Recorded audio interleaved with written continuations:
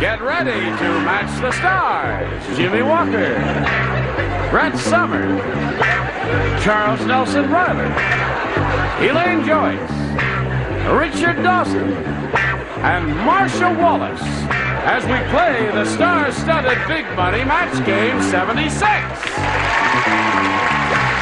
now here's the star of Match Game 76, Gene Rayburn.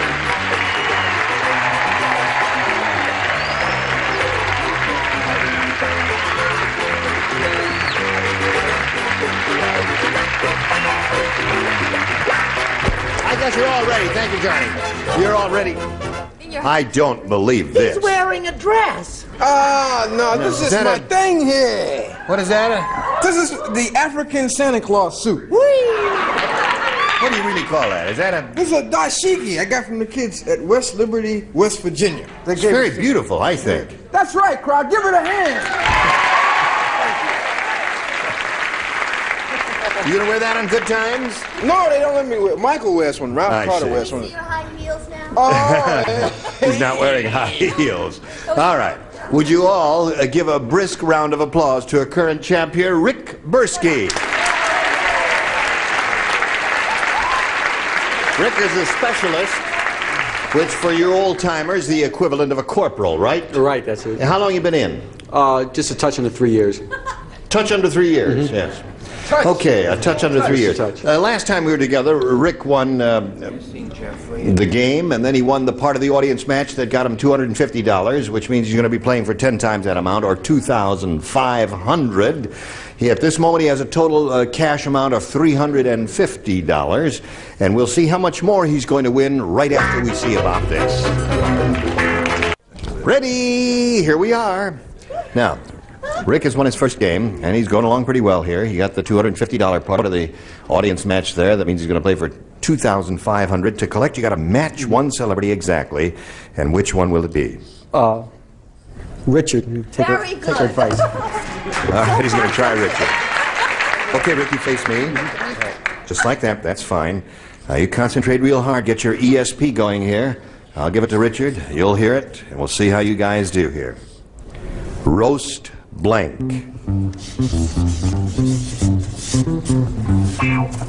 Now he's finished, Rick.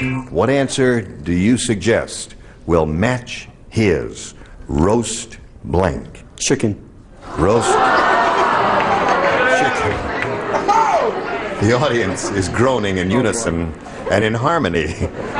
Roast chicken. No, I love roast chicken. We're gonna. Last night. You had dinner? No, I'm only kidding. It was dinner last night. Oh, I see. Well, let's find out if Richard likes roast chicken. Well, there's so many. Roast frog, roast chicken. I did a very bizarre one, said roast beef. Roast beef, yeah. Roast beef.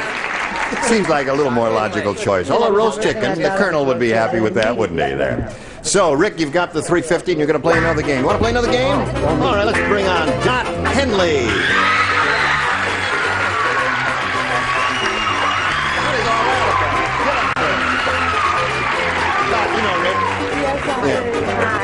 Doc, what is all that screaming and hollering going on there on your behalf? I don't have anybody out here with me, and I found out. Oh, wait a minute.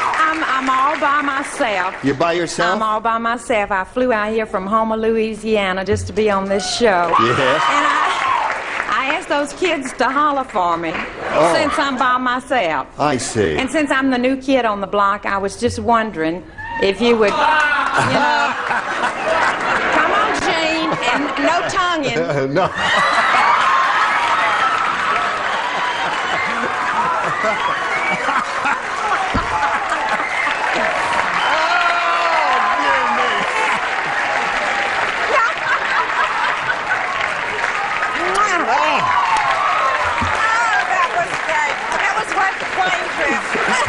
She said it was worth the plane trip all the way out here. Well, Dot, you certainly turned the tables on me, as the old song goes. Now, is there anything else you want to tell us about yourself? I've been married all my life. And I've got 2 children. One's grown and one's married. And I've got a little 14-year-old girl. And oops, you know, one of those things. Oh, yeah. But I love her to death. Would you And like I to got tell all us about kinds that? well, you know, it's kind of like treat children. Yes. The sap rises every 14 years.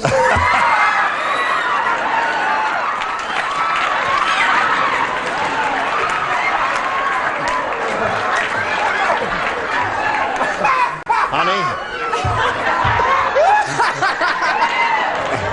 Dot, we've got to stop meeting this way. You're arousing my libido.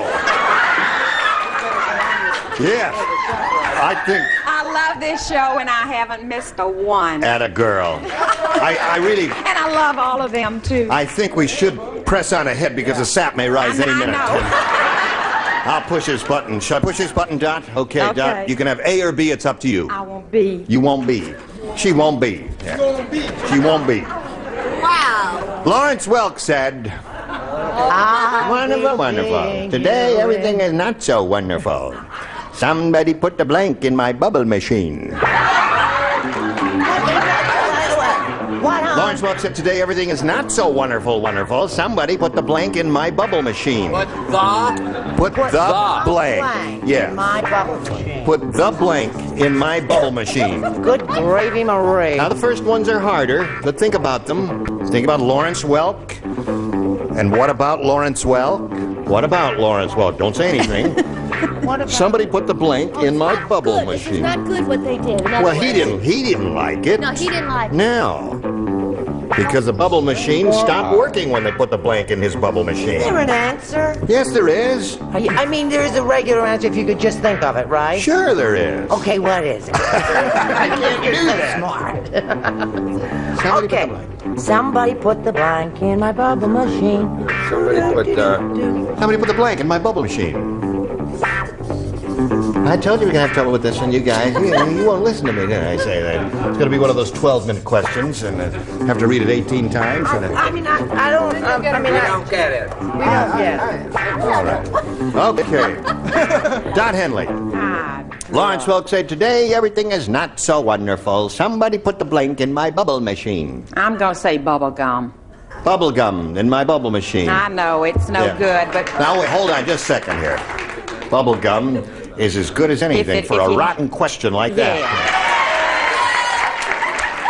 What do you say?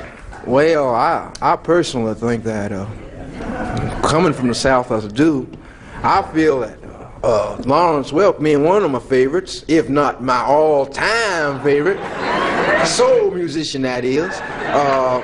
This question was very difficult. Oh, get on with it, Jimmy. I'm sorry.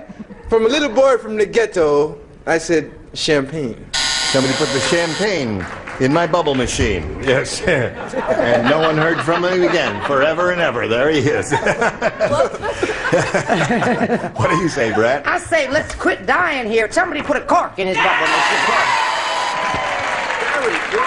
Charles? I said booze. Somebody put booze in my bubble machine. That was good. The bubble. Somebody put the blank in my bubble Charles, that machine. was good. Don Henley's looking for bubble gum. What do you say? Geez, you're not going to believe this, but I said goldfish. Goldfish. I don't know where I got goldfish. All This is right. America. You're entitled to anything you All right, want to put today down. everything is not so wonderful. Somebody put the blank in my bubble machine. Somebody put the Lennon sisters in my bubble. That's a good one. Yeah, that's connected with Lawrence Welk, isn't it? Lovely Lennon sisters. So is booze. It is. And so is cork. But people Really? don't know that. Okay, what do you say? Well, I said where all good accordion players should go, the accordion player. Accordion player. That's Lawrence Welk himself, right. Okay, so Dot. Hated that question. I know I did too. Just hated it. I did too. But we'll get a better one for you a little bit later. Your first rounder will come along right after this, so come back. Yeah.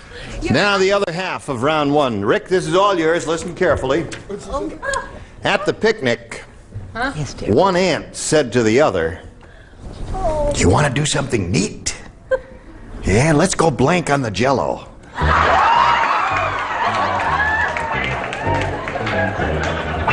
One ant said to That's the a other. cute one. One ant said to another, "Want to do something neat?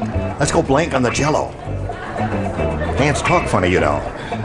Oh, I I love didn't know you that. could do ant talk. Oh yeah, I can do ants. I think that's probably the best imitation of an ant I've ever heard. Let's go blank on the Jell-O. That's great.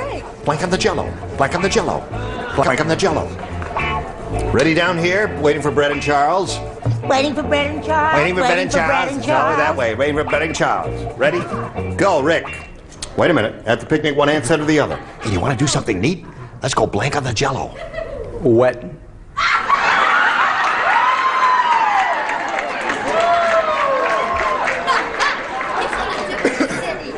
He sure is. What'd you say?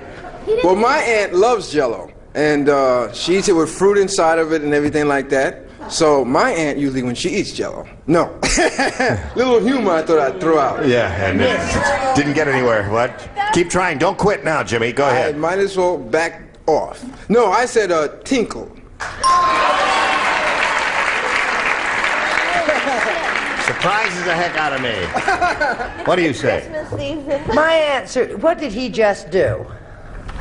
He laid an egg. He laid an egg. That's very good. Charles? Now, ants are really too small to tinkle. Right. So they tinkleette. I can't believe it either. I can't believe it. I can't believe it. Elaine, what do you say? Want to do something neat? Let's go blank on the Jell-O. Well, these were cute, funny little Sure. ants. These were young little ants, Yes. you know, go on picnics. I mean, then they weren't old ants. They don't go around with their bladder trouble and all that. So these ants went over and bounced on the Jell-O. That would be fun. Yeah. Use it as a trampoline, Yeah, right? it's cute. Okay. Give us another cute Well, answer. another thing they like to do is to get up and go, Oh, slide. Slide. yeah. No one's really come to my answer yet. Marcia, give me my Your answer is probably dirty. No. Well, wild, impetuous romantic that I am, Yes. my aunt said, let's go get it on the Jell-O.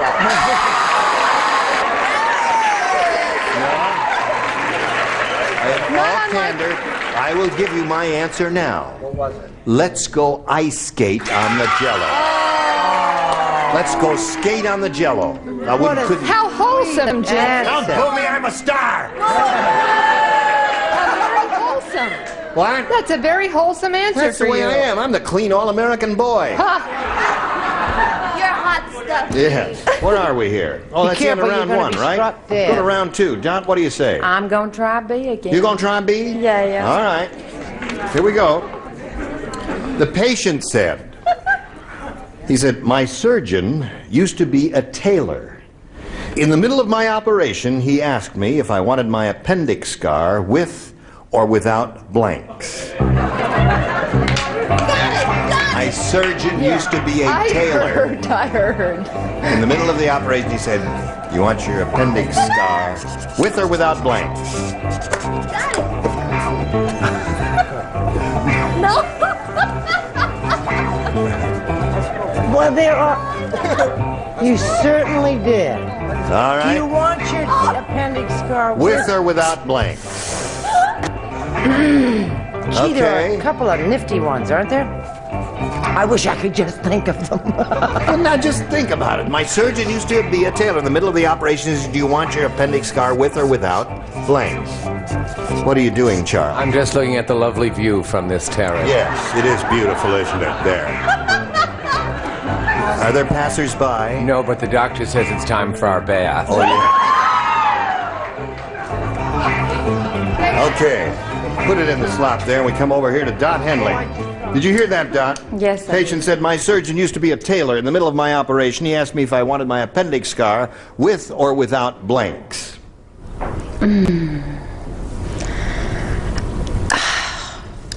Fancy. Oh. I wish. Lace? With or without laces? With or without laces? No, that's no good. I just can't think, and I match at home all the time. Yeah, you never know.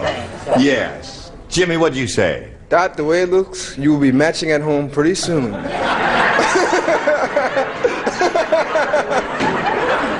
Do not be. Not Jimmy. No, I'm sorry. That poor lady. Without. You're laughing at her. Show us your card. I said stitches. Stitches. You want it with or without stitches? Those are two of the rottenest questions we've had in the history of this show, and Right. the hardest to answer. Right. I said with or without buttons. Okay, that was a good answer. Charles? I said with or without cuffs. With or without cuffs. Yeah. He's a tailor. A former tailor would say with or without cuffs. And you, Elaine, what'd you say? That's what I said, with or without cuffs. You said the same thing. Yeah. You got to match 2 remaining ones to stay in the game, Dot. Let's see what Richard has. Cuffs, darling. Cuffs. Buttons. So, Rick, come on down. There you are again, old bean. All right, you stand by there. Don, it was a real pleasure meeting you. May I ask what all of this stuff is here? This is A little bird nest? Bird nest Yeah. with a piece of dried cabbage in it from somebody that's been having real good luck for 2 years. Oh, yes? And a bean from the Italians. These are all of your good luck charms. Good luck eh? charms, and I'm going to go throw them away. I see. Don Henley, it was a pleasure meeting you. It was You're a pleasure peachy meeting kid. you. Goodbye, my dear. Now, she's spinning off. We'll spin these messages for you. Today's consolation prizes are the original Mr. Coffee and genuine Mr. Coffee filters. Joe DiMaggio says it's the greatest automatic coffee brewing system ever. And the calculator and Jolly Time popcorn. It always pops tasty, tender, and crispy kernels. The whole family loves Jolly Time popcorn. And a waffle grill from Staley Syrup. Naturally thick, naturally rich Staley Syrup with rich country breakfast flavor. Enjoyed by Americans for 50 years. As the song goes, you're the cream in my coffee. You're the salt in my blank. That's why Gene Rayburn and Match Game 76 continues in a minute. Well, here he is again. Here's Rick Bursky, second time up here. Going to try for the 5,000 again or more. Ready? All ready. All right, Rick, we polled a recent studio audience, and we got their best response to this. Blank killer. The answer they gave most often is worth $500 to you if you match it. Then if you match that next one, you get $250. The bottom one gets you $100. Now, whom do you call on over here for a little help? Charles? What do you think? What is it? Well, they're all nice. Well, they're all buggy. Bug killer. Bug killer. All right. They don't. All right. Richard? Weed killer. Weed killer. All right. One more. Marcia? Well, it's Marcia, but what the heck? I have an answer anyway. Marcia, what do you say? Well, Chicken killer. ant. Ant killer. Well, why not? Any of those sound to you? Bug killer, weed killer, ant killer. Have you been thinking about this, Rick? Have you got one in your head? Weed? You want weed killer? Yeah. Really? Okay. So you know one. We couldn't think of one. Well, lady killer, I thought. Oh.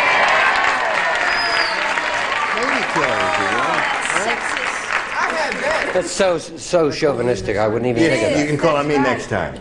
All right, the die is cast. He has chosen weed killer, and that's what we're looking for. We're going to find out if it's up there, and if so, where. Let's begin at the bottom. Reveal a $100 response. Painkiller. Aha. That's what he's going to need. Yes. All right, let's see if weed killer is under the $250 response. Man killer. Anybody want to make any side bets on lady killer here? It's lady killer? Bug All right, killer. Earl, slide it. Lady killer it is. Well, everybody draws a blank once in a while. You win some and you lose some here. So, Rick, you're up to $450 now. You picked up an additional $100 by winning the game, and you're going to meet another player now. Let's bring on Evelyn Anderson.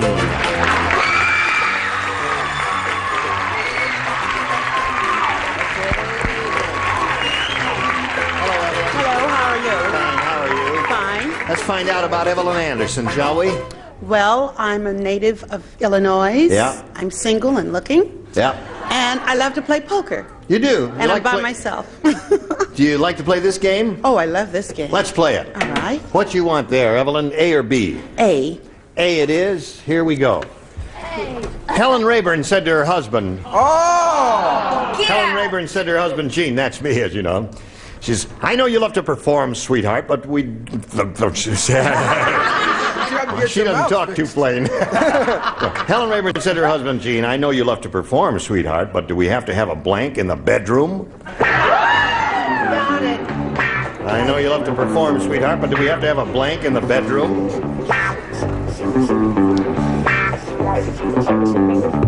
I just came right up with it, just like Terrific. That was good.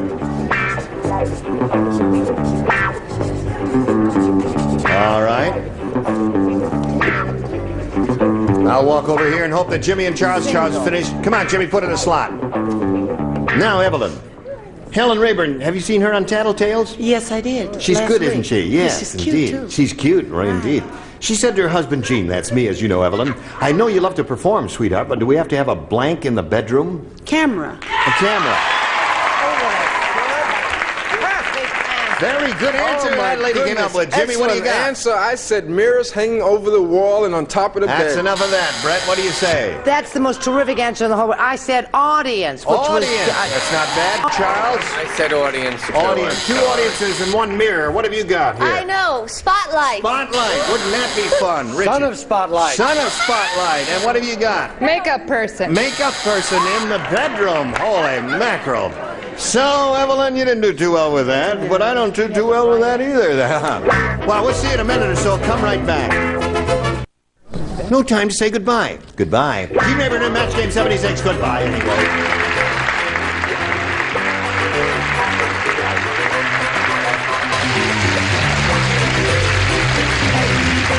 This is Johnny Olsen speaking for Match Game 76. A Mark Goodson, Bill Todman production. Stay tuned for Tattletales next over most of these CBS stations. Get ready to match the stars. Orson Bean, Brett Summer, Charles Nelson Riley, Pat Delaney, Richard Dawson, and Betty White, as we play the star-studded Big Money Match Game 76. And now, here's the star of Match Game 76, Gene Rayburn.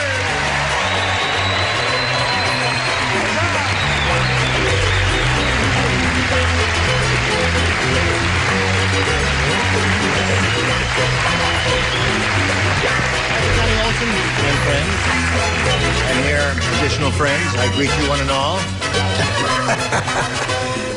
And it's nice to see all of your bodies.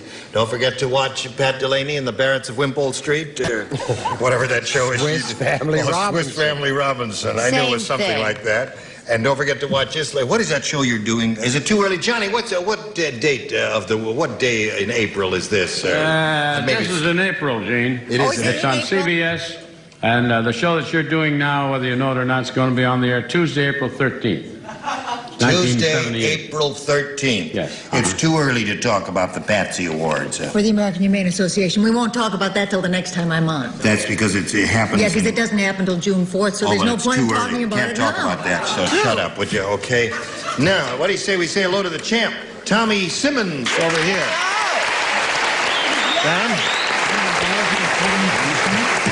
Tom won a game just as time expired last time. He's got his $100, and he's going to have a go at the big money now, where he could win over $5,000. You ready for that, Tom? Yes, sir. Wait, what? Don't do nothing. First, we got to do a more little than business. ready. We pay the rent first, and then we'll start that audience match right after this. Hello. Now, Tommy Simmons is up here for a shot at the big money. Hope so. Okay. Tommy, we polled a recent studio audience. We got their best response to this. Warren Blank. Now, the answer that group of people gave most frequently is worth $500 if you match it. If you match the second most frequently given response, you get $250. The third gets you $100. Now, whom do you call on here for a little help?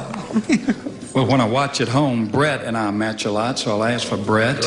That's Wait a minute, because one you're at a from time. the South, and all the people I love best in the world are from the South. Warren Beatty. Warren Beatty. There's one. And Pat matched me before, so I would like to have Pat again. I would like to have Pat again. You haven't had her for the first time. But he would have liked to have had her before. He'd like to have her again. Warren. Not Warren. Not Warren Peace. I really like Warren Beatty myself, but I will have to say Warren Oates. Who? What's that? I know who he is. He's a wonderful actor. Warren Oates. Okay. That's all right. about That's her Warren. answer. And Warren Hammock's not famous, so I can't give you that name. Okay. I mean, he could be, but he isn't. Warren Oates. That's two for you. And Richard, please. Well, didn't you have a gentleman named Warren Harding? Warren Harding. That's right. He was the president of the country. Oh, well, I thought he was a tennis player. Yeah, no, Warren He Harding. might as well have been. He's in the Warren primary G. in New Harding. Hampshire. Right. Not one of our greater presidents, but... Boy, it's not all milk and honey, is That's it? right. No, it isn't. Yeah. So there you are. You got Warren Oates, Warren Harding, and... Warren Peace. Warren Peace and Warren Beatty. Well, Beatty Beatty.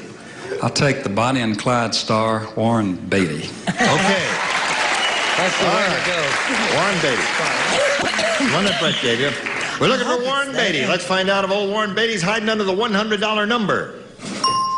Warren Berger. Now, what is that? Ira, what is that? He was a Supreme Court justice. What's that? Supreme Court. Supreme Court. Warren Berger. Oh, yeah, Warren Berger. Is that the way to spell his name, as in hamburger? I thought it was B-E-R. No, it's sure? the one with the You checked it. sauerkraut and pickles. Okay. Yeah. Get you are. 2 all-beef patty special sauce and a Warren burger. Okay. Well, all right.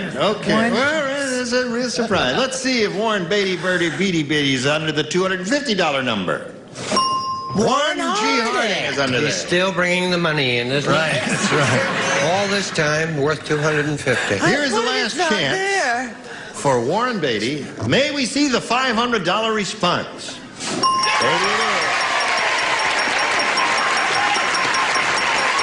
Wait a minute. One more time.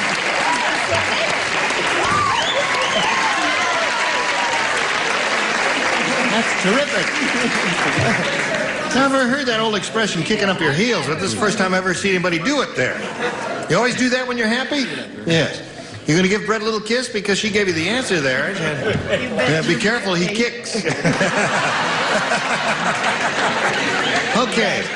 So he's won the $500. He's going to play for 10 times $500 now, or $5,000. And to collect that amount of money, Tommy, you've got to match one celebrity exactly. It's time to choose one. Can I go with Brett again? Sure, you can go with Brett again. Absolutely. Ready? Get the ESP going. Think good thoughts between the two of you. And here it is. It's worth $5,000. Goes like this. Howdy blank. H-O-W-D-Y.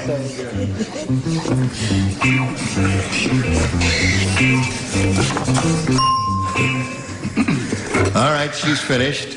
Tommy, what do you want to put in that blank to match Brett? Please be duty, Brett. Howdy doody.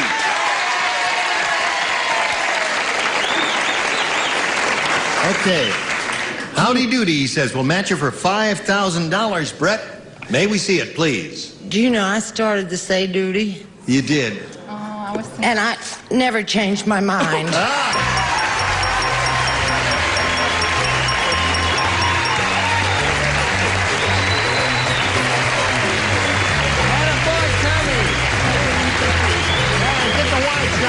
He's going to do it one more time now. Ready? Ho! Ho!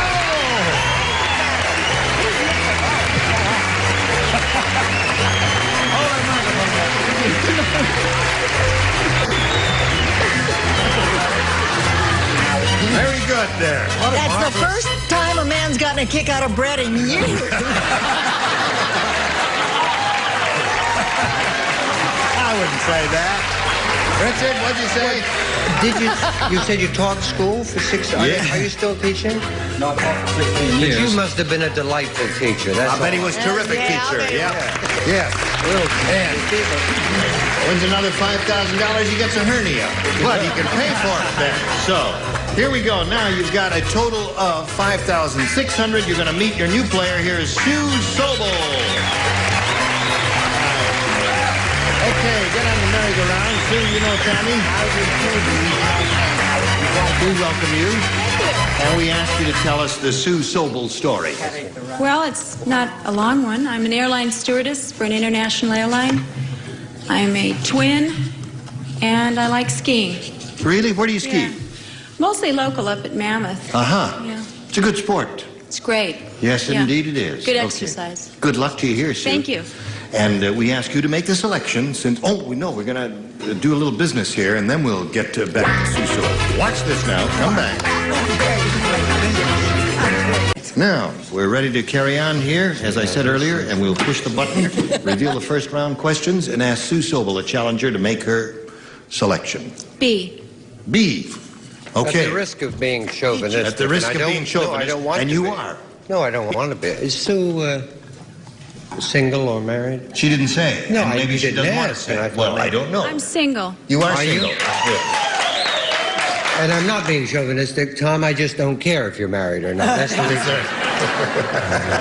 I'm delighted to hear that, Sue. She's twins, you say? She is twins, yes. Which one do you want? They threw the midgets. One from column A. The one from column A, I'll take one column B. They threw the midgets out of the laundromat when they caught them blanking in the washing machine. They threw the midgets out of the laundromat when they caught them blanking in the washing machine. Yes. Easy. Hello there. You're wearing satin, brown satin. Brown satin. Yeah. Okay, good. This lady is molesting me, and I love it. Is there such a thing as mutual molestation? Yes, there is. Are you the molester or the molestee? Come on, Brad. Oh, I'm coming along here, sweetheart. That's good. I'm All all right, she's all set. finished. Now we'll walk over here to Sue Sobel. No, wait. You can't think of anything? That's midgets with the washing machine? Midgets in the washing machine, that's They're all. little people. Midgets are little people. Teeny weenies. Play hard but play clean. Caught them blanking. Oh. Caught them blanking in the wash machine. Blanking, sweetheart. I know they're Just put blanking. anything that has an ing on it. Oh, well, that's good. Very good. Throw it in there. That's all you're going to get. That's it. Okay. Oh, She's sometimes pretty, it's but she's not smart, is she? That's all hard. They threw the midgets out of the laundromat when they caught them blanking in the washing machine. I would say they're small enough to be making love. Making love in the water. Isn't that sweet? It's a lovely idea. Making love. It was strange. Making love is hard to do. In a laundromat. With me and you. Yes, indeed. A midget married a chorus girl. Midget married a chorus girl. Tell me about it. His friends put him up to it. But Oh, you should be ashamed of I that. am deeply ashamed. I only, it's Richard's eyes burning into my vortex of my brain. Swimming. Swimming. Swimming would be good. That's one thing. Brett, show him another thing. Well, there was no soap in there, darling, so they just went for a little swim. Swimming, yeah, they could be swimming, doing another thing or two in there, Charles. Swimming, I Swimming, yeah. Swimming one, they could also be doing something else. They could be bathing in there. What do you say, Pat? I won't believe. I won't believe this. You won't believe this. You won't believe this. Yes. I've This is seen it. probably the worst answer we've had in 3 or 4 months. Was it too bad? This is I think it was probably, without exception, the talk worst. to the money. Oh, sorry. You ready? Go. Doubling up the sheets. Doubling up the sheets. You're twins.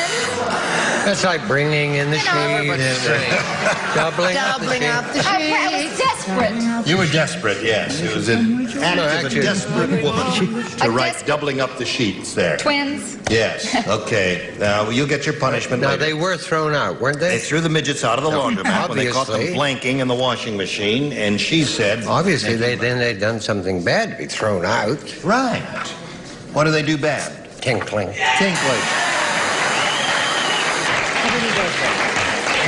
If I owned a laundromat, they'd be out. And he made fun of my answer. Right. Now, that wasn't bad. What do you say, Miss Is Betty? Sue really a twin? Sue is really a twin. Then Yes. how do we know this is really her? I don't know. We'll never know. I think this may be a match. Going around together. Going around together... Wait a minute. Oh, wait a minute. Hold on now. If they were in there Doubling up and the the machine sheet. was turning around... I loved it, okay. hon. I thought Nice I could try, sell Gene. that, but I guess I couldn't sell that, could I? Okay. All right, so we tried, and you tried. Now we've got one for you, Tommy. Wait till you get a load of this. Here it is. Nathan the newlywed said... My wife, Nathan the newlywed, said... It My doesn't wife do her any good to hear, baked 2 honey. meatloafs last night. They were too heavy to eat, so I used them as blanks. Nathan the newlywed said I made my wife. My wife baked 2 meatloafs last night. They were too heavy to eat, so I used them as blanks. Why on earth There's would she make? one marvelous answer to this. Why would she make 2 meatloaves if there were just the 2 of them? Did they have guests? No, she was going to freeze one. Oh, I get it. Made 2 meatloaves. Now the shape of a meatloaf is. What'd you say, hon? That ain't wonderful. Don't steal it unless you want to get down to defeat with me. Nate, I know there's a wonderful answer, and I can't think what it is. Perfect. Well, I think we should. That was the first thing that came to my head. It's perfect, but dull. Well, you know, these questions. Maybe it ain't dull to another. To another, yeah. To another meatloaf. But, you know, all questions can't be winners. We do the best we can, but some of them are losers. Yes. Okay, I got my answer. Okay, that's all right. That's Is that okay. nice? You like that, hon? Oh, okay. All right. Now, if Charles will make up his mind, we can I'm get finished. on with it. Oh, you are finished. Doing my I Christmas beg your card. pardon. Hello, Tommy. Nathan the newlywed said, my wife baked 2 meatloafs last night. They were too heavy to eat, so I used them as blanks. Somebody have bookends, please. Bookends. Bookends. That's not bad. I didn't think of that, but that's not a bad answer. Orson, he said bookends. Yeah, well, no, I had her using them as doorstops. Doorstops is very good. But they were really heavy and they kept the doors Very open. old, from the days of beating a rug out back with her curlicue type. Yes, wire gadget. Brett? That's a perfect answer, what he said, whatever it was. Bookends. Bookends. Thank you. I'm sorry, I said paperweights. Paperweights is not bad. Charles? I said as Orson Dorsey. Doorstops is very good. Now, what'd you say? Well, it's his honeymoon. It had to be something to do with messing around on your honeymoon, so I said pillows. Pillows? Oh. That's from the people that brought you doubling up sheets. Right. That's right. We're having a white sale. I said barbells. Barbell. Oh, yeah. That's another very imaginative answer. Well, thank you. Here's a creative answer. He said bookends, right? He said bookends. This may be a match. I said bed warmers. Close. Yeah. Very close. Oh, boy, was that close. So, here we are, 0-0. Gene Rayburn. Now, we go to round 2 with more excitement and high scoring here. Today's consolation prizes are Bissell's Regency All-Floor Sweeper. Quickly whisk up dirt, grease, pet hair from any floor surface. The luxury floor sweeper from Bissell. And Foster Grant sunglasses, polarized mirror, and gradient lenses. Foster Grant has everything.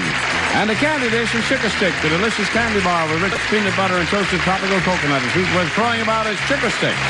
And Contact Brand self-adhesive plastic with the 821 adhesive system. This remarkable new kind of wall covering is easier to use than paneling or paper. He floats through the air with the greatest of ease, the daring young man on the blank. He'll get his when Match Game 76 continues in a minute. Turn. Here I am. Now we go to round 2. You ready for that? I think so. Sue, it's Yeah. your choice, A or B. I'll take B. B, okay. Everybody plays. The ballerina said. Yes. Let's dance. No. The ballerina said, I don't trust that new male dancer. Uh-oh. He just blanked my tutu. She's lucky he didn't tutu I her can't blank. tell you how many ballet dancers I've known in my youth. Yes. I don't I trust... used to sneak into the ballet pregnant, and everybody wanted to go with me. You see, because they wouldn't ask you to leave. That's right. You see, because they'd say, that woman is pregnant. You gonna get on with it, or are we gonna sit Right? here and I talk don't want to about it? answer that question. I just can't think about ballet dancers after seeing the horror that took place on the stage of the Palace one day. What happened? Oh, this young ballerina was doing multiple spins. Yes. And it's an old stage. She screwed herself into the stage, and that was it. You know, they had to ring the curtain down. Oh, couldn't get her poor out. girl. She just went... Are you ready? Ready? I'm ready. Charles. I was ready all along. I was just joshing you. Okay, he's written something, so we'll come over here to Suso. The ballerina said, I don't trust that new male dancer. He just blanked my tutu. Grabbed. Grabbed my tutu. He was a tutu grabber. You don't see many of those anymore, do you? Yes. Really? What do you say? She said he grabbed his tutu. Her tutu. Her tutu? Yeah. Well, he pinched my tutu. Pinched my tutu. Which could be taken that he stole it or that he... Pinched it? Yes. Okay, Brett? I say he was a tutu snatcher. He snatched it. He snatched her tutu. There's one for you, Sue. Charles? I went a different route. He put on. He put on my tutu. Right. Oh, that'll do it. Indeed. I don't trust that new male dancer. He just blanked my tutu, and Sue said he grabbed my tutu. What say you? Well, he fluffed my tutu. Fluffed my She tutu? really is funny. Sheets, pillowcases, and fluffs. I mean, I do a she's lot of wonderful. commercials for... Could we get her out of the laundry room? Well, I'm gonna send her a bundle next week. See how she does. You know, No starch, fluffy, please. you know, and they, Yes, I they know. do that little thing. Sure they do. I've done that many times there. What do you say, Richard? I say, let's get out of here, Gene. Woman's bananas. You taught me that. I said he wore. He wore my tutu. He wore very, very nice. a tutu. There's an ED on the end of that. Put on my tutu. So the tutu was a put on, Sue. That's what they all said over there. And yours will be along later, and you got an easy task for you, but we'll see how it works out right after this. What do you think? Gotta quit. I was ready to go on. Is it Play some more. We gotta stop right now and do it next time. You ready for that? Okay. We'll put those two people on ice, and we will thank all of these lovely people. It was splendid seeing you. Aw, thank you. And we'll look forward to seeing you. What night are you on? Sunday, 7 to 8. Now, how come I can't remember the name of that show? I keep calling it Swiss? the Barretts of Wimple Street, and it's the Swiss Family Robinson. Yeah, Irwin Allen, Swiss Family. Irwin Allen, Swiss Family Robinson. I know him. Yes. Yeah, he I does- know Irwin You Allen. know Irwin? does a big show. Yes. And watch the Mary Tyler Moore Show because Betty White is extraordinarily funny. And next time we get together, these are the bodies that will be on this very stage. Bill Cullen, Brett Summers, Charles Nelson Riley, Janice Pennington, Richard Dawson, and Fanny Flagg. Gene Rayburn here. Join us next time for Match Game 76. Goodbye.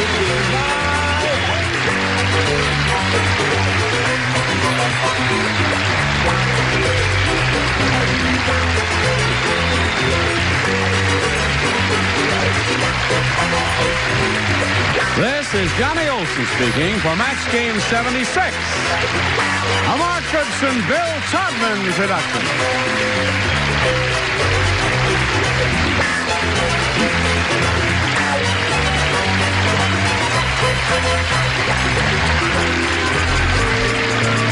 Stay tuned for Title Tales next over most of these CBS stations.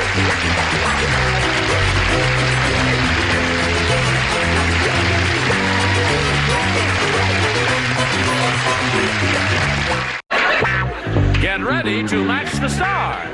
Greg Morris, Brett Summers, Charles Nelson Riley, Anitra Ford, Richard Dawson, and Betty White as we play the star-studded Big Money Match Game 76. And now, here's the star of Match Game 76, Gene Rayburn.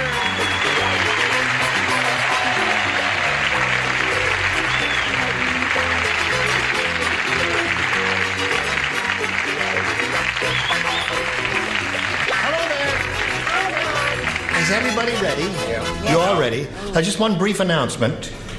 Charles, you had an announcement. Oh, I had an announcement. As you know, my career has taken a classical bend. Yes. So, this Sunday at the Bushnell Memorial in Hartford, Connecticut, I'm going to narrate Aaron Copland's Lincoln Portrait with the Greater Hartford Youth Symphony. So they only have 48 hours to get tickets, which I think are sold out already. But anyway, it's a benefit for the orchestra. A benefit. Okay, we're always happy to plug a benefit. Thank you. Yes. You have a benefit you want to plug? Yeah, I'll be at Griffith Park throwing frisbees on Tuesday the 19th. Thank you very much. We're all going to turn out for that. Let's say hello to Marcus Lewis and Sandy Potts. Now, Marcus is having he's had his ups and downs here. One day he had a downer, and he only won $600. And then last time we were together, he had an upper, and he won over $5,000. You have a total now of $6,200, Marcus. Yeah. Last time, you said you're going to pay some bills with that now. 600. When you had 600, you said you'd pay bills. Now that you have 6,000, what are you going to do? Take a trip. Take a trip? Take a trip. Where are you going? I'd like to go to Disney World. Disney World? Yeah. I'd love to go to Disney World. Go to Disney World? Disney World? Disney World. Oh, Disney World, the one on the other side of... Oh, yes, of course. Okay, well, you could do that for $6,000 easily. Gene? Yes? In his own Piper Cub, he forgot to finish Oh, I see. He's going to buy an airplane and fly himself down. Sandy's challenging Marcus. She's had her first round question and kind of struck out on that. But they're very difficult, Sandy. Second ones are a little bit easier. We'll get to your first in a moment or so. But now, let's get to this. At flexshopper.com. Now, here we go. There we are, the other round one question. Marcus, this one's all yours. At the old folks' party, the nurse said to Mr. and Mrs. Periwinkle, she says, "Hey, you two, you know dancing is against doctor's orders." And the Periwinkle said, This is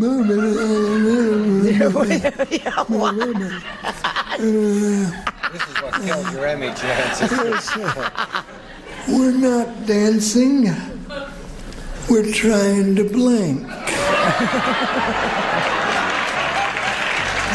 She said, the nurse said, you can't do what? Hey, so you know dancing is against doctor's orders, and the Periwinkle said, we're not dancing, we're trying to blank. Oh, I got that one. That's an easy one, isn't it, dear? That's right, don't fight. What are all of these? You got semi-precious stones. She's a rhinestone cowgirl. On your front and back are semi-precious stones. Some here and some there. Yes, sir. Right an answer. I will, but you get my mind all silly. Well, we're not dancing. We're trying. What lovely hands you have. I'll do it. We're not dancing. I'll eat my own microphone. I'll eat those words. All right, everybody ready? Here we go. Marcus Lewis. At the old folks' party, the nurse said to Mr. and Mrs. Periwinkle, "Hey, you two, you know dancing is against doctor's orders?" And the Periwinkle said, the Periwinkle said, "We're not dancing. We're trying to blank." Make love. Make a love, he said.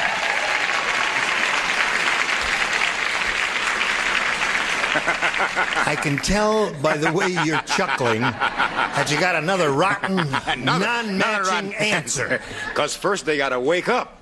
We're trying to wake up. Okay, that's a preliminary step. It's called, well, no, I'm not going to tell you. What do you say? Don't tell me, Gene.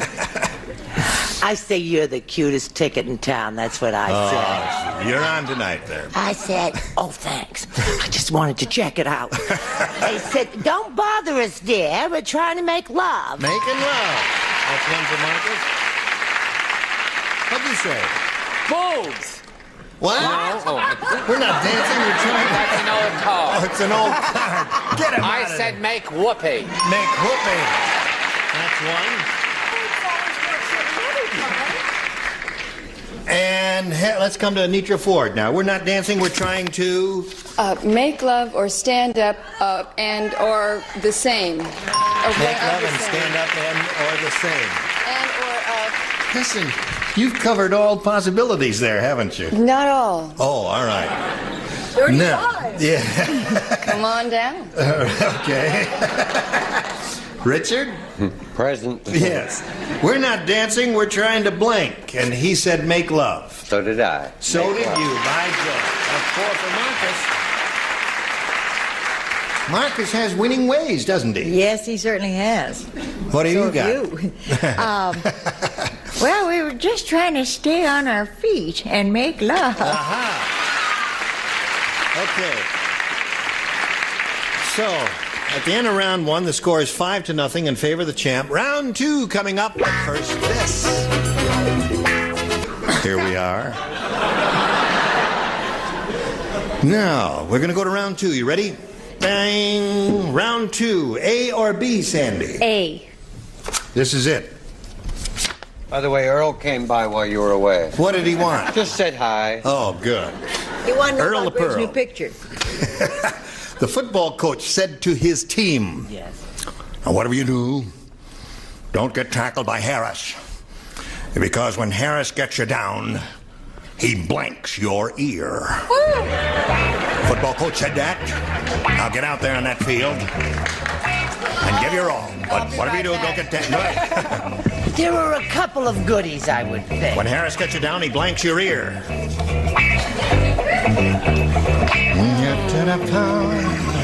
Eeny, meeny, miny. Oh, terrific. Joe. All right. Okay, I'm ready, hon. Well, you don't have to advertise.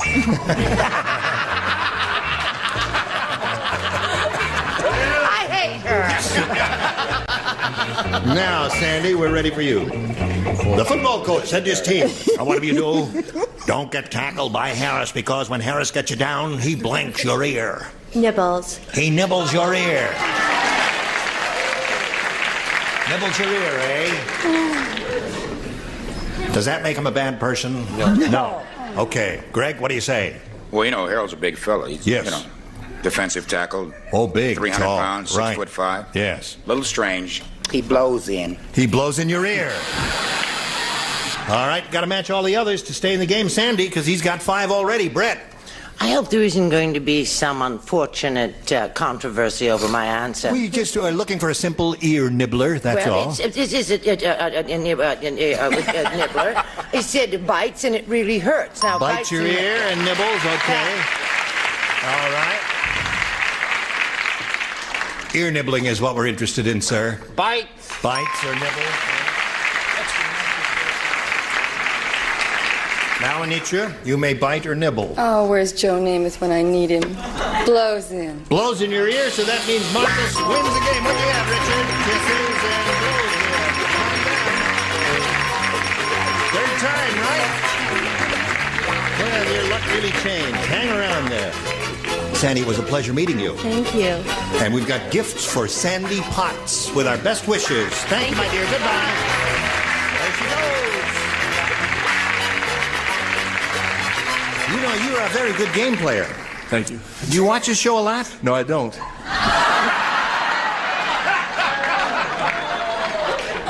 Earl, just lie. At school every day. Oh, that's right. I've been You see the nighttime syndicated one? I sure do. Oh, well, that's how you learn how to play it there. Just saved yourself, Earl. Marcus? Earl, are you in there? Okay. Earl's ready. He's in the cage there, and so we'll press on. You got 6,300. You could go over 10,000 here if you go all the way. Let's try it and see what happens. We polled a recent studio audience, and we got their best response to this. Hush blank. Now, the answer they gave most frequently is worth $500 if you match it. If you match the next one, you get $250. Remember, the third gets you $100. Now, you got a call on 3 here. Brett. What about Hush Puppy? Hush Puppy. And Charles. A perfectly nauseating phrase. Hushaby. Hushaby. Anitra. Hush my mouth. Hush my Or mouth. your mouth, whichever. Hush your mouth or hush my mouth? Well, we have to have one or the other, don't Hush we? my mouth. Oh, just hush up. Anitra, All I right. say, ain't no So way in the those world are a the brother gonna say 3. that. Hush puppies, hushaby, hush my mouth. Now, you can choose one of those. You might have a better idea. What do you say, Marcus? Hush puppy. Hush puppy. You know, this audience has been right all along here now. Let's see if they're right again. We are looking for Hush Puppy. Shall we begin at the bottom and reveal the $100 response? Shall we do that? Hushaby. All right, that was not suggested by anybody there. My bit. Oh, that's Let's see if Hush Puppy is under the $250 number. Hush, Oh, yeah, hush, we did say sweet Hushaby. I'm sorry. I better be up there. Sorry, Charles, you said Hushabye, didn't you? Yeah. Yeah. I didn't All date right. Charlotte, that's why. Hush, sweet Charlotte, all right. Last chance for Hush Puppies. May we see the $500 response? There you go, you got it. Congratulations. That was Brett's answer.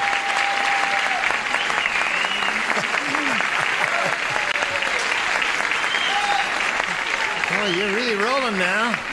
You're up to $6,800. You just picked up another $500. You're going to play for 10 times that amount now. But to collect, you've got to match one celebrity exactly. Who do you want to try to match here to pick up the $5,000? Charles again. Charles again. You were lucky with him last time. Let's see if you're going to be lucky with him again. Swing around here, face me if you would, please. And this is it. Do the same thing you did last time. You know, you had strong thoughts going over to Charles. Let's see if it works again. Blank headache. Blank headache.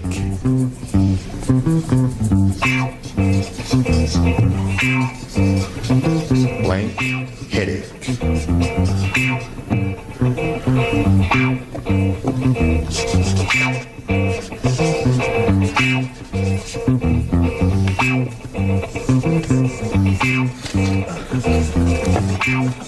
All right. Charles is ready now, Marcus. Have you thought about it? Yeah. Have you got an answer you think will match his? Uh-huh. What is that answer? Splitting. Splitting headache. I have a splitting headache. Is he wrong? Migraine is what they're saying? Well, all right, we're going to find out right now. All right, Charles. Marcus, I love you. I said migraine. I'm sorry. Migraine. Did you think of that? I sure did, yeah. You rejected migraine? I had two. Splitting and migraine. Yeah. What are some of the others? Richard had splitting. What did you have, Betty? Not tonight, dear, I have a... Not tonight, dear, I have a... We can't win them all. Splitting headache. That's known. The audience had migraine, eh, John? Yeah. Okay. Well, Marcus, you've bettered yourself because you did pick up another $600 here by winning the game and the $500 thing. You're up to $6,800, and we're going to meet another player. But first, we've got to do a little business with America, and here it is. Today's consolation prizes are first from Manhattan. A wardrobe of nature-knit men's shirts are usually comfortable because they're knit of a patented fabric that's mostly cotton. And Hanford Forge Stainless from Washington Forge. Complete service for 12, carefree stainless, and a walnut chest, beautiful Hanford stainless. And a True Test shop vac picks up water or dry materials inside or out. True Test shop vac exclusively from True Value Hardware stores. As they say in showbiz, don't call us, we'll blank you. And that'll be when Match Game 76 continues in a minute. All right. Are you ready to carry on? Well, let's... Shall we meet another player, then? Let's welcome Darlene Landon. Hello, Darlene. How do you feel? Terrific. Good. You want to tell us where you're from and who you are and everything? Sure, I'm a music major. Yep. I'm single. Yep. And like Charles and Betty, I'm a Capricorn. You're a Capricorn? Right? No kidding. Are you Capricorn? Sure. Charles, are you Great Capricorn? bloomers, Yes. right, Charles? What day are you? December 29th. Oh. But I like Scorpios, too. Charles told me he was a unicorn. Maybe. So you're a happy Capricorn? I'm a happy Capricorn. Yes. Boy, doesn't she have nice long hair? Yes, For a that's Capricorn.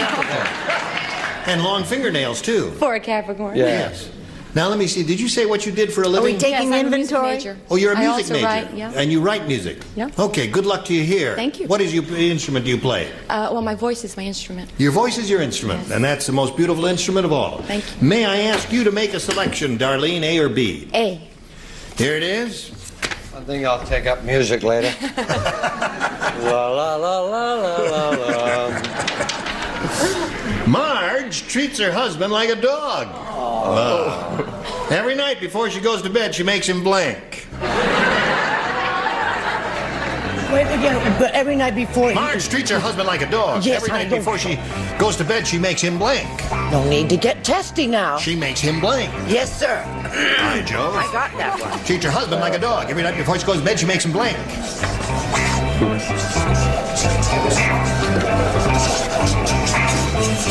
I got it. Okay. Good. Great one. Oh, thank you.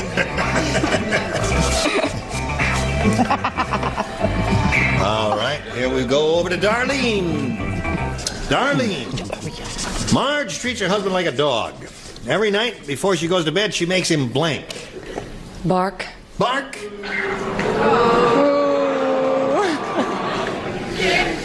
Sing for your supper.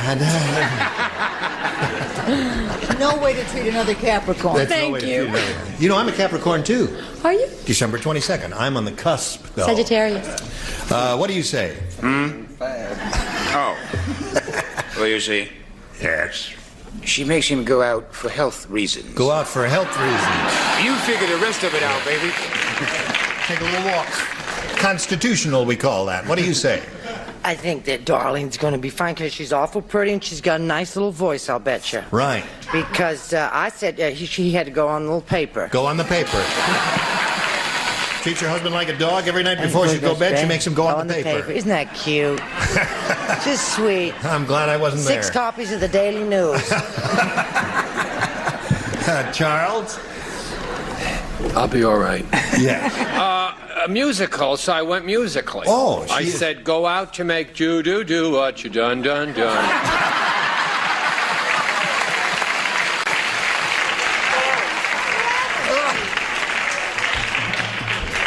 Marge treats her husband like a dog. Every night before she goes to bed, she makes him, and she said, bark. What do you say? Very simple solution. Roll over. Oh, yes. All right. Yes, sir. That was in my divorce papers, actually. Kept rolling over and playing dead. Yes. Every night before she goes to bed, she makes him bark. The initials, of course, are GOAT. GOAT. Go out and tinkle. Go out and tinkle. Poor devil. All right. Hello, Betty, animal lover that you are. Animal lover that I am. Yes. And married to Alan Ludden as I am. Yes, you are. Sit up and beg. Sit up and beg. Isn't that the best answer? Is that the best answer That was of the all? best answer. The best answer of all, right, folks? Sure, No? why not? Oh. All right, here we go. Are you ready, Marcus? We got one for you, too. Don't think you're going to get off scot-free here. George said, I don't think my wife likes the way my canary sings. Last night she took my canary and blanked it. George said You that. said you didn't like the... I don't think my wife likes the way my canary sings. Last night she took my canary and blanked it. That has overtones of tragedy in it. Right. Another winner.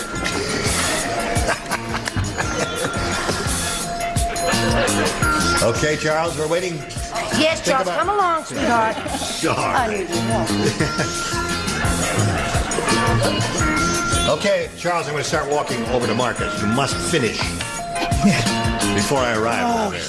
Just... I'm walking slowly, Charles. Hurry up. Charles, you ready? Charles, he is ready. Okay, Marcus. George said, I don't think my wife likes the way my canary sings. Last night she took my canary and blanked it. Choked it. Choked it. All right, Greg, what do you say? He said choked. You better believe it. Choked it. Choked There it. he's got it. One for Marcus. Yeah. Second. What?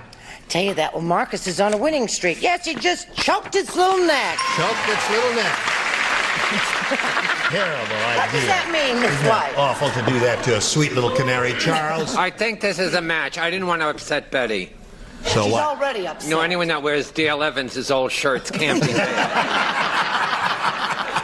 I said throttled it to death. Throttled it and choking it as a match, so that's 3 for Marcus.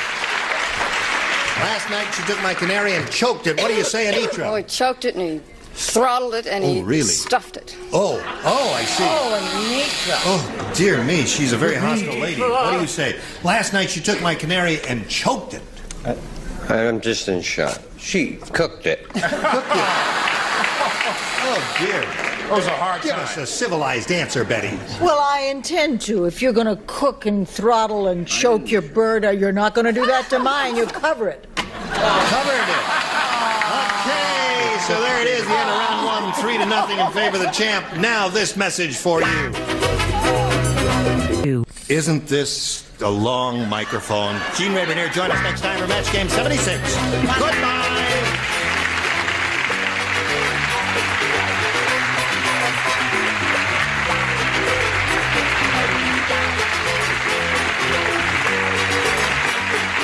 This is Johnny Olson speaking for Match Game 76. A Mark Goodson, Bill Todman production. Stay tuned for Tattletales next over most of the CBS stations.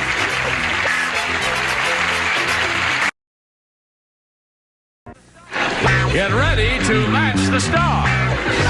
Jimmy Walker, Brett Summer, Charles Nelson Riley, Elaine Joyce, Richard Dawson, and Fannie Flagg as we play the star-studded Big Money Match Game 76. And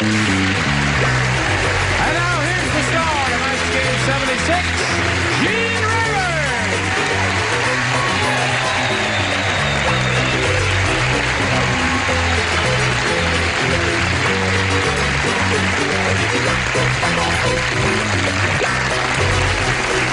Hello, hello. Thank you, Johnny Olson and friends.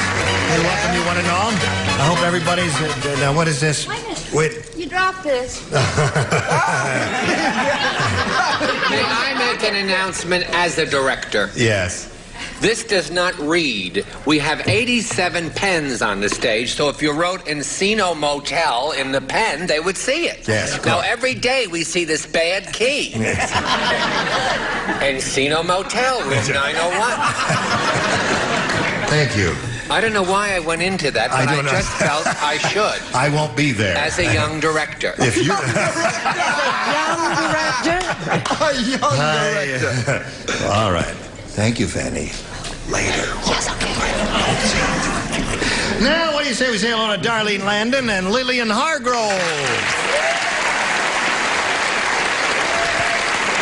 Darlene is our current champ. She's won a lot of money. $17,150, and now she's being challenged by Lillian. When we found out a little bit about her yesterday, she pedaled a bicycle from, 1,450 miles to Kansas, right? And then had a little trouble in the family and had to come back. But you would have gone all the way to the Atlantic Ocean, huh? Oh, sure. They were waiting for us in Nova Scotia, but we hadn't planned to go that far. Really? I had a friend who pedaled a bicycle from the Pacific to the Atlantic Ocean, and it so strengthened his heart muscles it lowered his pulse rate by 5 beats. Isn't that fascinating? There. She looks like a lady who'll go all the way if she, given half a chance. But we'll find out how far she goes here in this game in a moment or so. But first, we've got to find out about this. Here we are, ready to carry on. Round 1. Lillian, it's up to you, A or B? A, please. A it is. Not away. Shall we? Shall we? Wanda, the waitress, said. Yes.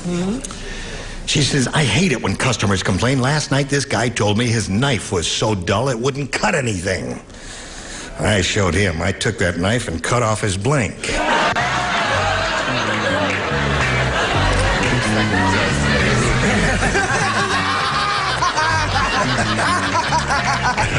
You did say knife and not wife, didn't you? Knife, yeah. Last night, this guy told me his knife was so dull it wouldn't cut anything. I showed him. I took that knife and cut off his blank. All right?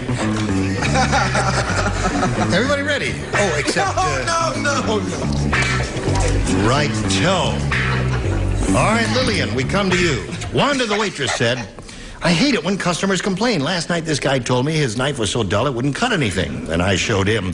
I took that knife and cut off his blank. His nose. His nose. Okay, Lillian. Cut off his nose, she said. What do you say, Jimmy? No such thing as nose soup, but there are such things as finger bowls. Finger bowls. Hey, I'm at it with this crowd. JJ, it's the only crowd we got. What do you say? I say, I'm so full of admiration for Lillian Hargrove, I can't stand it. I She's think marvelous she's lady, terrific. yes. So as a result, of course, I gave the correct answer. I said no. There you go, Lillian. That's one. Captain Charles? I said tie. Cut off his tie. Another good possibility there. His knife was so dull it wouldn't cut anything, and I showed him. I took that knife and I cut off his nose. What do you say? I say, she cut off his tongue and made him a sandwich. Tongue and sandwich. I don't know. Okay. Is that how you spell tongue? That is exactly the way you spell Who tongue. thought of that spelling? Yes. Tongue you. The Greek. Isn't it ridiculous? It is ridiculous. But, you know, the spelling has not kept up with the changes in pronunciation. But that's another subject and another whole show. Bergen Evans, where are you when we need you? What do you say there, Richard? Is this how they spell tie? That's the way they spell tie, yeah. Cereal. See, I'm nonviolent. Yes, I'm nonviolent. Now, what does that say there? It says rent this space. Oh, it does. Yes. Okay. Lillian, I said nose. No! Look at that.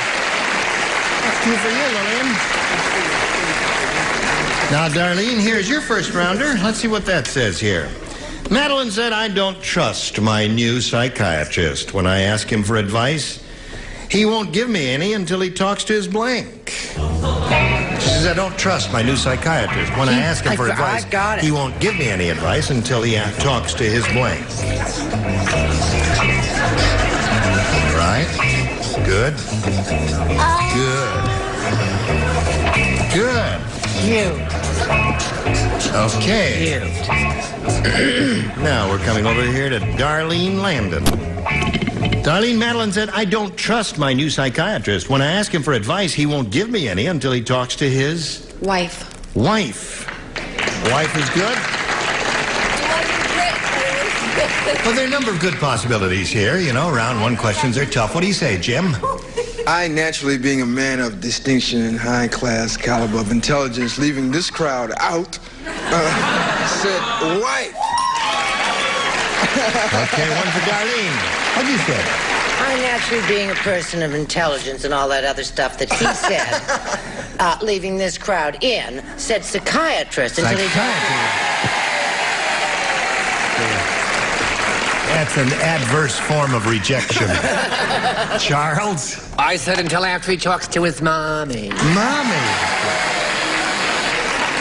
Actually, all the answers have been good so far, Darlene. Yours was good. Theirs are good, too. And yours, my dear. Here comes the first round of bad ones, or indifferent ones. No, I said it until he talks to his mother. Mother's another good one. Yeah. Richard? When I ask my new psychiatrist, when I ask him for advice, he won't give me any until he talks to his...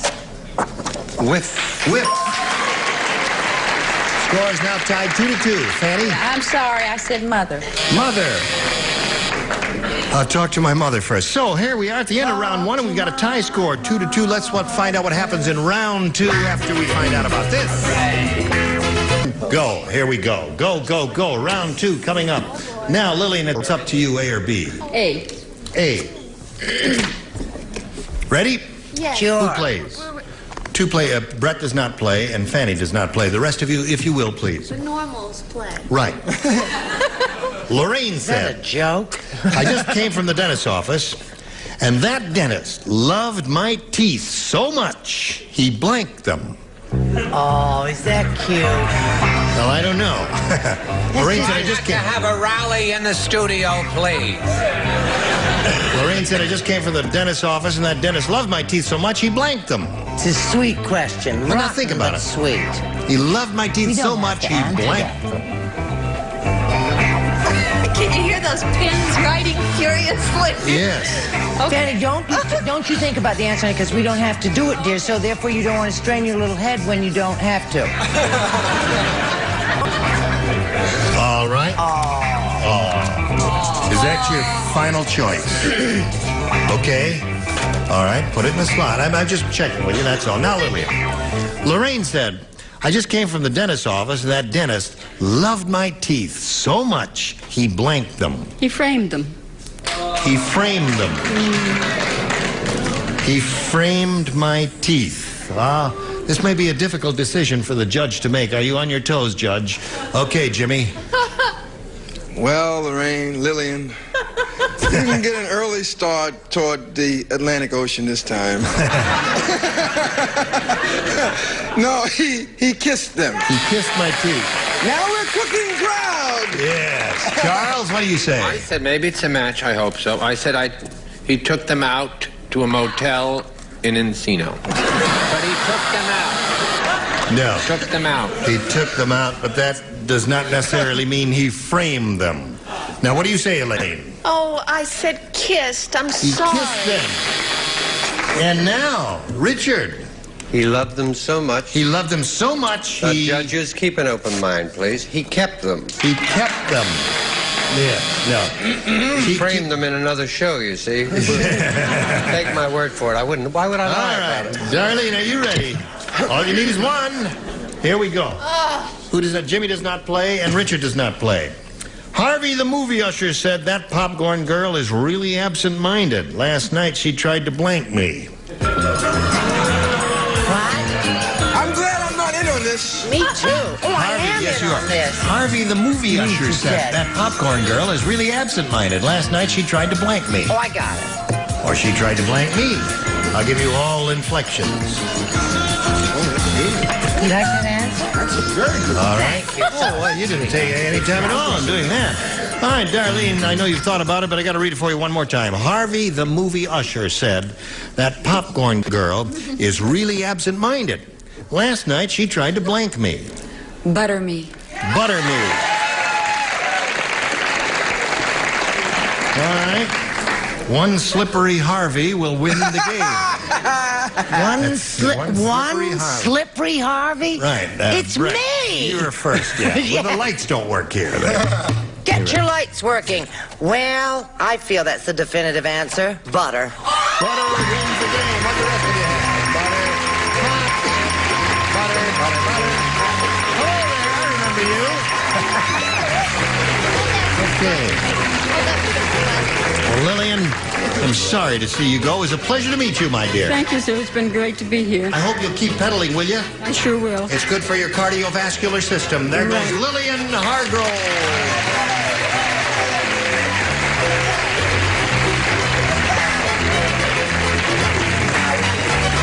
Well, this lady is now fifth game. She's got $17,250. You know, you could break...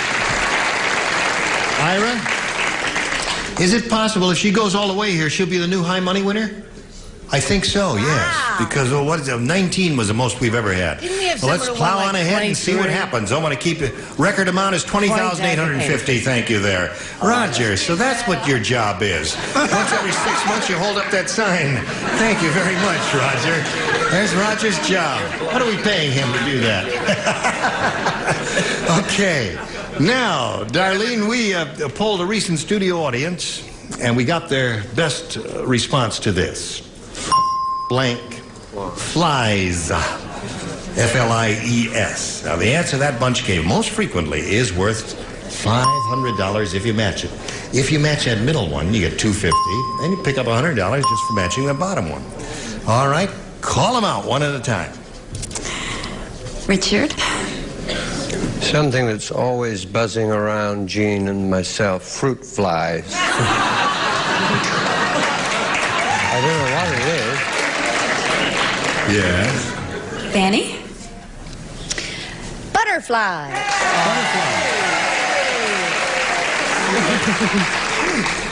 Charles?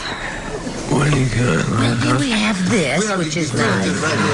That's nice. This is We have very frogs. good. Will you sign them and file them in, please? They all stink. Lord of the Flies was a popular movie about 6 or 7 years ago. Lord of the Flies. Remember that? Fly. Yes. Can you just Sure. You've got Lord of the Flies, you've got fruit flies, and you've got butterflies. Now, there are other possibilities. Is there anything that... the first answer you say is the one we have to accept, so do your thinking to yourself. There may be another better answer, I don't know. I have a different answer, but I'm going to go with butterflies. Butterflies. Just for curiosity's sake, what's the other one you thought of? Fireflies. Fireflies. That's what we he had. I had fire right here. You got fire? I bet you do. Fire. Yeah. I lit them up, baby. Well, Darlene, you're looking for butterflies here. And butterflies are not for free, are they? Let's find out if there are any butterflies out of the $100 response. Time fly. Oh, you can swing that in ragtime. Yes. I don't know if that's a good sign or a bad sign. We're looking for butterflies. May we see the $250 response. Horseflies. We're getting everything but butterflies. So far, there's not one answer suggested by our celebrities.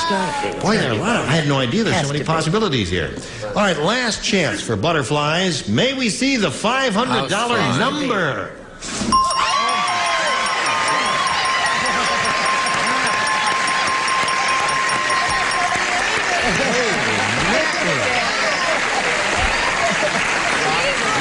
Put the card up there. Yes, Fanny.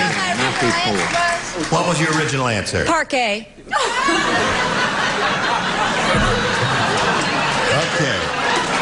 Darlene now has $17,750. Going to play for $5,000, which would give her $22,750. Let's see if she gets it.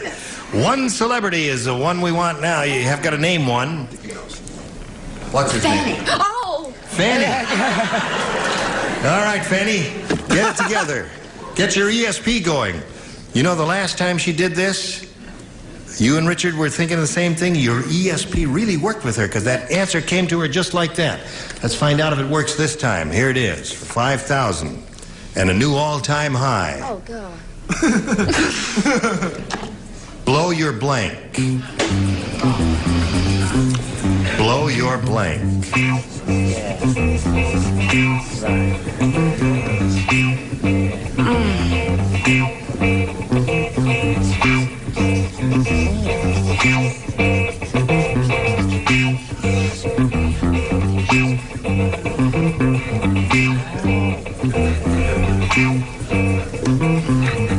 Okay, Fanny? All right. Fanny's made up her mind. Now, Darlene, it's up to you to get your ESP going, get your thought waves going over there, try and figure out what she's written on that card, and give me an answer now. Blow your... Nose. Nose. All right. You don't like that, audience? What would you say? Horn. Blow your horn? Mind? All right, now wait a minute. This is her game and Fanny's game. Hi. Hi. You know what happened when I was born? What? I was in heaven. They were giving out noses. Yeah. And I thought they said roses. I said, give me a big red one. No! We're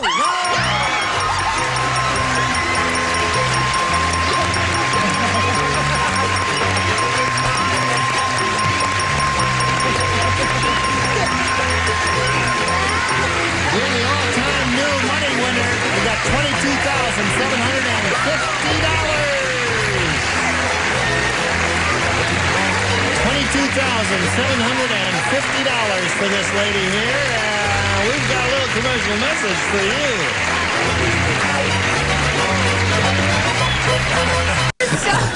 All right. Shall we? Oh, hello there. Let's say hello to Rita. Now, wait a minute. Don't tell me. Stuckey. Wrong. Stookie. Right. All right, Rita Stookie. Where are you from, Rita? I'm from Corona. Corona? Yes. By Riverside. Oh, yes. Well, we welcome you to Match Game 76. Is there anything else you'd like to tell us about yourself? Well, sure. Oh, really? Go ahead. I'm a very happy and nervous homemaker. Nervous? Yes. Oh, yes. Well, we're so formal here. No wonder you're nervous. Yeah, I noticed that. My husband Dave is out in the audience, and I have two daughters, Yeah. Shailene and Carlene. Right. I like to sing. I like to play golf. What's your handicap? I like to play golf. Oh, that's you there. How do you feel about A or B, Rita? Oh, I feel okay about B. You feel okay about B? That's what you got. Everybody gets what he wants here. Match Game 76 is going to present our own version of Snow White and the Seven Dwarfs. And believe it or not, the part of Snow White will be played by blank. Now, response, eh? Everybody plays. Our own version of Snow White and the Seven Dwarfs. Believe it or not, the part of Snow White will be played by blank. The part of Snow White will be played by... Blank, right. Okay. Charles, did you get one? Leave him alone now. Just leave him alone. I've already finished my answer. My answer's been in the slot for an hour and a half. I don't want you to harass him. He's a big Broadway director now. With a Rita, you funny ready? hat on. Here we go. Match game 76, going to present our own version of Snow White and the Seven Dwarfs. Believe it or not, the part of Snow White will be played by... Beautiful Brett. Beautiful Brett. Jimmy, what'd you say? The smart answer and the obvious answer is me. Jimmy Walker. Okay. Beautiful Brett, what do you say? I say the smart answer and the obvious answer is obviously Jimmy. Yeah. Do you say Snow Black and the Seven Dwarfs too? I don't want to get into that. I said, and this is, it's correct, Brett, because, I have to say why. Why? Because she is as pure as Snow White, except she's drifted a lot. What do you say, Elaine? Listen, I said I knew Jimmy when he started, so I said Jimmy. Jimmy, that's the answer that's coming up. Richard? I said the part of Snow White will be played by Charles, and I'll play her on matinees. A little character work for both of us. Right. Rita doesn't have a light. Yes, What? Rita got one. Rita right? got one. Yeah. Rita got one. Yes, Yeah. Matt. Turn on one number for her, okay? All And what right. do you say, Fanny? I say that these people that answer Jimmy, anybody that knows that story knows he's too tall. I said lovely Brett. Brett it is, so that's 2 for Rita. We'll come to your first round question later, but right now this. Gene Urban in Match Game 76. Join us next time. Goodbye.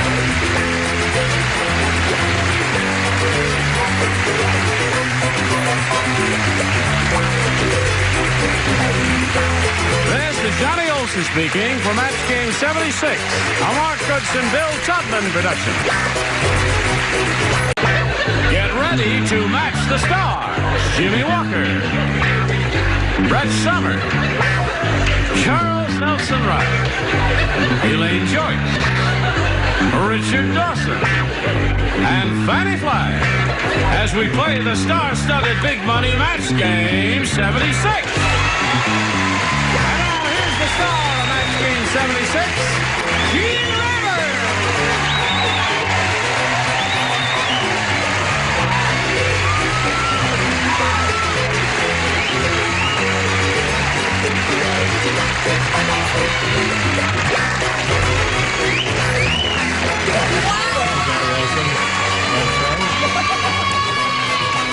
Well, thank you very much. Greetings, one and all. Teeny boppers out there. They're Aye, crazy that's the about first time we've had an extensive group like that. We welcome you anyway. Oh, they're not All crazy of that, about- man, I'm there sorry. must be a funeral somewhere in town. Not a funeral in town. I'm just wearing... Yes. Fanny has good news and bad news for you. Oh, really? Goes here. What is the first... The bad news? Give me the bad news first. You left your key to the Encino Motel again. Oh. What's the good news? That's my room number. Oh.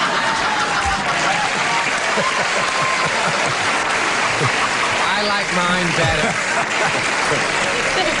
She's cutting into your time. She's gonna get it. Oh.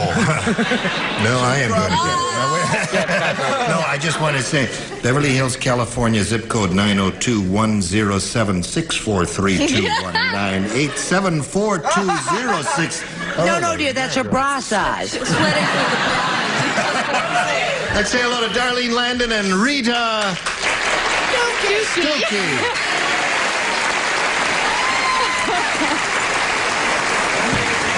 You know why I get mixed up, Rita? I've got a level with you. I used to do commercials for Stuckies. I know. And that name stuck in my head. Stucky stuck in my head. So it's hard for me to say Rita Stokey. Oh, I wish I were them. Yeah. Who They've are got you? a lot of... I don't Who know. are you anyway? Now, this is our current champ here. This lady has won $22,750.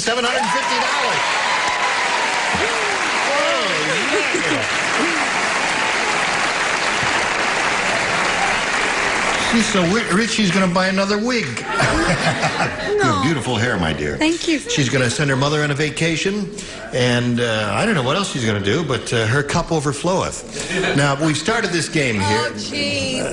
No. I wasn't even thinking of that. Rita's had her first round question. You didn't match any of our celebrities, did you? I matched two. You did, too. Listen, we get it together here. She should have a 2 up here, folks. That's it. That's right. Charles and Fanny is the one she matched. Yeah. Okay. And so we're in the middle of round 1. Your question will belong in 1 minute and 5 and 3/10 seconds. Hurry back. Oh, here we go. Middle of round 1. Shall we carry on, Darlene? Yes. All right. Old Lady Periwinkle said, my husband and I just had a second honeymoon. Was it dull? All we did was sit around and look at pictures of blank. That's what Mrs. Periwinkle said. My husband and I just had a second honeymoon, and was it dull? All we did was sit around and look at pictures of blank. Got the idea? Yeah, I have the idea. There are so many alternatives, sweetheart. Terrific. Oh, that Chulo kind of dry pop soda is the best in the market. Hummers. Right. Yes, you too. Pick up a bottle of wonderful club soda direct from Russia. All right. Very good, Charles. Finish, Jimmy? One more time? All right, I will give it to you one more time. As soon as, what's-her-name is finished up there, the Wicked Witch of the North. Who? Is that You. Jimmy? Oh, you waiting for me? Oh, well. Waiting for you, my dear. Right. Yes, okay, Darlene. Old Lady Periwinkle said, my husband and I just had a second honeymoon, and was it dull? All we did was sit around and look at pictures of... Our first honeymoon. You got it, honey. What's wrong with you? Wait a minute. That's never happened before. What happened? This kid gives a marvelous answer, and you sit there like a bunch of dogos? What kind of weirdos are you? Oh, finally.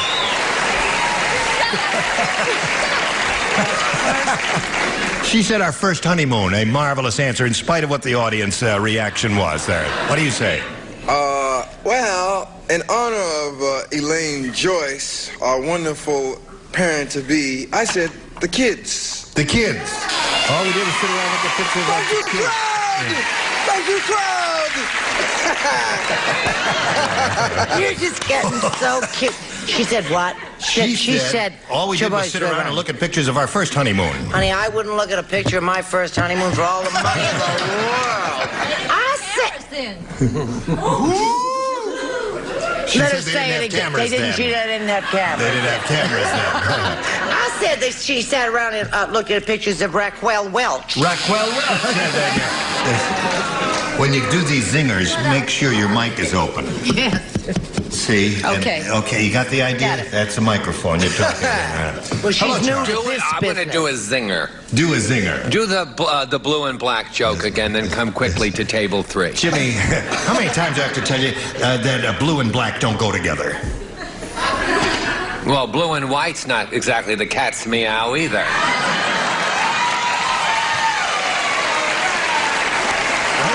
That in showbiz, that's a zinger. When are you going to come to the zinger?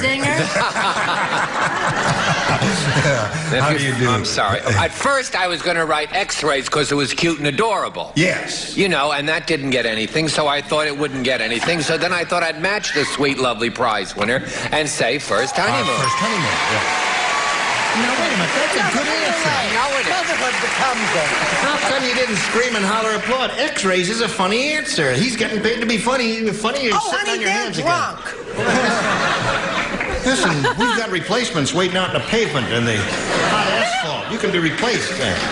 All we did was sit around and look at pictures of our first honeymoon, according to Darlene. What do you say? On their second honeymoon, what they did, they sat around and looked at pictures of Geritol. Pictures of Geritol. Okay. They're getting it now. And it's supposed to really help, you know? Yes, oh, really? Is Well, that I how guess you it got did. pregnant? Now, Richard, Present. it's your turn. We just had the husband and I just had a second honeymoon, and it was dull. All we did was sit around and look at pictures of our first honeymoon.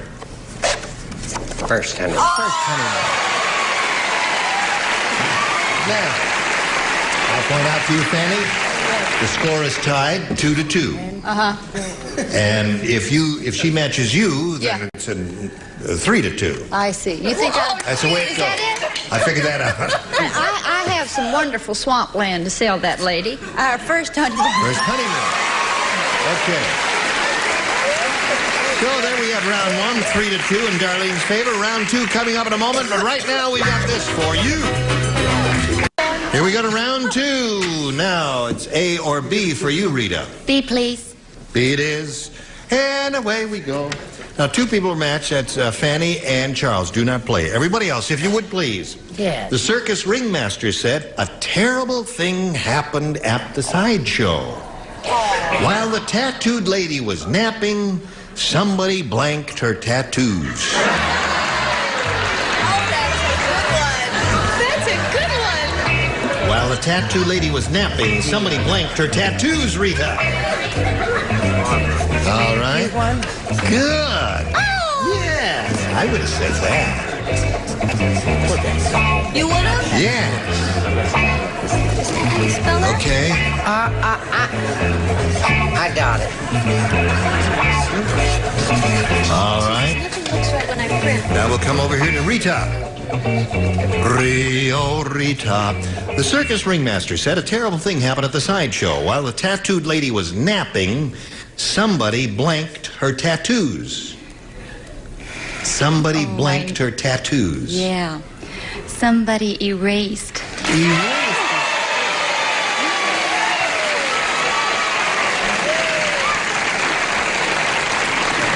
Rita's a very good player. She came up with an excellent answer, and I would expect the same of you, who has an IQ of at least 13. I am going to do something I usually do, and I haven't done it in a while, but I've got to do it again. I'm going to appeal to a higher court. Go ahead. I'm going to say removed. Removed? Thank you very much. You got it. Have you got it? I got it, honey. I've been trying to give it away. Oh, I'm sorry. There is erased, removed, and steeled, which is the same thing. Steeled. No, they say no. No. All right, we move on. Don't you boo me. Move on That's here. the match. Score is 3-3 at this moment What did you here. say? Steeled. Steeled. It's past for Yeah, you're up. steeled. While the tattoo lady was napping, somebody blanked her tattoos. What do you say to that? I'm gonna get a big hand on this. I said erase.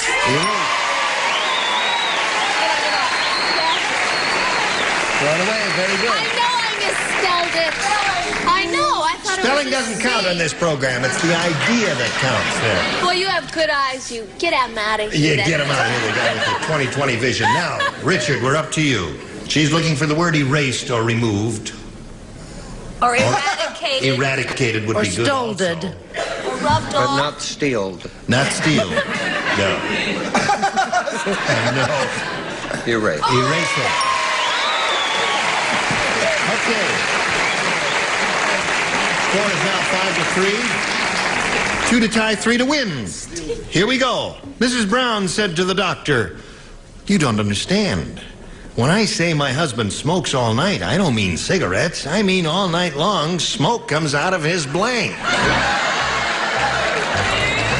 You do not play, you do not play, and you do not play. This is for you and you and you. I don't play?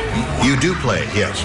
Oh. Mrs. Brown said to the doctor, "You don't understand. When I say my husband smokes all night, I don't mean cigarettes. I mean all night long, smoke comes out of his blank."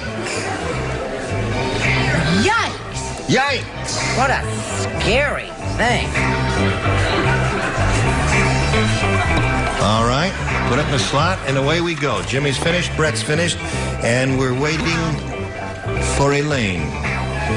Don't pick on her, dear. She's about to become a mother. Right. Well, hurry up, Elaine. I don't know where it comes out of. Well,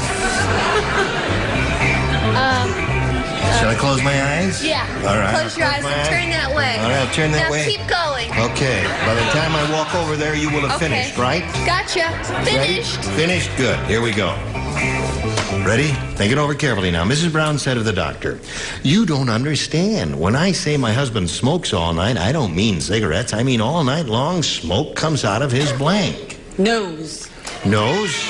One possibility. We need 2 noses to tie, 3 to win. Jimmy, what have you got? I came up with the definitive positive answer that is relevant to the situation here. And the crowd will go along with me as we will all notice rear end. Thank you, crowd! Thank you, Americana!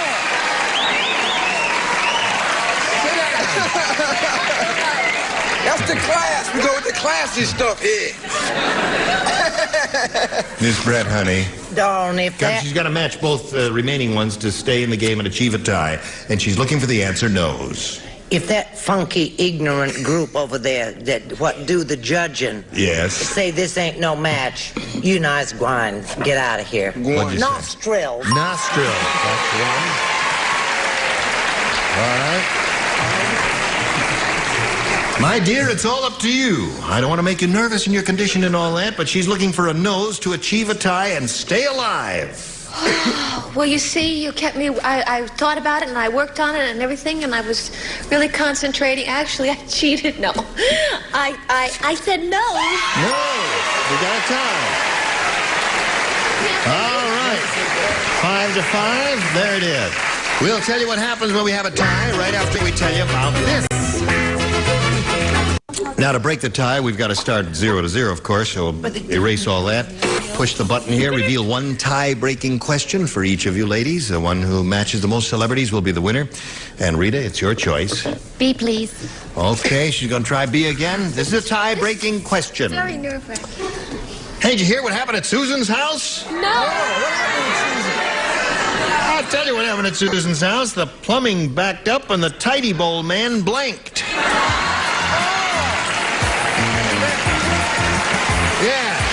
Exactly what happened. You played the plumbing backed up and the tidy bowl man blanked.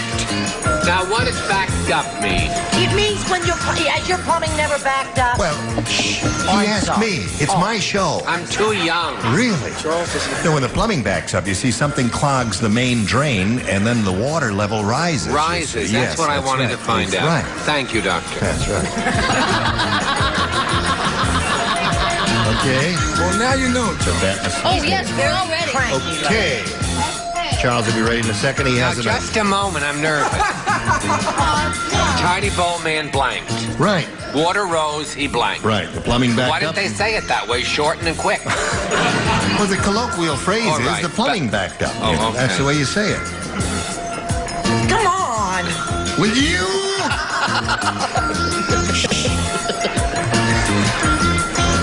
Maybe he doesn't know who the tidy bowl man is. I do. Oh. We went to the regatta together. You went where? That was him. You went sailing Okay. Dear me. Hello, Rita.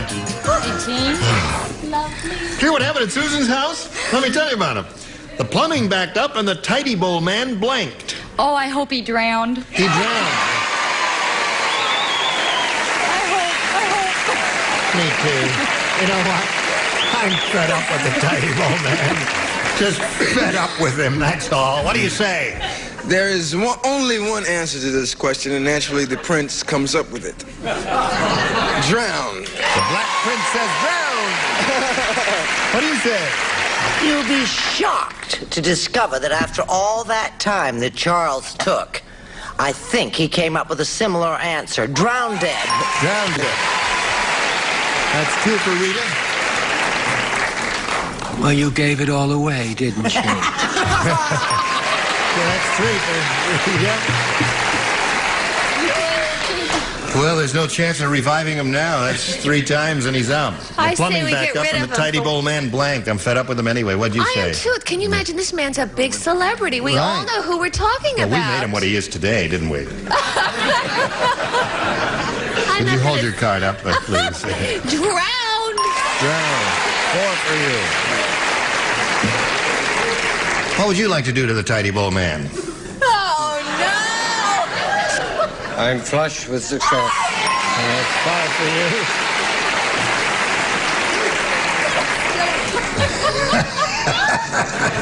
No, I'm not going to ask you.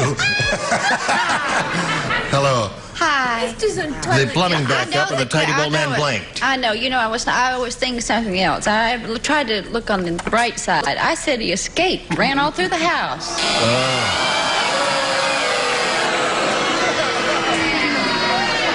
Okay. You've warmed the cockles of her heart. Now, this is yours, Darlene. Listen carefully. You're half of the tie-breaking round. Oh. One punk said to the other punk. He said, "Say, I think that new guy is a cannibal. Not only does he have a knife, he also has a blank." One punk said to the other punk. Punk you. "Hey, I think that new guy is a cannibal. Not only does he have a knife, he also has a blank." That's very tricky. All right. Okay. Not only does he have a knife, Does he... I think that new guy is a cannibal. Not only does he have a knife, he also has a blank. Last call. Okay, I got it, honey, I got it. All right, here we go. Put it in a slot. Where we go? Come on. All right, Darlene. One punk said to the other punk, "Hey, I think that new guy is a cannibal. Not only does he have a knife, he also has a..." Fork. Fork is a logical answer. Jimmy, she said fork. Fork! Oh my goodness, I was going for cannibalistic attitudes, not rather for realistic And what did that attitudes. come up with? Cannibalistic attitude means a club. Knife and a club. Club, boom. Here we go. Cool it. You, Brett, you're Oh, up. honey, if they booed him, they're going to rise on the stage and scalper me. I said Scalper you.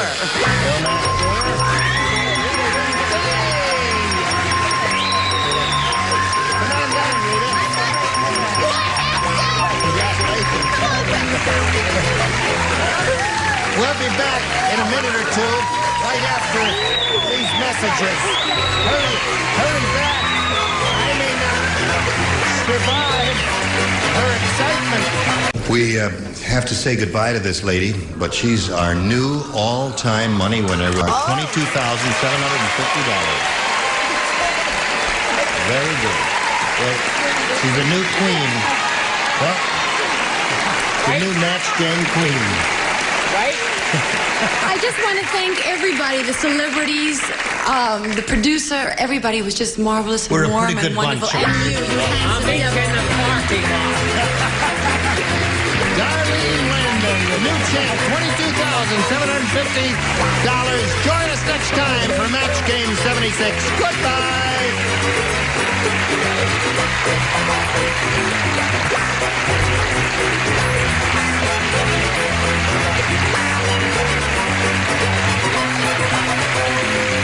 This is Johnny Olson speaking for Match Game 76. A Mark Goodson, Bill Todman production.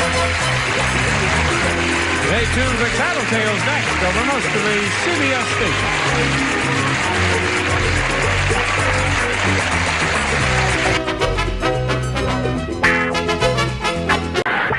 Get ready to match the stars. Greg Morris, Brett Summers, Charles Nelson Riley, Elaine Joyce, Richard Dawson, and Fannie Flagg as we play the star-studded Big Money Match Game 76. And now, here's the star of Match Game 76, Gene Raymer.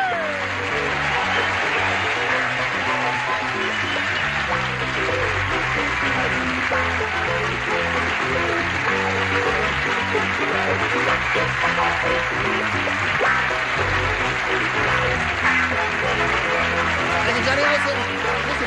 joining us here, wherever you are in America. Now, I'd like to take a look at 6 attractive, handsome, gifted people here. Interesting. Turn the camera on the audience.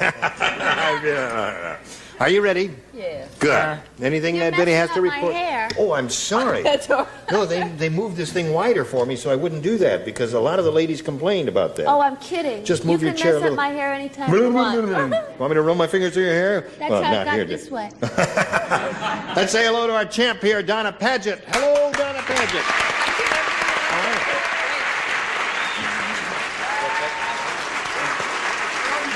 Donna's wearing a Mickey Mouse watch there.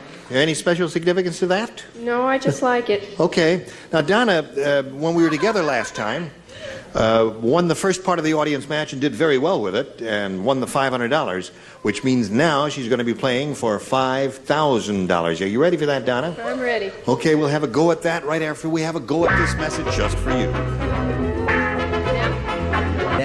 Here we are. Donna Paget. Ready?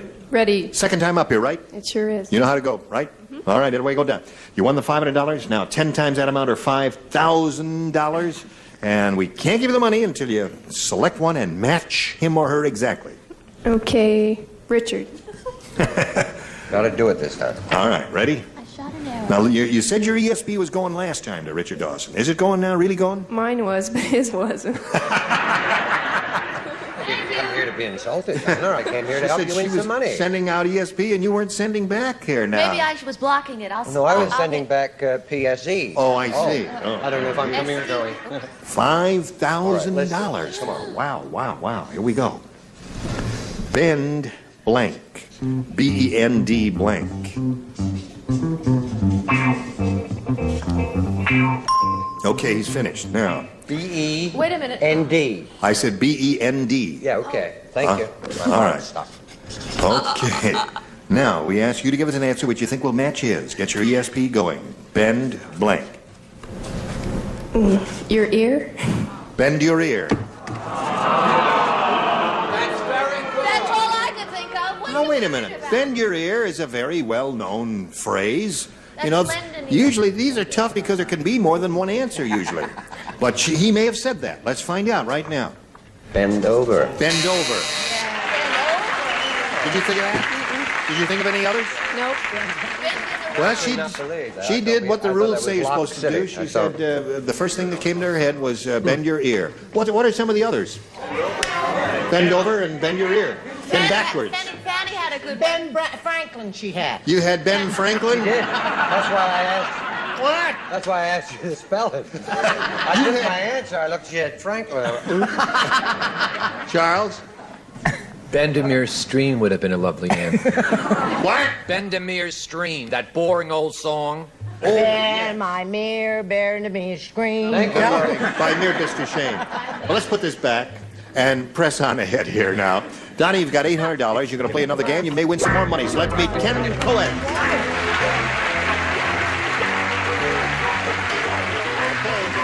Hi, Ken. You know Donna.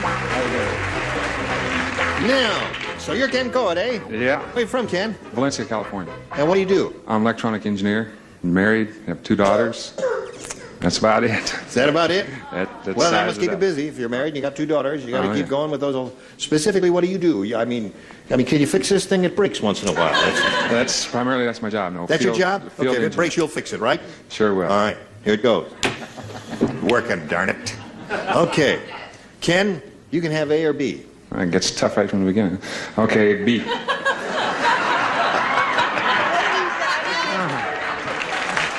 Okay, It's tricky here. It's tricky. it's very tricky here, Ken, as you will find out. Now, listen, you know how when some babies are born, they're put in an incubator. That happens sometimes. Or an orphanage. Well, yes. No, some babies are born, they're put in an incubator. Well, when ugly Edna was born, the doctor put her in the blank. You know, I'm beginning to feel so sorry for ugly Edna. I am too. She has become a whole person to me. My I heart tell goes you. out for that poor girl. I just, you know, The way they malign her is something awful. I think of her as being fat and... Yes. and When having ugly a lot Edna of was born, the doctor put her in the blank. Oh, In the poor blank. little devil. In the? In the, yes. As in Franklin, Bend Franklin. Ben Franklin. Okay, Charles, whatever you got is good because we trust you. Especially since you're wearing your white lucky cap. Where did that come from, Charles? Came from Paris, from the king. I see. Which one? All right. They beheaded him, and that's why he got the cap. Hello, Ken, you ready? Now, you've heard about this. When some baby was born, they put him in an incubator, right? Well, when Ugly Edna was born, the doctor put her in the blank. The dark room. In the dark room. You are steadily employed someplace else. Yeah. Good. Okay. Just want to make sure he wasn't depending on us. You never know. Greg? And he's an electrical engineer, right? He's right. I made all those cats famous, right? 7 years on mission. That's right, with all those things and you come did. up with a dingbat answer. That's like right. I'm ashamed of you. He's a disgrace to your profession. What have you got? He put her in the trash. Put her in the trash. What'd you say? To quote my dear friend, Mr. Dawson, son of trash. Son of trash, yeah. Now I wasn't that cruel. He just put a brown paper bag. In a brown paper bag. That's okay. He's kind. Brown paper bag, sure. Ugly Edna was born, the doctor put her in the blank. In the recycling machine. I mean, maybe he'd get something better the next time, you know? Yes, of course. Okay. Ugly Bruce. No, he put her in the refrigerator. In the refrigerator. So she wouldn't spoil. So she wouldn't spoil. Oh, really? Oh, aren't they cruel, Fanny? They're cruel. Cruel. Terrible. I'd certainly put the little thing in a zoo.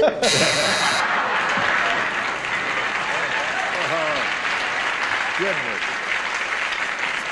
Aren't they awful? You ready, Donna? I'm ready. Oh, we're not going to do that now. Wait, I'll put this right back here.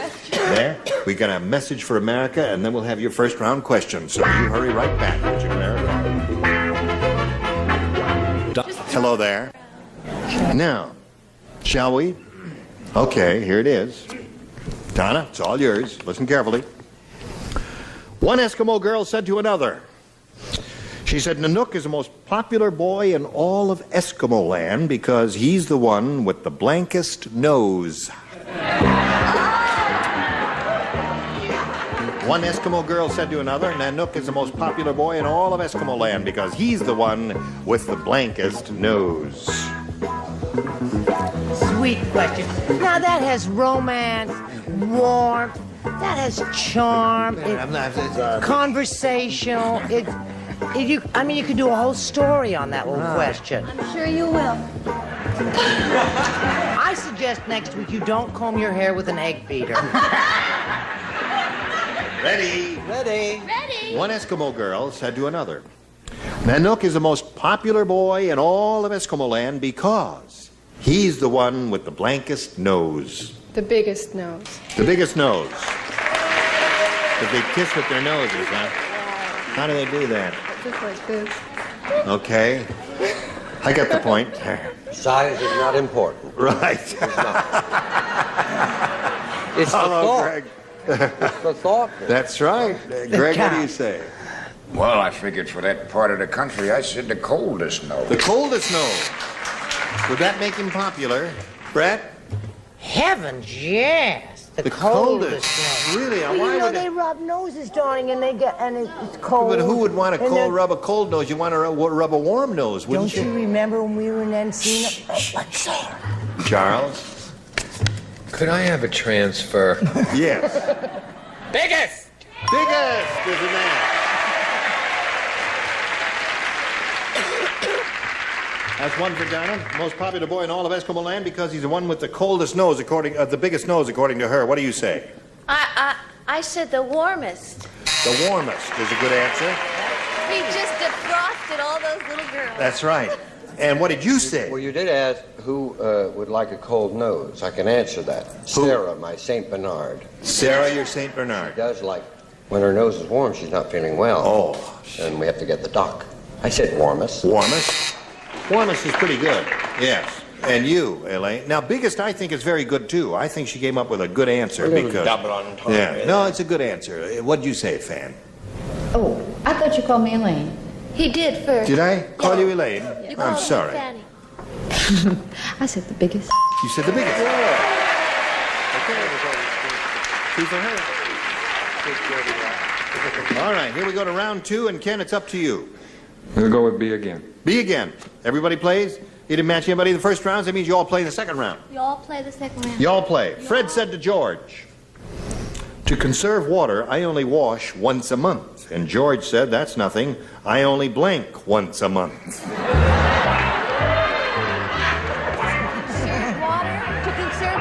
To conserve water, I only wash once a month. And George said, "That's nothing.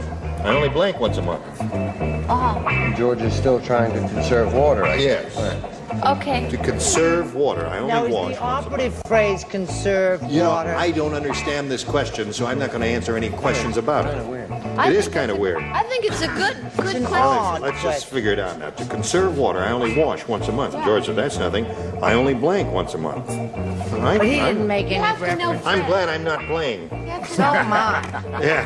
Come on. Sorry about that. 2 people are ready here. We're ready. 3, 4, 5, 6. Lay it in there. I suppose. Go ahead, do it, Brett. Are you ready, Ken? Let's hear it again. What can I tell you? Fred said to George, "To conserve water, I only wash once a month." And George said, "That's nothing. I only blank once a month." Tinkle.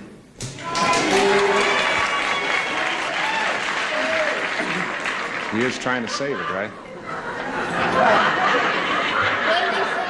He said tinkle. T-I-N-K-L-E. T-I-N-K-L-E is what he said. Oh, I thought you said twinkle. T-I-N-K-L-E M-O-U-S-E. Tinkle mouse. Yeah. Well, Following. I wouldn't want Oh, to. that's a I wouldn't perfect want to answer. talk to him, but I said brush my teeth. Brush my teeth once a month. That conserves water. Brett, what do you say? George, like I, didn't understand what what's-his-name was talking about. So he answered any question he didn't understand with make love. Make love. Okay. I don't know. I think That this is a conserves match. water. It is a match? You have a Rather than match. dwell on it, I just think we should make it a match. What did you say? Potty. Make potty? Okay. Yeah, that's it. All right, Elaine. Hi. Are you ready? Yes. Show and tell. You want to see it? Yeah. Ah, no. I said he only swallows once a month. Only swallows once a month. That conserves You know, water. like the swallows that come back to The Capistrano? Capistrano. All right, I got you there. Now we go from Gracie to George. No, we're going to Gracie. I said shower. Shower. Now, Ken, you must match Fanny to stay in the game and achieve a tie. If not, it's all over. No, like Charles, I think that we should not discuss it. We should just make it a match because it is delicate. Brush your teeth. That means Donna wins the game. Congratulations.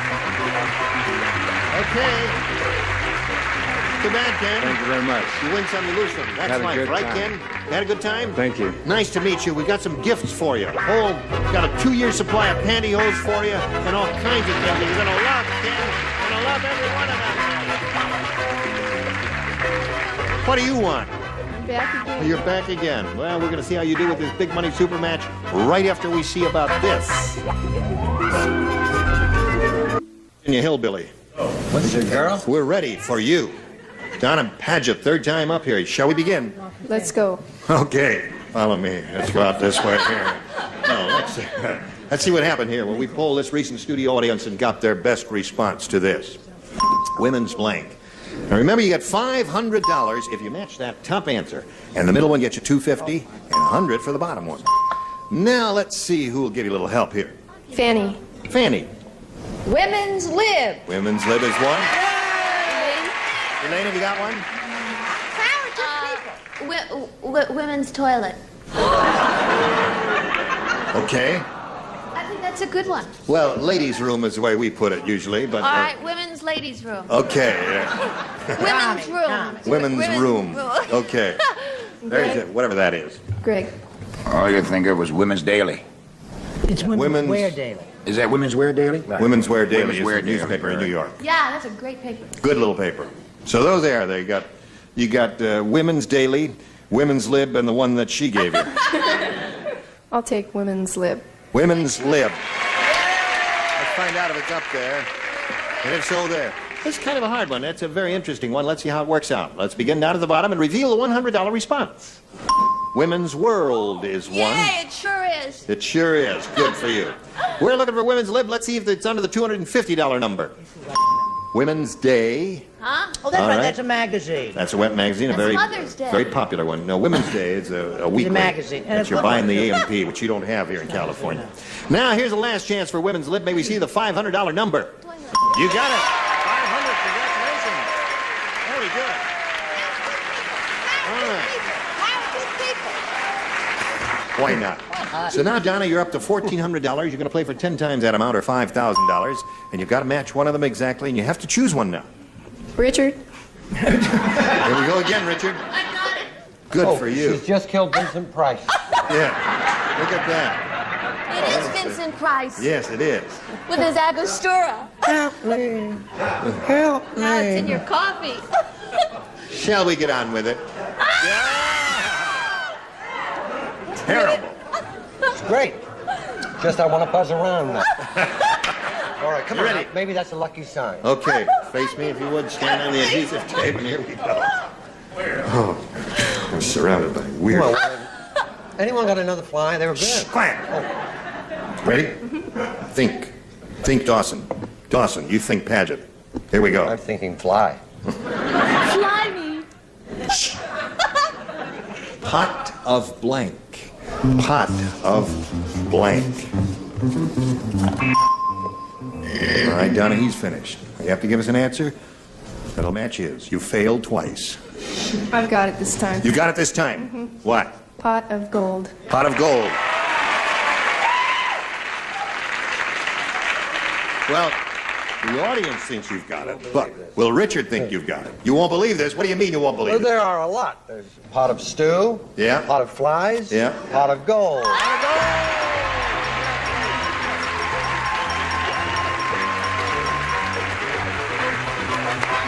Very good. Now you got $6,400. How about that? Happy about that? Good for you. Now, Donna, you're going to meet another player, so let's get her out here and press right on and welcome Evelyn Collins. Hello there. All right. How are you, Evelyn? You know Donna. We welcome you and Thank ask you. you to tell us the Evelyn Collins story. Well, I'm a housewife, been married 26 years. Yeah. I live in Las Vegas now. Yeah. Job transfer for my husband a year ago from California. Now, what does he do? He's with one of the largest donut corporations. He's district representative. Of a donut corporation? Yes. Okay. Do you like donuts? I better. I'm in trouble. And he's been transferred to Las Vegas. And Yes. Did you live in this area for... Yes, we lived in North Hollywood. Yeah. And do you like it out there? You love it. My husband loves it especially. Does he... The weather. No. He doesn't. Oh. You do. Oh, I see. But not too much. But not too much. No. Yeah. Put 3 donuts on blue or red or whatever. No. I play the nickel slots. You play with nickels. All right. Evelyn, we've got to stop right here now that we found out who you are and where you're from and do a little business with America. This is it. Oh, here we are. No end to Listen, we got to go now. No time to do any more. Evelyn, you can come back next time and repeat the Evelyn Collins story. Certainly. All right? Be glad to. All right. Don't put any wooden nickels in the slot machines because they're going to arrest you. There. Yeah. Anybody have anything to say before we go? Well, it's time to go. You're too Yeah, late. I do. What? I have a Hawaii 5-0 coming on. I'll be sure to see you. Gene Weber here. Join us next time for Match Game 76. Goodbye.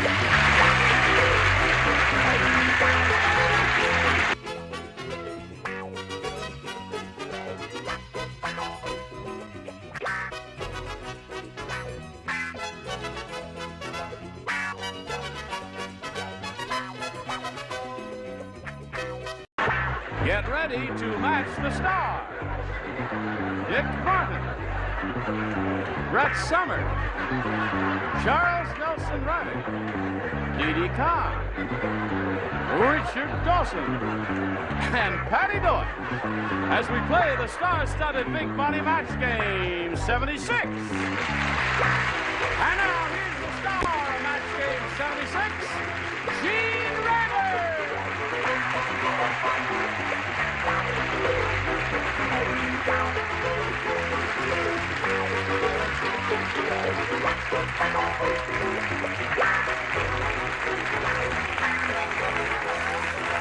Thank you, Johnny Olson. Thank you, friends, for joining us.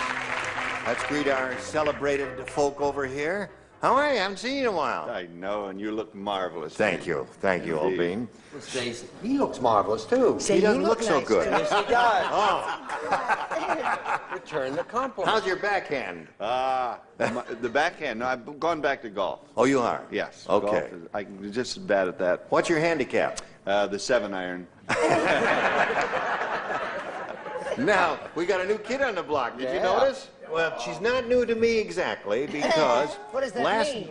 Yeah, I'll tell you what. to hear more about I'm going to explain. Last night I took my daughter to see Cheetah Rivera at some gin mill. What's that place called here? No.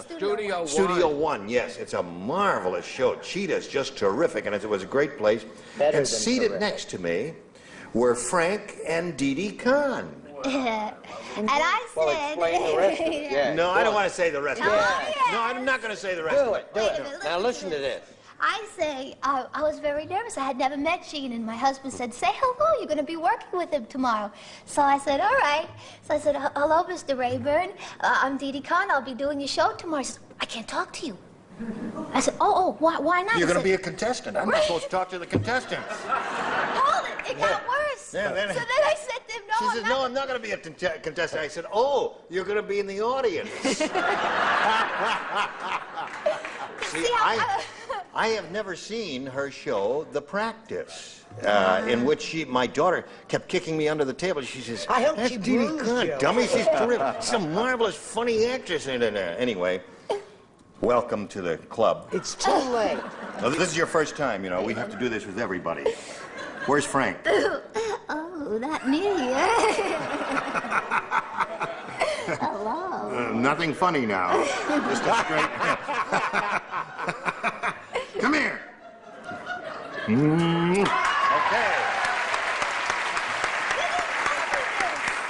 I didn't want to frighten you.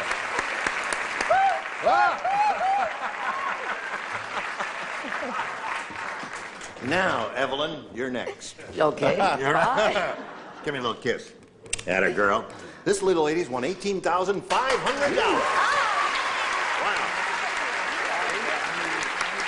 Now, when the time expired last time, she had just won another game, and she's going to have another go at the audience match in which she could win over $5,000 additional, which would put her well over $20,000. And we'll see how that happens right after we see about this. Here we go. Now, Evelyn Collins, look up there in that big board. We polled a recent studio audience, and we got their best response to this.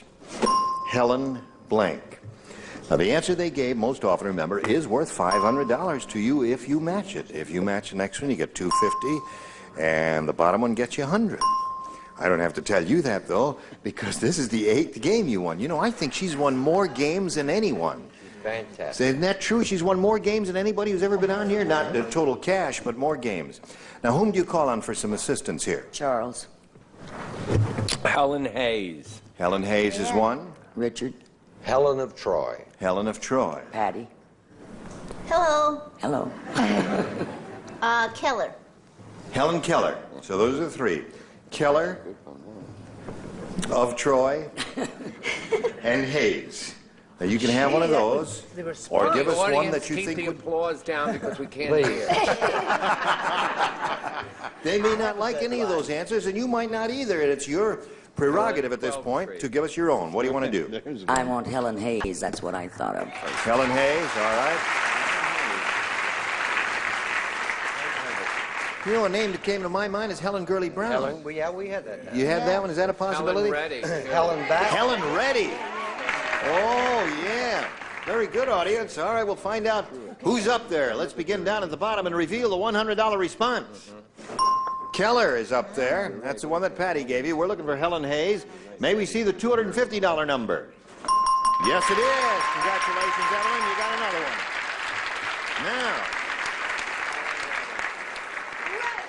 You think it's ready? No, I don't. Helen Rayburn. No, Helen back. What? Helen back. Helen back. You can't say that on television. Helen 12 Trees. Helen 12 Trees. I want There are some older ones among us there. All right, the audience says it's going to be Helen ready. Slide it, Earl, please. Ready it is. Very good. Troy never made it. Troy never made it to dawn. Waste the time her building that Trojan horse. That's right. Lord alive. Evelyn, you're going to play for 10 times $250 an hour, $2,500. But we can't give it to you, remember, until you match one celebrity exactly. Charles. Okay, Charles. She's done well with you in the past now, Charles. Let's see how she's going to do now. She's done very well with you in the past now. She's won a lot of money with you up there. And if she gets this, it'll push her over $20,000. Here it is. Blank bread. Blank bread.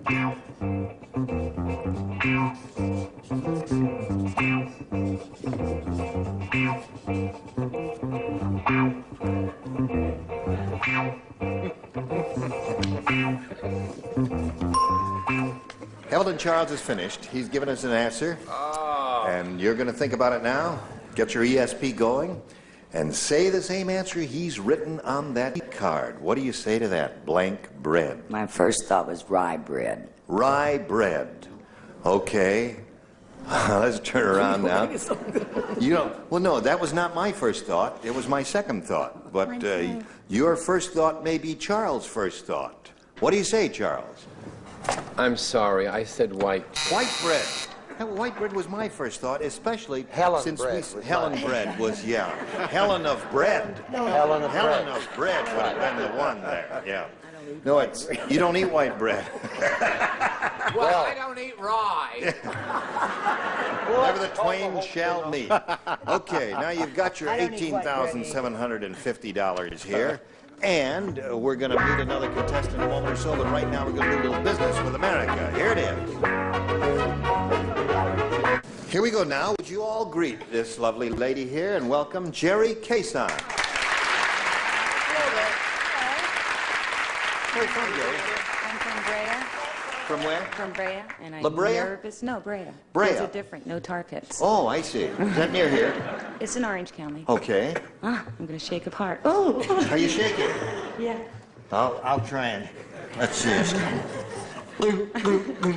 Nail one hand down. You know what happened the last time? Yes, I know. 3 days later. Okay. What else you want to tell us about this, Jerry? Oh, I'm married and I have 3 teenage children. You have 3 teenagers? Yes. Randy, Steve, and Lori. Okay. You're ready to get the spotlight off you and get going there, right? You're going to be all right, Jerry. What? Jerry, don't be nervous. This is not open heart surgery. It's a game show. Just have a nice time, okay? Okay. Simple game, that's all. Everything just depends on your winning more money. I That's know all. it. My kids want a car. Ready? Here we go. Jerry, you may have A or B. A. A. Go. Right? Right. Right. Benjamin Franklin said... Uh-huh. I love a parade. No, he didn't say that. He said, being an inventor is tough when your wife is a klutz. You know what a klutz is? You know what a klutz is, Jerry? Somebody klutzy. Clumsy, right? He said, yesterday she accidentally sat on my blank. Oh, I wish I were playing. There it is. I didn't prepare that. Let's see. I really wouldn't know how to go about it. Let's see. You mean that wasn't it? That wasn't it. No, I didn't. It was a straight reading. You can tell when I'm acting, when I'm not acting, can't you? I get confused. Who did the special on Ben Franklin? Was it Fred Gwynn who played it? No, wait a minute. Bill Daniels was in that, and who else? Howard DeSilva played Howard DeSilva. Right. And Bill Daniels, a wonderful actor, played. And Fred. Thomas. I'm speaking. Fred Gwynn. Ooh, what did Give Bill her Daniels? another light. Shut up, Charles. What were you saying? One of the Adamses. Oh, that's right. That's right. He played John Adams. Judas Adams. Judith Robert Adams. Preston right. played it in a musical, Ben Franklin. Let me in have a Paris. question with you. Where's my question? Here. Was that 1776? Was that the name? Hello, Jerry. Benjamin Franklin said, being an inventor is tough when your wife is a klutz. Yesterday, she accidentally sat on my blank. Kite. How you good?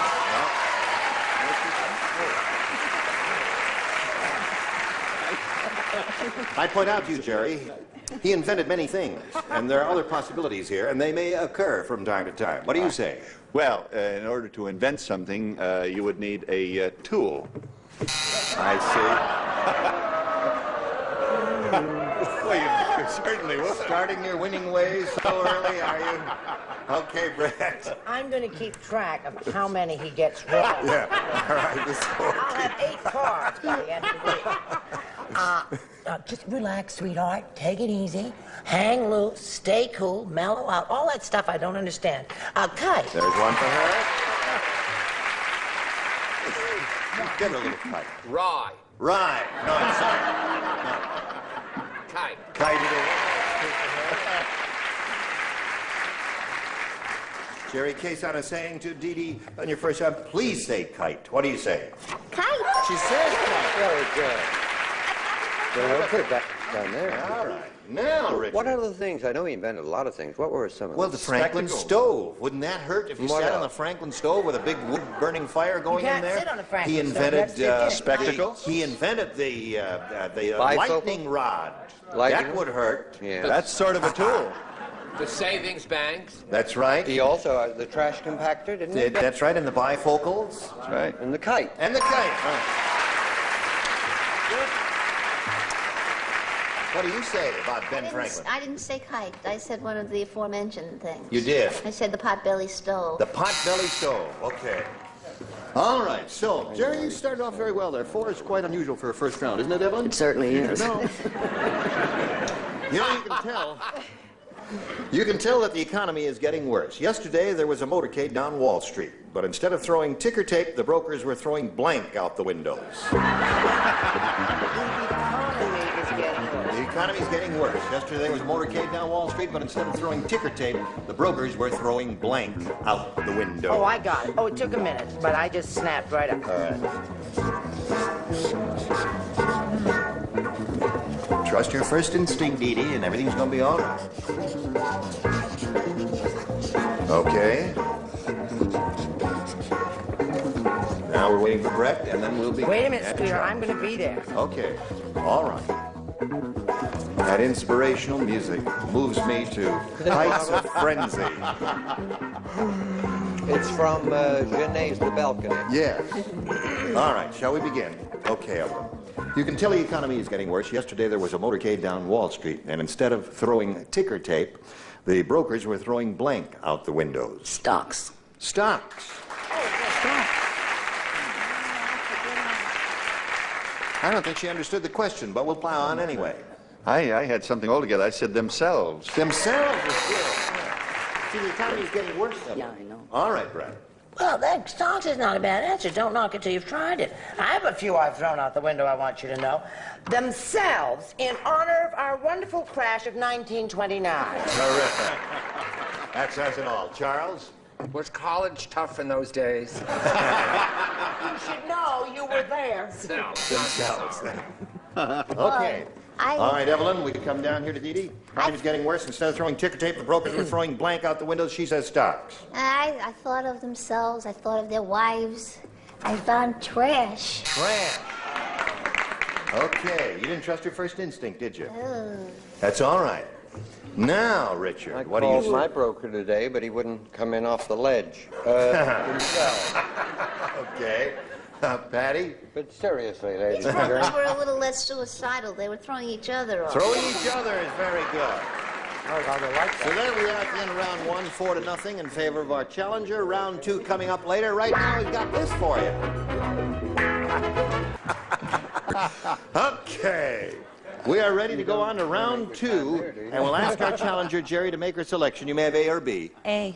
A it is. Now, only 2 people play this time, Jerry, because you matched everybody in the previous round. Dick plays, and Patty plays. Dick, that's unusual that he should be playing. Yeah. I understand that. Right. Fonzie's girlfriend said, the reason the Fonz likes me is that I remind him of his car. Whenever we go out, I hang a pair of big fuzzy dice from my blank. If you don't believe it, there it is. It's the word fuzzy that bothers me.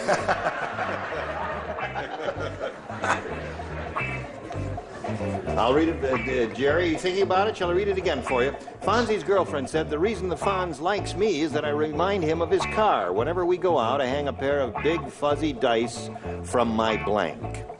All right. Francis Fay. Francis Fay.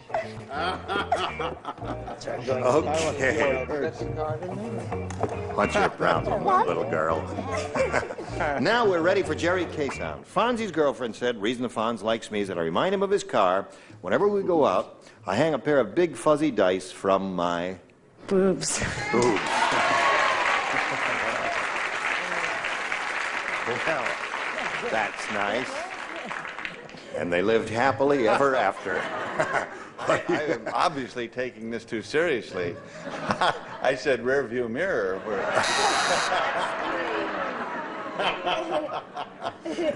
That's three, is that three? That's 3-0. That's right. What do you have to say, my dear? Hello. I said mud guards, also known as upper frontals. Upper frontals. There's another one for Jerry K-Sound. All right, Evelyn. Now, you know what you have to do, Evelyn. You've got to match 5 to achieve a tie and 6 to win. Here we go. Everybody plays. When Weird Willie and his new bride left the honeymoon suite, the floor was covered with feathers because Weird Willie had married a blank. Isn't that a dramatic little story? Your brow is furrowed. You know that's right. You worried about Weird Willie? Yeah, I am too. Weird Willie's new bride left the honeymoon suite. The floor is covered with feathers because Weird Willie had married a blank. Right.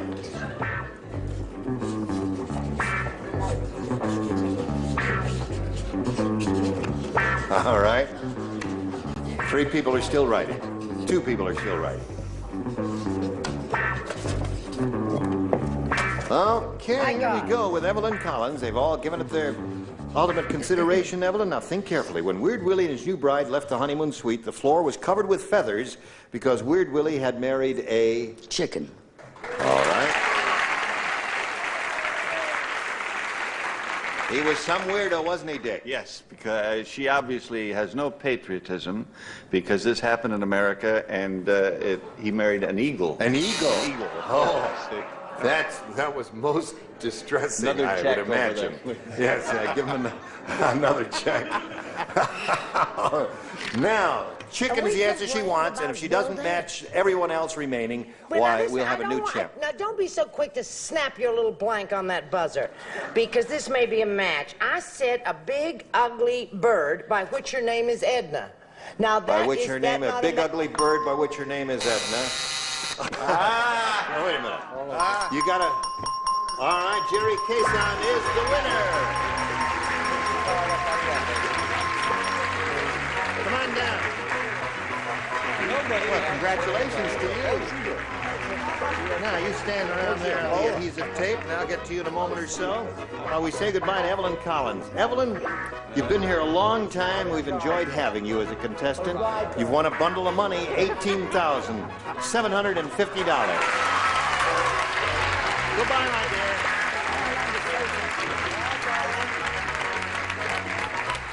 Okay? All right. How do you feel? Good. Feels good to win some money. Now, you only got $100, but you got a chance to win a bundle here. Before we do anything, we've got to do a little business with America. You hurry right back now. Now, listen, I want to say something here now. Charles Nelson Riley is a maligned person, you know. They say he's a slovenly dresser, which he is. Oh, yeah. They say he doesn't wear socks, which he never does. That's true. And it takes him a long time sometimes to figure out the answers, and that is true too. But He did something really quite remarkable in this past year. He directed a big Broadway hit called The Belle of Amherst, which is now touring the country, and he did it extremely well. Thank you. It's on Christmas. It's on Christmas. Well, it's going to be on television on Christmas, yeah. So, those of you who think of Charles as nothing but a simple-minded... Another pretty face. Right. You did it again, didn't you? I couldn't help it. I know a good way to get out of this. How do you get out of this? Say goodbye. Goodbye. Join us next time for Match Game 17.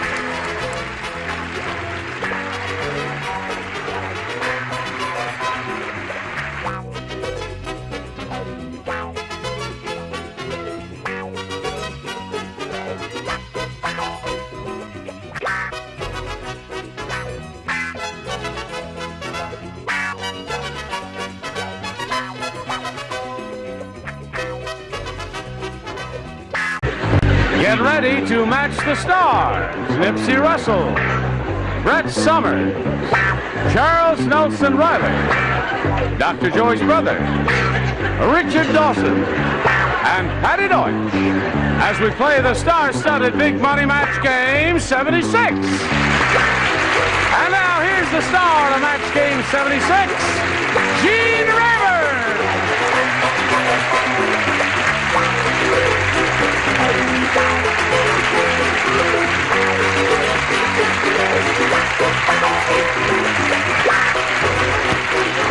Thank you, friends, for joining us here. And we thank you for joining us because we can't do it without you. That's good. Now, anything I can do for any of you? And Oh, yeah, do your Louis Armstrong. I love that. Well, hello. Thank you. Darling. Thank you. That's I'll say hello to Maggie Smith and Ginny Galasso. Now, Maggie's the current champ. She's won $1,200. How do you feel about that, Maggie? Terrific. What are you going to do with that? Oh, I've got a few things I can probably do with it. I have some ideas. And she's being challenged by Ginny. We're in the middle of round 2, aren't we? Neither one of you have scored many celebrity matches. You've got one. I'm matched. That's right. Now, when we come back from this commercial massage, it'll be your turn. And all you have to do is match 1 to tie and 2 to win. It's easy for you, difficult for me. We'll find out how this game turns out after this. Okay. 1, turn, kick, go. 2, 3, 4, zing, bong. All right, are you ready? Let me push this button here. How about that? That's Very good. the old elbow trick there. Maggie, ready? 1 to tie, 2 to win. Everyone at the barbecue noticed a strange smell in the air when the nearsighted chef blanked on the grill.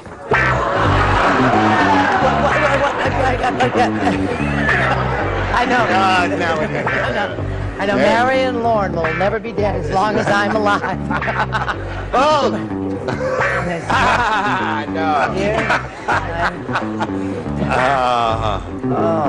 Charles is contemplating. More than one. The nearsighted chef. Thinking is not allowed on this show. It's show business. Trust your first instinct.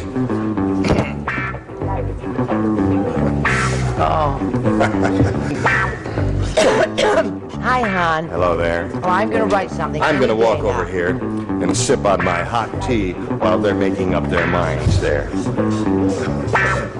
Oh, that tastes good.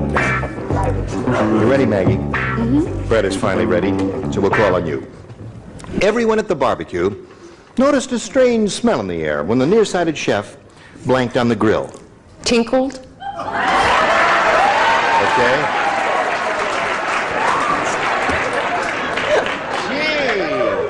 Okay, Nipsey. Why, you would never think a nice lady like that would say tinkle. A dirty old man like me, yes. Okay.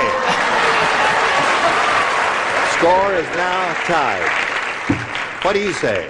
I say, did you make the reservation at the Encino Mall? Yes, I did.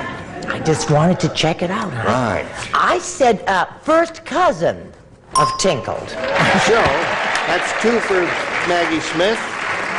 And that wins the game. Congratulations to Maggie Smith. There we go. So, Maggie, it's your third game. Hang around here for a moment and we checked all those other answers. And Jimmy, it was a pleasure meeting you. We've got gifts for you together with our Thank you very for much. being here on been Match fun. Game 76. I saved my hot tea, I did. Now, Maggie, you know, you've been up here. You know how this goes, don't you? Shall we get right to it? Sure. You're not standing on the adhesive tape. Oh. Stand on the adhesive tape. Now we can get to it. Okay, ready? We polled a recent studio audience and we got their best response to this. Boiling blank. Now the answer they gave most frequently is worth $500 to Maggie Smith if she matches it. $250 for the second most popular answer, and $100 for the third most popular. Whom do you call on? Richard? Water. Boiling water. Charles? Charles? Boiling mad! Boiling mad. Nipsey? Nipsey, have you got one? Boiling eggs. Okay. Okay, just watch and see. Another smell in the air. Yes, right. Boiling eggs, boiling mad, boiling water. You want one of those, or have you got a better idea? You've been on your own before. You know how this works. Boiling water. Boiling water is what she wants. Okay, that's the one that Richard gave you. Let's find out over there if it is under the $100 response. Boiling hot. Well, we're getting close to it. Let's find out if boiling water is gurgling under the $250 number. Boiling point. Oh, Uh-huh. see? Think it's going to be there, audience? Yes, they say yes, Maggie. Oil. They say it's going to Oil. be there. And they ain't no dummies out there. OIL. All right. Let's find out right now if they're right. Slide it, Earl. Water it is. Congratulations. All right. Now you're up to $1,800. Wow. But you're going to play for 10 times $500 or $5,000. Whom do you call Anna? Richard. You call Anna Richard Dawson. Okay. You ready there? Yeah. You ready? Good for you. You ready? Mm-hmm. I'm not ready. Now I'm ready because there it is. Got your ESP going? Mm-hmm. Didn't work last time. Let's see if it works this time now. Think, Richard Dawson. Got electricity going over to Dawson. Here it is. Picket blank. P-I-C-K-E-T blank. Picket blank. Now, Maggie Smith, if you give us an answer which matches his exactly, you'll be $5,000 richer. What do you say to that? Picket blank. Picket fence. Picket fence. All right. Now, it sounds like a good answer to me. There may be others. The last time we played, I had leapfrog. She had leap year, that's right. Both good answers. What did the big strike that we had with the buses, what did we all not want to cross? Picket line. Oh, yeah. The big fences.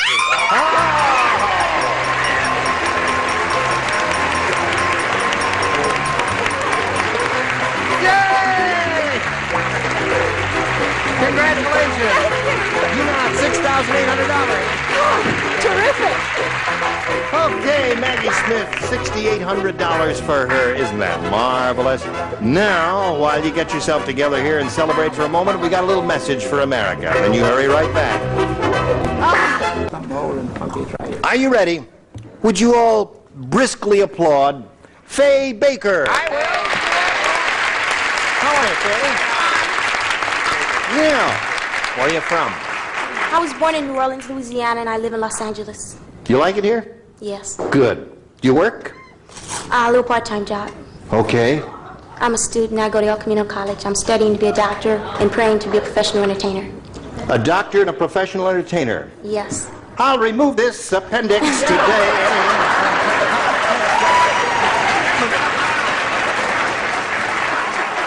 And now for my next number, I will do a lobotomy. May I have the music, please?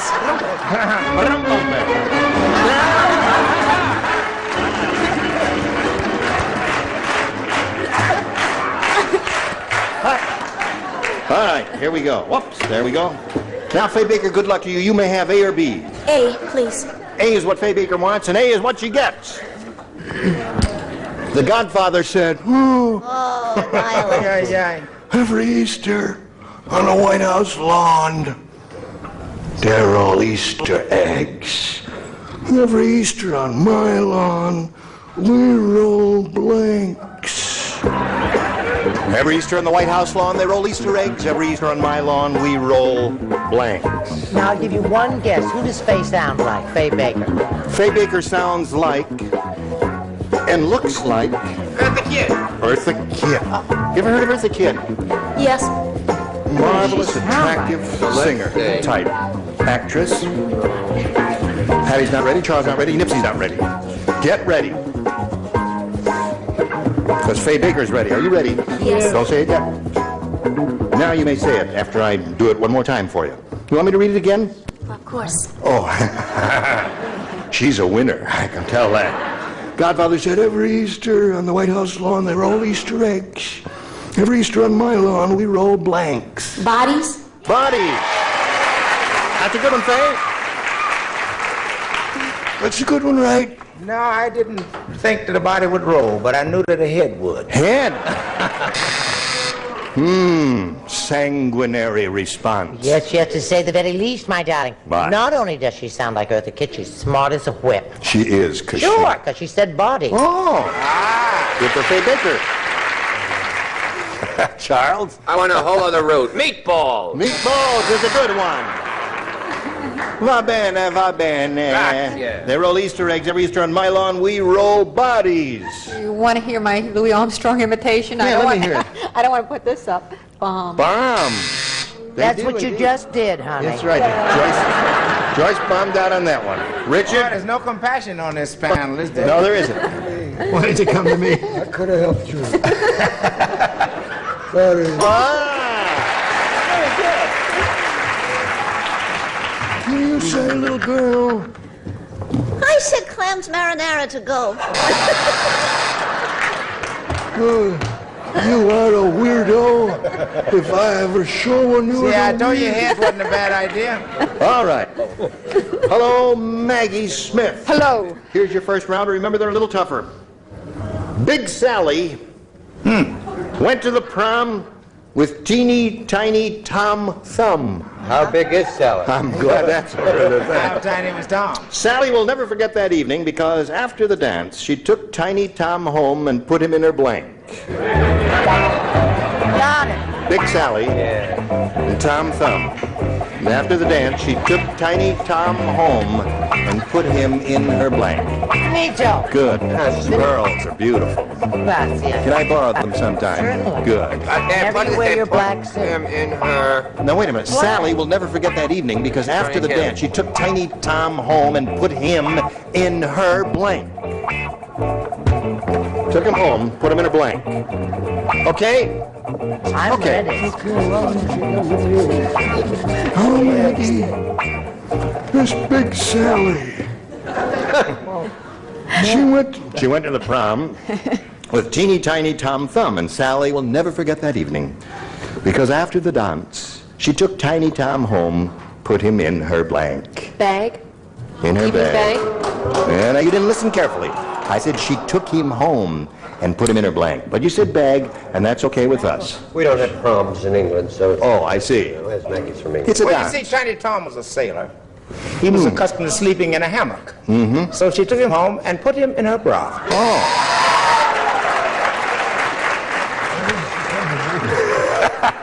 Dawson says, why didn't she come to me? I could have helped her. what do you say? Darling, Tiny Tom Thumb was so teeny he was about the size of an agent's heart. So, I got a she big took throat. her after the dance was over. She took him home and put him in her navel. Now, sir, we're up to you. I love it. I got the latest reports. Yes? And Nipsey was right. He was a sailor. And two, he wasn't quite that tiny. Waterbed. Oh! And they floated around all day. Right. So there we are, Faye Baker. I mean, Maggie Nothing. Smith. Joyce, we're up to you. Looking for the answer bag. Took Tiny Tom Thumb home, put him in a bag. I need therapy. I have pocket. Put him in a pocket. Same idea. well, that's a sweet... But not a match. Why didn't you come to me? I couldn't help you. I'm in her scrap. There's the answer. Isn't that a good one? Yes. Maggie agrees that's a good one. What do you say is a good one? Hello. Oh, boy, here we go again. Left field coming up. I said she took him home and put him in the refrigerator next to her wrist corsage. Next to her wrist corsage. I like that. Poor little rascal. So there we are at the end of round 1, and it's 2-0 in favor of the challenger. Round 2 coming up after this. We're ready for round 2. With my magic finger, I push a button, reveal 2 questions. Faye Baker has her choice. B. B for Baker. You had A last time. Now she's got B. Ugly Edna is so ugly. Let me tell you about this chick. When you call her long distance, you don't call person to person. You call her person to blank. You don't play. You don't play, and you don't play. I'm tired of Ugly Edna. I wish When you call Ugly Edna long distance, you don't call person to person. You call her person to blank. Get it, hon? Where are you going this weekend? Going up to Vegas and look at old Nipsey. Nipsey is playing Desert Inn, and I'm going to go and see him. Oh, thank you very He much. is fantastic in the club. Have you ever seen him? You know, I've never seen you in a nightclub. Oh, you must come. Oh, yeah. That's something to look forward to. All right. Yes. Separate rooms, of course. Naturally. I want to get gaudy. Nipsey, you ready? Yes, I'm ready. All right, Faye Baker. Ugly Edna is so ugly. How ugly is she? Thank you, Faye. When you call her long distance, you don't call person to person. You call her person to blank. Person to... Could you repeat the question, please? Sure. Ugly Edna is so ugly. How ugly is she? Oh. When you call her long distance, you don't call person to person. You call her person to blank. Person to... Person to... She's Could you ugly. repeat the last part again, please? Yes, of course.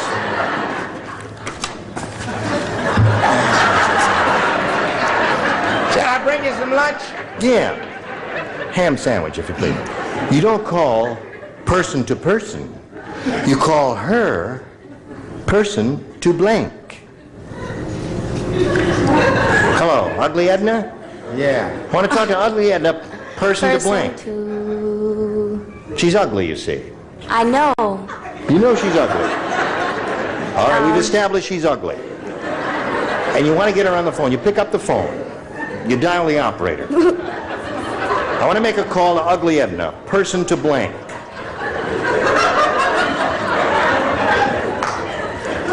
I have to think of one now, huh? You got to think of one now, or in a few seconds we're going to buzz a buzzer. Before the Okay. holidays.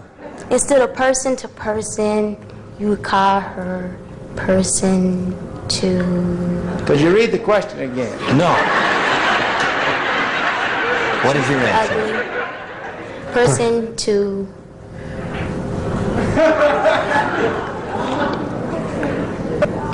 Ugly. Oh, I said something. I'm sorry. What's that? I had said something. What did you The same say? time it was buzzing. It's a horrible answer, though. What is it? I didn't hear what you said. Person to ugliness. Person to ugliness. Oh. Well, I guess we'll have to count that as the answer since she did say it. What did you say, Nipsey? She was so ugly, she stuck her head out the door and they arrested her for indecent exposure. Person to pooch, person to dog, person to poodle, robot. Charles? Person to dog. Have you ever heard of the phrase, she's so ugly, she's a dog? Yes. You had the, well, that's kind of what they had in mind here. Joyce, what'd you say? Animal. Person to animal. And Patty? I was as stuck as she was. I said brown paper bag. Okay, so there we are in the middle of round 2, and your question will be long in a moment or so. You got a 2 to tie and 3 to win, but right now we've got this for you. Pay attention now. Well, we don't have time to do another whole question, So we're going to have to stop right here and say goodbye to you ladies, and we'll look forward to seeing you next time. Do we have time to do that question again? Yeah, we could do that one more time there. Person to person. Well, listen, sometimes you draw a blank. It's happened. Yeah. And she has two anyway. That's right, two. That's right. She's not total shut out. When you draw a blank any time on something that you'd like to remember, the best thing to do is think about something else, and it comes into mind quickly that way. Now give us an example. You're trying to remember the name of a baseball player. Then do anything else at all, and that will pop into your mind much more easily than if you keep Like what would you trying do? at it. Drink a beer or something? Or sit on the floor and read the question again. Why wouldn't you come to me? I would have helped you. We're sick of that, Richard. Yeah. Listen, look for Julie Harris's album of the Bell of Amherst. In your record stores. Yes. Is it in now? Is it available now? And Yes. is the whole thing? The whole complete play with a wonderful description by Brooks Atkinson, who came out of retirement to... Look for me on the Dean Right. Martin Celebrity Roast. Okay. Gene Rayburn here. Join us next time for Match Game 76. Goodbye. Listen. Yeah? The next time we get together, these are the bodies who will be on this stage. Tell us. Bill Anderson, Brett Summers, Charles Nelson Riley, Deborah Lee Scott, Richard Dawson, and Fanny Flagg. Well, I've already said goodbye, so I can't say that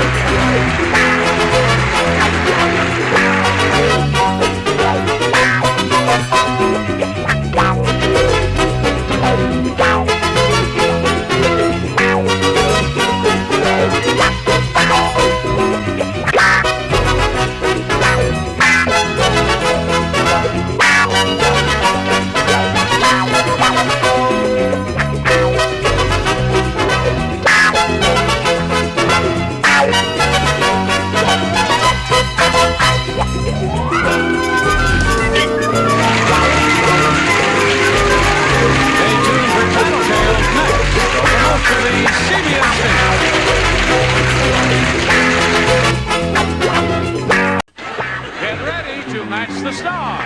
Orson B, Brett Summers, Charles Nelson Riley, Mary Wicks, Richard Dawson, and Betty White as we play the star-studded Big Money Match Game 76.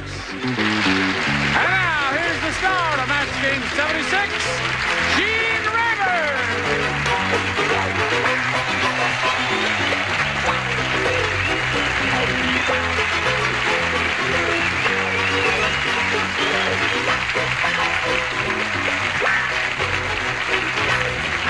All right, Johnny O. Good. Are they all right? Yes. Are you all right? Come over here and say hello to these gifted and beautiful people. Oh, listeners, one thing I wanted to say. Without this lady, the Mary Tyler Moore Show would have one less person in the cast. Wouldn't you?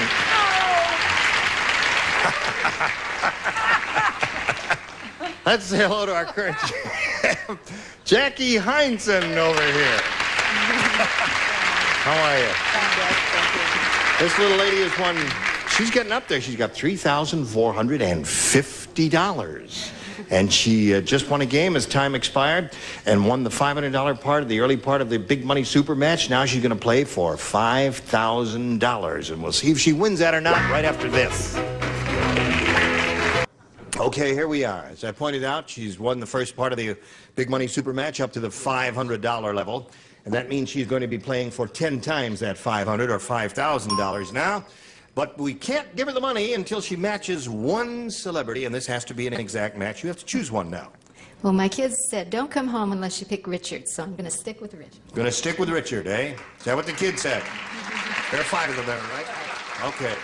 Stand on the tape. Okay, face me. Here we go. Worth $5,000. Let's see how your ESP goes to Richard Dawson with this. Blank high. H-I-G-H. Blank high.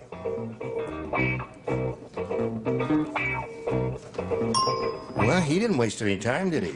No. He's ready. Are you ready? No. Okay. Yes. Oh, ready? Okay. Blank high. What do you say to that to get the 5,000? The only thing I could think of was knee-high. Knee-high. Knee-high. That was a famous old soft drink from my childhood. Knee-high. It was indeed. Right. What do you say, Richard? I said sky high. Sky high. Sky high and knee high, I think, were both good responses. I suppose there's some others too, aren't there, John? What else is there? Mile high. Valley high. Beverly Hills High. Beverly Hills High. Hollywood High. Hollywood High. Beaumont High and St. Beaumont Louis. High, right, in St. Louis, sure. Well, Jackie, you got $3,450. Going to meet another player. Here comes George Frederick. Ready for George? All right, here comes George. Hello, George. You know Jackie, George, right? George Frederick, welcome to Match Game 76. You ever see the show? Of course. You do? So then you know how the game goes? Yeah. Where are you from? Well, originally from Kansas City, and now I live in Pasadena. Uh-huh. What do you do? Well, I'm a sometime musician, but at present I work at a department store warehouse. And when you're a musician, what sort of thing do you do? Well, I play piano, I write music, I play violin, I play drums. Well, you sound like a gifted guy to me, and I hope you do well here, George, because money can only buy happiness. Remember that, George. All right. All right. What do you want, A or B? I'll try A. A. All right, he wants A. He said that. You get George to play for the next prom, because he can play all those instruments. That's right. One guy runs One around guy, all the the whole stage. That's it. Cheap. Hey, Harry is such a super salesman. Oh, boy. He once sold a blank to John Wayne. Mercy. That's how good a salesman he is. Super salesman. Sold a blank to John Wayne by George. I love my answer. I love it. All right. That's nice, but I like mine better. Charles is going to think of a terrific one. Let's see. Excellent. That's nice. Excellent. I say in You like that advance. better Thank than you. mine? Excellent. You like that better than Yours mine? stinks. Okay, here we go with George Frederick. Now remember, first rounders are kind of difficult. Harry's such a super salesman, George. He once sold a blank to John Wayne. A horse? A horse. George said he sold a horse to John Wayne. I don't understand that answer, George, and I didn't understand it when I wrote it either. You don't understand I it? don't understand these things. Well, that's all right. What do you say? James Cagney. No, it's not James Cagney. Kirk Douglas? Come on. I love my answer. Now get prepared to laugh and shout and do a standing, all that swell stuff. I said he once sold a Democrat. A Democrat. None Correct. of your business. What'd you say, Chuck? I said a dress, James. A dress.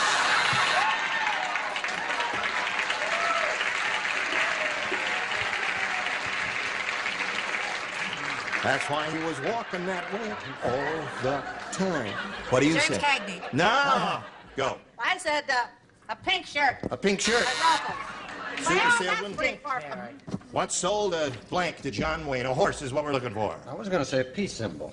I once swore one, and he got very upset on laughing that I wore a peace symbol. Really? John Wayne. He did? Very nice, though. He stabbed me goodbye. But he was such a great salesman, he sold a pair of elevators to John Wayne. Pair of elevators. He wanted to be taller than his horse.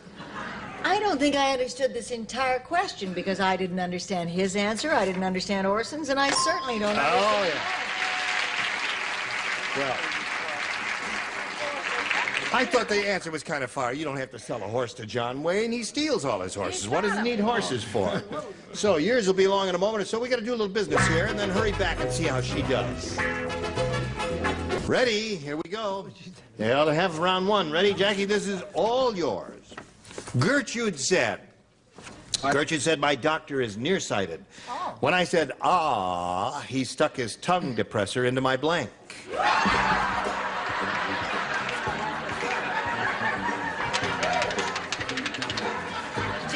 Nearsighted. Nearsighted. When I said, ah, he stuck his tongue depressor into my blank. Okay. Well, possibly. Oh, Hi, hon. hello there. Oh. Okay. I guess. Right. Now we come to Jackie Hines. Gertrude said, my doctor is nearsighted. When I said, oh, he stuck his tongue depressor into my blank. Nose. Nose. Oh, you don't like nose? Well, it's possible, I suppose, for a nearsighted doctor to stick it in her nose. He was not only nearsighted, but a very poor judge of distance. He stuck it into her ear. Ear, yes. That's another good answer, Brett. Some barren quantity of spectators on the roar. I say he stuck it into her left or her right eye. Left or right eye? Oh, that would be painful. What do you say, Chuck, baby? This is a very sick woman. I said eye also. Eye. We are looking for a nose. Doctor is nearsighted. When I said eye, he stuck the tongue depressor in my nose. Well, What do you now say listen. to that? If he's nearsighted, he has a very bad judgment in distance, right, and all that jazz. I said in his navel. Her Navel. It's navel. Her. Whatever. Yeah. It's navel. Her navel. Her navel, right. That's hurt.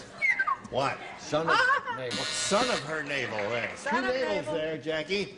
But no nose so far. You offer a nose? Nose so far, eyes. Eyes, navels, and all that, but no nose. So George is ahead at the end of round one. Now we go to round two. And George, you may have A or B again. I'll pick B this time. B this time? You matched two people last time, Orson and Betty. The rest of you respond to this. Orson and Betty will lay out. When Bill the Bombardier got over the target, he realized he had forgotten his bomb. So, instead, he threw blank out the Bombay doors. Now, just a moment here. This is a crucial question. Bill the Bombardier got over the target, realized he forgot the bomb. So, instead, he threw blank out the Bombay doors. Bill the Bombardier. Bill the Bombardier. Bombardier. I don't have to. You don't have to. That's Right, just as 'cause you well. matched Yes. George in the first round. Stop looking at whatever I do. See, she's stealing it again. I want to see the producer. Don't worry. I love it. No, they'll know in a few minutes. Yes. What that's what? It's a Christmas gift from Mr. Marcus. Oh, And it has a spot on it already. how nice. Okay. He gave Ready? me a diamond. Okay, George. When Bill the Bombardier got over the target, he realized he had forgotten his bomb. So instead, he threw blank out the Bombay doors. Cigarettes. George, all I can say about that answer is it would be better than total silence. Not much, but better. How about you, Brett? I think I'd like total silence. Yeah, because that way he could have said, I was going to say that. Yeah. No, I said he threw the pilot out. There's a good answer. You threw the pilot out. Get out. Do your thing. What do you say? The same as her. Ah, I see. All Don't right. pay any attention to him, folks. So instead, he threw the pilot out the Bombay doors, according to them, and the cigarettes, according to George. What according to Mary Wicks? Well, he just didn't give a darn. He threw his navigator out. The navigator out, yeah. Get him out of there. He would never throw a navigator or the pilot. No, because The he... plane would crash. That's Never right. get back. Right. All right. So he threw tidy rolls. Don't touch him, Mickey. Tidy roll. Like little bombs, aren't they? Oh, yeah. Streamers. Like tracer bullets. It's really sick. They'd be like Right. tracer bullets. Yeah.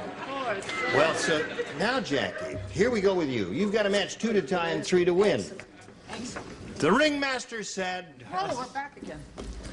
The ringmaster said yesterday, before the lion tamer did his act, he was nicknamed Lucky. After he stuck his right arm in the lion's mouth, he was nicknamed Blank. Now, you know those wrong questions. This is a very easy one. It's a very easy one. Very The easy. ringmaster said yesterday before the lion tamer did his act, he was nicknamed like... He threw it. He put his right arm in the mouth. Right. Thank you. Gotcha.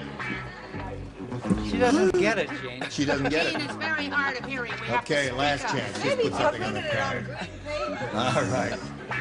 Here we go. All right. Here we come to Jackie Heinsohn. Jackie, the ringmaster said, yesterday, before the lion tamer did his act, he was nicknamed Lucky. After he stuck his right arm in the lion's mouth, he was nicknamed Blank. Stupid.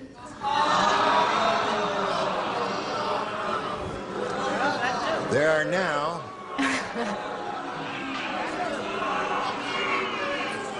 isn't it grand to get a room full of people during the Yuletide season, whose hearts are filled with love and affection and warmth and joy and the milk of human kindness. You are a rotten bunch.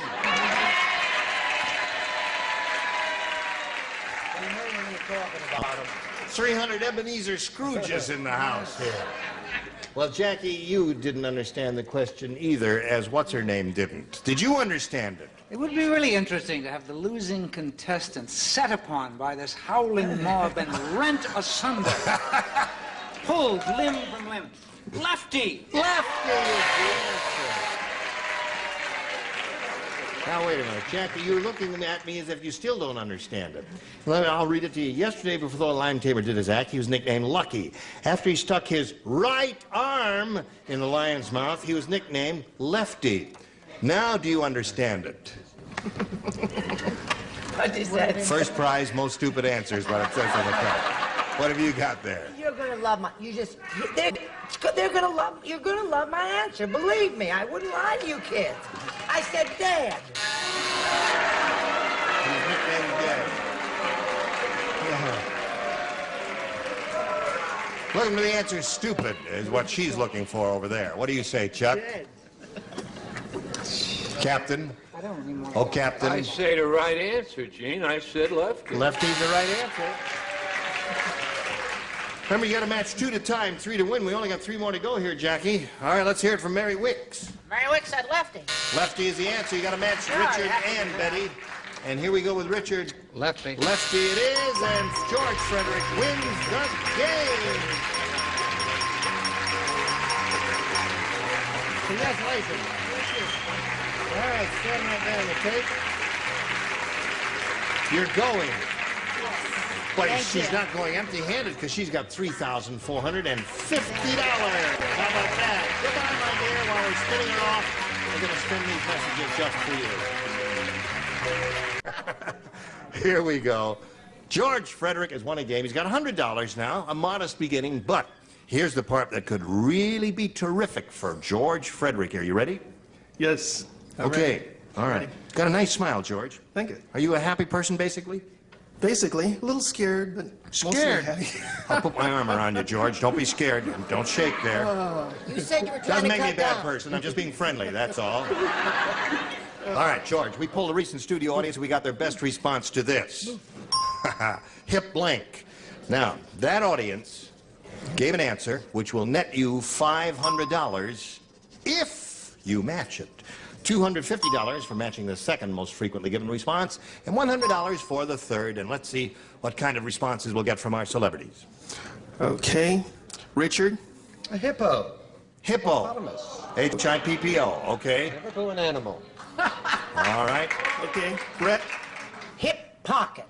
Hip pocket. All right, we got 2 out of 3 now. Okay. And Charles?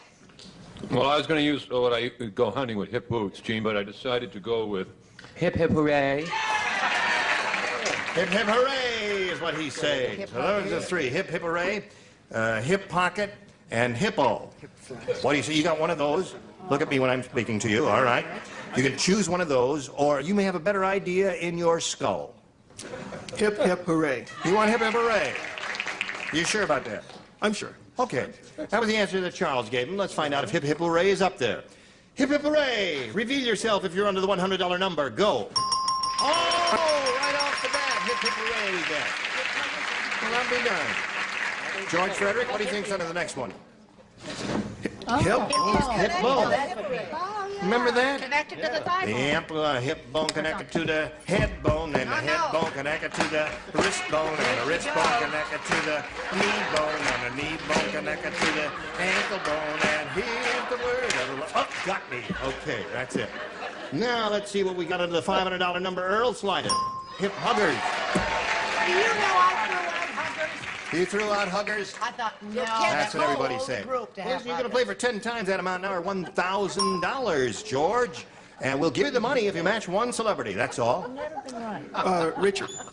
Richard, are you ready to have a go at this? Now, I gave you a hippopotamus, you know. Let's have a habit. All right, we'll try. Going to try anyway. Get your ESP going today? Is it strong, flowing over to Richard Dawson? Okay. All right, here we go. Where's the 1,000? Reads as follows. Act blank. That's A-C-T blank. Act blank.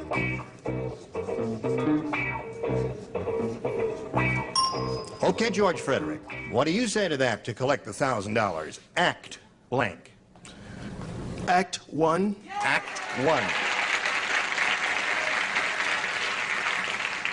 That was the title of a marvelous biography I read some years ago by Moss Hart, indeed. A very good book. Now, if Richard has thought of the same thing, and it's reasonable to expect that he might, because he is on the fringes of show business, you know. Well, I was until I gave hippopotamus.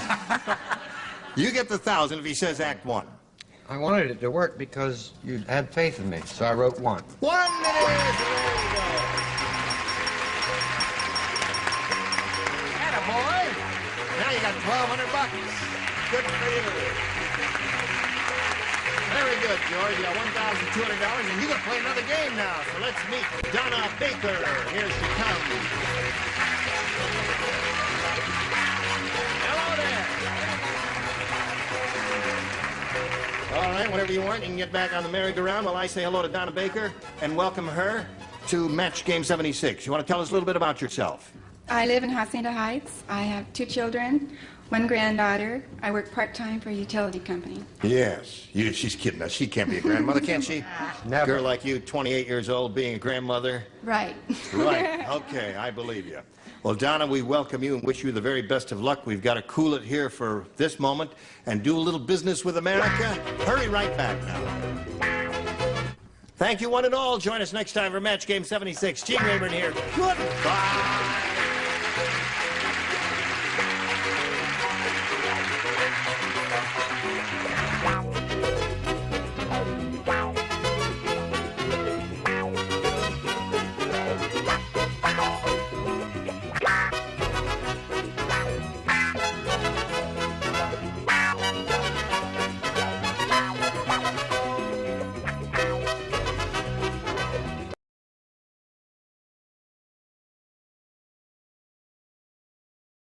Get ready to match the stars. Edward Astor, Brett Summer, Charles Nelson Riley, Marianne Mobley, Richard Dawson, and Patty Noy as we play the star-studded Big Money Match Game 77.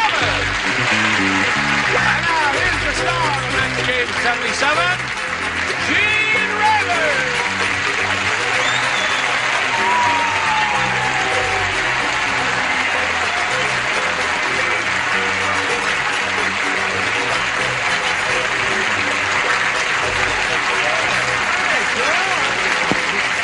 Johnny Olsen, how are you? Thank you for joining us.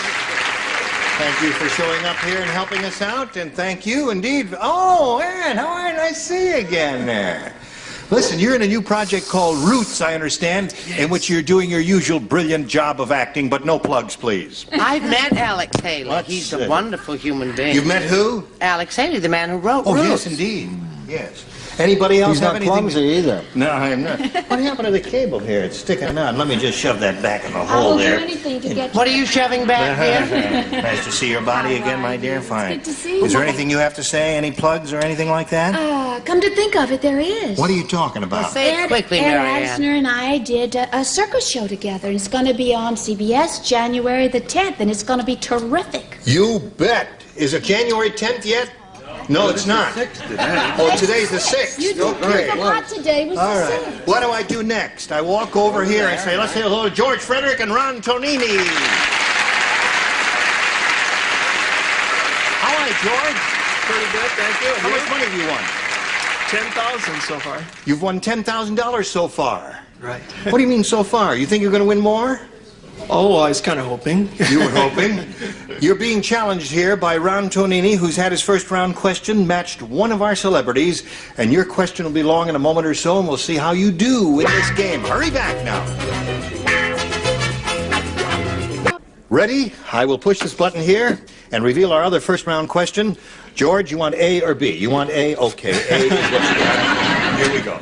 Susie the stripper said. Take it off. She said, no. She says, I hate jumping out of cakes at stag parties. I hate that. Last night, before I could get out of the cake, some guy blanked into it. the stripper said, I hate jumping out of cakes at stag parties.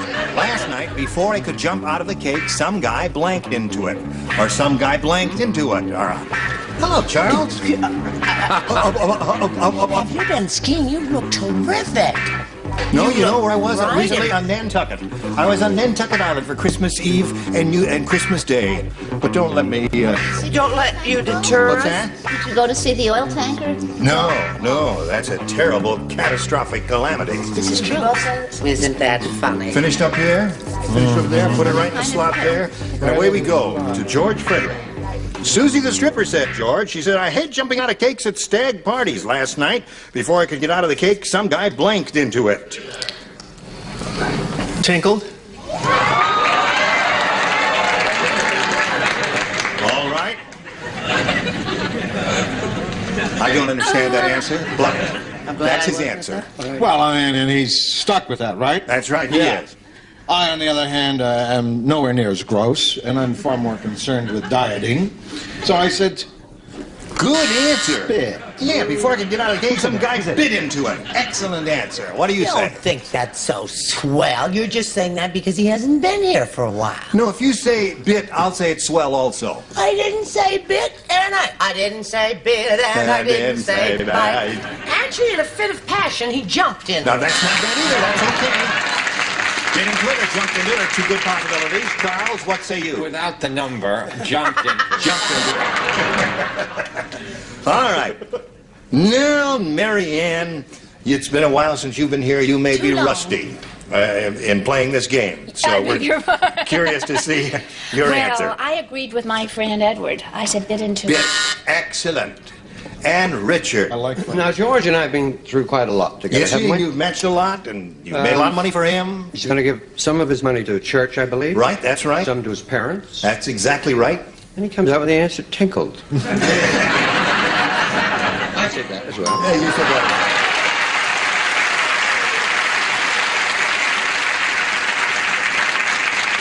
These weak minds run in the same channels, don't they?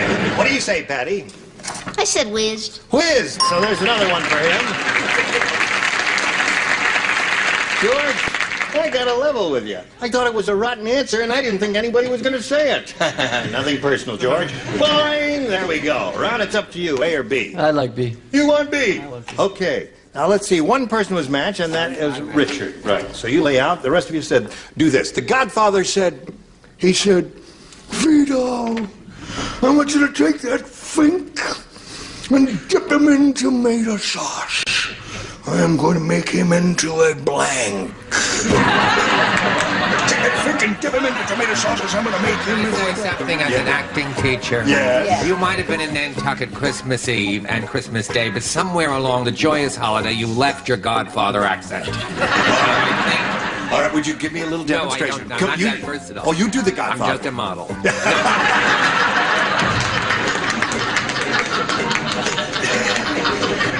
Vito. Come on, I'll write something. No Miss America, Vito, I want you to take that fink and dip him in tomato sauce. I'm going to make him into a... I love it when you're angry. All right, here we go. Come on. Sure. Ready? Of course we'll go. Now, Ron. Yes. Godfather said, Vito, I want you to take that fink and dip him in tomato sauce. I'm going to make him into a... The definitive answer is pizza. Pizza. You think so? Well, there could be others. I suppose there could be others, Ron. We'll find out right now. What do you say? Well, Ron certainly should know, but I mean, one of my favorite pizzas is meatball. Meatball. I think meatball is a little more definitive than pizza. Pizza's acceptable? I think I have the definitive answer. There's this grinding and thumping and all of that. I said lasagna. Lasagna would be good, yes. What do you The only say? thing you dip. You dip, You yes. dip is Parmesan. You could dip. Parmesan, no. Yeah. When's the last time you dipped Parmesan? You don't dip Parmesan. I told you I was the model. All right. No, you don't dip Parmesan. You would dip a shrimp into tomato sauce or something like that, right, Marianne? Whatever you say. Well, let's show and tell. Well, so far I like everyone's answers better than mine because I said spaghetti sauce. I'm going to make him into a spaghetti sauce. Now, wait a minute, I'm a mother. Ron, you've got to match Patty to stay in the game here. He's looking for the answer pizza. Well, unfortunately, I said a meatball to go. Meatball to go, so George wins another game. Calm down, George. You remember how this goes. When you win, you walk down here, right? Understand on the tape, okay? All right. Ron, listen, we've got a lot of gifts for you together with our thanks for being here on Match Game 77. It's been a lot of fun. Thank you. Ron Tonini, and while we're spinning them off, we want to spin these messages just for you. Okay, Carl? George, I can't believe you won 9 games. Is that right? That's right. $1.98 each game. You know, he's been here for 4 months. It's adds up to $10,100 so far. Very good. Very good. Now we're going to do it again, George. We polled the recent studio audience, and we got their best response to this. Blank. Start. S-T-A-R-T. No S on the end. No. S-T-A-R-T. There it is. Now, the answer that group gave most frequently will get you $500 if you match it. $250 for you if you match their second most frequently given response, and $100 for their third. And 3 of our 6 celebrities are permitted to assist. Yes, I'll pick Brett. Head Start. Head Start, a marvelous program.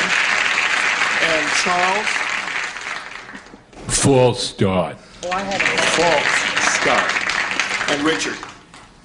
What I'm going to do, make a fresh start. A fresh start, okay? There they are, fresh start, false start, and head start. Now, you may choose one of those or reject them and give us one of your own. I'll pick Head Start. Yeah. All right. Head Start's the one he wants.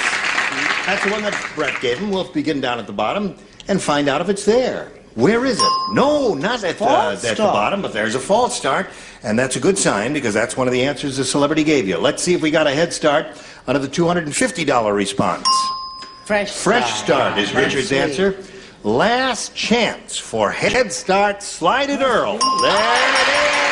You got it again. Now, picked up another $500, George. You know what happens now? You play for 10 times that amount, or $5,000, and we'll give you the money if you match one celebrity there. Have to go with Richard. All right. He feels empathetic toward you, we've Richard. done pretty well together. You have indeed done pretty well together. Here we go. I'll get the $5,000 We're question. going to Vegas if you win. And it reads as follows. Pool blank. That's P-O-O-L. P-O-O-L blank. Pool blank. P is in party. P is in Peter, yes. Yes. Double O-L.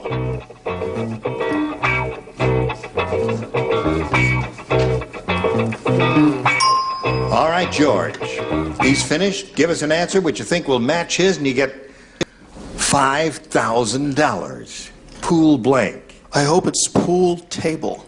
You hope it's pool table. I hope it's pool table. I'll tell you, though, I had a couple of answers rolling around in my brain there, and I think Richard did, too. He took a little time to answer that one, didn't you? A lot. Pool shark. Pool shark. Pool cue. Pool hall is another one. Hall. Pool table. Pool table. You got it again! Congratulations! Atta boy! Now you got $15,600. How do you feel, George? Great. Great. What are you going to do with all that money now? You got more than you had originally planned for, haven't you? A little bit. Well, my parents have never had a honeymoon vacation, and so part of the money that I'll give to them will be for a trip to Hawaii. That's... No, he's just taking you to Vegas. Parents are going to Hawaii. Congratulations to you, George Frederick. Now let's meet your new competitor. Here comes Kay Henry.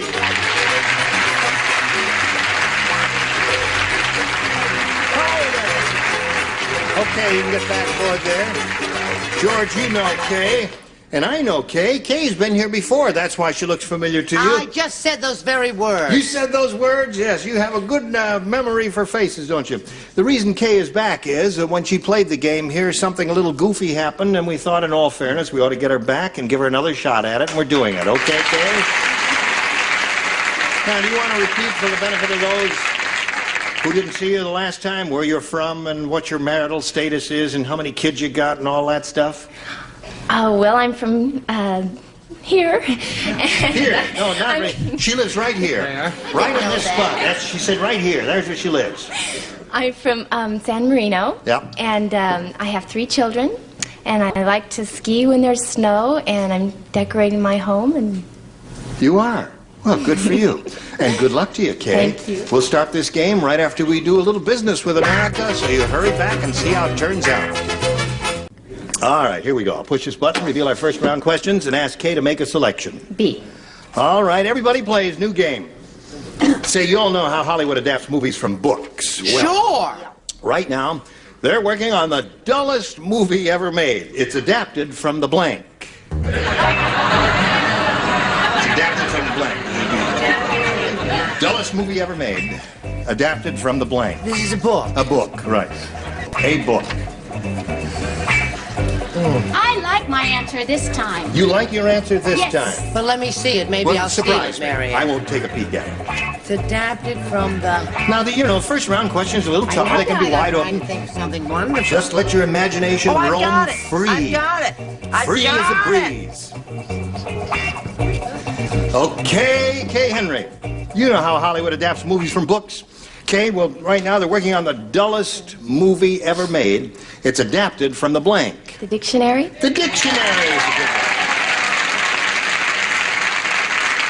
Very good answer. Far better than mine. But I must say that I have had occasion to get a couple of rises out of the dictionary. Oh, really? Yes. Oh, yes. You find it interesting reading a dictionary. Yes, and I don't know where I got it. I get a little titillated. No kidding, yeah. So I thought of the dullest thing, excluding personalities, Gene. Yes. The dullest thing I could possibly imagine, I thought of rocks. It's adapted from the rocks. Yes. You drew a blank, didn't you? But don't worry about that. No, it says rocks. Rocks, of course, yes. It's the same thing as a blank, isn't it? Show us yours now. Sorry. I'm so used to being in Encino with you. I Shh. Hi there. I said the life story of Howard Castle, or Cassell, if you will. Cassell, yes. That would indeed be something. Well, I was upset that George took some of the money from the church for a Hawaiian vacation for his parents. I was really very upset. So to get back at George and the church and everything, I said the Bible. The Bible.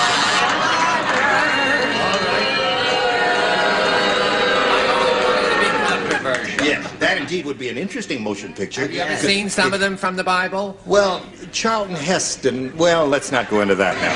What do you say, Mary Ann? I want you to remember they booed me last time. Yes. You're a mother. Yes. I said the dictionary.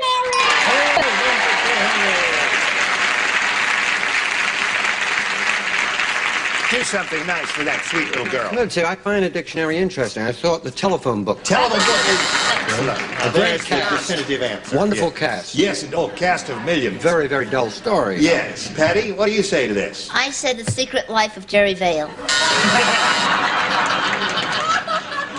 All right. How about the life story of Hugh O'Brien? She's cute. Yes. Yeah. Well, okay. Kay Henry, you got one there. And now we go to George's first round question, which reads as follows. Dumdora is so dumb. Yeah, how dumb is she? Oh, you're fired. Get out right now. Let them file out. Open the doors, please, and let my people go. Dumdora is so dumb she tried to blank her husband's Fruit of the Looms. Now there's a question. Now there's it. There's a she tried to blank her husband's Fruit of the Looms. Dumdora is so dumb, she tried to blank her husband's Fruit of the Looms. There's one really outstanding answer. This is it. This is the outstanding one right here. Wait, I've got a serious problem. What is that? I can't think. That's not a serious problem for you at your age. So what else is new? Now, wait a minute. She did something to his Fruit of the Looms. Yes. She's dumb, you see. Yes, very dumb. What would someone stupid do? Dumb lady to her husband's Fruit of the I Loom. can't tell you what I did to All them. Okay, she's ready. George, dumb Dora so dumb, she tried to blank her husband's Fruit of the Looms. Pick. Pick. All right. Well, now, wait a minute. Anything, I hadn't thought of that, but, you know, that's not bad. It has something to do with... Terrific answer. Pick a piece of fruit. What do you say? I think that's a terrific answer, too. And I thought of it, and then I thought of my fruit trees and what I am always saddled with doing, and I thought maybe she might prune his fruit of the loom. That's good. That's not only good, it's amusing. I think pick is the definitive answer, and I wish I'd thought of it. Really? I do too. And I did. No, Charles, what do you say? I wrote can, then I threw it away. You threw a can and you threw it away. Because George and I, our relationship has to improve, I said pick. You know what? I thought everybody was going to say cook his Fruit of the Looms. So cook. Have you ever had stewed fruit? No. Well, with his condition, fruit, he don't may you, need Mary it. Ann? What do you do to fruit? I'm not old enough to I wouldn't touch that. Now, I thought everyone's answer was fantastic. Yes. Unfortunately, I haven't matched anyone yet. I said peel. Peel? Peel is good. Okay, you peel an apple or something like that. George, I'm not going to keep matching you unless we get a deal about going to Vegas. You're getting into the high figures now. He is not going to Vegas with you. I'll go alone then. What do you say? Pick! Pick! All right, Patty. What do you do to your husband's Fruit of the Loom? Simmer. Simmer! Oh, such great minds. As it should be. Simmer, right. So there we are at the end of round one. 3-1 is the score in favor of the champ. Round two coming up later, but first this. Thank you all. You were splendid. Gene Rayburn here. Join us next time, Match Game 77. Goodbye.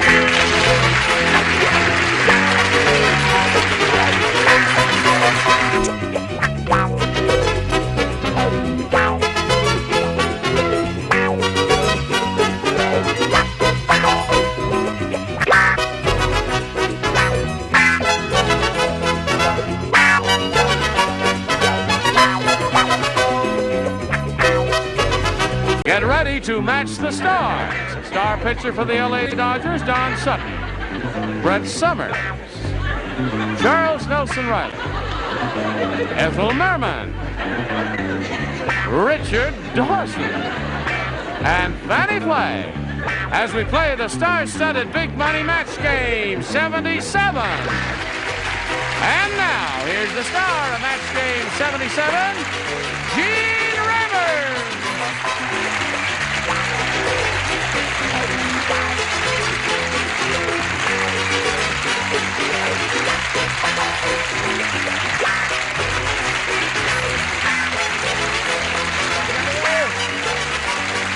Thank you, friends, for joining us. You're very kind. You're going to have a great day because we have 6 very talented and amusing people here. I want to thank... right here. Listen, I just want to say a word of thanks to all of you lovely people who write in. The fan mail is really marvelous that we get on this show. Many appreciative people arrive. I just read one in the dressing room and said, "Dear Mr. Rayburn, I think you're the top MC. You give us a lot of fun and a lot of joy. Can you get me a picture of Alan Ludden?" I'm serious. That's exactly it. And I really appreciate your letters like that. What do you say we greet Bob Long and Tina Van Gorder? How do you feel, Bob? Good. Bob is a perfect example of positive thought there. He had a chance at the big money, and it didn't work out for him, but he's still got a smile on his face, and he's very happy. He's got $600. That's pretty good. And this lady, little Miss Dressmaker from this area, Tina Van Gorder, she had her first round question, didn't do too well with it, but you see, she's still smiling and happy, because even if she loses, she gets a lot of gifts, you know, like an 800-year supply of pantyhose and all that stuff. And we're going to begin in the middle of round one here in a moment or so, but right now we've got this for you. Now we are ready to carry on here. Middle of round one is where we left off. And Bob, this is your question. Here we go. Dirty Dave never washes his hands. Why? Why? And in his profession, that's horrible because Dirty Dave is a blank. Dirty Dave never washes his hands. And in his profession, that's horrible because Dirty Dave is a blank. Now, come here a minute. Because I don't want to...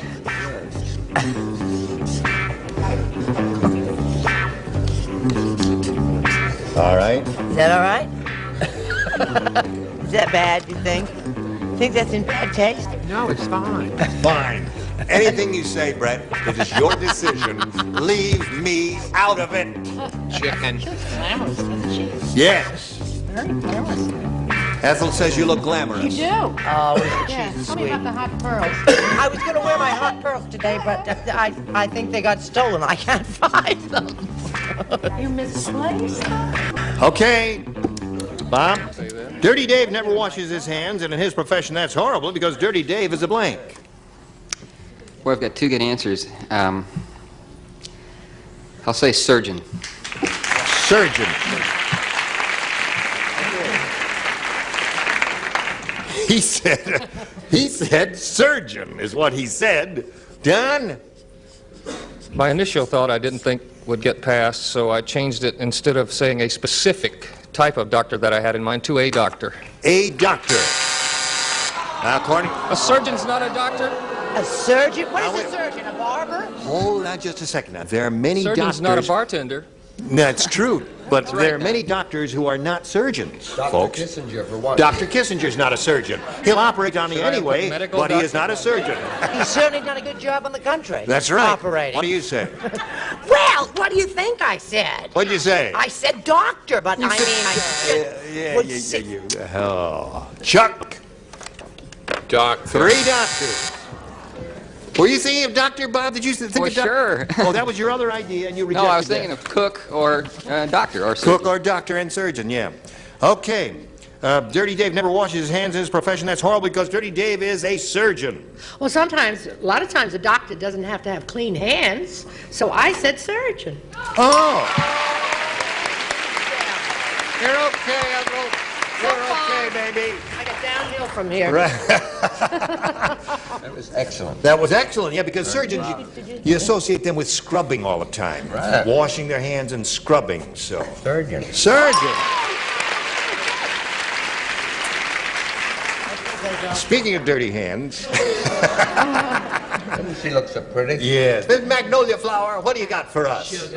Well, you all, I'm sorry, I have a doctor. You have a doctor for us. No surgeons, okay.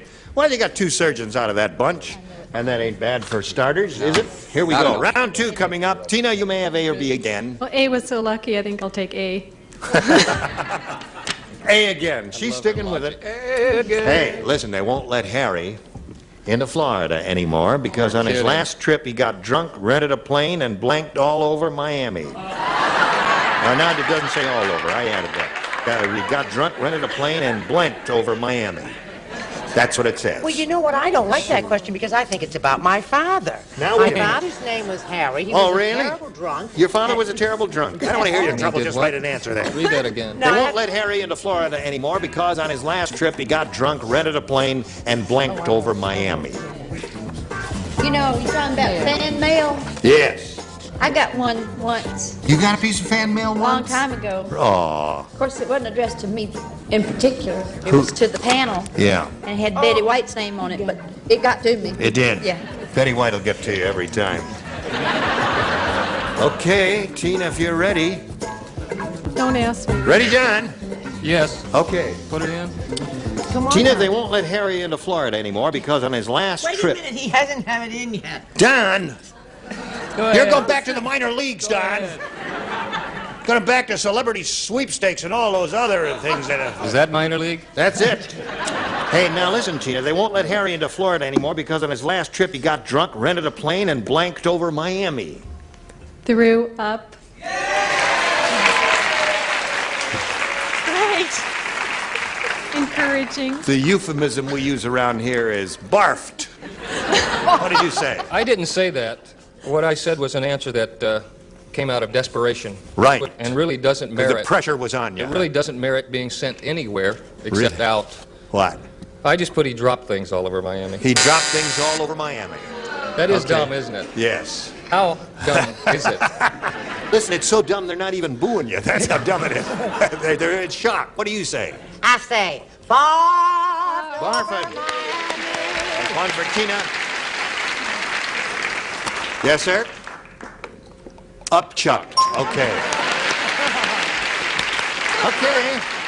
Score is now tied 2-2. Ethel, we're up to you. Yeah. On his last trip, he got drunk, rented a plane, and blanked over Miami. Yeah, he got very sick and dizzy, so he threw up. Ooh. Richard? Yes, sir. What do you say? I have the definitive answer. Richard has the definitive answer. Please read the question. They won't let Harry into Florida anymore because on his last trip, he got drunk, rented a plane, and blanked over Miami. Moon. Moon.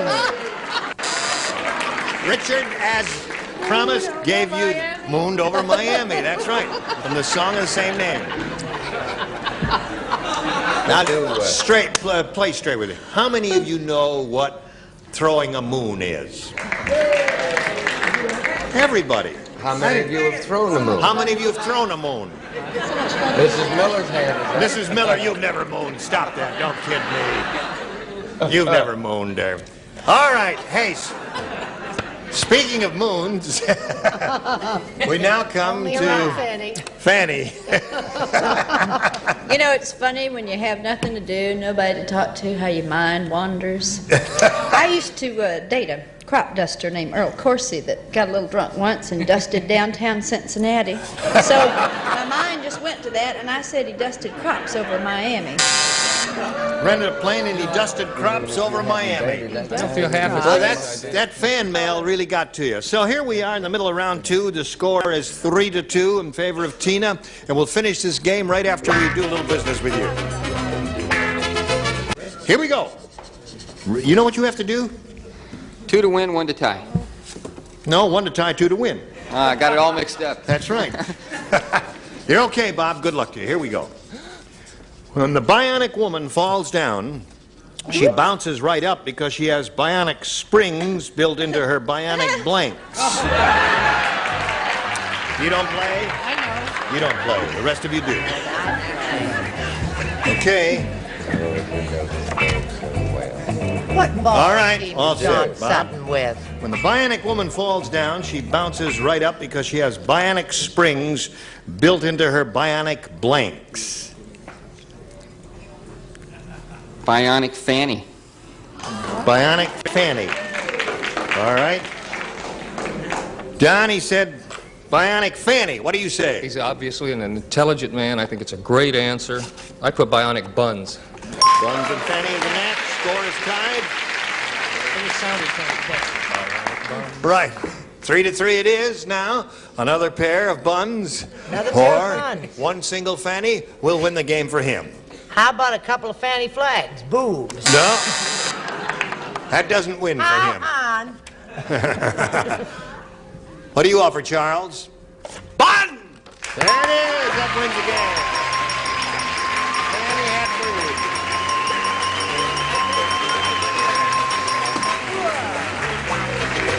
All right. Go to your place. Go to your room.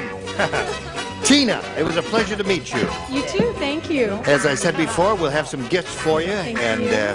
The best of luck to Tina Van Gorder, ladies and gentlemen. Goodbye. Here it is again, Bob. You know how it goes, so we'll get right to it here. We polled a bunch of people who came into the studio one day, and we said, put down your best answer to this. Blank-eyed, E-Y-E-D, blank-eyed. Remember, it's $500 if you match their most popular answer. For their second most popular, you get $250, and then $100 for their third. And 3 of our 6 celebrities are going to help you right now. Richard? Cross-eyed. Cross-eyed. Charles? Cockeye. Cockeye. Brett? Let me see what we've got over here. She's thinking. What else? Oh. Well, I have all those. I'm trying Well, to what get are you something looking really, around Well, for? I'm trying to get something really terrific. I think listen, four-eyed is better. Four-eyed, okay. It's me. So it's four-eyed, cross-eyed, Well, and it's number cockeyed are the 3. two that you've been given. Now, Bob, you can choose one of those. Remember your option to reject them or choose one or give us one of your own. I'll go with cross-eyed. Cross-eyed is the one that Richard gave you. Let's find out if it's up there and if so, where. We'll begin at the bottom and we will reveal the $100 response. Starry-eyed. Oh, that's Fanny. That's a beautiful answer, isn't it? Now, let's see if we get cross-eyed under the $250 number. Blue-eyed. Yeah. Yeah. Okay, last chance for cross-eyed. Here we go. Yeah. Atta boy. You got $1,200 now. Yeah. How about that? Yeah. $1,200 for this fella, and he's going to play for another $5,000 now. Now, you know what you have to do to get that money, don't you? You bet. What do you have to do? Match Richard this time. Gonna match Richard. No offense, Fanny. He says no offense, Fanny. He still loves you. She tried her best. I was She in did. the war. Yes. All right, face me if you would, please. And here we go. Good luck to Bob Long. It's worth $5,000 to him, and it goes as follows. Atlantic blank. Atlantic blank.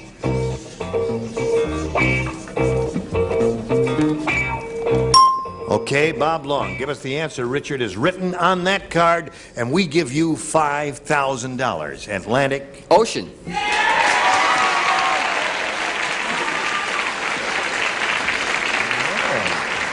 Richard, he says Atlantic Ocean will match you for $5,000. What do you say? We were thinking of the boardwalk and the beauty. Atlantic City. No, ocean.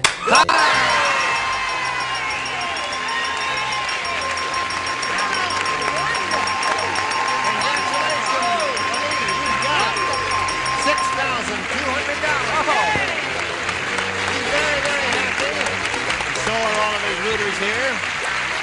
And while he's getting it together here, we're going to get these messages together for you. Come back. And now we're ready to go on here and meet a new player. So let's all welcome Maureen Gorman. Hello, Maureen. Now let's find out a little bit about her, shall we? Okay. I'm a secretary for a real estate company. I'm single and I live in Marina Del Rey. Not for long. Yes. Well, you get 8 offers in the parking lot after the show, I can tell you that then. You work in real estate. I'm a secretary in real estate. Is that somewhere in Los Angeles? Yes, Brentwood. In Brentwood? Find me a place. Okay. All right. Good luck to you, Maureen. You ready to play? Sure am. Right. Here we go. You may have A or B. B. Right. Right. Dumb Dora is so dumb.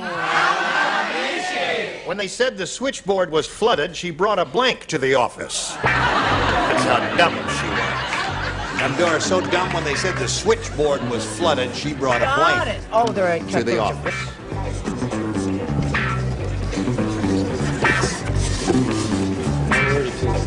Okay. Maureen, if you work in a real estate office, how come when you get a chance to see this program during the day? You never see the daytime. You see the nighttime show. Right. Okay, here we go, Maureen. Dumb Dora so dumb when they said the switchboard was flooded, she brought a blank to the office. A bucket. A bucket. She said bucket down. Let's see if she picks up any matches with that. No, I said life preserver. A life preserver. All right. Easy with him. Remember, he's a young fellow. Sensitive person. That's right. Frail, too. Sometimes. What do you say, Brett? I say remember better that he's a very tough jock and he'll beat you up in the parking lot. No, sweetheart, I figured she was going to save everybody. It was a real flood, right? I trust that you brought a raft. A raft. Okay, Chuck? All right, Chuck said a bathing suit. A bathing suit. Took a dive right off the switchboard into the 8 feet of water that was in there. Ethel said when they said the switchboard was flooded, Dumb Dora brought a blank to the office. Well, she wanted to get up all the water, so she brought a bucket. Oh, there you go, Maureen.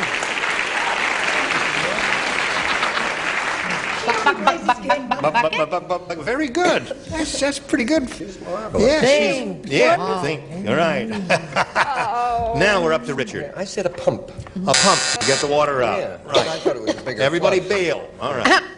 This is, yes? I want to sit next to Ethel. I unfortunately said inner tube. An inner tube, yeah. Floated around there for a while. Now let's see what we've got for Bob Long in the way of a first rounder here.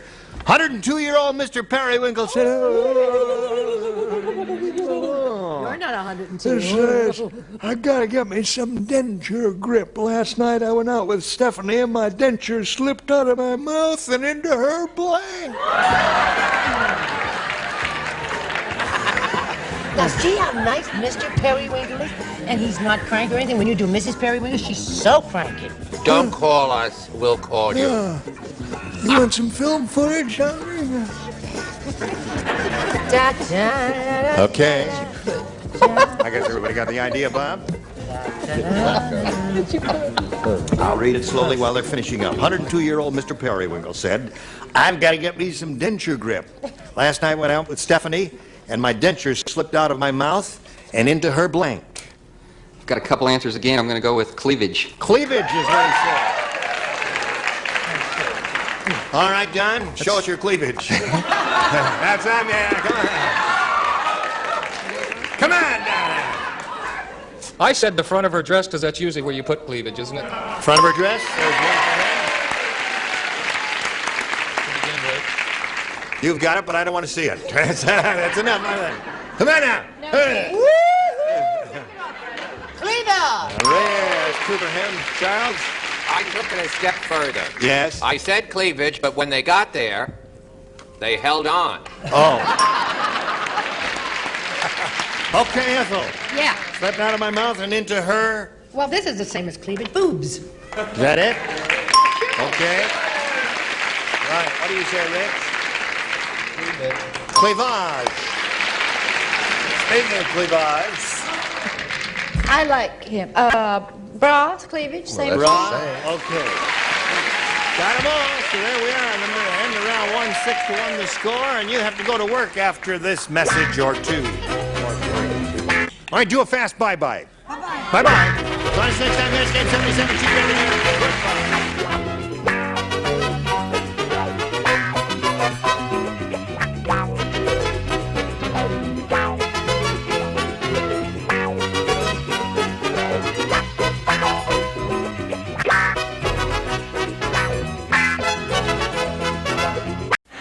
Get ready to match the stars from The Young and the Restless, Tom Halleck, Brett Summers, Dick Martin,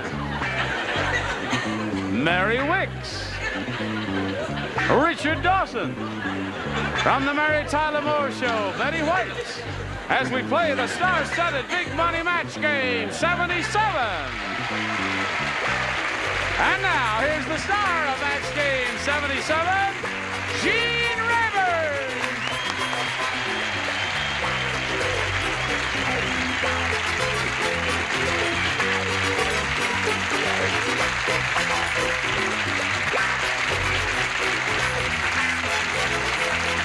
Thank you, Johnny Olson. Thank you for joining us. Thank you for joining us. Got on your two-tone shoes. Got on my two-tone shoes. It's not just the outfit, it is the shoes. The shoes, Did they pick right. up the shoes? Yeah, that's Yeah, right out of the Great Gatsby here. You and your white How side about a holes. brisk round of applause for my shoes, along with Chris Cranston over here. How are you, Chris?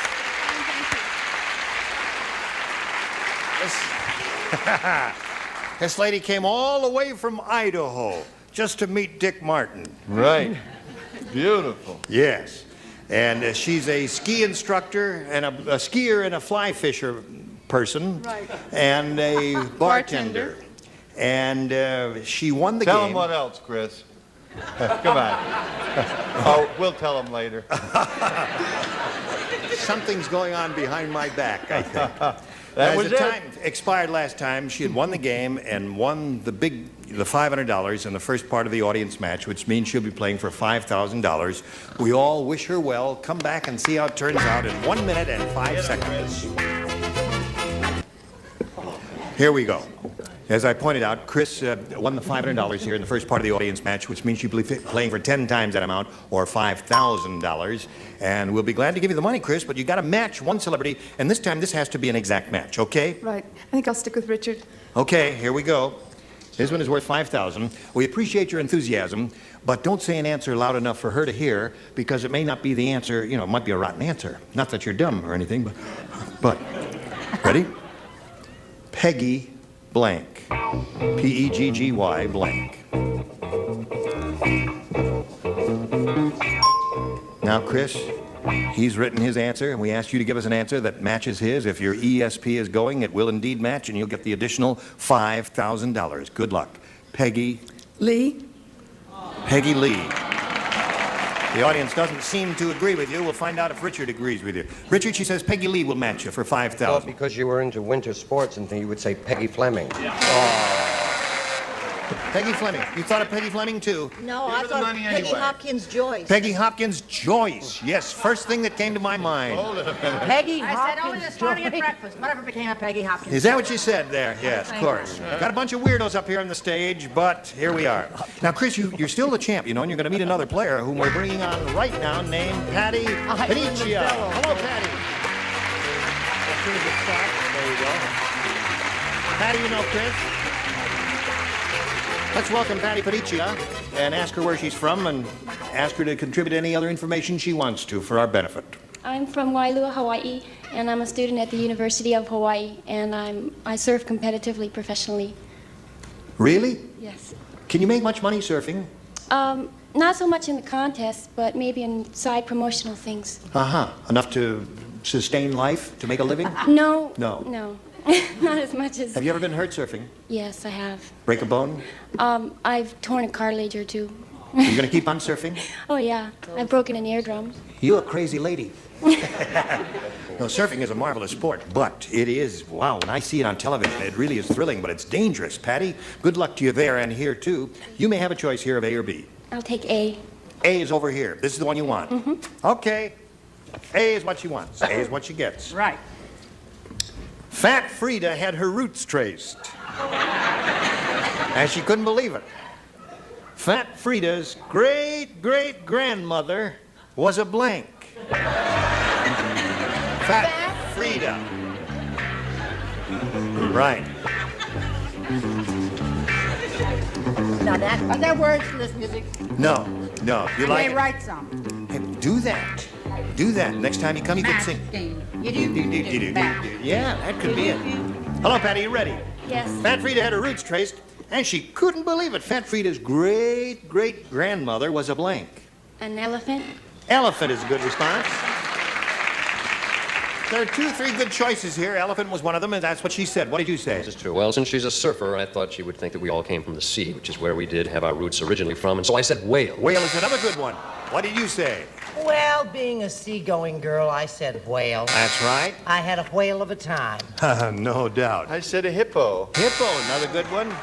Elephant, hippo, whale, all good responses. So far, Patty hasn't got a match. Let's see if she can get a whale out of Mary. Dr. Wicks. Very good. I lived on the Mississippi River for years, so it was a whale for me, of course. Got a lot of whales here, Patty, but no elephants. Was it Fat Frida? Fat Frida had her roots traced. She couldn't believe it. Fat Frida's great-great-grandmother was an elephant. A zeppelin. A zeppelin. That was fat. I was up in the air on this one myself. I said dirigible. A dirigible.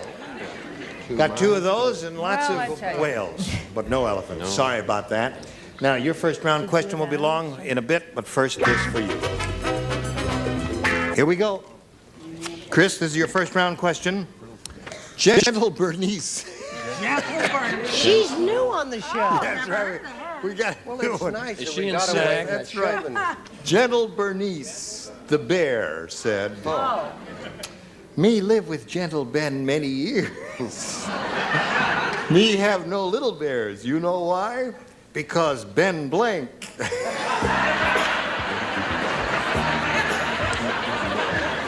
Okay, there it is. It's all right. I have to look at it.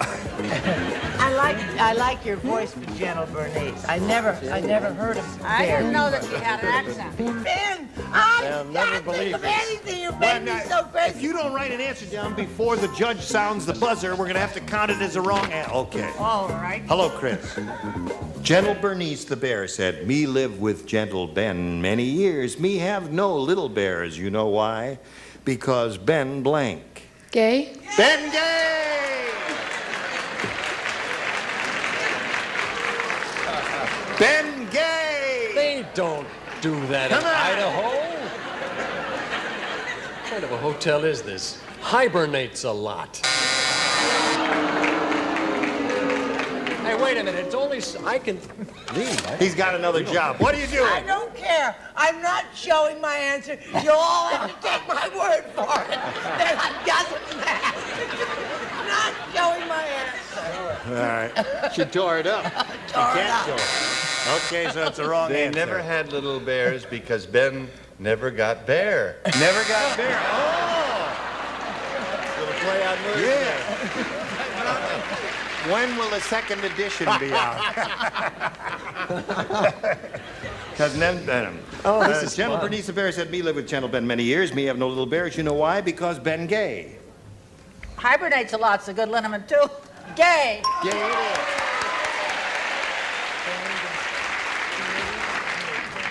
We're looking for a gentle bear. Look who they're at. What have you got? Gay. That's two for you. They've been here longer than us. In the animal world. I was an animal lover that I am. I was in the same terrible trouble they were on the top deck, so I just plain copied Richard, gay. And I copied it. Well, it was a tough one. But you picked up 3 on that. Okay. Whoops. Now don't do nothing. Nobody do nothing. Whoop. Now wait a minute. Hold everything. If it's a machine, something can go wrong. Wait, now everything's okay. That's Little Earl in there. Oh. All right. You don't have a union card. Now wait a You minute. can't do that. Hello. Oh, I You want A or B? You mechanically minded. want B? I got it.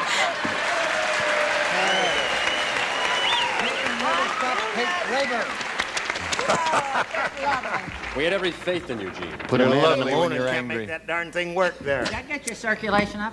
At a funeral, you can always tell which one is the undertaker.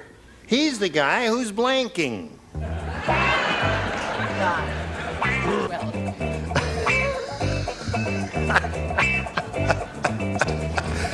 Okay. Now, this is Patty's. Ready? Ready. Ready, Tom? Oh, yes. At a funeral, Patty, you can always tell which one is the undertaker. He's the guy who's blanking. Sleeping? Sleeping? No. Where did the surfboard hit you? Oh, I see.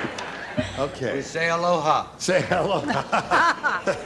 What do you say to this? She said sleeping. Oh, Patty, I said laughing all the way to the bank.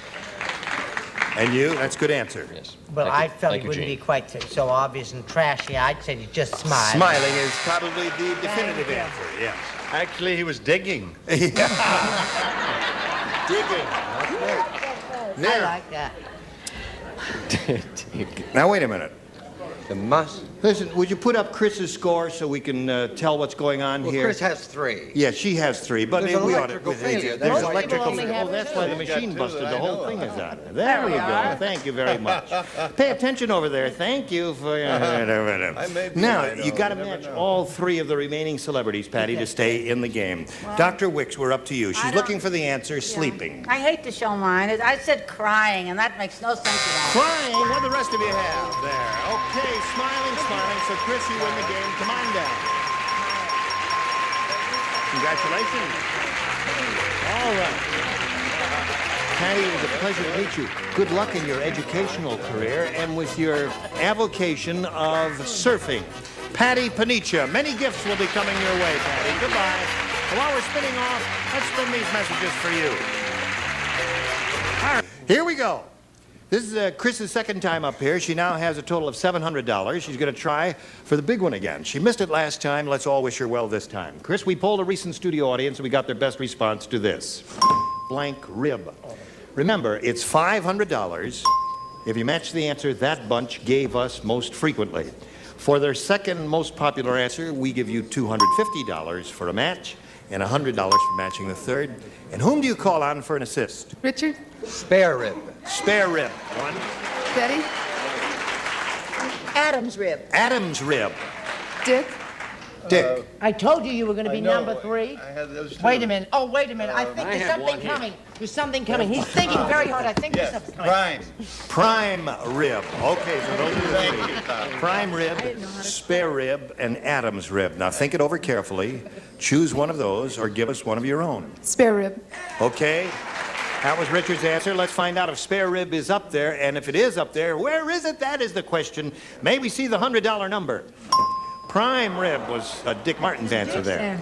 Let's see if we get a spare rib out of the $250 number. Adam's rib. You got 2 out of the 3 the celebrities gave you. I think it's a good omen now. Yeah. You ready for it? Okay, here we go.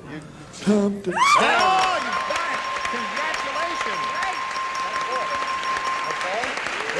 Very good. Now you pick up another $500. And you have a total of $1,200. You're going to play for 10 times that amount, or $5,000. Now, we give you the money again, but remember you have to have an exact match with one person. With Richard? Okay, Richard, here we go. Good luck to Chris Cranston. Guitar blank. Guitar blank. All right, Chris. Match Richard on this, you get the $5,000. Think about it. Good luck to you. Guitar blank. Player? Player. Is that the first thing that came to your head? String. String was the first thing that came to your head, but you said player. Yeah. Okay, Richard, she says guitar player will match her for $5,000. String. String. Gotta go with that first impulse. You know, we tell all of the contestants who come up here, trust your first instinct. Usually it'll be the right one. And her first instinct was string, and she rejected it and outfoxed herself and said player. Well, Chris, you did better yourself a little bit. You started with $600 with this game, and now you've doubled it. You're up to $1,200. And you're going to meet Mike Garner now. Here comes Mike Garner. Hello, Mike. Mike, you know Chris Cranston? Yes, I do. We welcome you, sir, and ask you to tell us a little bit about yourself. Sir, Gina. That's enough. I'm only kidding. Okay. I fly for a commuter airline in Las Vegas. Yeah. And I've been married 21 years. Your wife is here, I take it? Yeah, she's watching me. Oh, all right. Okay. You can see why. Cool it, Chris. Yeah. You're with me, remember? All right. Yeah. And we fly the Ford Tri-Motor at our airline. You fly the Ford Tri-Motor? Yes. How do you get parts for them? We make them. You do? If we can't find them somewhere, yes. And how many do you have? You have one. How many hours would you estimate are on the airframe? Over 28,000. That's not too bad for a plane that's got to be... It was built in 1928. 1920. Have you? Yes, are you a pilot? I fly it. You fly it? Yes, sir. You're a gutsy guy to fly a Ford Tri-Motor. It's kind of an honor to get to do it. It's such an old airplane. Well, I'll say. Will you take me for a ride sometime? I sure will. Come on. Okay. I'd love to fly a Ford Tri-Motor. I don't want to embarrass our technical department here, but would you move your chair a little bit? We'll just make it. Keep your hands off the fat lady, honey. There's something wrong here. Something is squeaking very... Oh. It's your... Do it again. That's it's my belt. A little WD-40 or oil or something, because... All right, here we go. What do you say, Mike? A or B here? A, please. A? You want A? Yep. All right, Mike, you've got A. Freddie the Fly is the richest fly in the world. Freddie the Fly is so rich. Who asked you? He has his own blank. That's how rich Freddie the Fly is. Freddie the Fly, a rich fly, richest in the world. He has his own blank.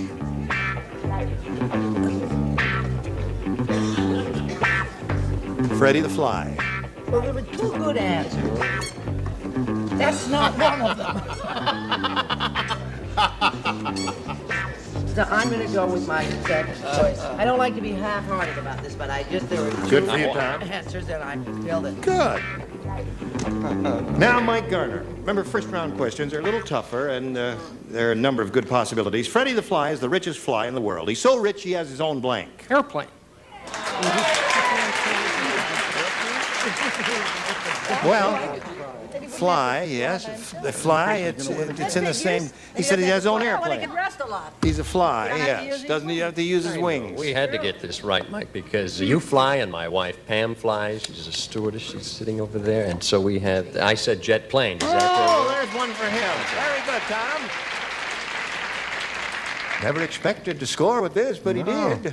Oh, there are a lot of things you never expected to score with in that. No, I said he was so rich that he had his own swatter. Ready to fly. Fly swatter. Yeah. Is that a terrible Play on answer? words. Fly swatter, you see. You see, like swatter? Yeah, we get it. Okay. I kind of liked it. This fly was so rich he had his own zipper.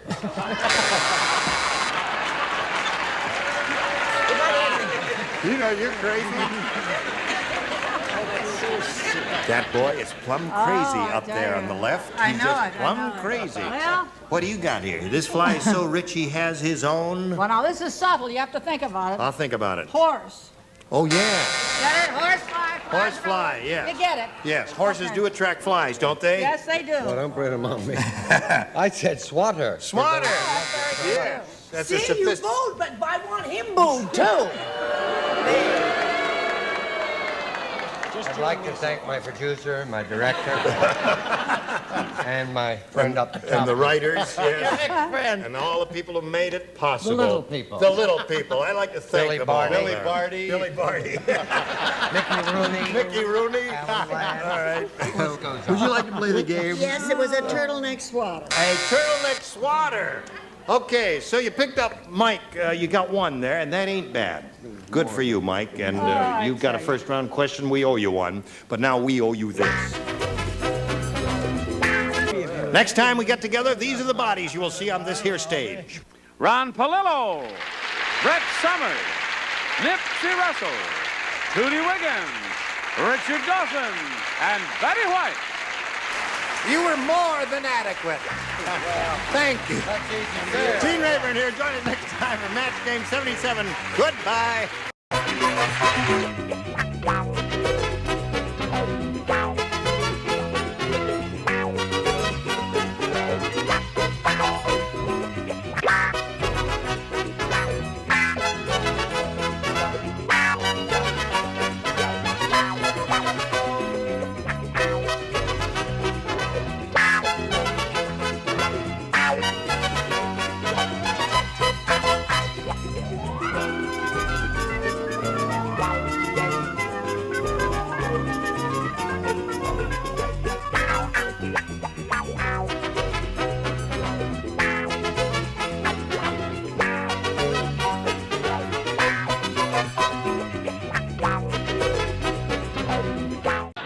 Get ready to match the stars. Gary Crosby, Brett Summers, Charles Nelson Riley, Mary Wicks, Richard Dawson, and Joyce Dillevant as we play the star-studded Big Money Match Game 77. And now here's the star of Match Game 77, Gene Rayburn.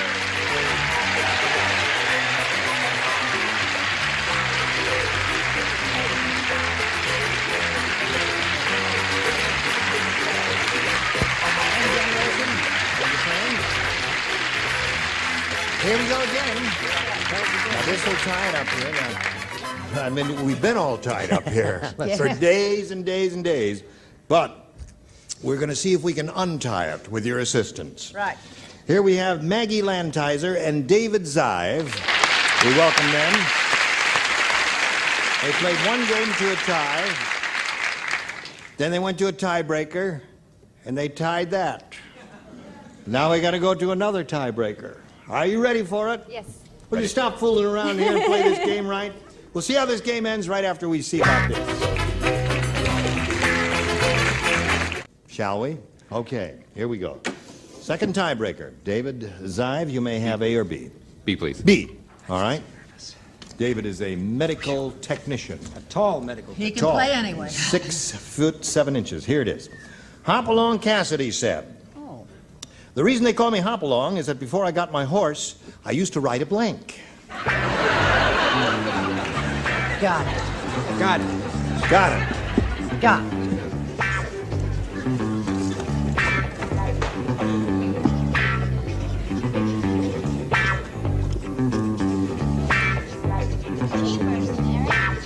Well, It's all right.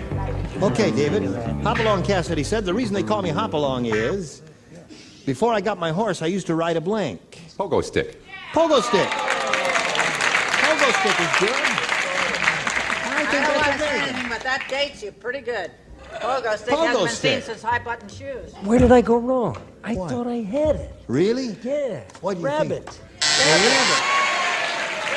They don't think you went wrong. They're with you, Gary. On my side? Right. Wait, I did too. I said rabbit too. Before I got my horse, I used to ride a rabbit. Hop along. Oh, yeah. Rabbits go hippity, hoppity, hippity, hoppity. His name is Hoppy. That's Hoppy. his nickname, Hopalong Cassidy. Hoppy. Isn't it, Hoppy? Right. Hoppy. Hoppy. Right. Well, don't turn on me. I'm just trying to keep the show alive and moving. Yes, in Christopher Robin. Don't you remember that famous phrase? No. He went hippity, I hoppity. was reading more adult books at the time. Oh, I see. So anyway, I couldn't think of the name of this animal for a while, so I put those things in Australia. Then it came to me, a kangaroo. Kangaroo, that's what you said. Another good jumper. David is looking for the answer, pogo stick. I hope this won't embarrass anyone. Pogo stick. Pogo stick. That's a bouncy device, hopping along. True, but you can't throw a saddle on it. Really? But you could on a rabbit. You could. Okay. Well, David, they had another idea there from yours. Now, Maggie, 1 to tie and 2 to win. Mercy. The lawyer said to the assembled relatives, I'm afraid this will has an unusual requirement. Before I can read it, you all must be blank. This will has an unusual requirement. I'm afraid this will has an unusual requirement. Before I can read it, you all must be blank. Most unusual in the world. Right? Right, Gino? Right. You can't get no more unusualer. Right. Than that. Ready, Chuck? Yay, Chuck. We need all the juries that you want to get. Okay, Maggie. The lawyer said to the assembled relatives, I'm afraid this will has an unusual requirement. Before I can read it, you all must be blank. Drunk? Drunk? Drunk. It's unusual. That is unusual. Not a bad idea. The rich grandfather died and they all got drunk at the reading of the will there. Is that what that's I got what she too said? unusual, didn't I? You got too unusual. Dead. He I said got dead. Well, they're with you again. As long as I keep them straight. Yeah, right. They can come up after you. Those people. Right, in the parking lot, they could get you. After you. Okay. With my reputation, this is going to come as a shock, but I said Dade. Dade! Looking for drunk.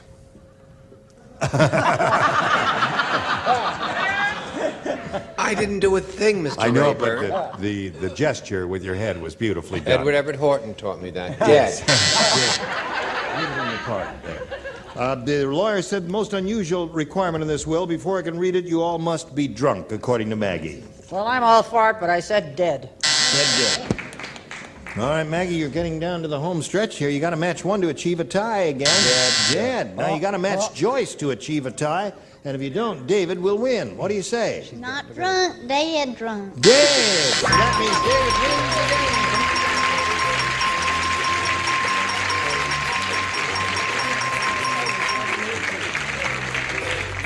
Maggie is leaving here with a pretty good-sized bundle of money. She's got $600 to her credit, and our best wishes for being on Match Game 77. Maggie Lancaster, goodbye, and while we're spinning her off, here's the message we want to sing just for you. What do you say there? Here we are with David Zive, who's a lot taller than 6'5". Suppose you were in a play with him and you were doing a love scene, and he said... This is my twin brother. Really? On his knees, he's taller than you are. 6'7" you are? Right. Do you use the same hair color? Get back here, sit there, you rascal. You use the same hair color. Now, David, here's the way it is. We polled a studio audience not too long ago. and we gave him pencil and crayon, and we said, you write down your best answer to this, Patrick blank. And we'll be happy to give you $500 if you match the answer they gave us most frequently. And if you match their second most popular answer, you get $250, and then $100 for matching the third. And 3 of the 6 are allowed to help. Gary. Patrick Henry. Richard? Patrick McGowan. Patrick McGowan. Yeah. Gentleman who starred in The Prisoner, the television series. Oh, yes, indeed. Yes. Excellent. Brett. Very good. Just a minute. Something may come to me, but then again, something may not.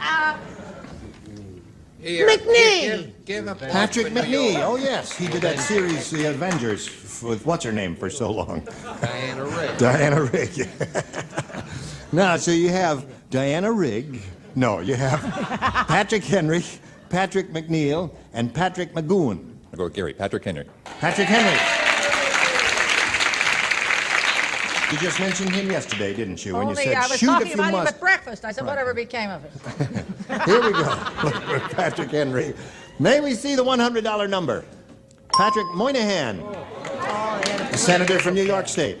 All right, here we go with the $250 number. Patrick McGowan is Richard's answer. All right, last chance for you, Henry. Here we go. Yeah. You got it. Now, David, you picked up an additional $500. And that means you have a total of $600 now. However, you are going to play for 10 times the sum you just won, or $5,000. And we'll be glad to give you the money if you'll match one celebrity exactly. Whom do you call on? Richard. All right, here we go. Face me if you would, please. That's it. You can just stand on the blue dot. That's all right there. It's worth $5,000. All right, are you ready? Okay. Where are you, Richard? Oh, there you go. Here it is. Cork blank. C-O-R-K blank. Cork blank.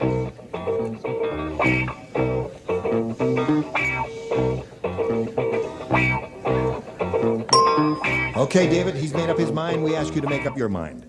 Give us the answer that he's written on the card. We give you $5,000. Cork blank. Screw.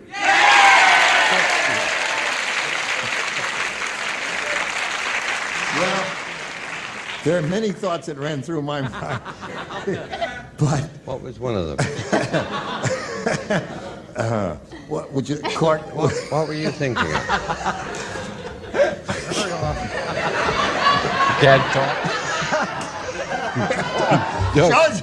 All right, go back. Go back up. Judge, your answer now. I will. What were one of the ones you were thinking of? They went out of my mind. Screw.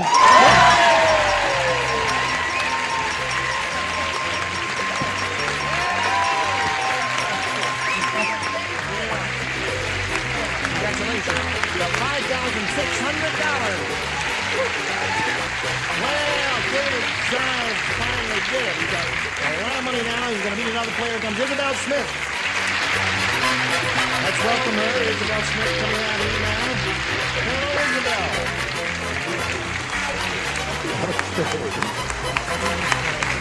You know David here. He's a very happy fellow. There, she's congratulating you.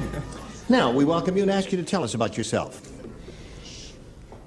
I live in Orange County. I'm retired. Now, wait a minute. Now, listen. There's no reason for you to be nervous or have any tension or anything like that, because we're a friendly, loving bunch here. Yeah. I know you are. Yes. I watch you every day. Good. So, You're gonna have a what are good you time. retired from? Dental assistant. Dental assistant. Okay. Anything else you want to tell us about you? Well, I have a lovely daughter and son-in-law, Joyce and Fred, and 2 wonderful grandchildren, Right? Johnny and Jennifer, and I wish I could say hello to them. You want to say hello to Johnny and Jennifer? They're home. Oh, I'm sorry, that's not allowed. Don't say hello to Johnny and Jennifer. I'll let her Now, what is say that it, little Jane. thing there? I found that in the backstage. A penny? You found a penny? Whoops. And you brought us the penny. That's going to be your lucky penny there. Thank you. All right. Good luck to you, my dear. We'll begin this game right now by asking you to make a selection. You may have A or B. A. A. You going to be all right? I'm going to be fine. Yes.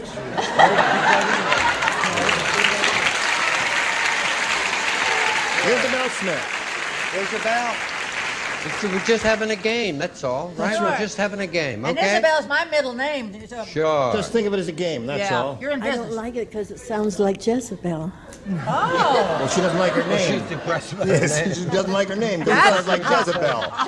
We didn't know why you were depressed. I thought she was nervous about being on television. No, it sounds She doesn't care about that. What the heck?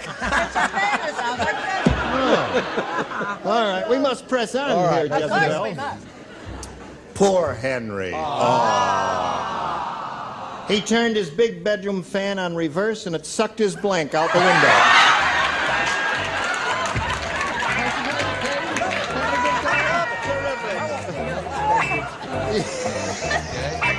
The winning card. Oh, the winning card. Yeah. There's your lucky card souvenir signed by Richard and the others there. What is it again? Poor Henry, he turned his big bedroom fan on reverse and it sucked his blank out the window.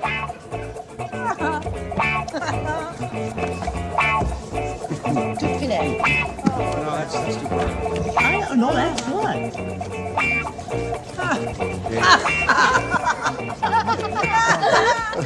Oh, dear me. Some days it's like this. We gotta get her up. Okay, Mary, it's you and me. Here we go, Okay. Isabel. Poor Henry. He turned his big bedroom fan on reverse, and it sucked his blank out the window. Toupee? Toupee!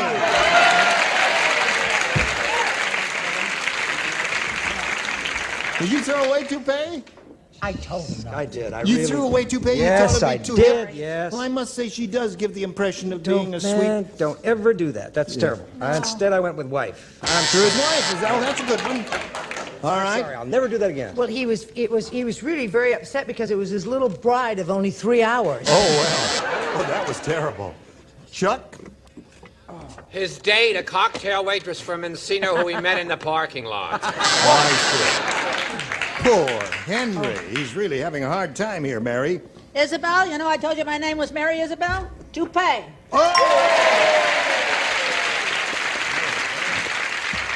Show her your hairpiece. Again, wife.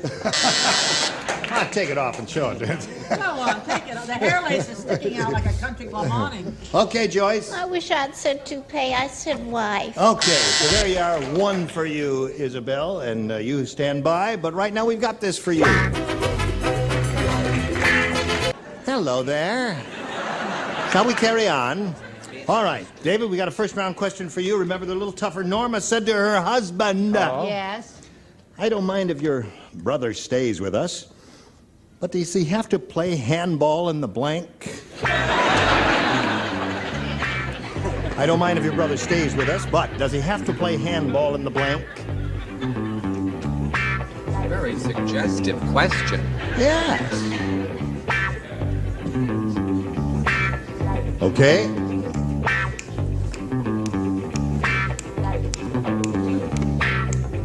You got rhythm. Where? You got music. In green pastures. In green Handball. pastures. Okay, Brett, we're waiting for you. Well, I'll read it to you while she's finishing up here, David. Norma said to her husband, I don't mind if your brother stays with us, but does he have to play handball in the blank? Living room. Living room. Living room, eh? Living room, he said.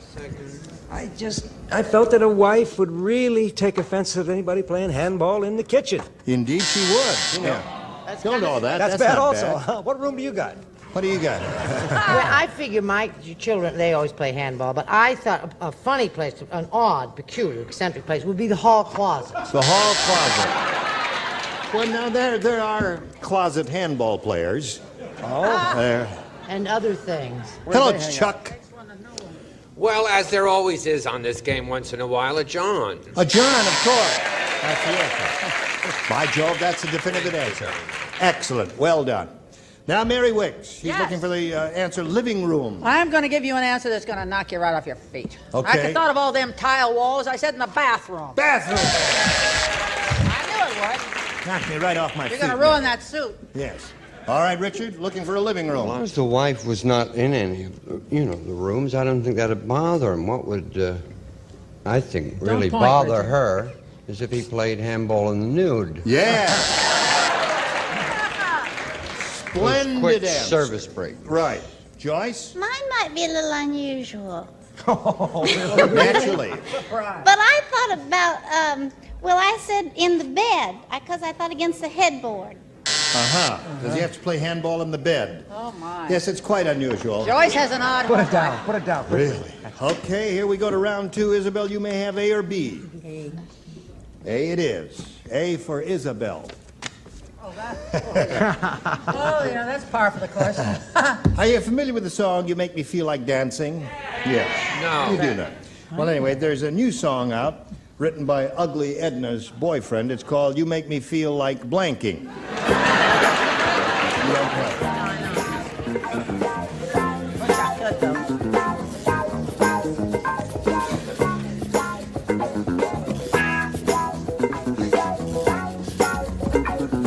All right, Isabel, you think about that answer?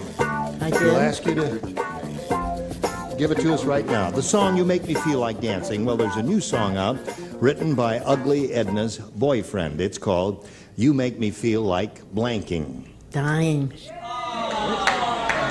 When you go all the way, huh? Oh, that's That's heavy. That's a heavy shot. that goes all the way there. Well, I'm more in the stomach area, barfing. Barfing. That a good one? Come to my house. Yeah. All right. He has come up with a lot of the popular faves, hasn't Yes, he has indeed. Vomiting. Oh. All right. He's a what? A songwriter? Yes. No, there's a new song out written by Ugly Edna's No, boyfriend. written by Ugly Edna's boyfriend. Right. Now, barfing and vomiting is a very hard word to put in a song. Right.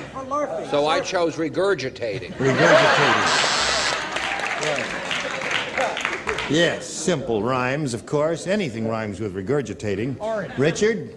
I'm larfing while you're barfing. You're laughing while I'm barfing, eh? Okay. I was going to be very ladylike and say expectorating. But Yes. the last time I said that, I got in trouble and I couldn't spell it and everything else, so I said barfing. Okay. So there we are at the middle of round 2. The score is 1-0, and that puts you in the catbird seat because all you got to do is match 1 to tie and 2 to win. But we don't do that now. Right now we do this for you. Next time we get together, these are the people you will meet in person. George Kennedy, Brett Summers, Charles Nelson Riley, Lee Merriweather, Richard Dawson, and Betty White. You were wonderful. Wonderful. Join us Monday for Match Game 77. Gene Rader here.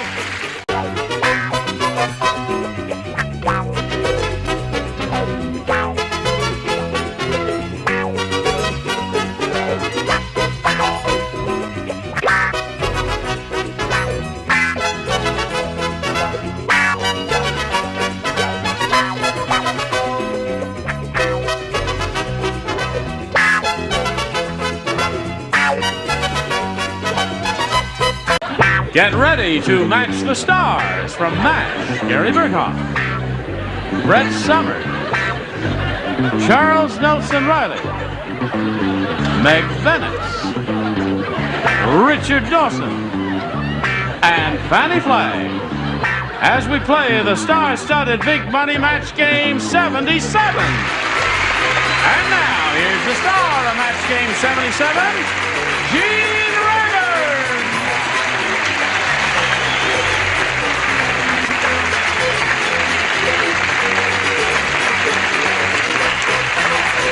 Hey, Olson.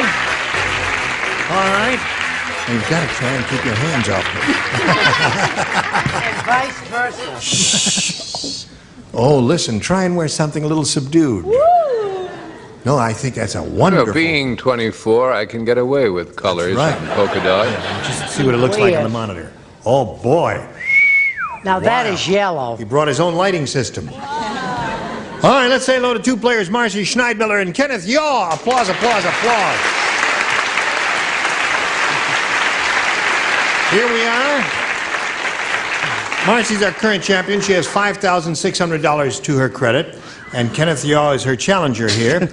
And the game ended in a tie. We went to a tiebreaker. He matched two of the celebrities in the tiebreaker. And her question is yet to come. And if she matches two, then that means you go to another tiebreaker. If she matches three, that means she wins her second game. We'll do that right after we do this, especially for you. Here we go. Bing. All right, now this is the other tiebreaker. Marcy, it's all yours. Okay. 2 to tie, 3 to win. Once upon a time at the old folks' home, Mrs. Grady's dentures came to life. In the middle of the night, they hopped out of Mrs. Grady's water glass and they blanked her. Just come right over here immediately, if not Once upon a time at the old folks' home, Mrs. Grady's dentures came to life. Those dentures hopped out of the water glass and they blanked her. And they blanked her. Yes. Don't you know dentures? I know dentures. I know dentures. And they blanked her. Now stop it! Look at that. Is the camera catching that? Okay. All right, Marcy. Charles isn't ready yet. I have finished, so we'll know who's copying whom. Once upon a time at the old folks' home, Mrs. Grady's dentures came to life. In the middle of the night, they hopped out of Mrs. Grady's water glass and they blanked her. Bit her. Bit her.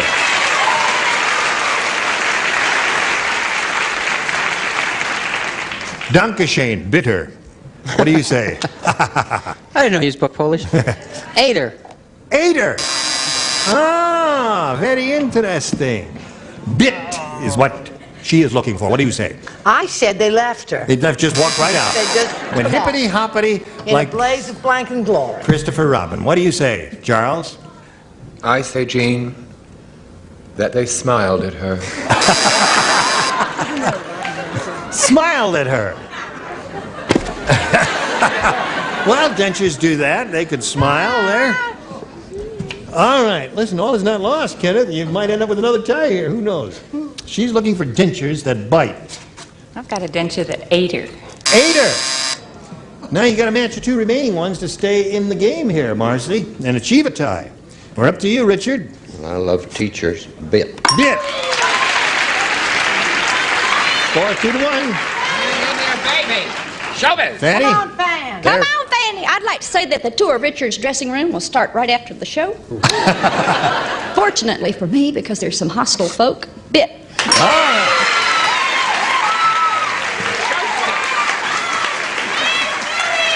Okay. Well, that's one tiebreaker. Now we'll blow another fuse here and turn the lights off. Push a button, reveal the other tiebreaker. We have no more tie-breaking questions. Would you get on with it this time, please? All right. Kenneth, you may have A or B. A, the same old thing. All right, A it is. You want A? You got A. Janet said, my Uncle Purvis has a weird hobby. He catches mosquitoes and blanks them. Uncle Purvis has this weird hobby. Oh, my God, it's all Uncle Purvis has this weird hobby. He catches mosquitoes and blanks them.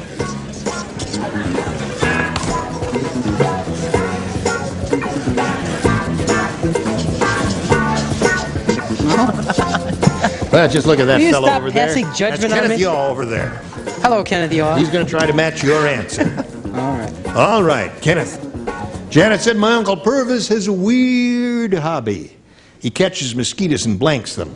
He eats them. Eats them. That's, sure, that would be weird. Came up with a good answer. He said he eats them. What do you say? Doesn't everybody? Oh, no, I never have. No, that's the way. Connecticut, we used to eat them all the time. Really? Yeah. I'm sorry, I said bleeds them. He bleeds them. That would be difficult. Well, they're in a state of tumescence, you see, from biting someone like that. And they get all bloated with blood. But I thought he was really weird and wasn't too smart or clever, I guess. I said he breeds them. He breeds them? Yes.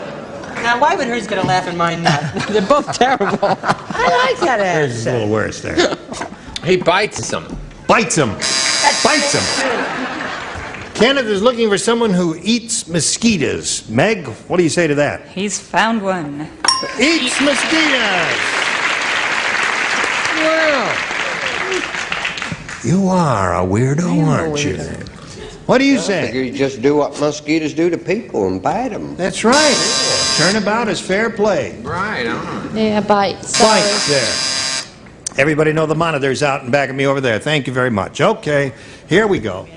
Now, Marcy, you need 1 to tie. Oh, no, you don't need. Wait a minute. Put it back here now. Wait a minute.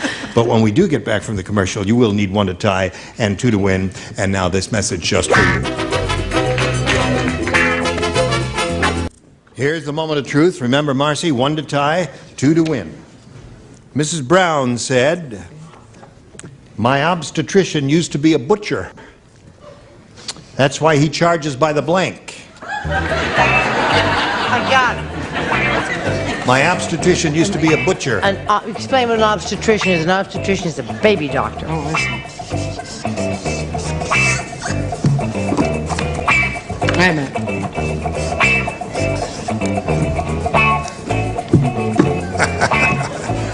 All right, here we go, Marcy. Mrs. Brown said my obstetrician used to be a butcher, and that's why he charges by the blank. Pound. Pound it is. 1 pound ties, 2 wins. What do you say? Pound. 1 pound, tie score. Another pound will win the game. I'm sorry, Kenneth, but I'm glad for you. Pound. All right, what do the rest of you have? Pound, pound, pound. Okay, there you go. Kenneth. Thank you. He's a good sport. He's wishing her good luck, and he hopes she wins a lot of money. Right. It was a pleasure to meet you. We've got a lot of gifts coming your way. Many thanks for being here. Bye-bye. Thank you. He was a nifty guy, wasn't he? Now, Marcy, you picked up another $100, and you have $5,700 all together. And remember, you're going to play for over $5,000 now. Let's get right to it. We polled the studio audience not too long ago in this very building. We said, write down your best answer to this: a long blank. Remember, if you match the answer they gave us most frequently, you will get $500 additional. For matching their second most popular answer, another $250. And for matching the third, $100. And you may call on 3 of the 6 ding-a-lings. Richard, please. Along the Great White Way. Along the Great White Way. Thank you. Fanny. Broadway. Along the Great Divide. Along the Great Divide. Charles. I think a simple one, Gene, would be, and a very poetical one, may I add, along the way. Along the Way is his, Along the Great White Way is Richard's, and Along the Great Divide is Fanny's. Now, you may choose one of those. Have you got another idea? No, Along the Way. Along the Way, the simple one that Charles gave you, right to the point. Let's find out if it's up there. We'll begin down at the bottom as we usually do, and we will reveal the $100 response. Along the Chevron Way. Is that a commercial? Yeah. They commercialized my answer, that's all. That's not That's the it. spirit of 76. I haven't seen that one. May we see the next one, please? Along Memory Lane. Along Memory Lane. You think it'll be there? Yeah. Yes, I do. No, it's No, so far, there's not a clue that it's going to be there. That was a weird audience. All right, slide it. You got it.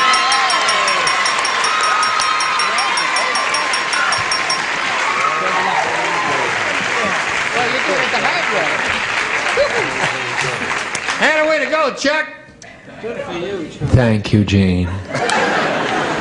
Listen, you got another $500. Now you have a total of $6,200. Very good. Now you're going to play for 10 times the amount you won. Remember what you have to do to get that money? Yes, choose 1 star. Right, who? Richard again. Richard again. Well, you know, from the other time I won. I mean, you won with Richard before. Yes. Yeah. But you're going to abandon Charles. Is that what you're I'm saying? going to go back to him later. Is that all right? I'll go back to him later. Why? He's good. Along the way. How come you don't choose him now? Oh, I don't know.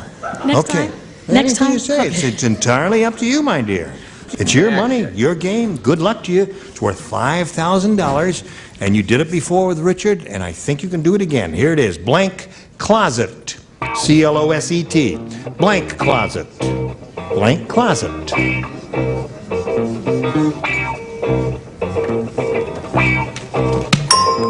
All right, Marcy, give us the answer that he's written on his card. We give you the money. Another $5,000. Blank closet. Clothes. Clothes closet. I'd say that. Sounds good to me. But one never knows here in this game. There are usually more than one good choice. We'll find out what Richard has. Things that we use at our house to brush up with, we call the clothes. Clothes!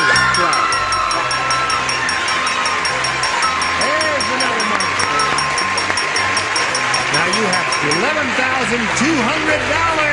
Marcy Schneidmiller. Very good for you. Your friends are really hooping it up out there. Now let's meet your next player here. Here comes Betty Fowler. Betty Fowler, shall we all welcome her? Hello there. There's your souvenir card. You got two of them now. Well, Betty, Marcy's very happy because she now has $11,200. Great. And she's really excited about that. We'll give her a chance to calm down a minute while we find out where you're from and all that. Well, I'm originally from New Orleans, Louisiana. Yes? And I'm married. My husband and I have been together for 3.5 years, and we're the proud parents of a 10-week-old baby boy. Isn't that wonderful? That's great. That's a great experience in life, isn't it? Fantastic. What's your baby's name? His name is Aaron J.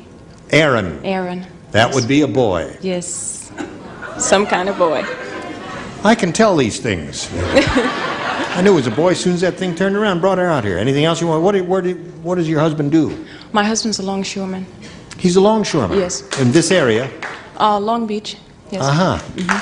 Okay, Betty, good luck to you. We can't start at this moment because we've got to do a little business with America. But you're on for the next game. Now you watch this. We are ready. If you're ready, here we go. Now, Betty Fowler, you may have A or B. I'm going to take A. A? Yes. Okay, you got it. Now, you're all familiar with the new James Bond movie, The Spy Who Loved Me. Sure. Have you seen that? You may not have seen the movie, but you've seen the ads for it. There's a new movie written by Horrible Hannah. It's called The Blank Who Loved Me versus The Spy Who Loved Me. Very good. May I see it, please? Yes, of course. He's got an awfully grand with his yellow shirt and a tie. He's gone to his head. Well, I'm glad to see him wear a shirt and tie. Yes, you're getting better. They still have the cough, however. Oh, get on with it. Have you been to Hawaii? No, I haven't been to Hawaii. Everything okay over there? The yogurt is still delicious. Oh, wonderful. Terrific. We're offering a correspondence course in this question. You know what he does is he reads and he becomes hypnotized and he nods off. What would you like to talk about while we're waiting? Anything you'd like to say to America? Oh, he's ready now. All right, Betty Fowler. The James Bond film, The Spy Who Loved Me, well, there's a new movie written by Horrible Hannah. It's called The Blank Who Loved Me. The monster. The monster who loved me. All right, what do you say to that? I got more specific on her. I said the gorilla. The gorilla? Yeah. All right, that's close. You and she were kind of on the same track. Brett? I said the vampire who loved me. Really? Well, you two were in the same ballpark with her. The really dreadful award? No, I'm sorry. I don't accept it. She had a lot of bad features. Yeah. Yes. One of them was she had things in her eyes that made her more horrible. It's the sty. The sty? Is that Playing the word spy. Well, Spy, sky, right? Better than gorilla, anthropologist, and dynamo. All right, I love the answer. The monster. What do you say? The dog. The dog who loved me. Dog's a winner. Rapidly downhill. No, that's what they someone who's horrible. Oh, it's really a dog, yes. I think it's an excellent answer. You see, Hannah would have been the dog, but the guy who loved her would not have been the dog. What do you say? Wouldn't have been a guy, would it? Would have been another dog. Oh, I see. All right. You were saying. Well, I thought of a clothing store, and I thought the tie who loved me, but I didn't write that down because I knew it would have silence.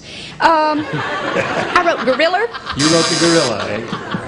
What about, instead of the spy who loved me, Oh, yeah. the fly who loved me? Oh, of course. She was an artist. She drew flies. Are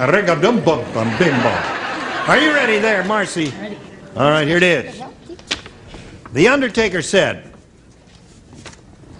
"Here at Heavenly Acres, we have a special no-frills funeral. Instead of a casket, we bury the deceased in a blank."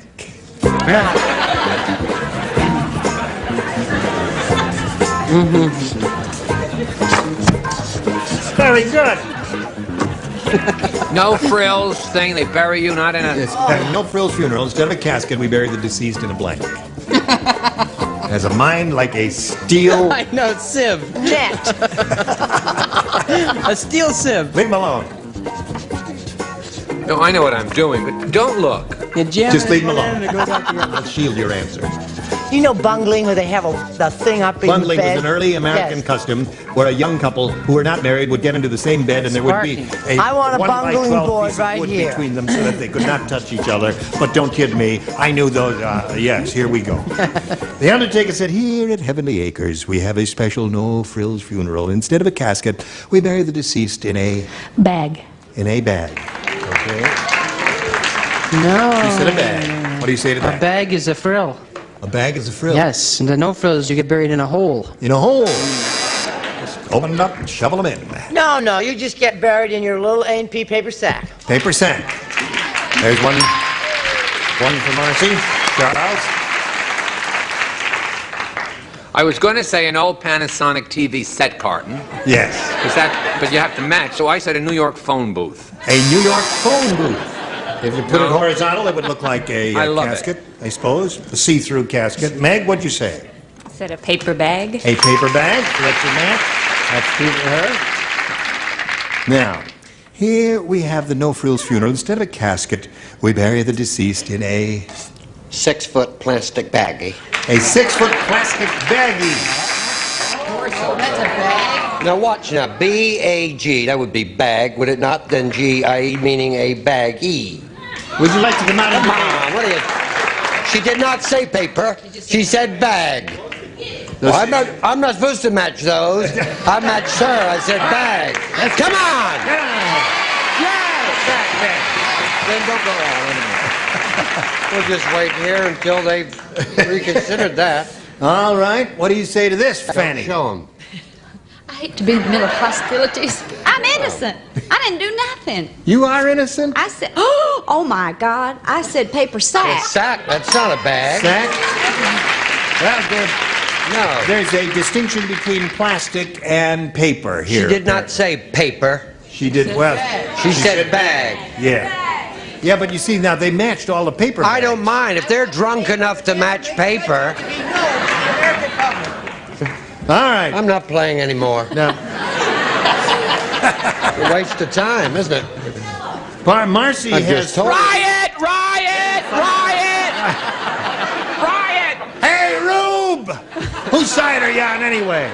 Let's do a little commercial here, and we'll straighten this whole thing out and maybe never come back again. Gene Rayburn here. Join us next time for Match Game 77. Goodbye!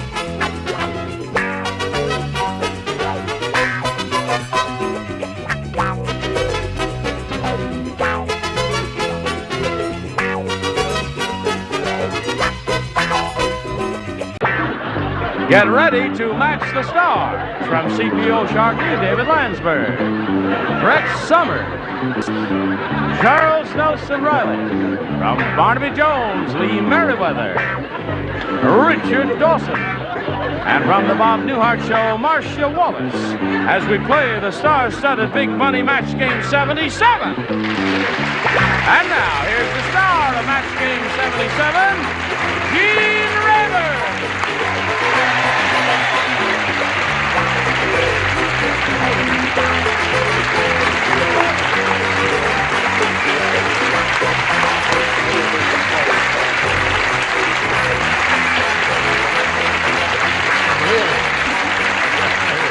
Thank you, Johnny Olson. And thank you, friends. You're going to be glad you came today because we have some grand people up here. Yeah. How are you, Sam? Nice to see you again. Listen, I don't have my breath spritzer here. David, you know, we have a little tradition on the show. The new kid on the block always gets a little kiss from the host. From you? Yeah. So, okay. Let's welcome David Landsberg from CPO Sharkey. Welcome. Now, Chris Jensen and Mike Williams over here. We welcome them too. Chris is our current champ. Thank you very much. She has $5,600. I know. I love it. Yes, you've had overnight to think about that. Yeah. What do you think about it? I don't know. I try not to think about it too much. I'm going to spend it. You are? You're going to help the national economy? I'm going to give it to a good charity. Me. I don't know. Okay. And this is their good luck talisman here, a little bear, and that apparently has worked well with her. Mike Williams is challenging Chris. We met him yesterday. We found out a little bit about him. You want to repeat some of the things you told us about Mike Williams yesterday? Well, like I said, I'm a transportation engineer, which is a glorified truck driver. Right. I hail from Flint, Michigan. I love sports and hunting, fishing especially. You do? Yeah. Really? So How'd you hurt your wrist, Mike? I don't really know for sure. It just kind of bothered me, so I put a support on it just in case. Okay. You know, all that money I'd like to win. We have a nurse over here. No, that was yesterday. We'll start this game right after we do a little business with America, so two of you hang around here. Come right back. Here we go. Round one of the game. Mike, it's up to you to choose A or B. I'll try B, please. B it is. Here we go. Sherry said. Pull yourself together. Sherry said, my high school is so tough. How tough is it? The half of you who did that so well can stay. The others, get out! My high school is so tough, Miss Mahoney, the girls' gym teacher, wears a blank. That's how tough my high school is. My high school is so tough, the gym teacher... Miss Mahoney, the gym teacher, wears a blank. That's how tough it is. Isn't he cute? Something about bare shoulders that gets me.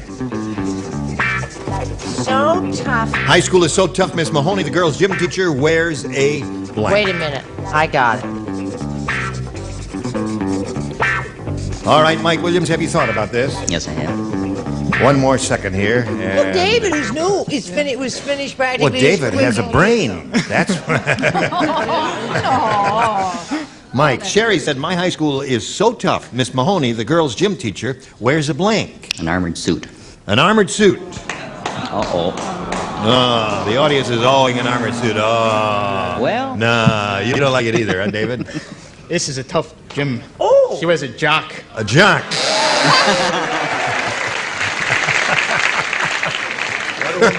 So, yeah, boy, I'll say. I do declare. What do you, I do declare, too. What do you say to that? They called her Mr. Mahoney. Mr. Mahoney. But only behind her back. Yeah, she's so tough she wears a gun and a holster. Gun and holster. Yeah. That's tough. Charles, what is tough? Yeah, oh. Not that. That's not. That's pathetic. Jock. Jock. Oh, all right. Yeah. I really didn't expect that answer to appear here. But Which one? Jock. Oh. It's incongruous as far. You didn't expect armored suit either, did you? You seemed a little surprised. Armored suit was one possibility. What have you got? The only possibility is suit of armor. So there's one for Mike. Thank you. I'll tell you after they've all answered what I thought. You'll tell me later? Later, I'll tell you what my answer was. Well, we see how well the top row did Yes, here. terrific. I'll show you how good the bottom row is. Oh, all right. Suit of armor. Thank you. Are you going to be a nonconformist? Armor suit of. Armor suit of. Yeah. Well, you got three, Mike. I said Miss Mahoney was so tough she wore a catcher's mask. Just a second. I think that's stinks. Now, wait a minute. If it is a tough school and the kids are difficult, to protect herself, she had to wear a catcher's mask. That's probably why you read the questions and we answer them. That's right.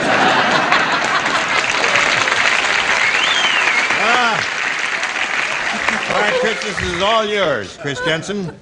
Just Nerdo. What? Just a little humor. Yeah, of course. At your expense. Nerdocrumbesia is such a horrible country, their national flower is blank. Such a horrible country, their national flower is blank. A horrible country. Now, I don't know the Latin name for this. Okay. Hi, sweetheart. Hello, darling. And are we going to have fun? Later, oh yeah, but don't say anything. Right. Not me, sweet. I'm sorry about it, but it's... yes. I told you not Wallace to toy has a with me. tan. Now, that may not look like a tan to anybody else, but that's a tan. Thank you, thank you. How do you get your tan, Mark? Well, I've been scuba diving. Scuba diving? Yeah. That's a lot of fun. Every time, you know? Under That's the water. Remember how 9 months brown and 8 Lloyd hours Bridges in the looked sun. all the time? That's right. Should see me with my tank. Oh, yeah. How does one... Don't ask. No, all right. Are you ready, Chris? No. I think they're ready. Yes, they are. Nerdokumbricia, such a horrible country. Their national flower is... Oh, God, I can't think. Well, it's a terrible country. Okay. Horrible country. It's a terrible question. So ascribe a national flower to them. It's a terrible question. She's right. I like the How about a question. Venus flytrap? Venus flytrap. Can't think of anything else. May I say that's a terrible answer? Yes. So it worked Venus out all round. didn't it? flytrap, yeah. Terrible country, terrible question, terrible answer. Right. Let's not turn on one another. Let's especially not turn on Chris. Holy Why? mackerel. I mean, Well, she she got showed up $5,600. 2 days in a row. And she's criticizing our writers. We'll do that. Have you got an answer, David? Well, I thought maybe crabgrass at first, but then I changed my mind and said it's so horrible, maybe poison ivy. Poison ivy is a very good answer. Excellent answer, I think. What do you think? Now, this... Is it dusty out there, dear? Well, it's crummy up here. I'm just Crummy? cleaning What it does out. that I don't know mean? what it is. Something was there. I'm Oh, just he's neatening so up the place. neat. Can't stand disorder. You get up to go to the bathroom in the middle of the night, he makes the bed. Didn't mean to throw it on you. Really, I didn't mean to All do right. that. A little lower, actually. I guess, thanks you. That's enough of that. He's mine. Go. Did she say Venus flytrap? That's what she said. Well, that may be the Latin word for the stinkweed. No, I'm sorry, it is not. Well, there is a flower called the stinkweed, kids. It is, indeed. That's a good answer. Such a horrible country, their national flower is... Keeping with Jock, I said cactus. Cactus would be another good one. I don't think cactus is a good answer. Poison ivy is good. Anything, you know, Poison revolting ivy or and repulsive or unpleasant or dangerous. Repulsive, stinkweed. Stinkweed, yeah. Dangerous. Dangerous. Poison ivy. Poison ivy, right? Yes. Ditto. Ditto, poison ivy. Okay. Yeah, I think you're going to get the hang of this one of these days, Chris. Maybe. Listen, it's 3-0 at the end of round one in favor of Mike Williams, the challenger. Round two coming up after this. Hurry back. Oh, here we go. Round two coming up. This is the final round. Mike, you may have A or B. I'll try with B again. B. Please. All right. Just El Topo. Yes, the top tier plays alone in this. David, Brett, Charles. Right. Move over a little bit. Da, da, da, da. Thank you. Okay? Don't touch me. I promise I won't. The Royal Tailor said to the knight, as a special added Isn't bonus... this adorable?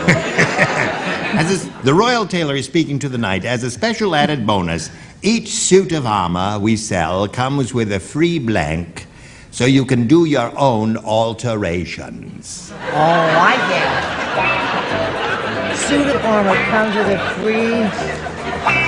Comes with a free blank, so you can do your own alterations. I love you so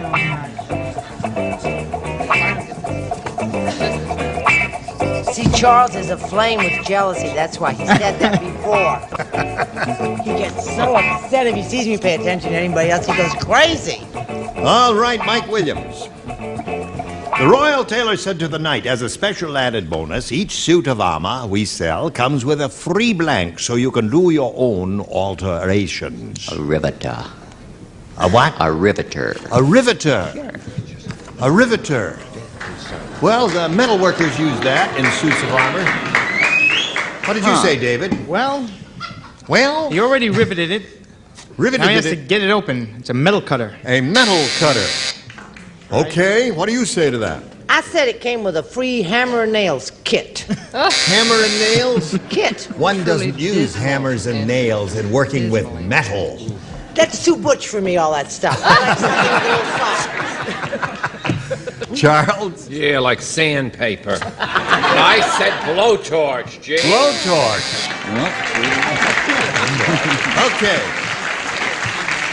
Thank you very much. Well, Mike, you remain at 3 with that question. Now let's see how Chris does with her final question. Chris, you need 3 to tie and 4 to win. Barry said, I went on a no-frills flight that was really no frills. There was no airplane. Instead... Oh, wait a minute. Don't laugh until I get to the punchline, dummy. There was no airplane. Why don't you quit while you're ahead? No, we can't. I haven't come to the blank yet. Instead, the passengers just stood in the middle of the runway and blanked. I got it, but I'm afraid you're going to have to do it one more time, Maud. Barry said I really went on a no-frills flight. There was no airplane. Instead, the passengers just stood in the middle of the runway and blanked.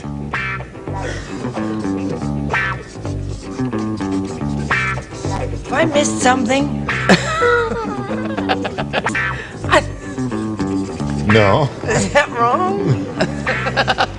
Maybe I can think of something Passengers stood in the middle of the runway.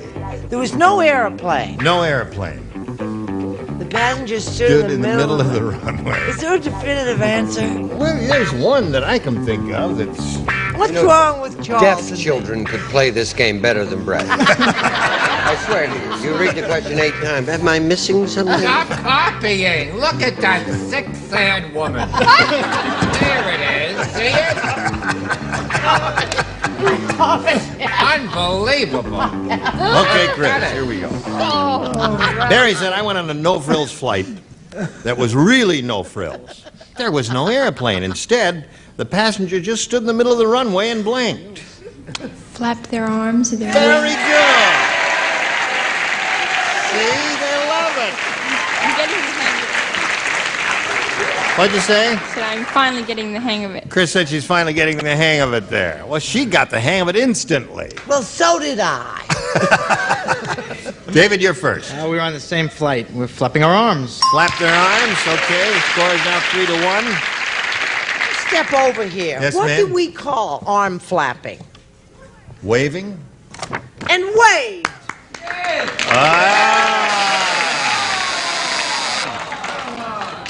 Well, no, now wait a minute. You're meaning this. Now, see, David said that. You know, there's a difference between this and that, isn't there? One arm. All ears. What do you That's say? right, tell them. I don't know what I say, but Confucius say MC who open mouth before buzzer or bell is stupid. Flap their arms. Okay.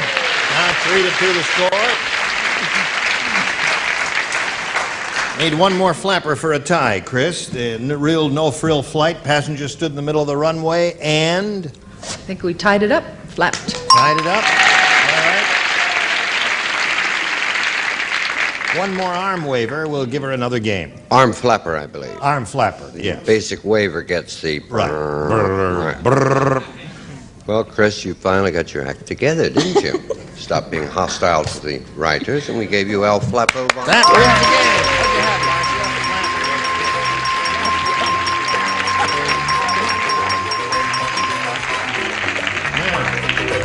Hang around over here, and I'll get back to you in a second, and we'll say goodbye to Mike Williams. Very glad to meet you. He's going to be leaving here, and sometime, in the next 4 or 5 years, we're going to send you some gifts. It's a pleasure to meet you. Goodbye, Mike Williams, and while we're spinning him off, I've got one message or two just for you.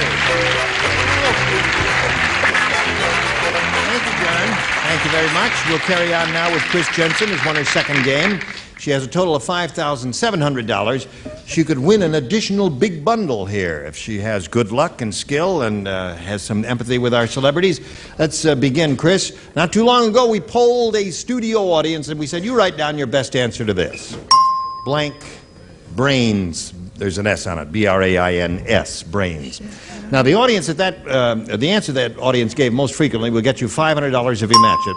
For matching their second most popular answer, you get $250, and then $100 for matching the third. And 3 of our 6 celebrities will help you, Chris. How about Richard? I wish I could use mine at the moment to think. What's the one you eat?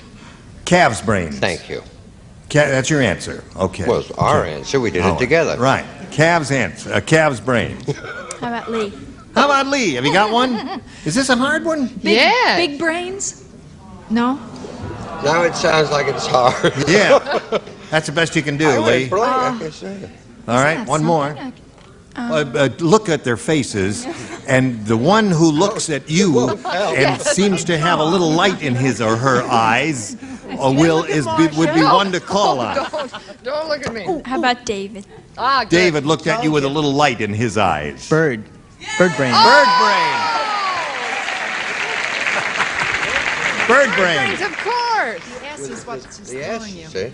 Well, David, for David if sitting. If it were a brain, just No, brain wait a would say minute. scatterbrain, things like that. But where David's sitting, he can't see the S. Oh. See? So he said bird brain. Gotcha. Stand on the blue dot there. That's right. Now, you got three there. You got bird brain, you got big brains, and calves brains. Now, think it over carefully. What a choice. Now, you can choose one of those, Chris, or reject all three and give us one of your own. Now, think about it. Okay, I'm thinking. Bird, I don't know. How about calves' brains? All right, Johnny, ask all the R's what they would say. But are you aware of the fact that there's an S on it? Well, you know, if they say it, maybe that previous audience said it too, even though there is an S on it. There are two audiences like that. There are two audiences that dumb, I suppose, or what you never know. We'll find out right now. We'll begin at the bottom and reveal the $100 response. No brains. Well, we're all in the same boat there. May we see the next one, please? Scatterbrains. Oh, well, but they had the S. You think it's bird brains? Okay, slide it. Yeah.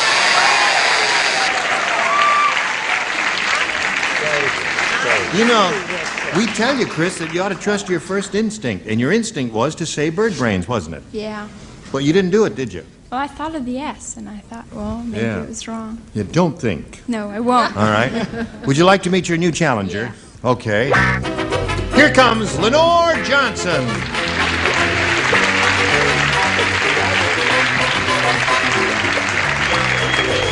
You know Chris, Lenore? Straighten out your sign there so everything is neat and clean. Where are you from, Lenore? Originally, I'm from Michigan, and we've been living out here for 5 years now. Yeah. My husband, Gil, my daughter, Brooke, who's 3.5, Right. and myself. Okay. Well, we welcome you. Thank you. Anything else you want to tell us about you? I'm working on my master's degree on and off. Right now it's off, and I'm working part-time in a department store. And I What hope is your to get master's back. study? Excuse me. Radio, TV, and film. Oh, really? Yeah. We've got a guy who got a master's. Roger Dobkowitz got a master's degree in radio, TV, and You film. can get a job with it then. No, can't get a job. That's as far as he's going to go, too. We'll keep him in the background there. And we'll wish you the best of luck, Thank Lenore. you. We can't start this game right now. We've got to do a little business with America. Okay, here we are. And there we go. We don't have time to do another question, so we'll see both of you ladies next time we get together. Tomorrow, that will be. And we'll see you tomorrow, too. Oh, well, gosh, David, it went what comments do you have after your first go-around here on Match Game 77? I had a great time. I loved it. Anything else? There. Brett and I are going out later. Oh, you are? It's all over between us, is it? It always comes on strong the beginning of the week. By Thursday, you'll have had it. Brother, believe it. I hate him. I'm never going to speak to him again. Yes, David, it's a pleasure to have you, and look forward to seeing all of you tomorrow here on Match Game 77. Gene Rayburn, goodbye.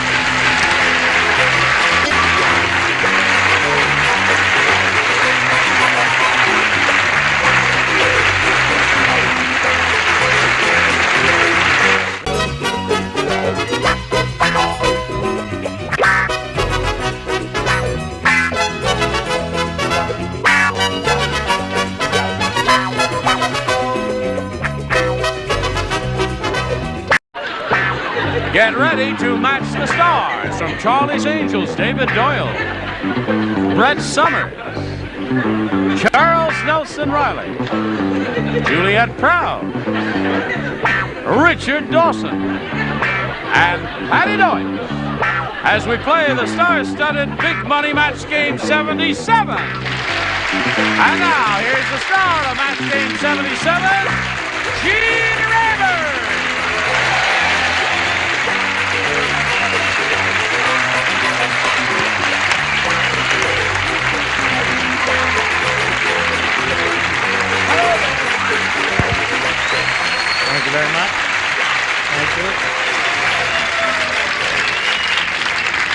Tell me, haven't you ran it? All right, yeah. What? Oh, a splinter. Piece of on my- salt. Thank you very much. You're I very... was so worried about that. I'll bet you were. All right, would you please greet our current champion, Charlene Hartenstein. Charlene has won 2 games. She has $450. And she's going to play for $2,500. And we wish her the best of luck, and we'll see how this turns out right after we see about this. Here we go. Charlene, are you ready? Yep. There it is, a $250. Remember, you're going to be playing for 10 times that amount, or $2,500. It is now time to choose one celebrity and try to match that person exactly. Okay, Richard. All right, Richard, here we go. Stand on the blue dot there, and I'll get the question and wish you the best of luck, Charlene. Here it is. It reads as follows. Blank circle. C-I-R-C-L-E. Blank circle. Blank circle. Blank circle. Blank circle.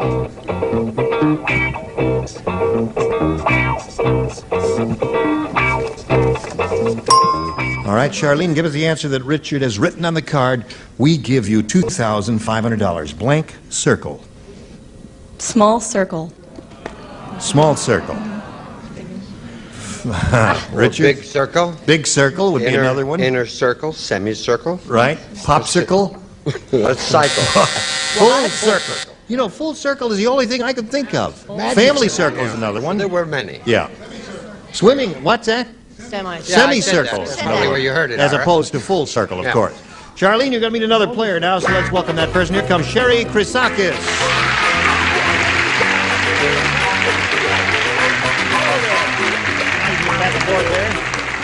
You two ladies know each other, I guess, from being backstage friends. Sherry, we welcome you and ask you to tell us a little bit about yourself. I'm 20 years old. I was born in Los Angeles. You don't have to tell us everything.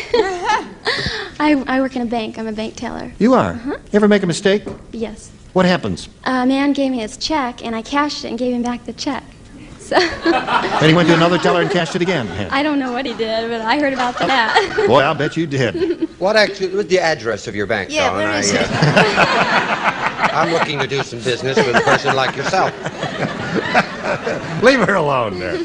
Okay, Sherry, good luck to you here. We'll ask you to make a selection here, A or B. B. B. B is the one with the... that's the one. Okay. All right. What's that? B for bank. Oh, it's got a mind like a steel trap. Yeah. They say Hollywood wit is dead. Please carry on. Fred said, I hear the Jimmy Carter flu is going around. Oh. Yeah.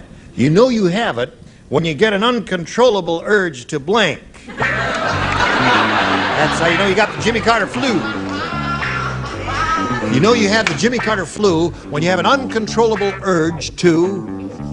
Right. Well, really?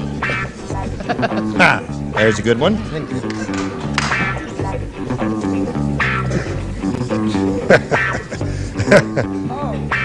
You don't have to put that in there if you don't want to. You can stick it right back up on the end of this thing. It fits up there, doesn't it? Well, that fits up there. Ready? Here we go. Sherry, Fred said, I hear the Jimmy Carter flu is going around. You know you have it when you get an uncontrollable urge to blank. Eat peanuts. Oh, that's a good one.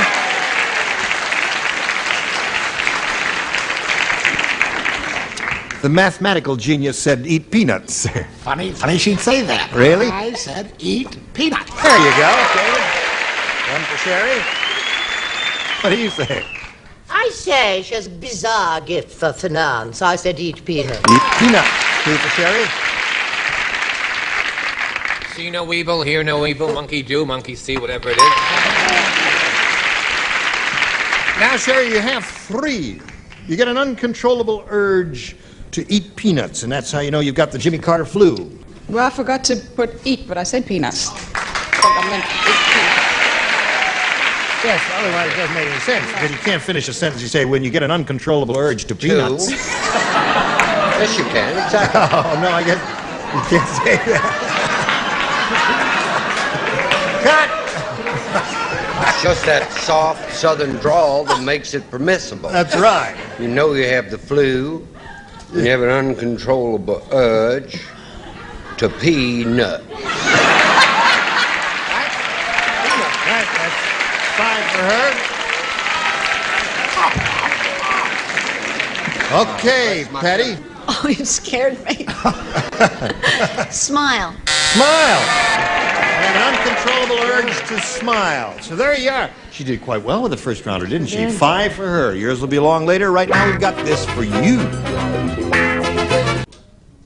Okay, here we go. As we carry on, Charlene, this is your first round question, and it reads as follows. Barry said that new clerk at the drive-in restaurant must be a doctor. I went to the takeout counter, and he took out my blank.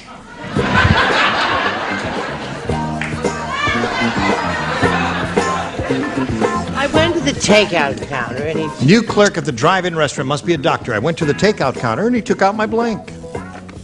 Well, all right. Okay? Yes. Right. Aren't you glad you came? Having a good time? Terrific. Are you having a good time, David? Delicious. Splendid. Delicious. You will come back again sometime. Affirmative. Good. Not so fast. All right, here we go. Barry said that new clerk at the drive-in restaurant must be a doctor. I went to the takeout counter, and he took out my blank. Tonsils? Tonsils is a good one. Show us your tonsils, David. Oh, well, mine are located a little further down on my body. I had the appendix. Appendix. All right, show us your appendix. I don't care. Show us something. Oh, I said appendix 2. I've got 2 of those. What do you say? One appendix to go. One appendix to go. All right. You got 3 appendices so far. Is that the plural of appendix? Appendices? Same plural. What do you say? The reds are in. Yes. Thank you. Tonsils. There's one. 5-1 the score. Tonsils or appendix? Hold the lettuce and the mayo. Appendix. Appendix. What are you offering? What part of the anatomy? A reprise of appendix. Another appendix. So you got a lot of those and only 1 pair of tonsils. Now we go to round 2, the final round here. Now, Sherry, you haven't matched one celebrity, so you have again a choice of A or B. I'll take A. A it is. And this is only for Patty Deutsch. Big Rocky the boxer said, Yeah. he says, a lot of guys in a fight game Yeah. have cauliflower ears. Yeah. But I just went 10 rounds with Murray the midget, and that's why I have a cauliflower blink. Go ahead, write down some kind of answer there. Write it down, and I'm watching you. I'm sure.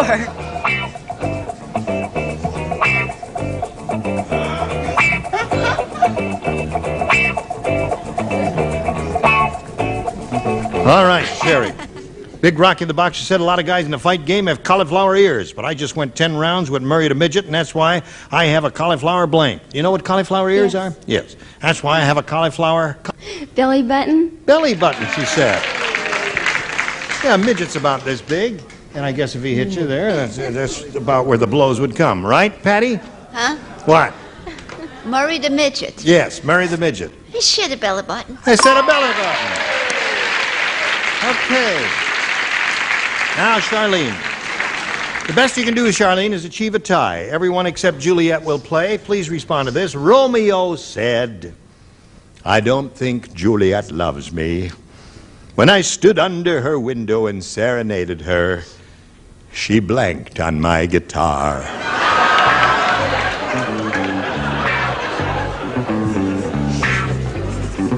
She blanked. Light in yonder window. But hark, what ye light in yonder window.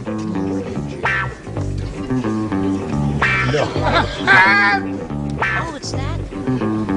You think about it now. We'll get to you in a moment here while they're finishing up. He's finished. You're probably right. Chuck is finished. All right.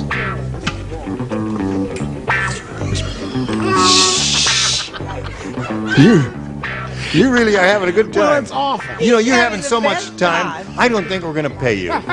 You're having so much fun. I'm having a terrible time. Charlene, are you ready? Okay, you're going to I'll repeat give it it to you for me. one more time. Romeo said, I don't think Juliet loves me. When I stood under her window and serenaded her, she blanked on my guitar. Oh, this is awful. Tinkled. Tinkled.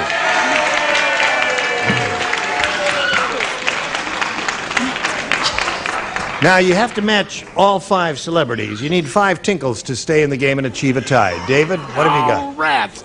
I was going to say tinkled, and I should have, because this is not. She threw up. Oh, really? So that means Sherry wins the game. What do the rest of you have? Tinkle, tinkle. Okay.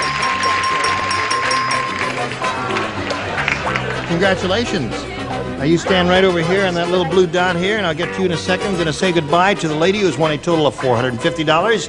Thank you very much for being with us, Charlene. Thank you, Gene. Goodbye. While we're spinning her off, let's spin a message or two just for you. That was Sherry Kusakis, who's won $100. This is her first game. What's going on over there? Nothing. We're listening to you. Oh, fine. Terrific. It's just girls and, just having a good time. Sherry, we'll go press right on here. You could win over $5,000 at this point. We polled a studio audience not too long ago, and we got their best response to this. Day of blank. The answer they gave most frequently will get you $500 if you match it. Now, for matching their second most popular answer, you get $250. And then for matching the third, you get $100. And 3 of the 6 will help you. Richard? Day of the Locust. Day of the Locust, all right. David? Day of Redemption. Day of Redemption. Such a cheerful thought, isn't it? Wonderful. Juliet? Day of the week? Day of the week. Oh, good. Very good. So you have Day of the Week, Day of the Locust, and Day of Redemption. Now think it over carefully. Tell us whether you want to choose one of those or reject them and give us one of your own. Day of the Locust. Day of the Locust. Okay. Day of the Locust. That's the one that Richard gave you, right? We'll find out if it's up there, and if so, where. May we see the $100 response? Day of Reckoning. Okay. We're looking for Day of the Locust. Let's slide the next one, please. Day of the Dolphin is another good one. That was a wonderful picture. May we see the big one now? Day of the Jackal. The locust isn't there? No, it isn't. You know, I don't know whether it's ever happened before. If it has, only once or twice. No answer that the celebrities have given us. Redemption, the Week, or Locust is up there. Redemption and Reckoning are the same. No, they wouldn't have matched. No. Day of Reckoning and Day... I don't think so. Would you have matched that, Ira? No. See? Oh, well, phooey. Yeah. All right. I'm sorry that it's worked out that way, Sherry, but, you know, it's difficult here. You win some, you lose some. You're going to meet another player right now and have another shot at a game. Here comes Bertha Lester.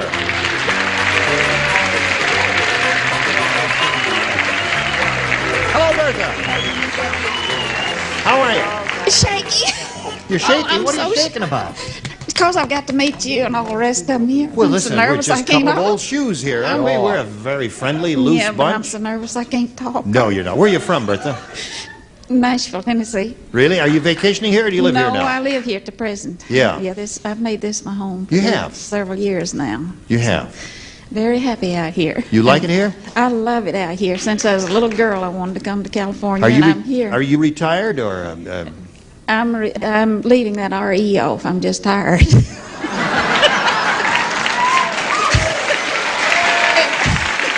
What are you... Bertha, what made you tired?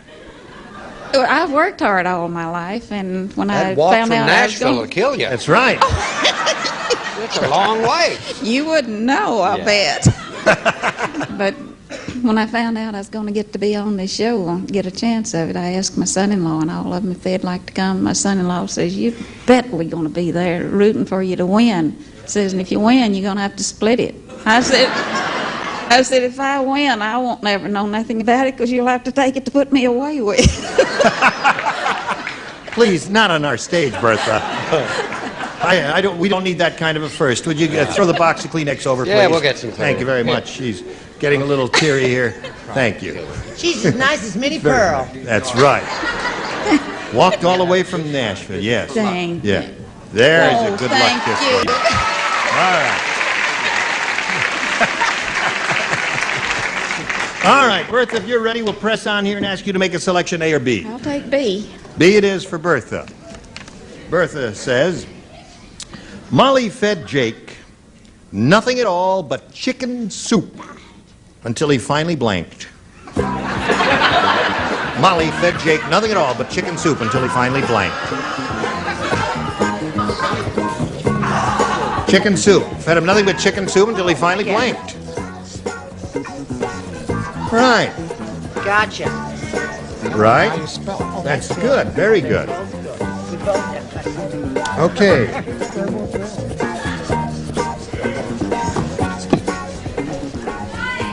Bertha, Molly fed Jake nothing at all but chicken soup until he finally blanked. This is terrible, but threw up. Until he what? Threw up. Oh, we didn't have that in mind, Bertha. I didn't think so. But What did she say? she said her answer is barfed.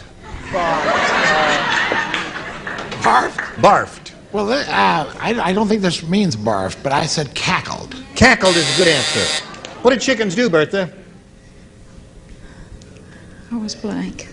No, it's all right. Okay. She's a little bit nervous. What do you say? You perk right up because you're going to do better. On the next round, she's adorable, isn't she? Yes, she is. I'm sorry, Bertha. I said clucked. Clucked. Cackled and clucked so far, Charles? Cackled or clucked? Cackled or clucked seems to be the responses there. There it is, another cluck. Richard? Croaked. Croaked. Would you like to give her another good luck kiss, Richard? Oh, don't make her feel terrible. No. First ones are hard, Doc. Yeah, the first ones are very tough. Don't worry about it. That was a dumb answer. Patty? Cluck. Cluck.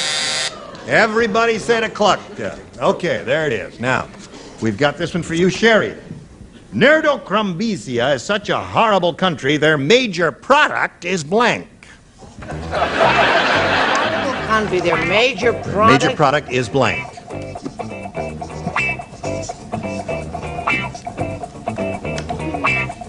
What? Their major product is. It's a horrible country. It's a horrible Nerdocrumbisia. It's your definitive Really horrible country. A rotten place in all respects, all aspects. Now remember, it's a first round question. I'm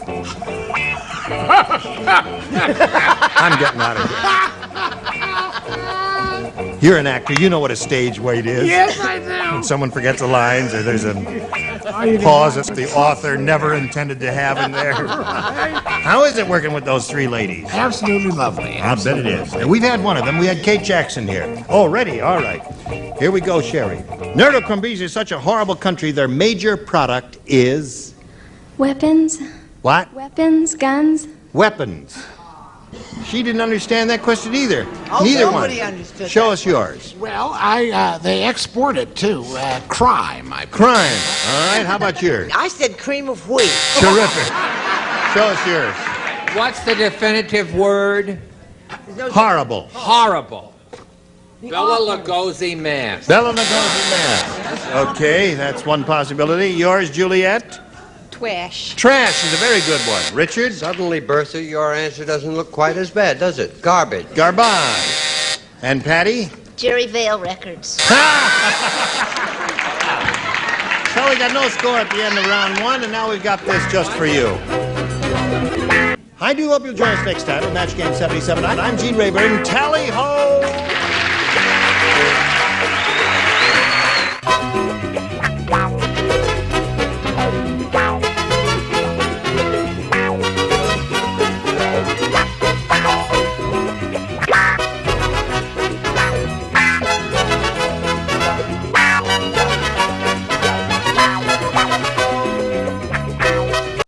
Get ready to match the stars. From Charlie's Angels, David Doyle, Brett Summers, Charles Nelson Riley, Juliet Proud, Richard Dawson, and Patty Deutsch, as we play the star-studded Big Money Match Game 77. And now, here's the star of Match Game 77, Gene Rayburn.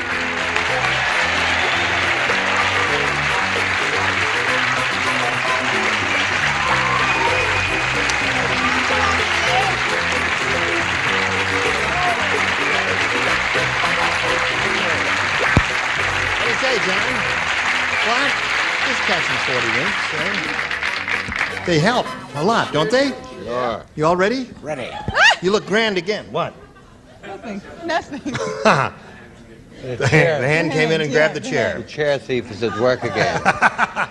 Let's welcome our two players here, Sherry Chrisakis and Bertha Lester. Ladies,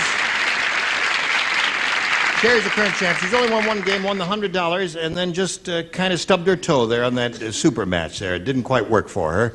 And now she's being challenged by Bertha. They've both had their first round questions, and as you can see, it's a very tight game. Terrific, very close score here. Zip to zip. But we'll get some scores here going in a moment or two right after we do a little business with you. Let us carry on, shall we? This is the second and final round. Bertha, you may have your choice of A or B. B. All right, you got B. B reads as follows. The Lone Ranger left Tonto when he discovered that Kimosabe is Indian for "you're as blank as your horse." The Lone Ranger left Tonto when he discovered that Kimosabe was Indian for "you're as blank as your horse." Now cut that out. Is that your can of soft drink here on the floor, Richard? What, Constable? Yes. Well, don't hit it over. Well, no, I'm not going to hit it, but you know, I walk by here sometimes, and sometimes I could kick your can. Oh. Are you ready? Here we go, Bertha. The Lone Ranger left Tonto when he discovered that Kimosabe is Indian for "you're as blank as your horse." Do you understand the question? Not quite. Not quite. Well, the Lone Ranger and Tonto, there were these two guys. They went together, steady. They liked each other a lot. Went together for years. And they split up. The Lone Ranger said, "I'm leaving." He said, "I'm cutting out," when he discovered that the phrase, you've heard the phrase, "Kimosabe." Tonto would say that all the time. You never heard Kimosabe?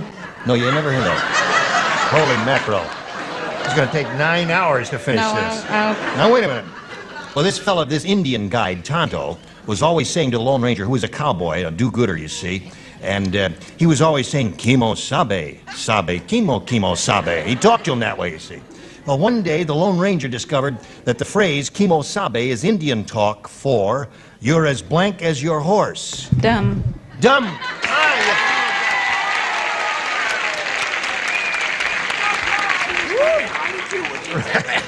Thanks a lot, David. No, it is amazing. What? Bertha looked right at you and came to that very end. True, isn't that right, Bertha? No. Don't be afraid. Tell the truth. I didn't mean it that way. But it turned out that way. Referring to myself. What did you say, David? I said dumb. Dumb. Wonderful. How about you? How about me? How about everybody stay on the line? Say, how about you? I say, how about dumb? Dumb. To the Bertha. Charles? So long ago that we started this, dumb. You had dumb, yeah. You're right, it was long ago. You remember what you wrote, Juliet? Dum-diddy-dum-dum. Dum-dum. Bertha, you were just pretending, weren't you? You knew it, didn't you now? Come on. You knew all about Lone Ranger and Kimosabe and all that. Really, I didn't understand the question. Come on now. You're from Nashville, aren't you? Give her a break. Well, you can't. Just Oh, give she's her a crazy break. like a fox. She's got 5 of them down. That's right. Now, one more. Don't expect too much here, Bertha. Now, just a minute. Wait a minute. Just a minute. Yes. Is Pulaski anywhere near Nashville? I wouldn't know. I said nicht bright, which is dumb. That's right. Okay, you got all 6. How about that? Now, Sherry, you must match all 6 to stay in the game and achieve a tie. Here it is. General Blood and Guts said to the private, "If you're a good soldier, I'll give you a purple heart. If you're a bad soldier, I'll give you a purple blank."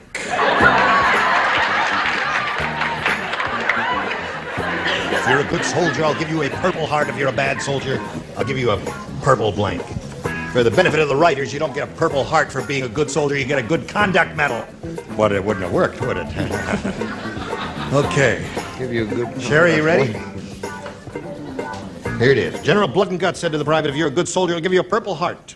If you're a bad soldier, I'll give you a purple blank." Face? Purple face.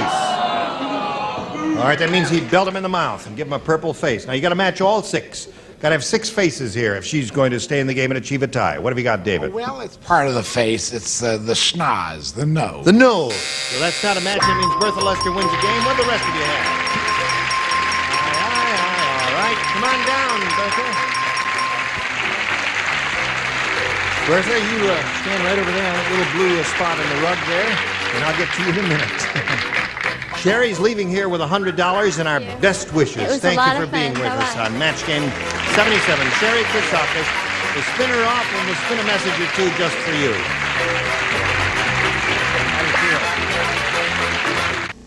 feel? Here is Bertha Lester. She's won the game, and now she's going to try for the big money. How do you feel, Bertha?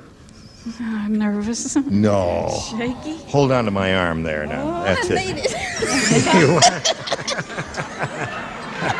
Bertha, you're with friends now. That's It's right. We just all like love your you, Bertha. family here. Yeah. We We're love here you. to help. We I do. know that, but it don't keep me from being nervous. It don't, eh? No, if I hadn't thought I was among friends, I wouldn't be up here at all. I wouldn't Really? have tried to be Oh, here. get the hell out of here then, Bertha. Let's begin, Bertha. We'll see how far you can go here. We polled a studio audience not too long ago and said, you write down your best answer to this. Blank father. Now, the answer they wrote down most frequently is valuable to you. You can get $500 for matching that.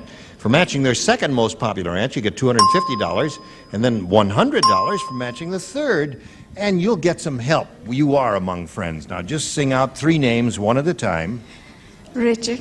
Our Father. Our Father.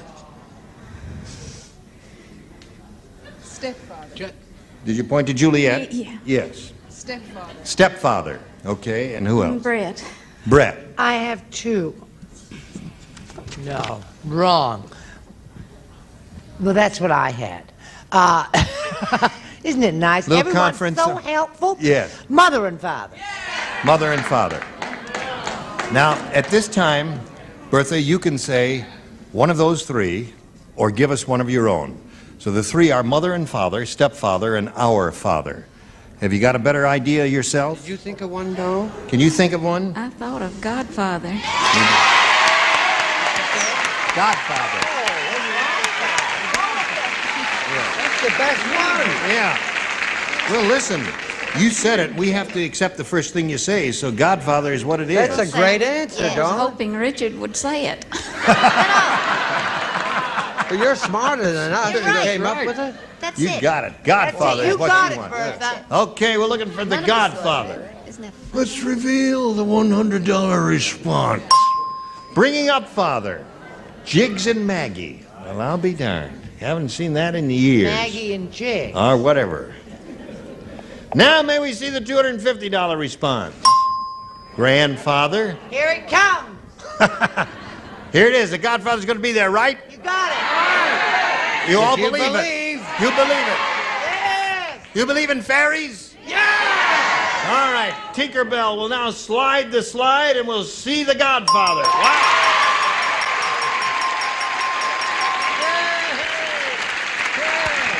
Bring me a stool, a chair.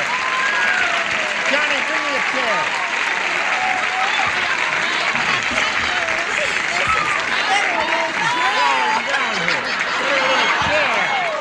That's it. Thank you. Good. Right. That's it. Sit down there. Right. Take a seat. That's it. Get your shoes off. Have a little water. There you go. And a sip of water. You want to have a little drink of water there?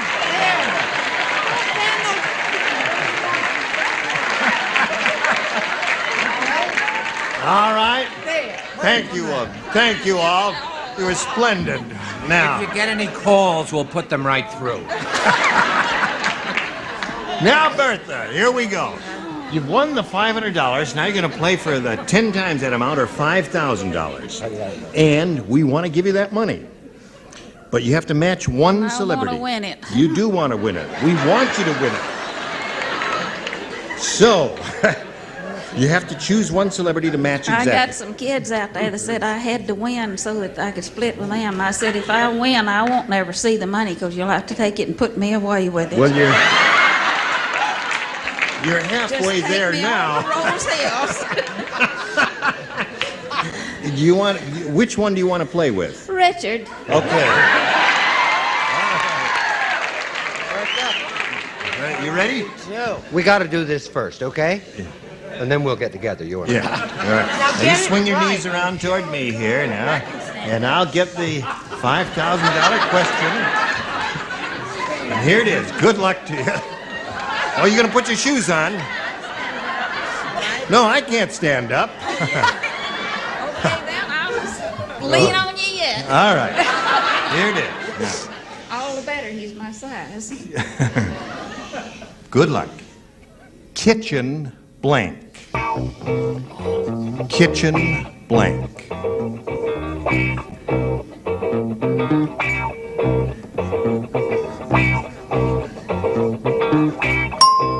Okay, now, Bertha, you give us the answer that Richard has written on the card, and we give you the $5,000. Kitchen sink. Kitchen sink.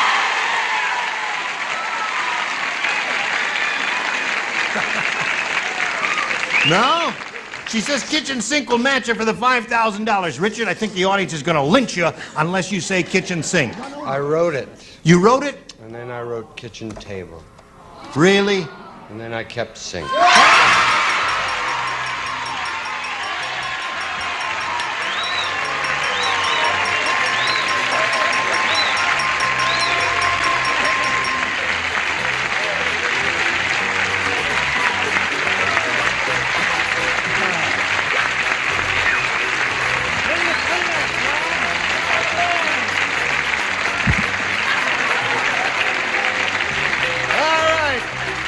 While she's drying her tears of joy, we'll have a little message of joy for you. And hurry back here. You can't wipe your eyes through your glasses. Where? Yeah, I saw him here a minute ago. Oh, there he is. Hello there. Oh, would you all welcome Bill Jones? Yeah. Hello, Bill Jones. How are you? Fine, Dean. Very well, thank you for asking. Would you like to tell us a little bit about something so we can acquaint ourselves with Bill Jones? Fine. I'm married to a beautiful, loving wife. I have the pleasure of working at a school as a junior high school principal with an enthusiastic group of kids, a fine staff, and great teachers, and I love going to work every day. Isn't that a rewarding experience to be happy in your work? I don't know if you were observing here, but we're all very unhappy in our work here. And suffer these severe depressions constantly, but we try and overcome them, don't we? We do. Yes. Hallelujah. Well, that's grand that you're happy in your work, and you're probably doing a lot of good. If you've got that attitude, you must help those kids a lot, I'll bet. Well, we enjoy it. Is it in this area somewhere? It's in the city of Rosemead. Rosemead. Okay. Good luck to you, Bill, and welcome. Now, are you ready, Bertha? I think so. Okay. She's very excited because you just won a bundle of money, $5,600. Bill, you'll go first and choose A or B. I'll take A. All right. New game. This is it. Little Rodney Rotten is really rotten. Yes? Pretty quick. Very good. Thank you. He's really rotten. Yesterday, he went and killed the neighbor's snowman. He did it with a blank. Killed the neighbor's snowman. Did it with a blank. Little Rodney Rotten. Got it. Gotta kill a snowman. Yeah. Sure, there's only one way to do it. What?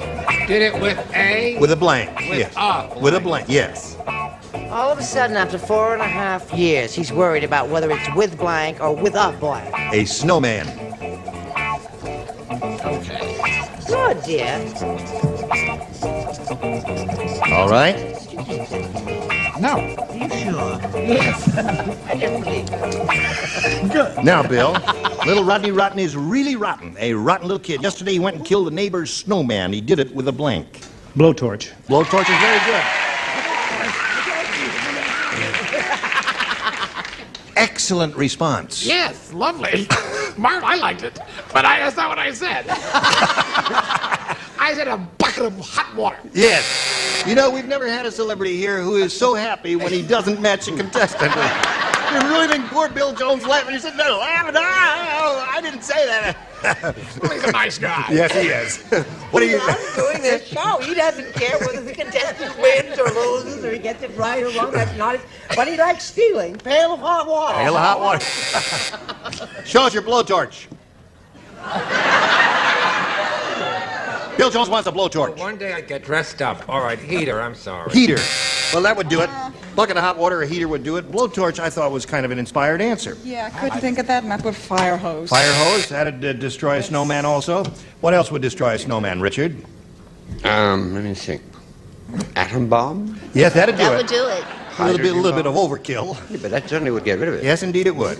Or a blowtorch. That's it. There's one for Bill. Yes. Yes. Of course. I said a hyped-up snowmobile. A hyped-up snowmobile. Ran right through it. Yep. A lot. Broke his everything. Okay, Bertha, you ready? Listen carefully, this is it. Larry said, my wife is the meanest golfer in the world. When she ran out of golf balls to practice with, she put my blank on a tee.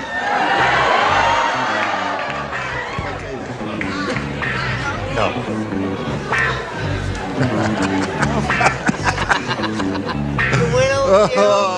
It's so grand. When she ran out of golf balls to practice with, she put my blank on a tee. Mean, right? She put my blank on a tee. Mean, oh yes, very mean. She ran out of golf balls. She put my blank on it. Right, or she put my blank on a tee, whatever. Or my blanks on the tee. Right. You got me, hon. Listen, it's interesting. When she can't think of one, and when he can't think of one, they ain't got nobody to steal from. As long as you have your health. Yeah. Aren't you riding? Yes, she's supposed to, Charles. First time he's ever noticed that I am not. It's so sad, it's pathetic. Now she's copying. Bertha, I'm going to start without them. Larry said, my wife is the meanest golfer in the world. When she ran out of golf balls to practice with, she put my blank on a tee. Head. Head. Very good answer. Come up with an excellent answer. She put my head on the tee because she was mean. What'd you say? Well, this was a portrait. The picture. The picture. She put my picture. Well, that's a good answer, too, but doesn't match Bertha's answer. What do you say, Brett? Why didn't I think of that? I don't know. I said upper plate. No, naturally you'd say upper plate. Because I said upper Because plate. he said upper plate. Now, Bertha Lester wants a head on the golf tee, Juliet. Okay, she got one. Yeah. Similar. That's two for Bertha. 2-1 the score. Now, Patty. My first place bowling trophy. First place bowling trophy on the golf tee. 2-1 the score at the end of round one. Now this exactly for you. Very next time, these are the celebrities we'll have. Tom Poston, Brett Summers, Charles Nelson Riley, Marianne Mobley, Richard Dawson, and Betty White. You were wonderful. Thank you all. Gene Raver will join us next time. Match game 77. Goodbye. Get ready to match the stars. From We've Got Each Other, Tom Poston, Brett Summers, Charles Nelson Riley, Marianne Mobley, Richard Dawson. From the Betty White Show, Betty White's, as we play the star-studded Big Money Match Game 77. And now, here's the star of Match Game 77, Gene Raver.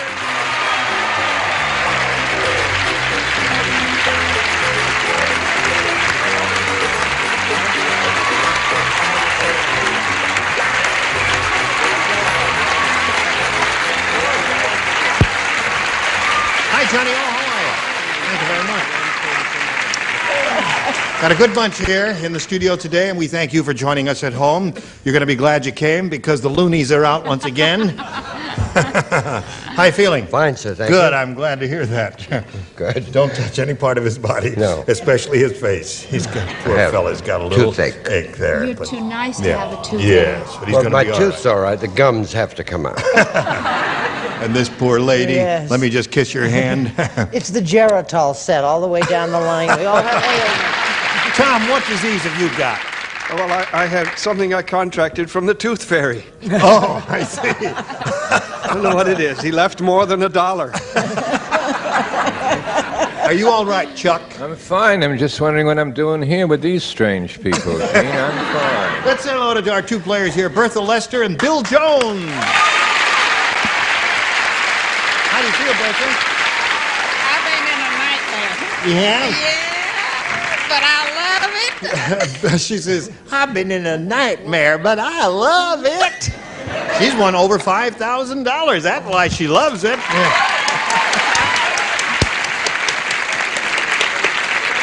Now, you've had a chance to think about your winnings and what you're going to do with them, Bertha. What are you going to do with them? I got bills. Oh, you got bills. Bill who? Tax bills. Oh, tax bills, right. All right, Bertha, you're being opposed here by Bill Jones. We're going to start at the beginning of round 2. The score at this moment is 2-1 in your favor. Bill, are you ready? I'm ready. All right, we'll finish this game after we do this for you. Here we go. Second and final round. Bill, you have a choice of A or B. I'll try B. B it is. Pick up the little Dance much? sweetheart. I like that step. I'm going to leave it in the act. Carl said to his wife, I have good news and bad news about our new apartment. The good news is it has wall-to-wall carpeting in the living room. The bad news is it has wall-to-wall blank in the kitchen. Now, you matched him in the first round, so Richard, you will lay out. The rest of you, please respond to that. Wall-to-wall blank in the kitchen. Sure, I heard you, honey. No, it's Yes, very for such simple. a- Look at case history. Look, now, look at what a quick study I am. Good news and bad news about our new apartment. Good news is it has wall-to-wall carpet in the living room. The bad news is it has wall-to-wall blank in the kitchen. Now, if the police came, would have said house or apartment? Apartment. Now you are... Right. I don't know what it has wall-to-wall of in the kitchen. You don't? I didn't study. Oh. You supposed to make up something? Sure. That's right. Oh, because I was never in Carl's house. Well, you see, you're a creative person. You are an interpretive artist, a creative artist. You write something on the card and put it in a slot, or I will belt you in the mouth. Oh, why didn't someone tell me the rules of the game? Okay, here we go, Bill. Carl said to his wife, I have good news and bad news about our new apartment. The good news is it has wall-to-wall carpeting in the living room. The bad news is it has wall-to-wall blank in the kitchen. Garbage. Garbage.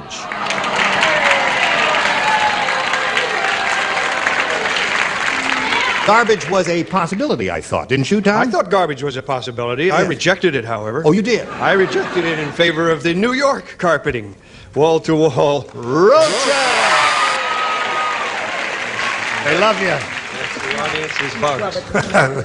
You didn't hear what he said? He said the audience is bugs. What do you say? I say that I rejected all that because those are quickly and easily remedied. You have to have something that's tricky to get a hold of and hell to fix and all that. I said holes. There's wall-to-wall holes in the kitchen. Well, Would hurt your roaches, foot. you know, you call in your fumigator, your And garbage, big, you it's all get over. your little broom out and your trash bag. It's all right. You've been I'm sick. not a well woman. Charles. Throw this away? Yes. Throw that away. One of the slots there. Being from New York, like Tom, roaches is the thing. Right?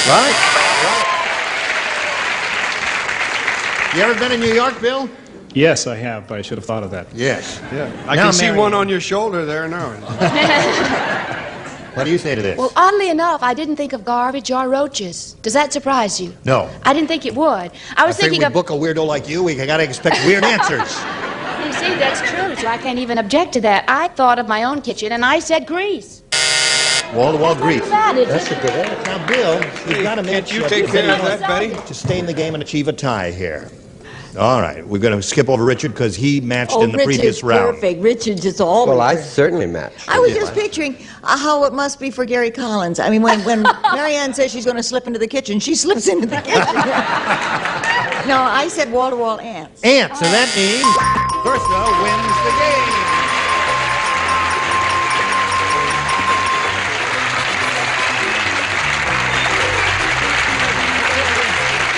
Hang around right over there for a moment. We'll say goodbye to Bill Jones. Let him know that many gifts will be coming his way. We thank you for being with us, Bill. A pleasure to meet you. Bill Jones. There he goes.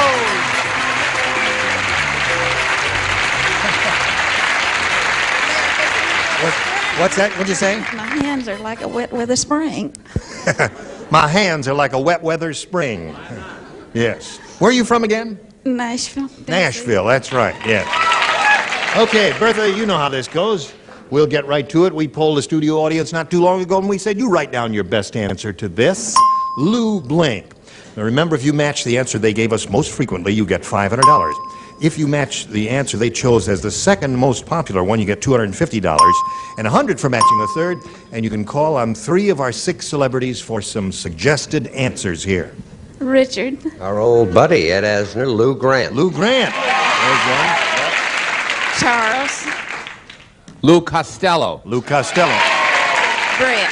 Brett. Something may come to me. Just a minute. I was wondering if there's anything. Let me keep thinking here.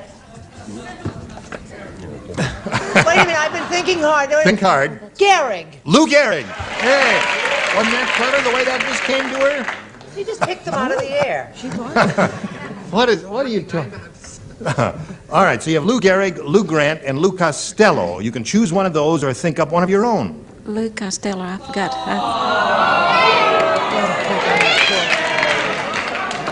She wants the answer that Charles gave her, Lou Costello. And some of you apparently disagree that that is going to be the big money winner here. We'll find out right now. We'll begin at the bottom and reveal the $100 response. Lou Grant was the answer that Richard gave us. Well, his ratings improved. Yeah. That may be a good sign. Costello may be on top. We all thought it was going to be on Grant was going to be on top. All right, may we see the $250 number? Lou Rawls, a well-known singer. Bertha, I think you got it. Aren't you surprised? I think Bertha's got it. I really think do. she's got it too. I didn't think. Now the people who booed when she chose Lou Costello, leave the room. All right, slide it. Yeah! There we go. Charles gave that to you.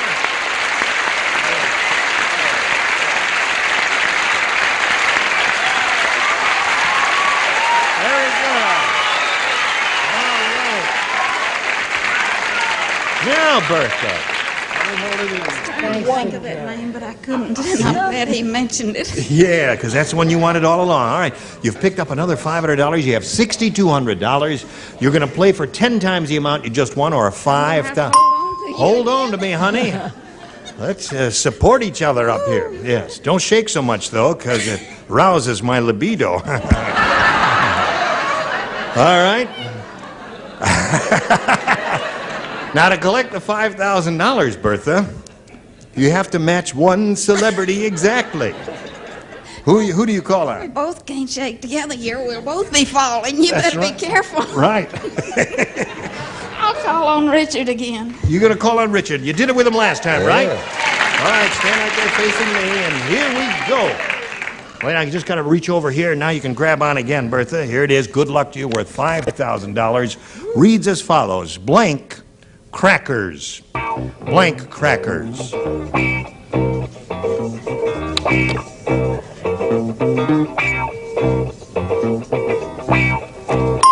Now he's finished, Bertha. Give us the answer that he's written on the card.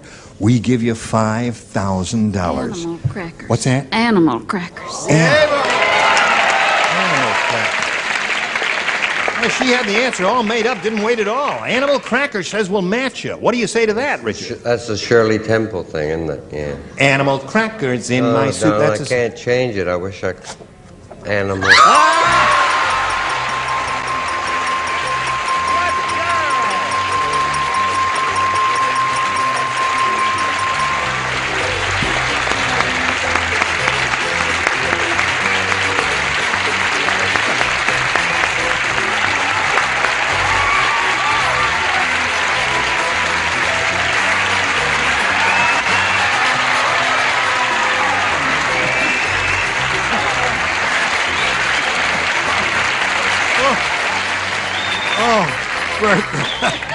I forgot to tell you one thing, Bertha. I don't mind winning money, Bertha, but that's silly, darling. Now, I point out to anyone who may be up here next time, be careful of poor Richard's tooth there. Listen, you've got $11,200. How do you feel about that? Good for you. Let's meet your new player now. Here comes Pat Shepard. As soon as it stops, you can get on. We'll go over here together. Hello there, Pat. This lady is very excited, Pat, so we'll let her sit down there and get her act together while we talk with you for a second or two. Where are you from and all that? I live in Los Angeles. Yeah? I'm a postal clerk in Pasadena. Uh-huh. I have 2 sons, James and Robert. They're good boys, really great boys. Billy. James and Robert. Oh, James and Robert, yeah. Really great boys. Great boys. Great boys. Yes. Really great? Really great. Okay. How old are they? 15 and 12. 15 and 12. Yeah. Well, Pat, we're delighted to see you here. We got to do a little business with America, and then we'll get back and start this game. Okay? Watch this. Here we go. Now, Pat, you may have a choice of A or B. Right, B. B it is. New game. Everybody plays. Abdullah the Sheik has 100 wives, and not one of them is blank.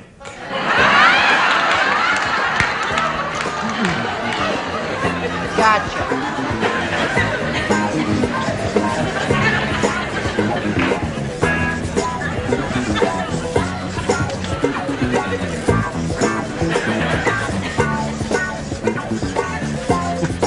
Not one of them is blank. I didn't know you could play this game, too. Pat Shepard. Abdullah the Sheik has 100 wives, Right. and not one of them is blank. Pregnant.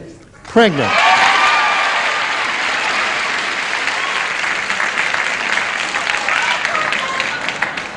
I heard that. I heard that. What did you hear? What did you hear? Someone said not one of them is female. What do you say to that? Well, I had no idea. I know you have no... In that case, mine makes perfect sense. That's right. There's one for Pat. Wasn't that cute? Someone said female. Yes. You think that's what I said, didn't you? Not But one of I them is- didn't. I matched. Pregnant. There it is. Two for Pat. Okay, Chuck. It doesn't say much for Abdullah, does it? No, it doesn't. He was injured in a horse. He fell off a horse. Yes. With child. With child. Three for Pat. Now, Pat, you're doing very well with this one here. Marianne, Abdullah the Sheik has 100 wives. Not one of them is pregnant. What do you think of that? Well, I think they're not expecting either. That's right. There's 4 for her. What happened to Abdullah, Richard? He hadn't been feeling well. Oh. Well, tired blood. Tired blood, yes. A toothache.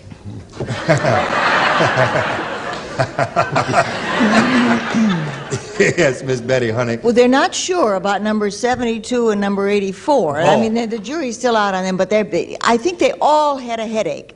He's not pregnant. Pregnant. Well. Isn't that unusual? 6 on the first round? I did it. That unbelievable? Bertha, you got to go to work. Here's your first rounder. Harry's wife said Harry was a practical joker to the very end. At his funeral, when they opened Harry's casket, a blank came out. Practical joker to the very end. Practical joker. To the very end. At the funeral, when they opened Harry's casket, a blank came out. Practical joker. Practical joker. Don't Well, it should be Harry's widow, dear, not Harry's wife. Harry's wife said, Harry's widow. Widow said. Harry's Harry widow was- said.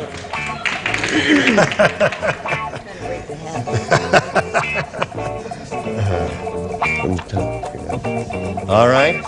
Wait a week. Okay.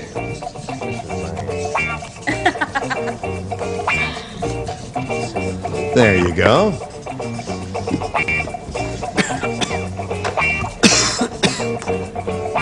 Now, Bertha, you ready? Yeah, I'm so jumbled up, I didn't understand that. Well, here it question. is. Harry's widow said, Harry was a practical joker to the very end.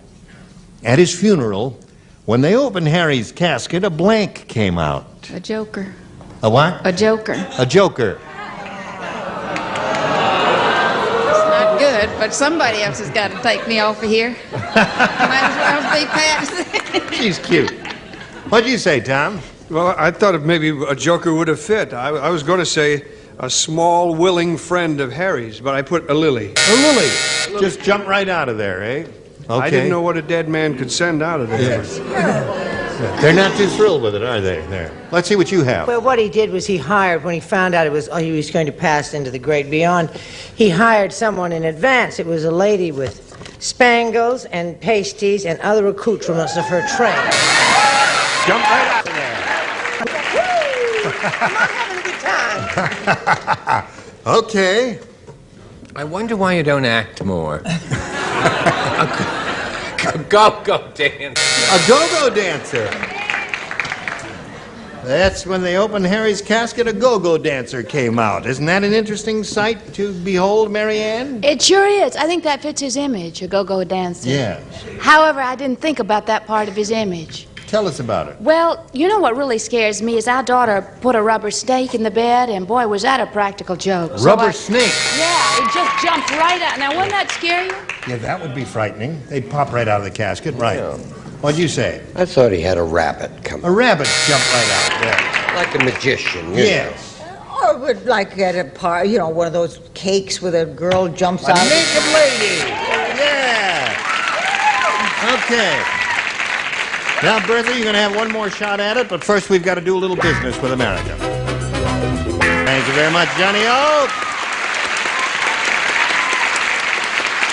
Okay. Here it is, Bertha. It's 6-0 in favor of Pat. Now, we go to round 2 here, and we'll give you the choice of A or B, and you must match all 6 celebrities to stay in the game and achieve a tie. I'm going to take B again. B again. Okay. Here it is. Matilda said, she said at the dance, I drank a gallon of beer. She says, now I'm not waltzing Matilda, I'm blanking Matilda.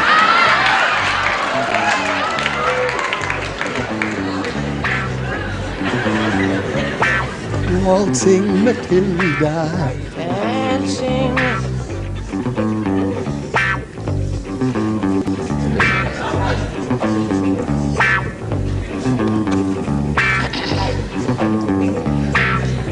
All right. Are you ready, Bertha? Here we go. Matilda said at the dance, I drank a gallon of beer, and now I'm not waltzing Matilda, I'm blanking Matilda. I don't drink beer, but I've heard it makes you tinkle a lot, so... She said she heard beer makes you tinkle a lot, Tom. Where'd she hear that? I don't know. What'd you say? She got to have 6 I said tinkles. sloshing. I didn't know you could say that. So that means Pat Shepard wins the game. What's the rest of you? Tinkle, tinkle, tinkle. All right, nice to have you, please, man. Bertha, you got a total of $11,200 you're going to be leaving here with. Bertha Lester. And a girl, while we're spinning her off, we got a message just for you. How do you feel? Gene Weber, join us next time, Match Game 77. Tally ho!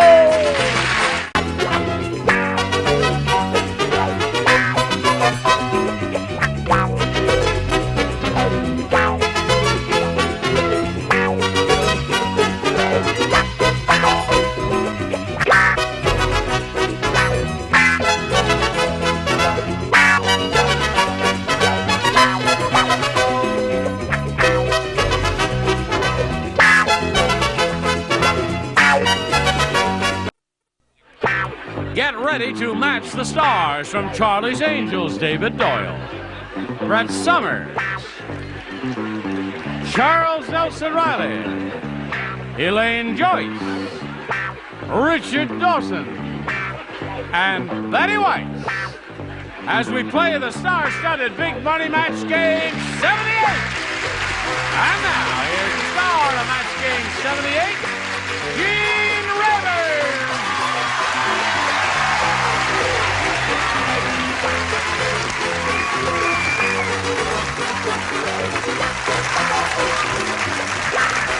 Thank you, Johnny O. Friends, thank you for joining us. I thank you for joining us. Have you got enough, Ira? Have you been rehearsing it? I get notes every day that I don't applaud for your entrance. Yeah. Not only mine, but when we introduce celebrities, other celebrities or civilians over there, you never applaud either. I have things on my mind. I know it. You're a very preoccupied In fact, guy. sometimes I don't know how I can even sit here. I have such tensions. You can understand that. No. I'll try to remember Thank you very much. gestures needed for this role. Right. Would you greet our current champion, Linda Morzinski? Thank you. Oh, well done. Well done.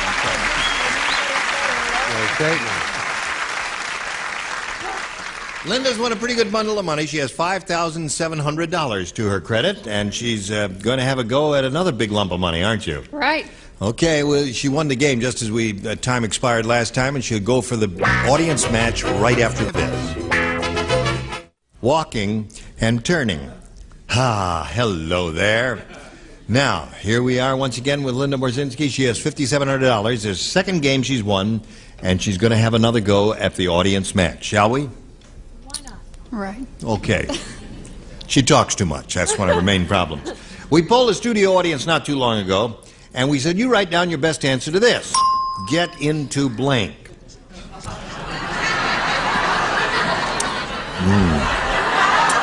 Now, Linda, if you match the answer they wrote down most frequently, you get $500. For matching their second most popular answer, you get $250, and for the third, $100, and 3 of the 6 will help. Richard. Something I've always managed to do, get into trouble. Really? Yeah. You sweet, innocent looking. I know. I enjoy it, of course. Backward fellow that you are, little country boy from the south of England, unsophisticated. You get into trouble. Oh, shit. All right, who else you want to? Betty. Well, I don't even want to discuss why I'm saying get into bed. Oh, all right. Okay. That's how I get into trouble. I want to discuss it. Yes. Brett. Well, she's thinking, as you can see. You can't see her face. When you can't see her face, she's thinking. oh, I think that stinks. Oh, that's terrible. I say, why don't you get into something more comfortable? Get into something more comfortable? Slip into. Just because you never heard it in your own life, get it right. I never had to get into something more comfortable. I was already there. So there they are. Get into something more comfortable, get into trouble, and get into bed are the 3 that offered by the celebrities. Now, you have the option here of choosing one of those or thinking up one of your own. What is your pleasure? Bed.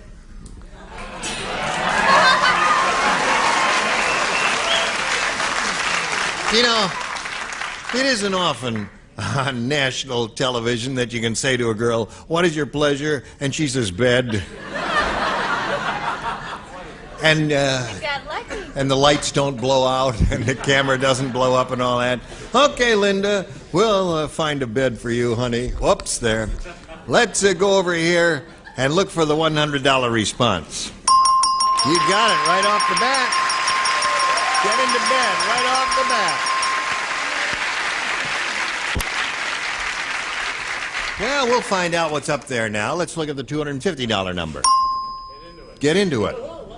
What does that mean, Ira? Get into the swing of it. Get into the... Oh, I see. Get into it. Get with it. It's get with it. Yeah, that's what I thought it was. All right. What do you think is up in the big one? Get into shape. Okay. Go.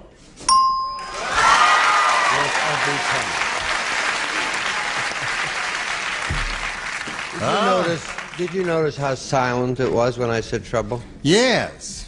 Yeah. That's probably why you didn't choose it, right? That's right. She let the audience influence them. That's exactly what she did. And apparently they're not too bright, are they? No.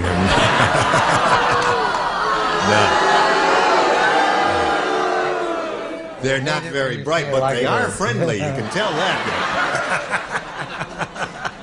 Now listen, Linda, you've won the $100. That means you're going to play for 10 times that amount or $1,000, and we're going to give you the money if you'll choose one celebrity and give us an exact match. Richard. All right, Richard, here we go. Ready? Ready. This is it. Good luck to you, Linda. $1,000 better than nothing, isn't it? crowded blank. Crowded blank. Crowded blank.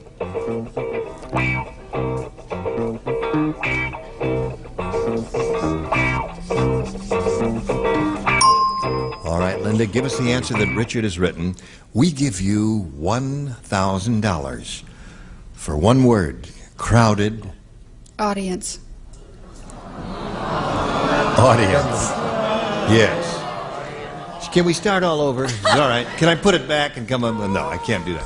All right, let's turn now and find out what Richard has on the card. Crowded. I glanced at you across a crowded room. Oh, yeah. You know that song from South Pacific? Yes. One and a chanta to the evening. It's a marvelous song there. Well, yes. That was not a request, Brett. Linda, you picked up another 100. You got $5,800, and you're going to play another game with Marge Gassman. And here she comes right now.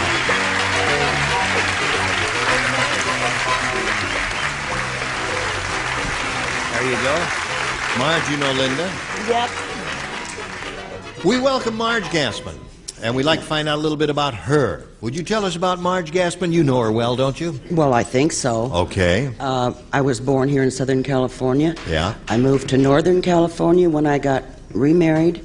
And when I remarried, I created kind of a problem because now my son is my stepson. He's married to his stepsister. And my daughter... Oh, you figure it out. You can figure it out. And we also... That one more time. Yes, stepsister. Yes, is married to her stepbrother. No, her stepson, who is my son. Who is your son? By the previous marriage. No. Oh, Betty. Oh. You got all that now? No, he's my real son, and he's married to his stepsister now. Yes. Mm-hmm. Well, I'm Real sorry our son. time is up. We're going to have to leave now, Marge. No, hang around here for a minute while we do a commercial, then we'll play a game after this. Here we go. All right, now this is the first round, Marge, and we ask you, as usual, to make a selection of A or B. I'll have B. B it is for Marge Gassman. Nerdocrumbesia is the world's most underdeveloped country. Their air force consists of one bomb and a blank.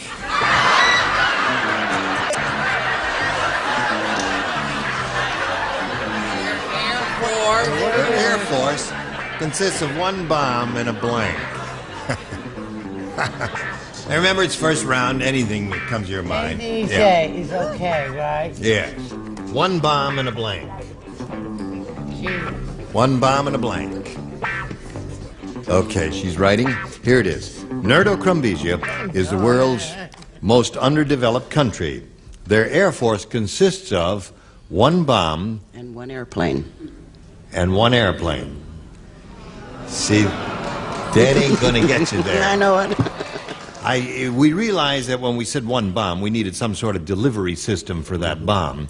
But an airplane is a conventional delivery system for that sort of thing. We were thinking of something unconventional to deliver that bomb, weren't we, David? I was taken back to the days of the catapult. To the catapult. Storming the walls One with a bomb bomb and a rubber band. And a rubber band. Isn't that good? That was good. That was very good, David. Well, now, there are other ways that you can get a little bomb going. Sure. You put a little firecracker under them. They go, One bomb "Pachung!" and a firecracker. They go pachung, right. Don't fool me, Grumchuk. I'm an old woman. No, you're not. Charles? I don't go that far back to the catapult days, but I could remember my own youth. Yeah. 11 years ago in Hartford. In Hartford. Rubber band when you made a little airplane. Rubber band. No, she says Try one not bomb. to have a rally. One Keep down the airplane. hand, please. Unlikely that we're going to get a match for Marge Gassman, but we must go through the formality, Elaine. One bomb and a... And Pop Rocks.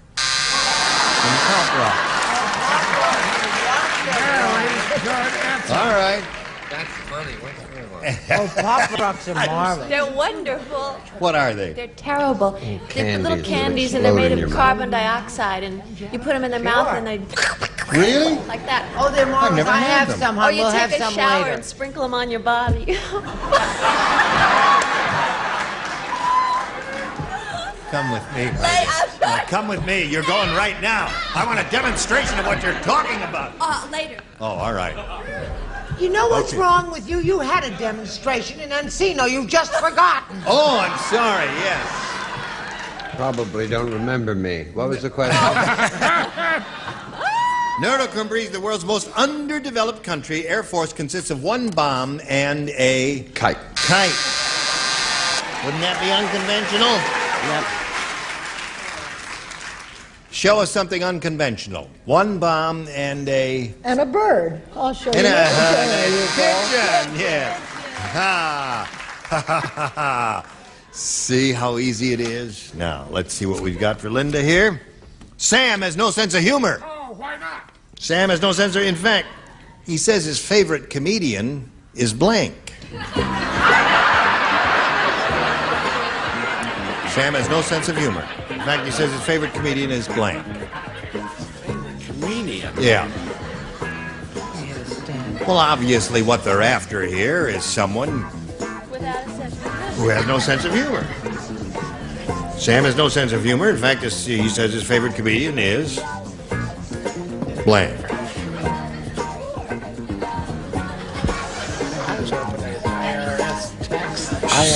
Don't talk about it. Well, I do my best. You know, your microphone could be open. Oh, okay. All right. Leave him alone. Now, you leave him I alone. like it. It's okay. I'm giggling because I think it's mirth-provoking Okay. and wonderful. Linda, Sam has no sense of humor. In fact, he says his favorite comedian is... Howard Cosell. Howard Cosell. That's good.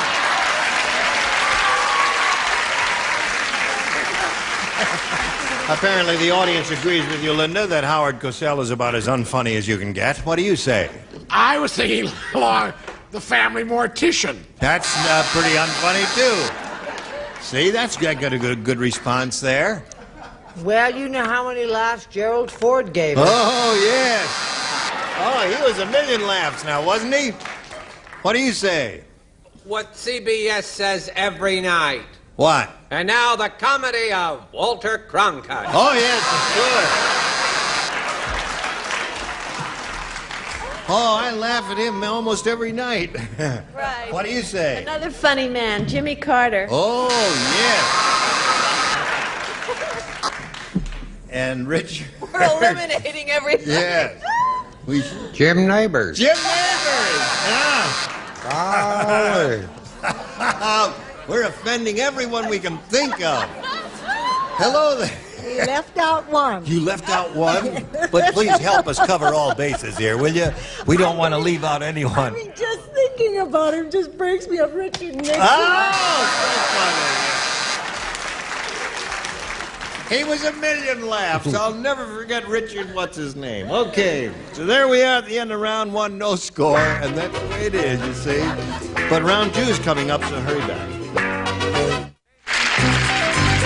Today's consolation prizes are first, the Hoover Celebrity 2 with more carpet cleaning power than any other make canister. Another good reason why America trusts Hoover. And add color, character, and charm to your home with fireproof, inexpensive Z-Brick, America's most popular brick wall covering, the last word in wall covering. And the Colonel's finger-licking good chicken and an insulated bag to keep things cool. It's nice to feel so good about a meal, Kentucky Fried Chicken. And a hot lather machine and a supply of new flavor formula Search. If you took a Search now, your breath would still be fresh in half an hour. Search keeps on working even after 30 minutes. Golly gee, on we go with the match game star, Gene Raver. Thank you, Johnny O. Here we go. Round two. Marge? B. Marge Gassman says she wants B. She didn't match anybody in the first round, so everybody plays the second round. Did you hear? Did you hear about the mad scientist who crossed a Playboy bunny with a Volkswagen rabbit? With a what? Crossed a Playboy bunny with a Volkswagen rabbit. Now he's got the only car in the world with blank. You see, see, you asked that question last Mad week, science. a variation of that, and I got it all wrong. Right. Well, try it again. We're going to keep doing it until you get it right. With a Playboy bunny, with a Playboy bunny and a Volkswagen Rabbit. Now he's got the, what's it say? Now he's got the only car in the world with blank, right?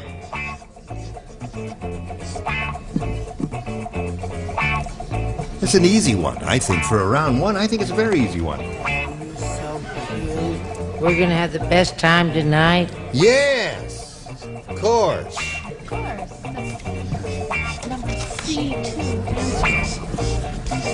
Me neither, hon. You're not alone.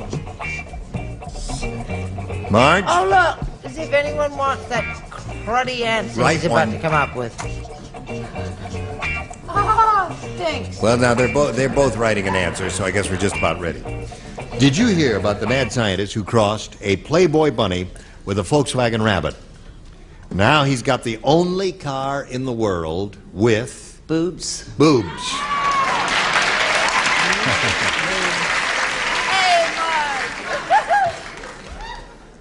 Biggest headlights in town. What do you say? I said a tail on both ends. A tail on both ends. Don't they have a tail? Oh, that's right. Little The bunnies have cottontail. those little cottontails, right? Yes. Right. Here comes Peter Cottontail, tapping down the rabbit trail. I said a cottontail. A cottontail. Those little girls, they have that little thing. Yeah. You'd like not to call it anything else, but Yeah. you've got to call it a cottontail. And you can't touch it. You can't? Have you ever No, tried? it's against the rules.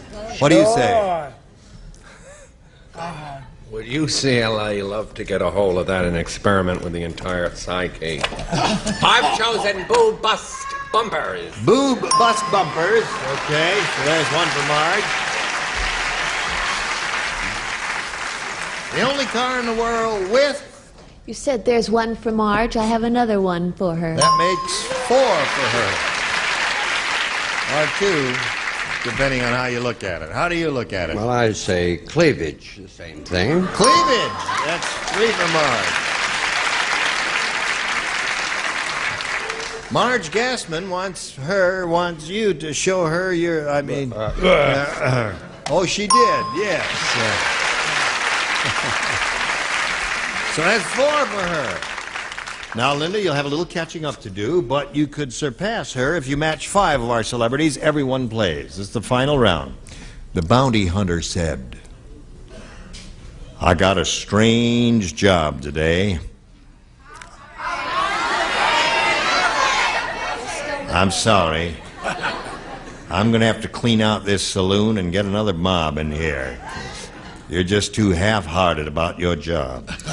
This guy said, I got a strange job today. I'm going after a man with a price on his head and a woman with a price on her blank.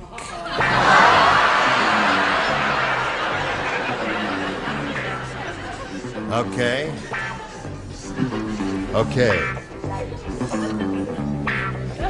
Going after a man with a price on his head and a woman with a price on her blank. Oh?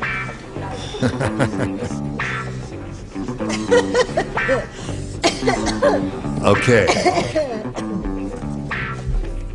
Linda, you're ready. Bounty hunter said, I got a strange job today. I'm going after a man with a price on his head and a woman with a price on her blank. Buns. On her buns. She went to the opposite end. Well, I think, yes, from top to bottom. Right. That's what she did. From top to tush. Oh, yeah, that's one for her. Score is now 4-1. You must match 3 more to achieve a tie. Brent? I always thought she was that great, famous Western rug maker hooker. I said body. Body. No match there. Charles, buns is what we're looking for. Excellent acting as the bounty man. Oh, excellent. thank you. Didn't go by me. It went by the others. It was subtle. Yeah. Like a George C. Scott. Excellent. Tail. There it is. Another one for her. Score is now 4-2. I'm going after a man with a price on his head and a woman with a price on her Dress. dress. No, I said body. Body. Score remaining 4-2. You must match 2 remaining ones to stay in the game. Richard. Bonnie. Bonnie. So that means Marge Gassman wins the game, and there we have Derriere.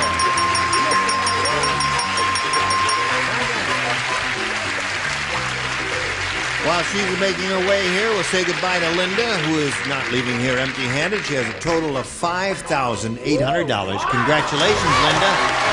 Thank you. Goodbye. We'll spin her off, and we'll spin a message for you, and then we'll come back to you.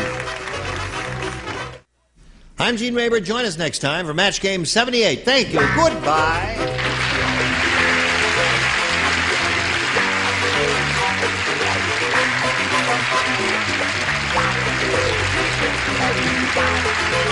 This is Johnny Olson speaking for Match Game 78, a Mark Goodson, Bill Trotman production. This program was edited for broadcast.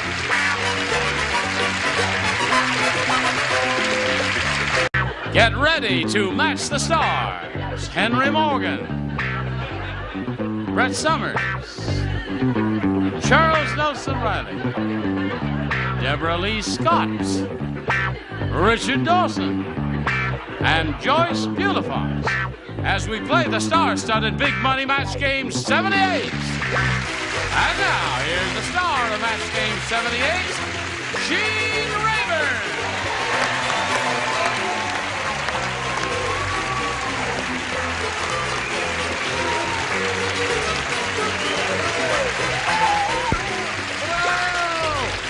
Hello there. What's going on? What? Charles was telling me how to take a triangle Flight. A triangle flight. Oh, we must all do that once a lifetime. I'd rather take a triumvirate flight. Okay. Anything you say. What do you have to say? another person. Nothing. Nothing. You have something to say? I already gave. You already gave. At the office. Well, let's welcome this cute little old winemaker, Bill Stevens, here. Hello, Bill. Time ran out. He won the game. Did the first part of the audience match. Won his $100. Now he's going to play either for $1,000 or $2,000, depending on the spin of the wheel. We'll get to that right after we finish this for you. Where are you going? You want to go up there? What the hell do I care? Get up there. Stand anywhere you want. You're a nifty guy. Wait a minute. Not until I tell you to. Hold on. Now, wait a minute. It's my show, Bill. Let's get this straight now.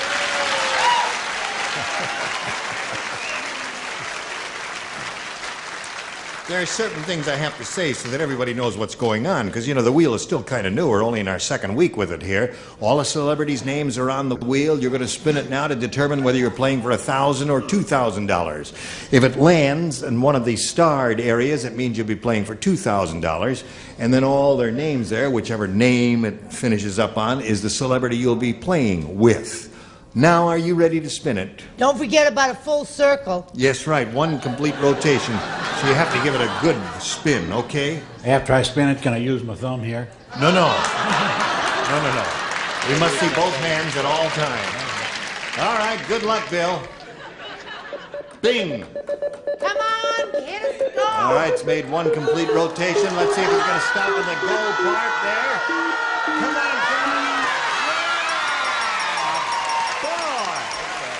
Okay, let's go down here now. There's a step there. Is that me? It is a double. And you're playing with Bill. Deborah Lee Scott here now. How you doing? You ready for her? I'll try to be. I'm sure you are. Okay, you have to face me. I know it's better looking at Deborah Lee than looking at me, but such is life, pal. Good luck to you. He's going to play for the double. He spun that lucky wheel there, and he did well with it. Here it is. Scrub blank. That's S-C-R-U-B blank. Scrub blank. Oh, Bill. Scrub blank. Now, Deborah Lee's finished. You give us the answer that she's written on the card. We give you $2,000. Isn't that easy? Oh, that's simple. Yes. What do you say? Brush. Brush. Deborah Lee, he says scrub brush will match you for $2,000. Well, I'm not much of a domestic, but I did say brush. You did?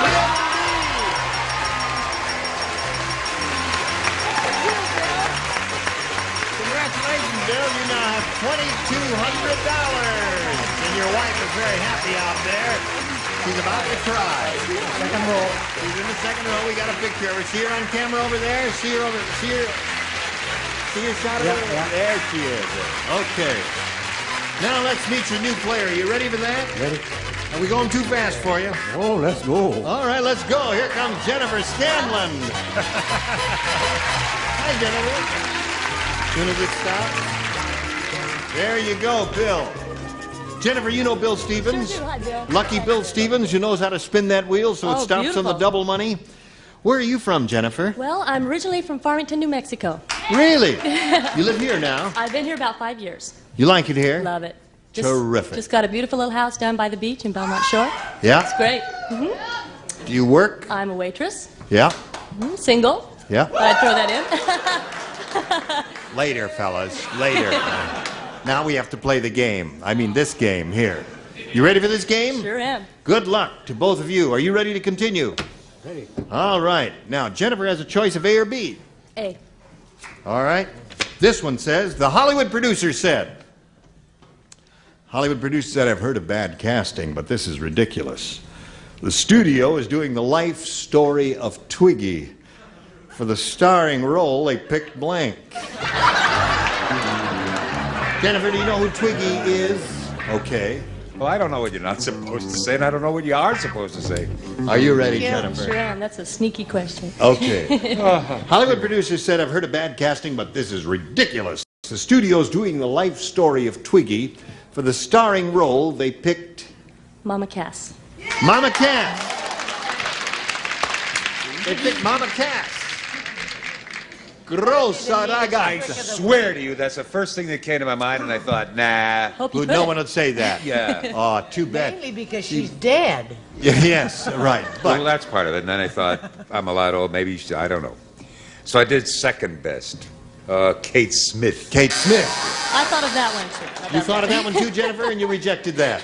Well, they've rejected each other. Well, I tried to stick very close to home. Yes. And what was Twiggy known for? For being skinny. Yeah, and she was as flat as a pancake everywhere in life, right? Right, indeed.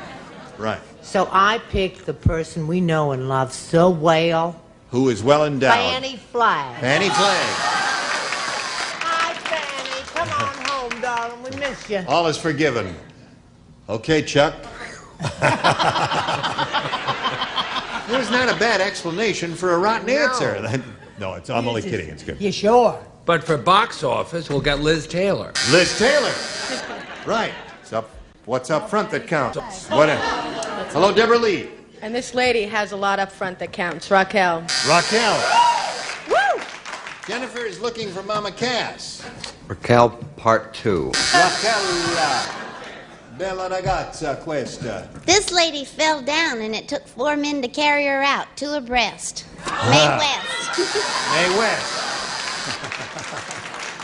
Okay, we'll get to you in a moment. Right now we got this for America. Pay attention.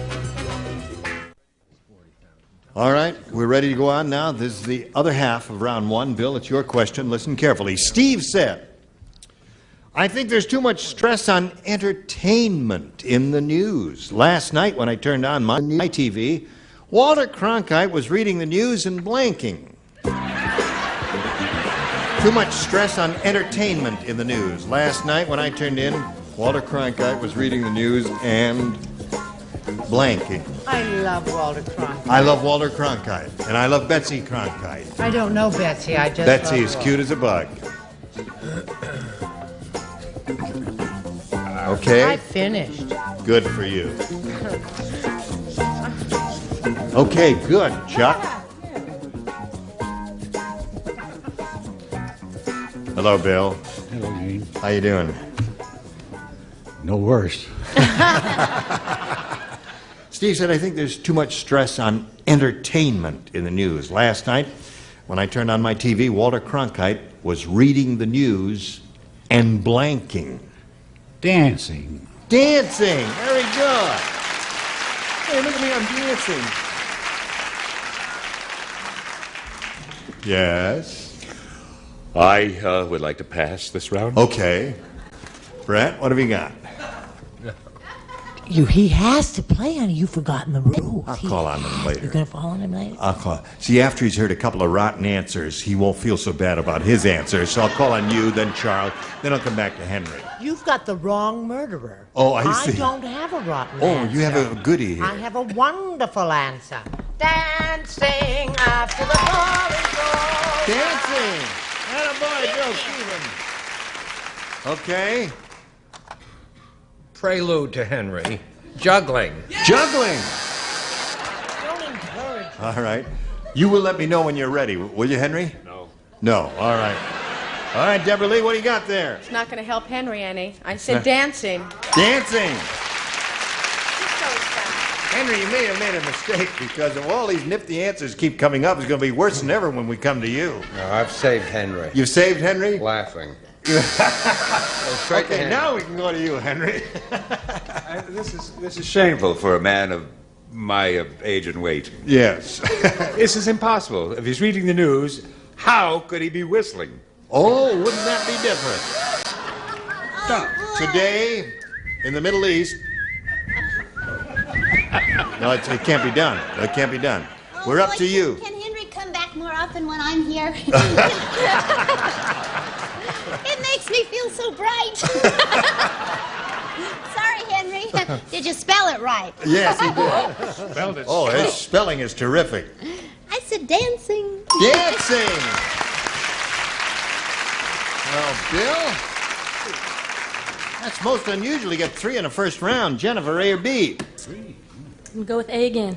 A again. Everybody plays because she didn't match anybody in the first round. Rick said, Yeah.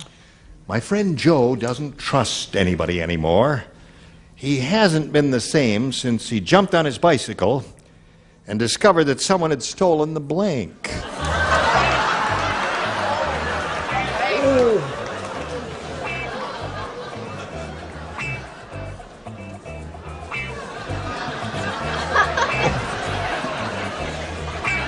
Okay.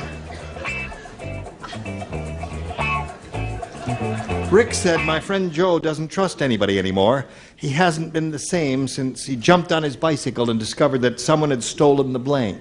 Seat.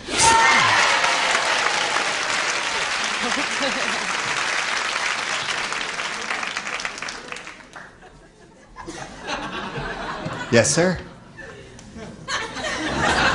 Do it again, did you, I Henry? suppose you think I can do 2 in a row, don't you? We were hoping. Well, this one even suits my small brain. Yes. Seat. Seat it is. One for Jennifer. Show us your seat, honey. You'll be singing soprano. Okay. I chose seat 2. Okay. It would be tough if someone stole the handlebars, too, because you wouldn't know whether you were coming or going. What do you got there? Seat. Seat it is. 4 for her. Score is now 4-3. Richard, yeah, gives us his seat, too, there. I don't expect too much, Jennifer, because you're coming to, what's her name here? Handlebars. I got a good seat. Oh, you have? Okay. Now, Bill, you got one shot at it here. The best you could do is tie. However, that's possible if you match Henry, Charles, and Richard, the 3 men. Yo! Okay. Weird Wanda is really weird. Her bra consists of 2 cups and 2 blanks. Oh, this is a good one. Am I allowed to give my theory on how to cut down on junk mail while everyone is No, answering? thank you. You can get on a list, you know. Okay, I'm on everybody everybody's ready? list. Then you got to match everybody. Think about it carefully. Weird Wanda is really weird. Her bra, you remember what they are? Okay. I hear it, Bill. Yeah. Her bra consists of 2 cups and 2 blanks. Saucers.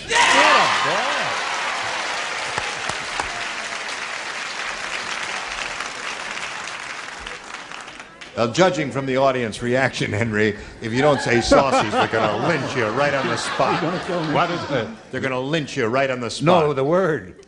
Saucers. Saucers. Saucers, what he says. I get it, cups. Cups and saucers. What? Oh, you finally... What? Saucers. Okay. You must say saucers. Well, I went the space age. You know that's the space age now? 2 cups and 2... Saucers. Oh, saucers.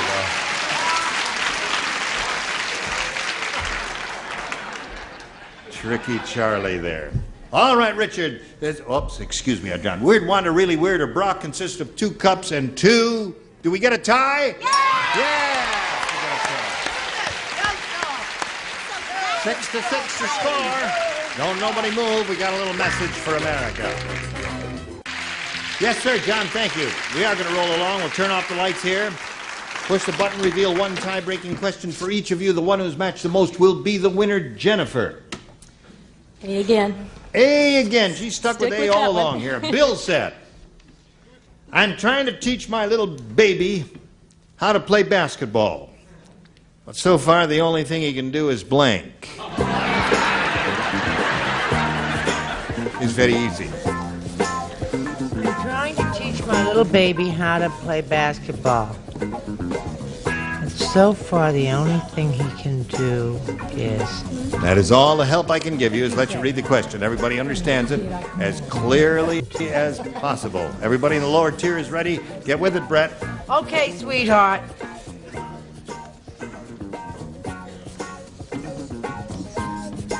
Henry, ready? Here we go. Bill said, I'm trying to teach my little baby how to play basketball. But so far, the only thing he can do is... Dribble. Dribble. Yeah, you got it.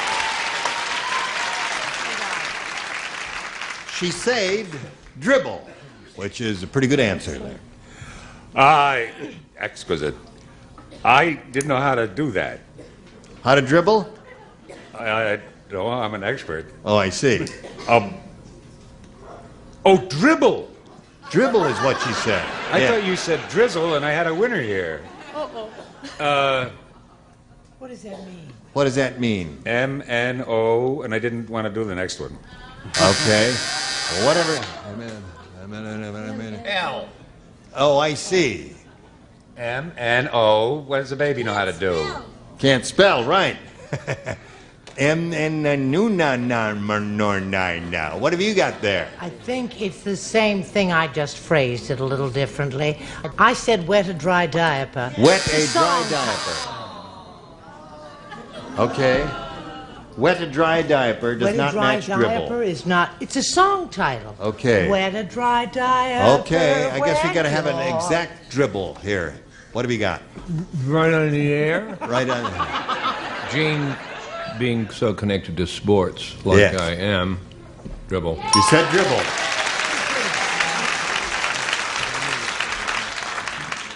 Deborah Lee. Yeah. I'm trying to teach a kid how to play basketball. So far, the only thing he can do is dribble. Oh, well, I don't know nothing about babies or basketball, but I said dribble. All right. Super Jennifer. So I know a little something, huh? Right.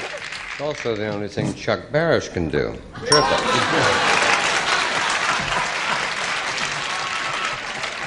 You ever noticed how he dribbles? Yes. Hello there. I don't understand why Henry's answer doesn't match. M-N-O is the same thing as dribbling. No, it isn't. No. No. No. In a sense. No, in a Okay. sense. Dribble. Okay. All right.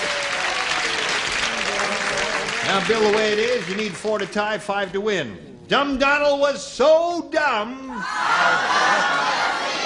When he got his marriage license, he put it on his blank. That's how dumb he was. When he got his marriage license, he put it on his blank.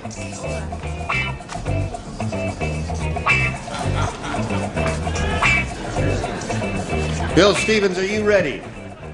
I hope. Dumb Donald was so dumb, when he got his marriage license, he put it on his blank.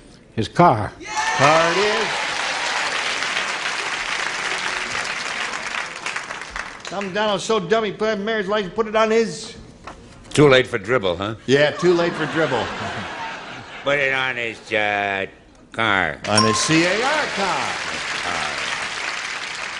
It's car or automobile. Car, automobile. Either way it works. That's 2 for him. The score is now 4-2. Another point for the granddaddy. All right. Are you a great-grandfather? Yeah. A great-grandfather. Deborah Lee Scott. Does he want the point taken back or what? No.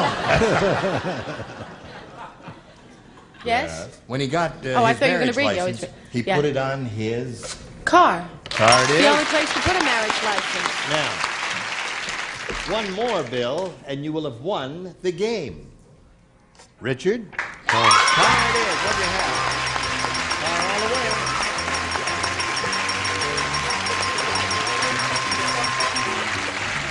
While he's making his way to the blue spot there, we'll say goodbye to Jennifer Scanlon. Thank you very much. It was a pleasure to meet you, my dear. We're going to get many gifts for you for Match Game 78. Thank you. Jennifer Scanlon, let's spin her off and spin a message just for you. There it is. You were wonderful, and I'd like to thank each and every one of them. Does anybody have anything to plug? Any movies or any plays or any personal appearances? I got Little Women. I did Little Women. It's all past in the past? Well, it'll be on not till Christmas. Well, I mean, you but filmed it was it. fun, yeah. Yes, Who'd what you play, part- Marmee? No, darling. Dorothy McGuire played Mommy, and Greer Garson played the auntie. I played Mrs. Kerka. Well, we look forward to seeing that. Thank you for mentioning that. I hope you'll all join us next time here for Match Game 78. Gene Rayburn, goodbye.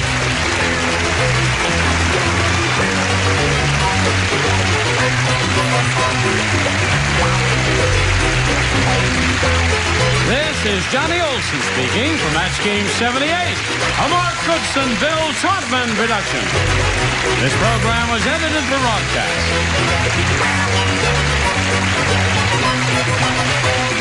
Get ready to match the stars. Nipsey Russell, Brett Summer, Charles Nelson Riley.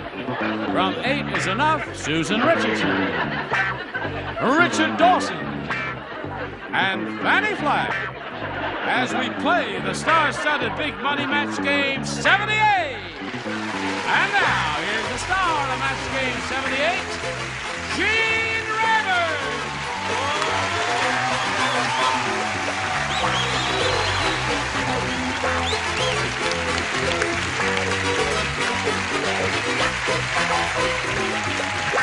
Johnny O, thanks for joining us. Yes, sirree. Oh, we got all kinds of things we have to take account of today. Some 2 or 3 bits of business we have to do. Yeah. New kid on the block. Boy, he's self-sacrificial in this respect. Eat your heart out, Dickie Van Patten. Oh, welcome Susan Richardson from 8 is Enough. Now, I know it may seem, those of you who are watching the program today, it may seem like a long time ago, but as of the time we are taping this show, the event I'm about to refer to just happened a couple of days ago. It was the Emmy Daytime Awards, hosted by Richard Dawson, in which he won an Emmy for Best Daytime Host, and we want to congratulate him. Congratulations, buddy. Bravo! Now, I want to say something. you want to say what? I never knew how trashy that other set was until we got this one. Now, wait Doesn't a minute. this look pretty? Is this really a good-looking set? I've got to get back here where I can get some perspective and see what it looks like. Oh, yeah! That's very nice. Yes, I think we'll all be happy here in our new home. And now... I love blue. Am I blue? Let them get on Would you with the welcome program. Bill Stevens here? Let's have a brisk round of applause for old Bill Stevens. Bill Stevens has won $12,900.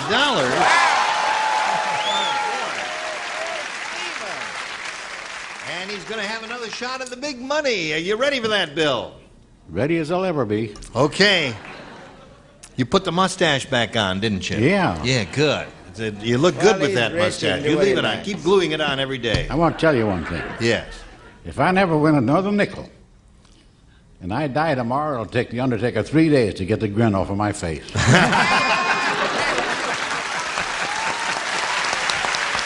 Happy Bill Stevens. come back in a moment and see how he does with the big money. Here we go with Bill Stevens. Bill, I know it looks a little different here, but we're going to play the same game you've played before. We polled the studio audience not too long ago, and we said, write down your best answer to this. Blank, Texas. Now, the answer they gave most often will get you $500 if you match it. For matching the second most frequently given response, you get $250. And then for matching the third, you get $100. 3 of our 6 celebrities will give you some assistance now. All right, stars, get set. Richard? Deep in the heart of Texas. All right. Yeah. Fanny? The Yellow Rose of Texas. The Yellow Rose of Texas. Charles? Dallas, Texas. Well, I think our stars have given you 3 good ones. Now you have to make a decision. Choose one of those or think up one of your own. Dallas, Texas, Deep in the Heart of Texas, and the Yellow Rose of Texas. Deep in the heart. You want Deep in the Heart of? Okay. Deep in the Heart of Texas should be up there somewhere, I'd say. Let's find out if it's under the big one or the small one. Let's begin with the small one. Reveal the $100 response. You got it right at the beginning. All right.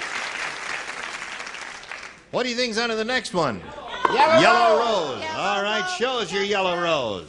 Yes, sirree. All right, you've called the second one. Now, audience, what do you think is under the Dallas. Are you from Big D? He just said something. The Eyes of Texas? I chose the other. That was my first one. All right, here we go. Slide it. Yes, sir. All right.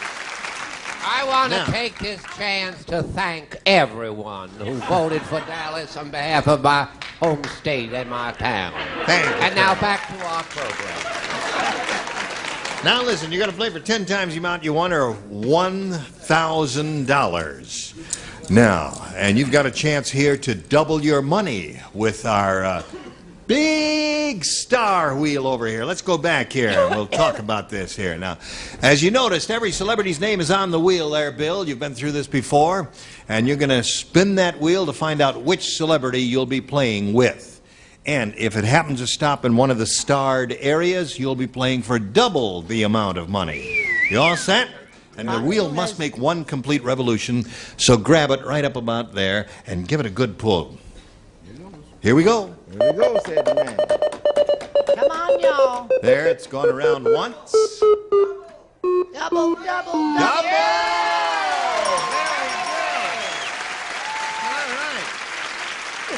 So you're going to be playing with Susan Richardson for double the $1,000 you won, or $2,000. Good luck to you. You ready, Susan? Here it is. Lieutenant Blank. Lieutenant Blank.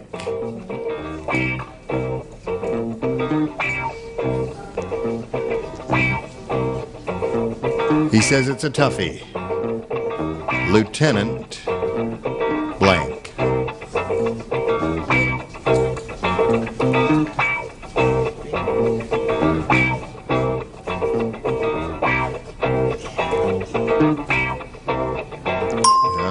Susan finally made up her mind. We ask you to think it over carefully now. Give us the same answer that Susan has given us, and you win $2,000. Colonel. Lieutenant Colonel. Well, there are a number of choices there. Lieutenant Colonel was one of them. Susan, what have you got on that card there? Lieutenant Commander. Lieutenant Commander. Was that a hard one?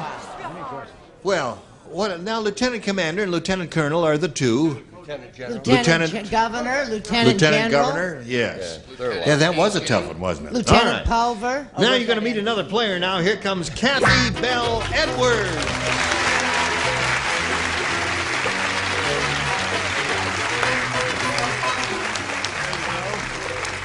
Kathy, you know Bill Stevens. He's been around here a long time. We welcome Kathy Bell Edwards and ask her to tell us a little bit about herself. Well, I went to Cal State Northridge to go into education, and I couldn't get a job teaching. So I went to Santa Monica City College to go into inhalation therapy, and I found out I couldn't watch people die. So now I'm the token saleswoman at California's #1 Cadillac agency located in West LA. That was almost a plug, wasn't it? Came this close to being a plug. Well, I'm sorry you can't get a job as a school teacher. You look like you'd make a good school teacher. Well, What would you teach if you were... Elementary school. Elementary school. Yeah, with Yes. children. I think we'd all bring her apples and all that. Wouldn't we help her out? All right, yes, indeed. Kathy Bell Edwards, good luck to you. We'll start this game in a moment or so, right after we do a little business with America. Well, now, this is the first time I'm going to have a shot at this, see if this thing works. The paint is still wet here. There. Push the button. Oh, it's got a little motor on it now. Isn't that nice? There. Okay, Kathy, you may have A or B. B, please. B. Oh, that's A, yeah. I'm studying this whole framework thing, and I'm really not thinking of what I'm doing. Frank said, my wife is the world's worst cook. I mean, who ever heard of extra crispy blank? World's worst cook. Who ever heard of extra crispy blank? I can't tell you how I love the set. I'm glad you like it. I just love I think it's nifty. Really nifty looking. For those of you at home who have black and white sets, it's blue and silver and off-white. Thank you so much, and maybe we'll get a few new panelists now that we got this down. Here's how I have my back turned to it. Ada Louise Huxtable will come and review this set, won't she? Good, yes, of course. All right, Kathy. Frank said my wife is the world's worst cook. I mean, who ever heard of extra crispy blank? Noodles? Noodles? No, noodles can't be crispy. They can be soggy or they can be crispy. They're not supposed to be crispy. Haven't you ever had the crisp noodles that you get, you know? Oh, that's right. No, so there's that's too logical. Yeah. Kathy. Nipsey, what did you say? Speaking of bad cooks, my aunt is such a bad cook. I was at a house, I saw a cockroach eating a tongue. Extra crispy poached eggs. Extra crispy poached eggs. That would be kind of bad, wouldn't it? No, I don't know. I like mine crispy around the edge there. All right. I actually had this at Fanny's. I spent the weekend there about 3 weeks ago during our heavy rainstorm. Yes. And we had extra crisp vegetable soup. Oh. That would be bad. Yes, sir? Eggs. Okay. No, I guess poached. That would be bad. Right.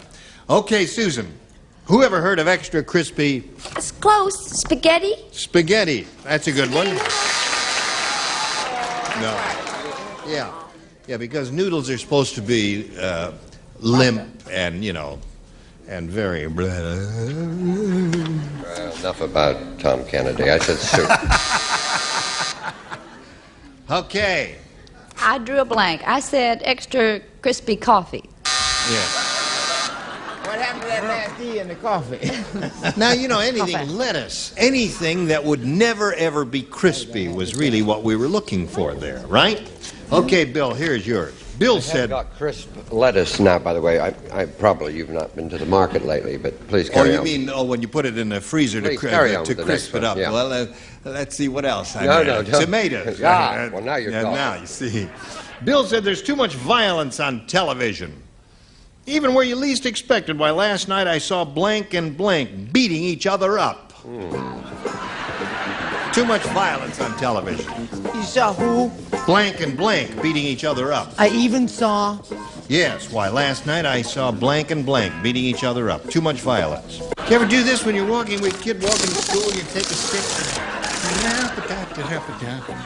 I'm going to take a stick to you if you don't shape up. Yeah, put a piece of cardboard on your bicycle and then it makes that noise. You can't think of an answer?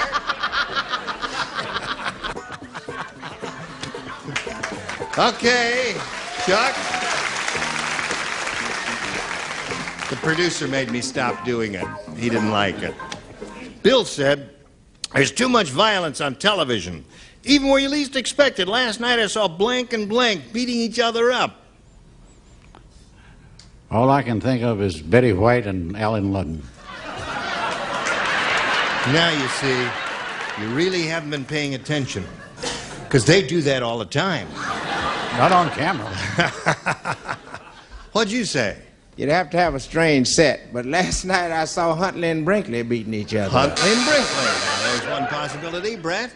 I'd been to Betty and Alan's for dinner, and boy, he gave her such a shot in the side of the head she didn't wake up till Tuesday. But first, she hit him back. Oh, yes. Donnie and Marie. Donnie and Marie. Yeah. Lucy and Desi. Lucy and Desi. Okay. All right, Susan Richardson. Show and tell. Mickey and Minnie. Mickey and Minnie. Yes, they never fight. Yeah, that would be good. Anyone who doesn't fight is... Marie and Donnie. Right. That's the definitive answer there. I gave her top billing. Yes. You know, Bill, you're just as cute as you can be. Thank you. You He is really are. too. He's adorable. And I'm glad he said that because that's what I said. Betty Well. right now.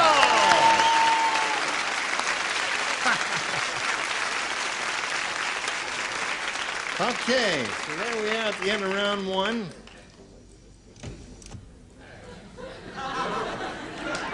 I didn't do nothing. And the whole thing, do it again. Is there a little man in there? No, it did it all by itself without my pushing. It goes up by itself, but it won't go down. What? No, it did. Yeah, because I'll show you. Now watch. Now watch that one go down by itself. Shazam. Abracadabra. Well, now it just did a second ago. Do what I tell We you have to. a few kinks. Will somebody call a witch doctor? Go down. No. Well, it just went down by itself. And said, well, I'll fix it while you watch this commercial. Where's a hammer?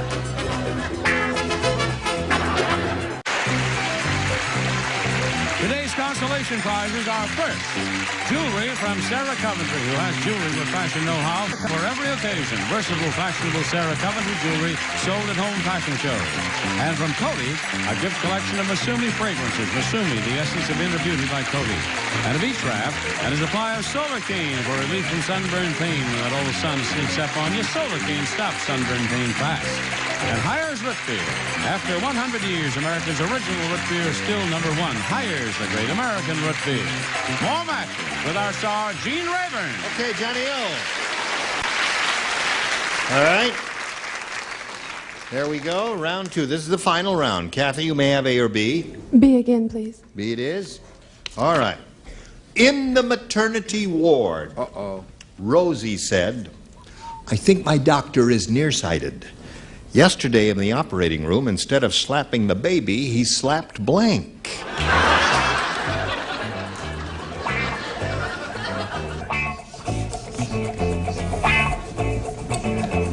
Okay, put it in the slap there, and away we go. In the maternity ward, Kathy, Rosie said, I think my doctor is nearsighted. Yesterday in the operating room, instead of slapping the baby, he slapped Me. me. Okay. You don't like that one? Some of them are owing that answer. I don't think that's a bad answer at all. What do you say? I said instead of slapping the baby, he slapped the nurse. The nurse. Okay. She loved it. Yes? She had on a very low-cut uniform, and Right. she had kind of... Yes. And so he slapped Nurse Williams. Nurse Williams. 2 nurses so far. The mother. That's me. That's me, yeah. Rosie is speaking. Okay. We've all assumed that Rosie was the mother of the baby. Right, Susan? Mm-hmm. Okay. He slapped me. Me. All right. Two for Kathy. Instead of slapping the baby, he slapped Me. me. Yeah. Now, She may be a nurse. She's a woman, too. the nurse. 2 nurses, 3 nurses. All right, so at this moment it's 3-1. That means, Bill, you must match 2 to tie, 3 to win. Sally said, who says women are bad drivers? Well, I can get into the tightest parking space in the world. All I have to do is imagine it's a new blank.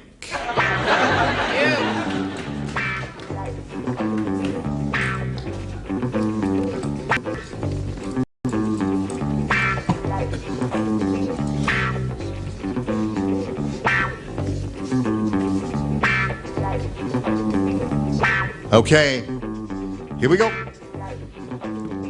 2 to tie, 3 to win. Sally says, who says women are bad drivers? Well, I can get into the tightest parking space in the world. All I have to do is imagine it's a new blank.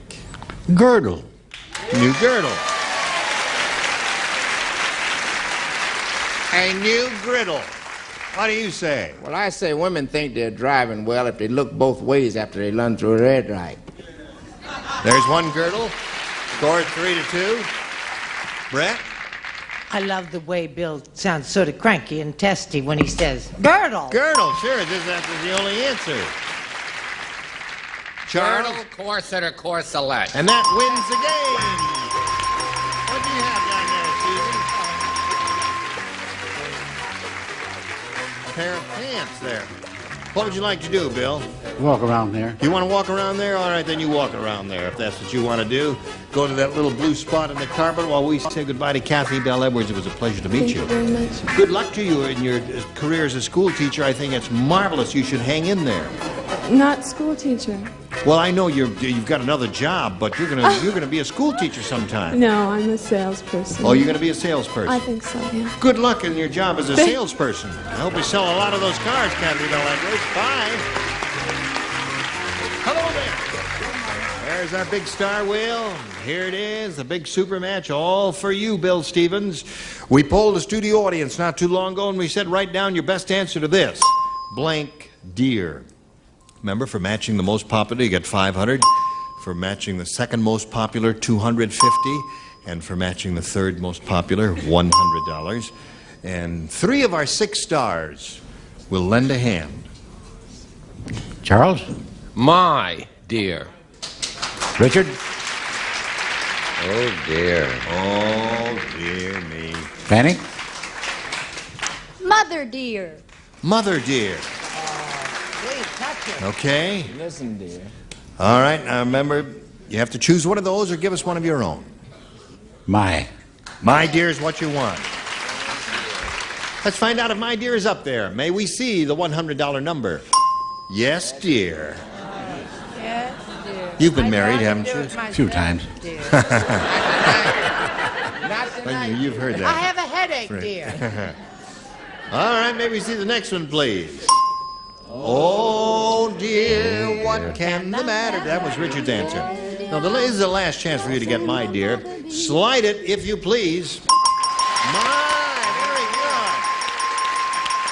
All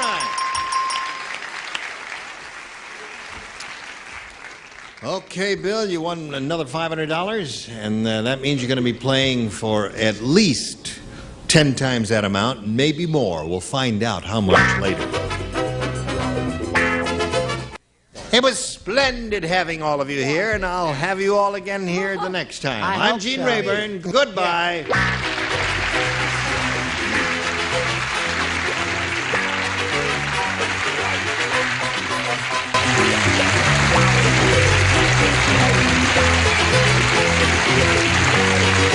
This is Johnny Olson speaking for Match Game 78, a Mark Goodson, Bill Todman production.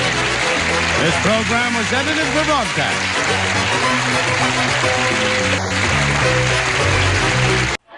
Get ready to match the stars. Nipsey Russell, Brett Summers, Charles Nelson Riley. From Eight Is Enough, Susan Richardson, Richard Dawson, and Fanny Flagg, as we play the star-studded Big Money Match Game 78. And now, here's the star of Match Game 78, Gene Rayburn.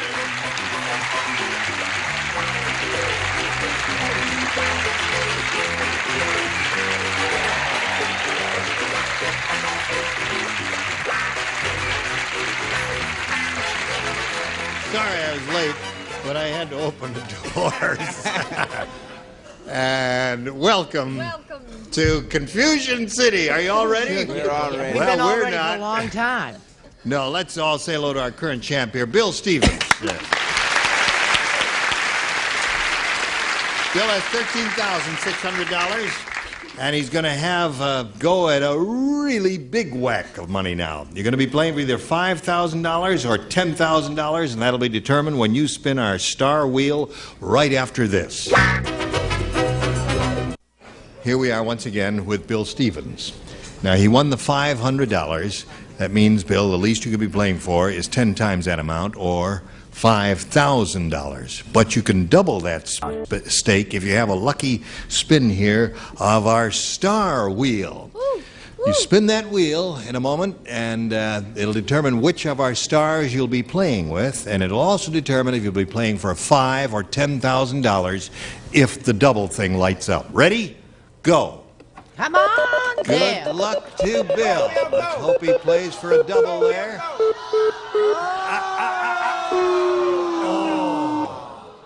Close. But no I mean, cigar. that is really close. You'll be playing with Fannie Flagg here for $5,000. Ready? Is it Fanny? It's Fanny. I thought it was Nipsey. No. No. That's Fanny, we don't look alike at all. You ready? This has been a bad enough day without you confusing things. Here it is. Good luck to you. Blank of soup. Blank of soup.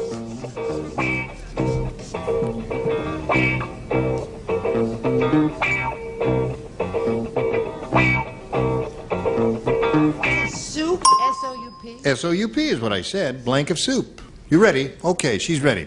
Now, you give us the answer that she's given us, and if you do that, we give you $5,000. What do you say to that? I hope she said soup. I mean bowl. Well, she said soup, of course. We said soup. Bowl of soup. Oh, thank God. Bowl.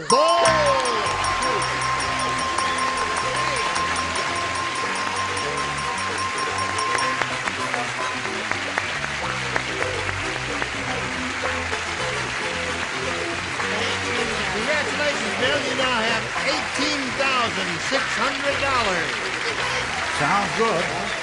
Sure is. Let's welcome your new competitor. Here comes Pat Bowman. Pat Bowman rolling around here. Hello there, Pat.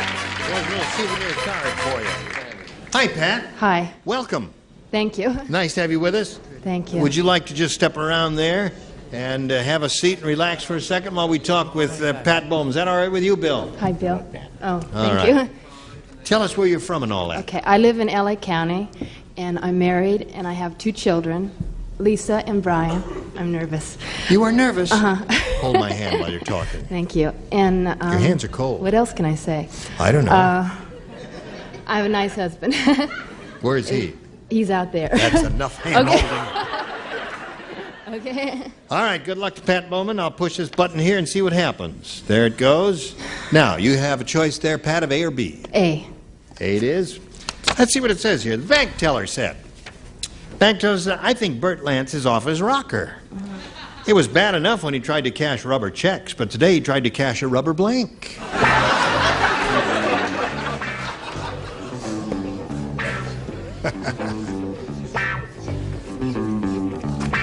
Finished. Good. Okay. Here we go. Pat, the bank teller said, I think Bert Lance is off his rocker. It was bad enough when he tried to cash rubber checks, but today he tried to cash a rubber blank. I blank. And I just... Rubber blank. See. Today he tried to cash a rubber blank. A rubber raft? I don't know. A rubber raft. I don't Yeah. know. That's not good, I know. I can tell. Not very But good. She said it's not very good, and I'm afraid I must agree with her. What do you say? Well, Bert Lance was 6 feet tall and about 10,000 short. Tried to cash a rubber tire. Rubber tire? What we're after here is really almost anything made of rubber, Yeah. but there are a couple of two good nifty things that I can think of. That's What? true. I think you're right. What? I think there are 2 very good answers. Whatever happened to Bert Lance? He's around. You sure? Yes. Oh, okay. I said rubber ducky. Rubber duck. In Yes. honor of my wonderful friend Les Brown. Les Brown. Band. Band. A rubber band. Okay. That is good. Les Brown and his rubber band of renown. There. Susan. Today he tried to cash a rubber Rubber ducky. Ducky. Ducky is the answer. Rubber duck. That's it. Or another duck. Yeah. Rubber ball would have been an interesting answer too, I think. So, Pat, there's yours. Now we've got this one for you, Bill. Irving the Nut has been in psychoanalysis so long, he even lies on his back when he blinks. That's how long he's been in psychoanalysis. Hello, Bill. Good morning. Irving the Nut has been in psychoanalysis so long, he even lies on his back when he blinks. Okay. Nipsey didn't have his answer in. I didn't want to have to go through this all over again. It's the Marion Lorne story.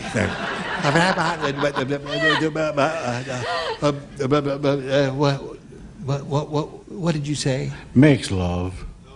He even lies on his back when he makes love. Doesn't everybody? Irving?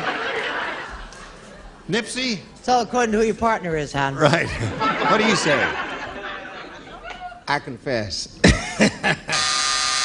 He even lies on his back when he confesses? Right. Goes into church and gets in the little box and says, Father, I have sinned. But the confessional is only about this big. You cannot lie down. That's why it was hard for him to lie down in there. Yes? I think this is going to be a favorite of yours. What's that? When he drives his car. He even lies on his back when he drives his car. Drives his car. Right. He'll come to you later. You'll see. Yeah, I'll think about it. I may like it. You should give him about an hour. You'll think, well, where do we get to Encino? You'll like anything. All right. Yeah. Eats dinner. Eats, yeah. I do that all the time. All right. You ever lie down when you have your dinner? All the time. You I'm do? too tired at the end of the day. I have to lie so down. that would not be an oddball answer. Eats. Oh, it is an oddball answer. Eats. The Nut. Irving the Nut has been in psychoanalysis so long, he even lies on his back when he... Tinkles. When he tinkles.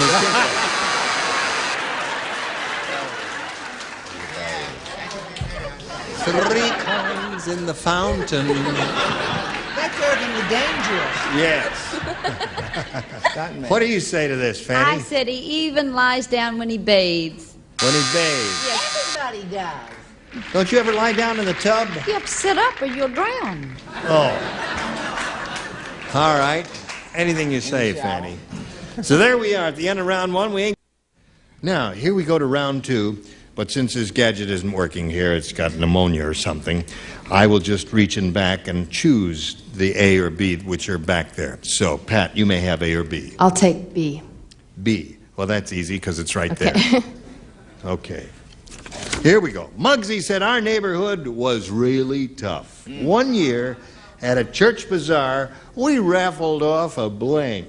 That's how tough our neighborhood was. Very rough. Very rough. Charles. It dried already. What?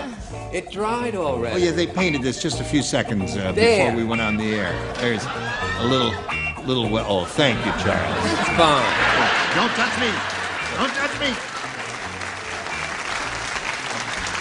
It's the water-based paint, and it dries very quickly. All right, Pat Bowman. Muggsy said our neighborhood was really tough. One year at a church bazaar, we raffled off a blank. A nun? A nun? That's good. Well, a nun. I thought that. Nipsey Yes. said a nun.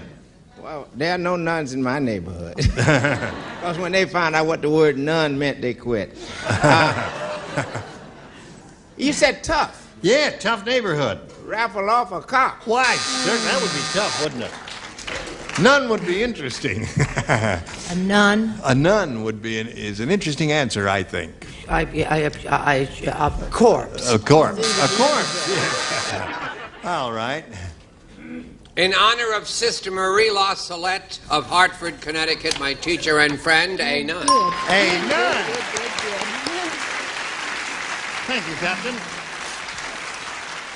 No, he's a sports person this week. Susan, what do you say to this? One year at a church bazaar, we raffled off a nun. A nun. You got it. Keep it that. Show us your nun, Ollie. In honor of Father McGonagall, cop. A cop.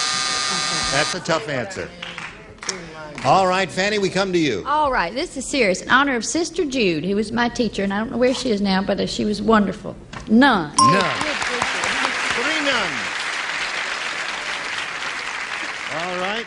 As you can plainly see, this is A, and I am taking it with my 2 fingers and putting it in my hand. Did you hear about the bionic lifeguard? No. Well, you're going to love hearing about the bionic lifeguard. He rescued a woman the other day, and when he gave her mouth-to-mouth resuscitation, he blew her blank off.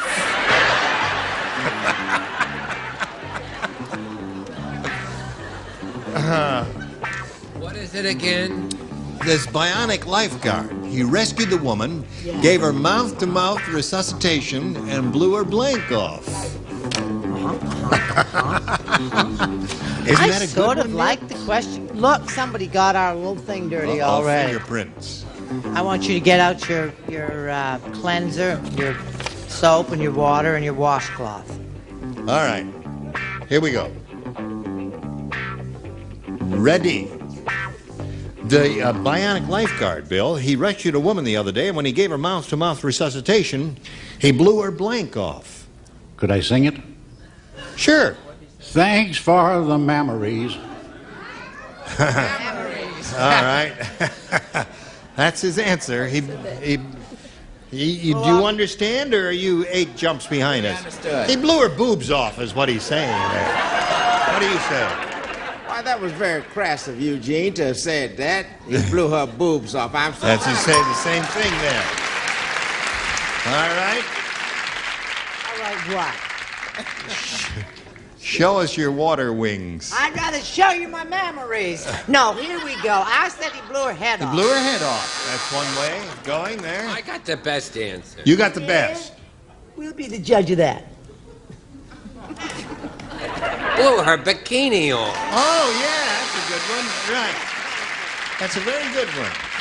Well, we're getting some good answers here. Score is now 3-1 at this moment. Susan, what have you got there? See who your president. Well, oh, really? I wouldn't say that. Would you say that, Richard? No, I never would say that. No, I would never say that. Now blush for us a little. She's blushing. Yeah, isn't that sweet? Listen, how does Dickie Van Patten treat you? Okay? Oh, great. Because I'll come around and I'll hit him right in the mouth if he doesn't treat you well. Favorite person in the world. Yeah, he's wonderful. Okay, Richard, what he is looking for is another pair to, well, he needs 2 pairs, really, to achieve a tie. No, I said hair. Hair! So that means Pat Bowman wins the game. She said bathing suit. Come down there. Congratulations to you. Right there, if you would, please. Where are you going? Bill? I'm new here. You tell me. I just wanted to shake your hand. Yeah. And thank you for coming by. I'd like to shake Richard's hand and congratulate him on that Emmy. Yes, indeed. You can do that if you want. Just slip right around over there. Bill Stevens is going over to shake Richard's hand. Congratulate him for winning the Emmy for the Best Daytime Host. Thank you. And he's leaving here with $18,600.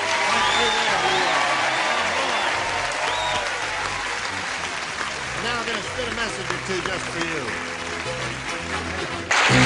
Today's consolation prizes are first, jewelry from Sarah Coventry, who has jewelry with fashion know-how for every occasion. Versatile, fashionable Sarah Coventry jewelry sold at home fashion shows.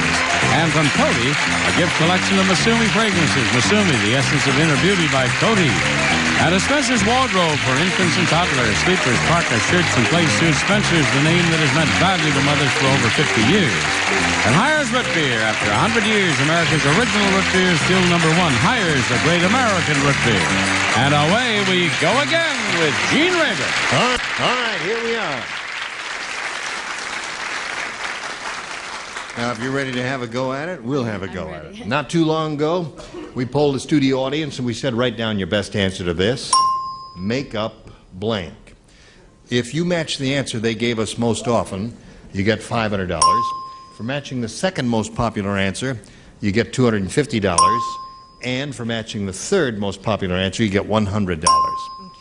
It's not Bill Stevens up here now anymore. Thank you very much there. Okay. And 3 of our 6 stars will give you some help here. Just sing out one at a time. Richard. Make up your mind. Make up your mind.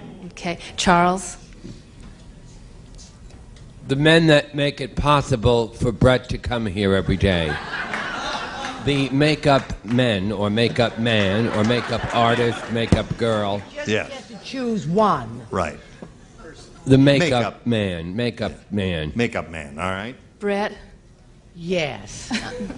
Makeup, yes. Something may come to me. Make up the bed. You know, I just thought of something. What? Get out. Make up a story. You just thought of that? Fanny was waving the card at her. It says, make up a story, and she said she just thought of that. I've exposed her, Fanny. Okay.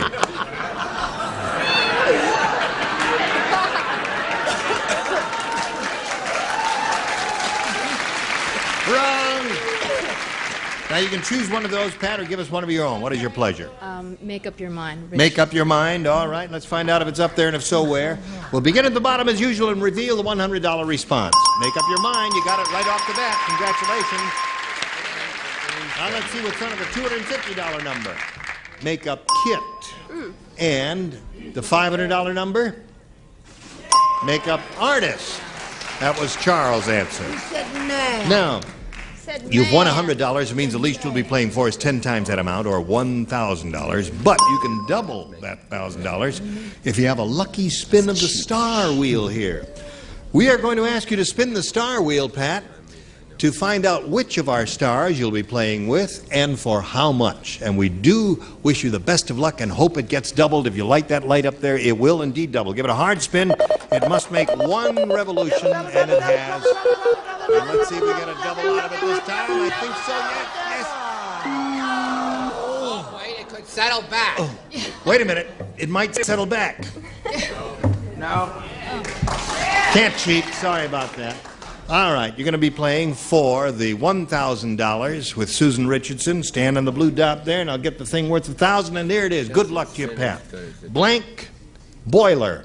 B-O-I-L-E-R. Blank boiler. Blank boiler.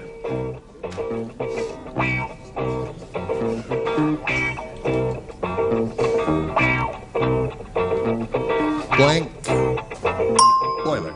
Okay. Give us the answer that Susan has written on the card, and we give you $1,000. What do you say to that? Gas boiler. Gas boiler, she says. No? They're groaning out there. That may be a clue. Groaning up here, too. They're groaning up there, too. Well, it depends on whether Susan groans or not. Are you oh, you're groaning. Double boiler. Double boiler. Isn't that what you ladies use around the kitchen? Yes. Double boilers to do cream of wheat and all those revolting things that you make and see. Okay, now, Pat, you have a total of $200. You're going to meet another player. Here comes Katie Schwartz.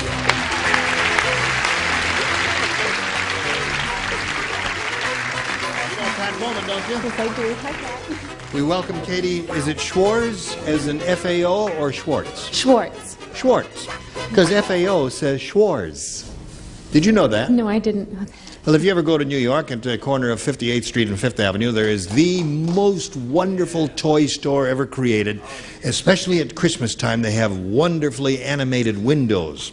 And the name of the place is the 3 initials, F-A-O, Schwartz, spelled exactly as yours, S-C-H-W-A-R-Z.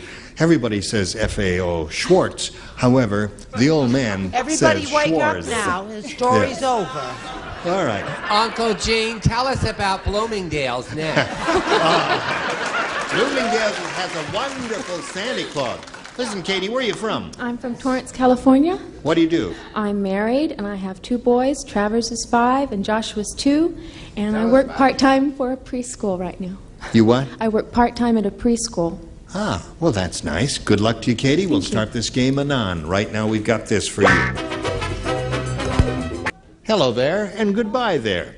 Listen, you were all splendid. Don't forget to look for Nipsey and the Wiz. Is that picture finished? Yeah, the picture's finished. Yeah. It's going to be great. Coming to theaters in your neighborhood very soon. And look for this girl, and 8 is enough. She's terrific. And we'll look for you next time here on Match Game 78. Goodbye.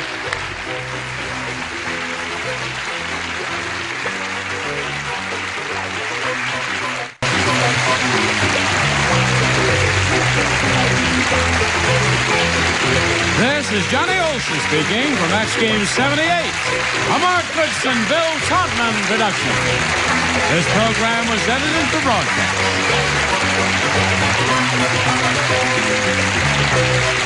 Get ready to match the stars from Love Boat. Fred Grandy, Brett Summer, Charles Nelson Riley, Connie Stevens, Bill Cullen, and Marcia Wallace as we play the star-studded Big Money Match Game 79. And now, here's the star of Match Game 79, Gene Raver.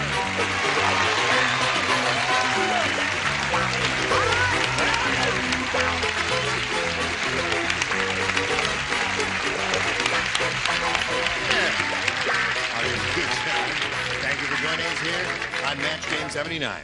Thank you for joining us. Thank you. How are you? Fine. What's your rank? Yeoman Purser. Yeoman Purser. Yes.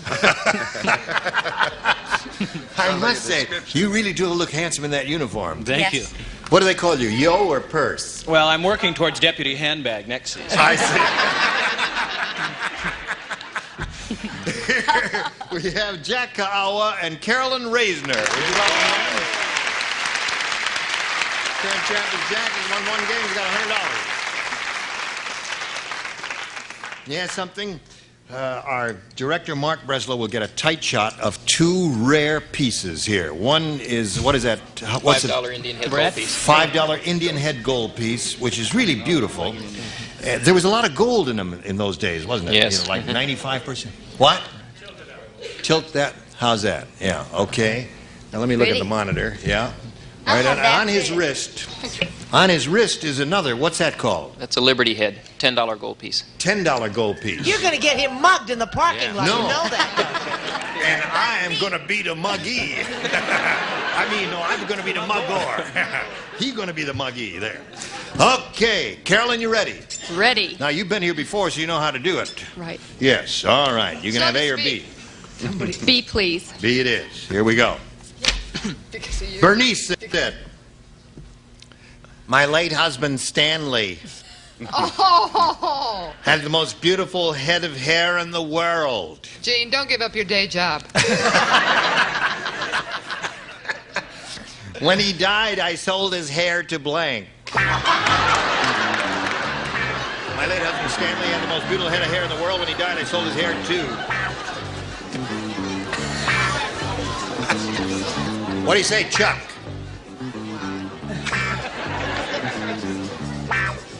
Bernie said, my late husband Stanley had the most beautiful head of hair in the world. When he died, I sold his hair to blank. Kojak. Kojak. Okay. She came up with one of the possibilities. There are about a half a dozen I can think of. Here's another possibility. That's another possibility. Yulebrenner's a very good one. Kojak, Yulebrenner, two good ones. Here's a bad one coming up now. Just watch. What? Charles.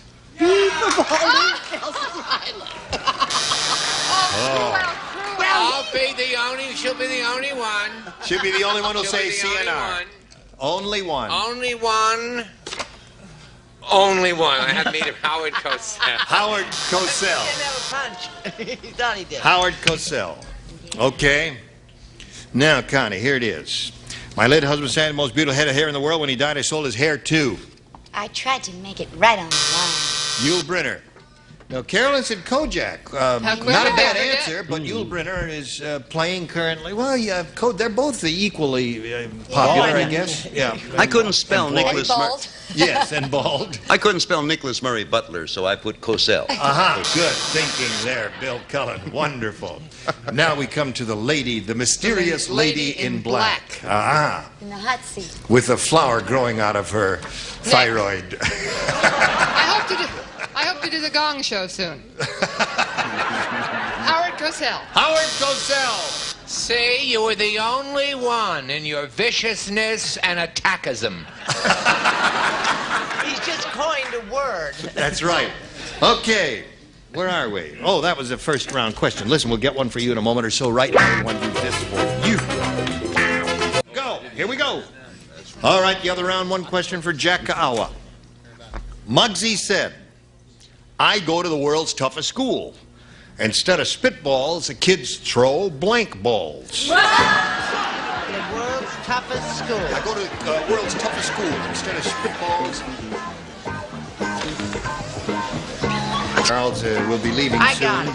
He's going to do a show on Broadway called Break a Leg, starring Julie Harris and Jack Weston. It's going to be at the Palace Theater. I get this question. Remember round one, Charles, anything. Right, Jack? Right. You got an answer, haven't you? I think so. Okay, instead of spitballs, the kids throw... Baseballs. Baseballs, sure. First thing came to your head, right? What's wrong with that? Baseballs is okay. It's a wonderful Hey, answer. that's a good answer, but my school was a little tougher than that. We threw bowling balls. Aha! You're Second powerful. Yeah. Oh, boy. Yeah? Did you take my advice, hon? Baseballs. Okay. One for Jack. Bowling balls. All right. All the tough guys are saying bowling balls. What do you say, buddy? See, you can obviously tell that they didn't come from Brooklyn because this is the kind of balls they threw. Rock balls. Really? Rock balls? That's what they throw in Brooklyn. Rock balls. Beats Hey, me. don't bother me. I hit you with a rock ball. Instead of spitballs, the kids throw Baseball. baseballs.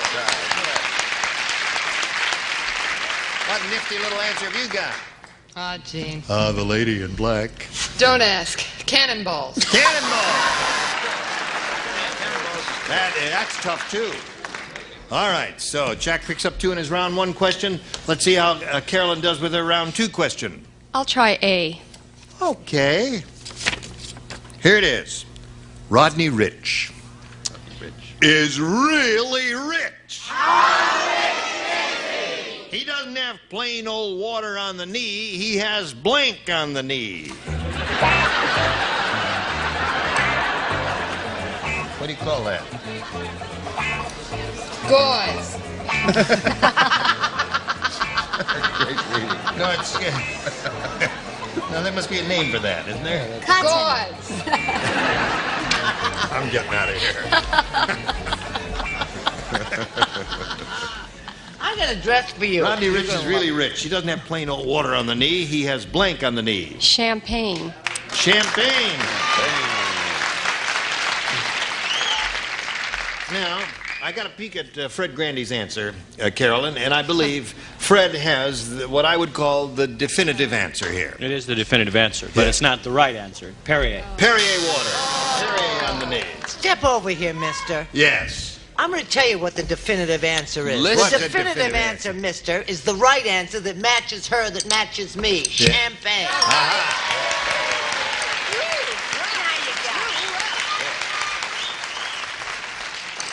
I've heard a rough trade in my day, but she takes the cake. Any purser would put Perrier, that kind of a Nancy drink. Perrier. Makes me sick. Perrier.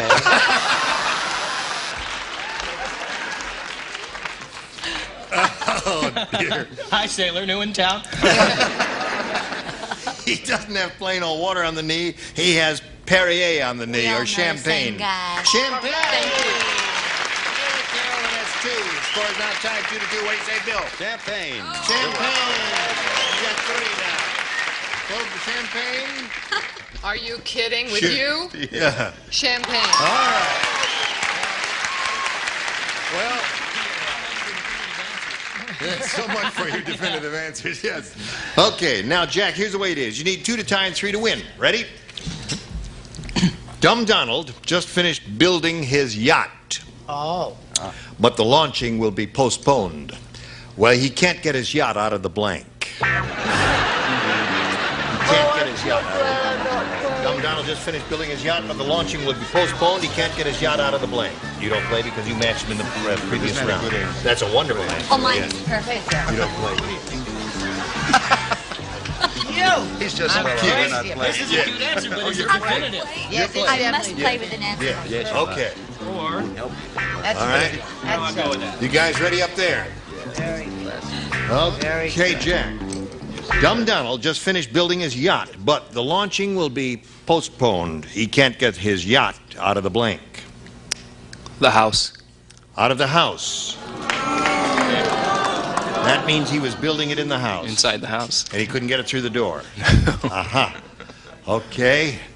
Freddie says the house. I thought Dumb Donald was dumber than that. I said bottle. Can't get his yacht out of the bottle. Very offbeat, interesting answer. What do you say? And mirth-provoking, too. Yes. But not definitive. Stinks. Bathroom. Bathroom. Okay. Told you it stunk. All right. So that means now, Jack, you must match Connie and Marcia to stay in the game and achieve a tie. House is his answer. It was a kit. A paper bag. And basement over there, and that means Carolyn Razor wins the game. Come on down, Carolyn.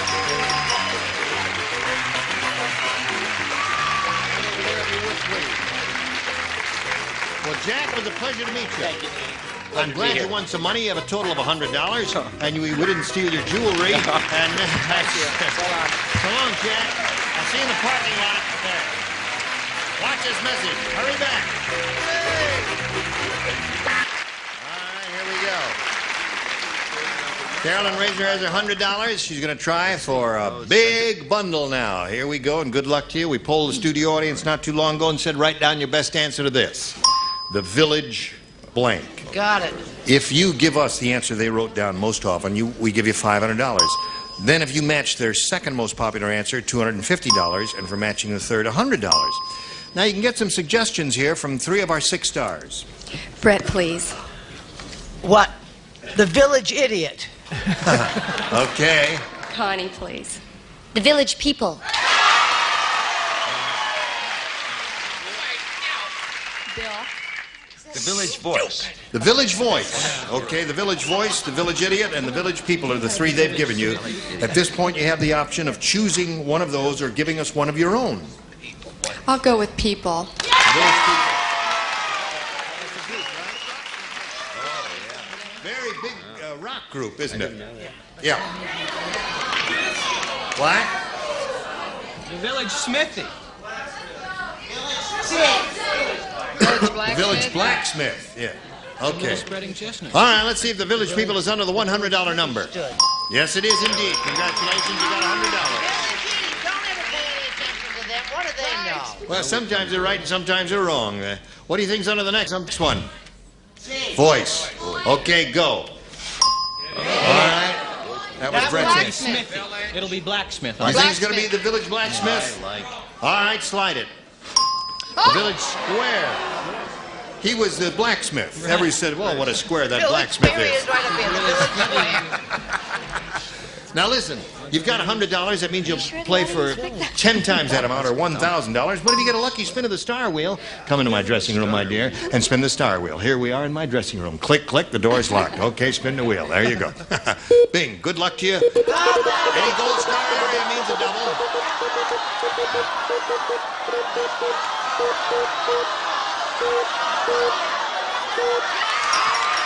You got it. Okay.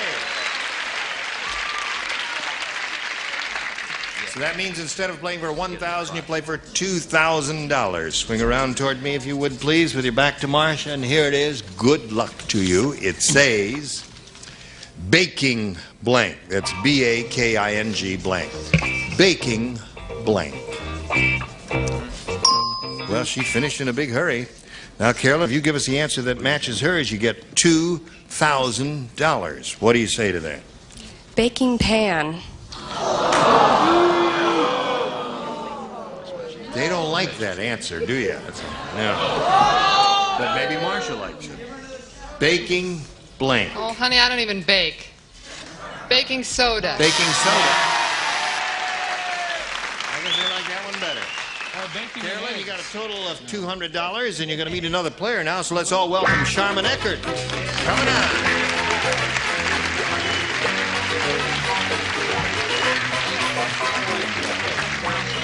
Welcome. Thank you. Nice to have you with us.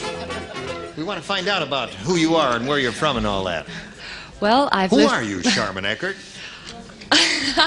I've lived most of my life in Southern California. Yeah. I've been married for the last 7 years to a really terrific guy, very happily married. Good. I'm a Christian. I love sports. I'm a very avid sportswoman. My favorite sport is skydiving. Skydiving? Right. How many jumps have you made? I have almost 200. I do it regularly. Yeah. I do it just an airplane? from 12,000 feet. No, from here down to there. How much would it cost to get you know who interested? Would you take her next Sunday? She's got the wardrobe for it. What is at the moment of impact, what is your velocity? Well, it's when I touch the ground in my parachute, it's like jumping off this step right here. That's all. I do stand-up landings 3/4 of the time. You never sprained an ankle? I broke an ankle 3 years ago. Oh, you did? It put me out of jumping for 2 like years. this. Bing, I broke an ankle. Well, Is that what you're telling me? I made a turn too close to the ground Oh. in a gusting wind. Oh, I see. It was my fault all the way. Dummy. Okay, all right. That's 3 demerits. 200 times I'm so impressed. That's right, 200 jumps. Very good. We Okay. also have a skydiving team, too. You have a team? We do exhibition You do all that jumps. stuff with the cameras and you slow down and change your... Right, Very good. Well, we're delighted to have you, and we'll start the game in a moment or so. Right now, we're going to do this for you. Okay, we're ready to begin. Sharman Eckert, our daredevil skydiver, will choose A or B. B. B it is. Okay. B says, Roberta the robot said, "No wonder I can't stay away from that mechanical man. He's got a magnetic flank."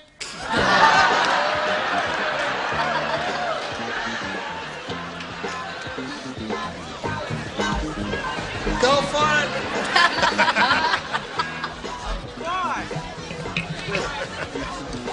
No wonder I can't stay away from that mechanical man. He's got a magnetic blank.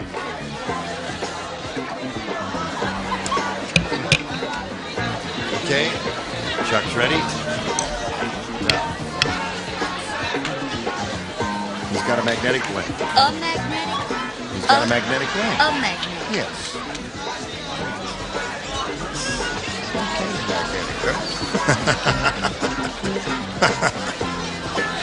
I cannot continue this much longer. All right.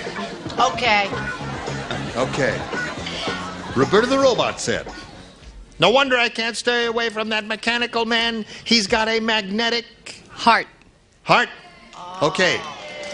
Magnetic heart. All right. Nose. Well, I said personality. Magnetic personality. Magnetic personality is a well-known phrase. Yeah. Very good answer. That's Okay. nice. Very cute. It's cute. I didn't say that because I didn't want copy from him. I said a magnetic puller. Don't ask me what it means. I don't know. I didn't think of it. Okay, Chuck. Get in trouble. I couldn't. Now, I'm going to make a match, Yeah. and I didn't write hard.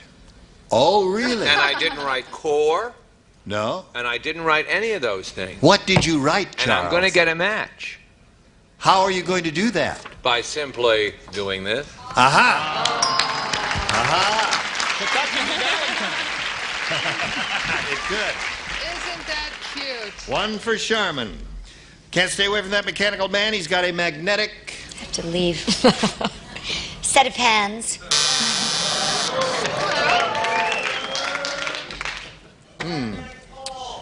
We don't go that far around here, honey. What do you say? Personality. Personality. Okay. Now, I like that answer. Yes. I sure did Yes, like it's it. clever. Did you write it? No. Oh. I myself went for alliteration. Magnetic mouth. Magnetic mouth. You did a lot of kissing, eh? Yeah. Okay. One for Sharman. Now, Carolyn, your round one question reads as follows. Here it is.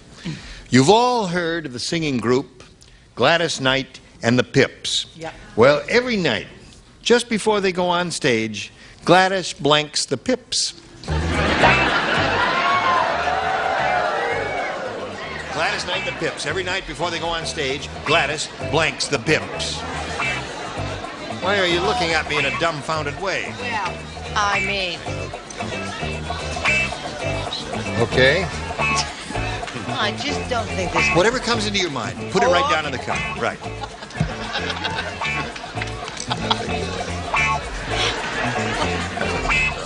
Did she, all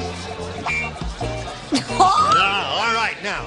Okay, here we go. Carol, you've heard of the pop singing group Gladys Knight and the Pips. Well, every night just before they go on stage, Gladys blanks the Pips. Pops. Pops the Pips. She said Gladys pops the pips. I don't know what that means, but let's go along because we're running out of time. I said warms up the pips. Warms up the pips. You like a cold pip? Yes. I said kisses the pip. All right, kiss the No pip. one is going to say pops the pips. No? No. Why Unless not? they're adorable, sweet, and just... How do you like that? So we got a tie score 1-1. What do you got, Connie? Counts the pips. Counts the pips. Rehearses the pip. Rehearses is good, yes. Been trying Marcia to dump him for years. Leaves the pip. leaves the pip. So at the end of round 1-1 is the score. Tie score. Now this for you. Watch this message. Gene Rayburn join us next time. Match game Friday night. Thank you all. Goodbye.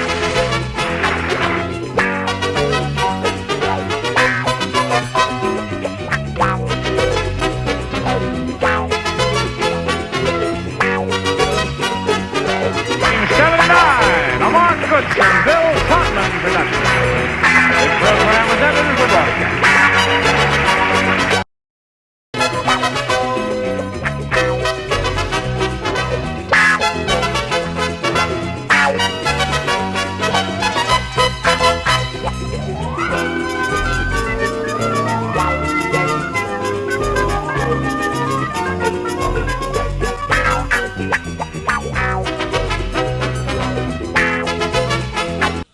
Get ready to match the stars. Orson Bean, Red Summers, Dick Martin, from Chips, Brianne Leary, Bill Daly, and Fanny Fire, as we play the star-studded Big Money Match Game 79. And now, here's the star of Match Game 79, Gene Rayburn.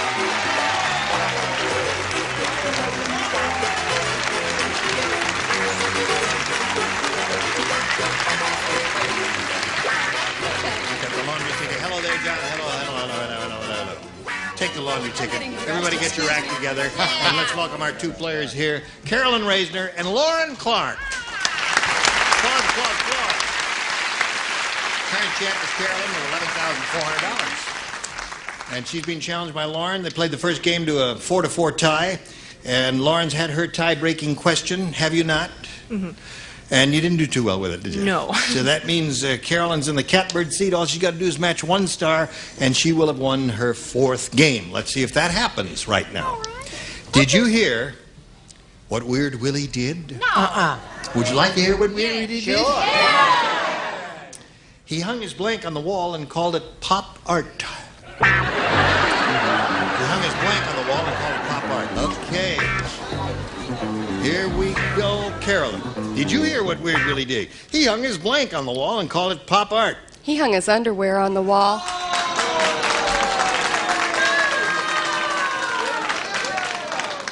I think I said goodbye a little prematurely.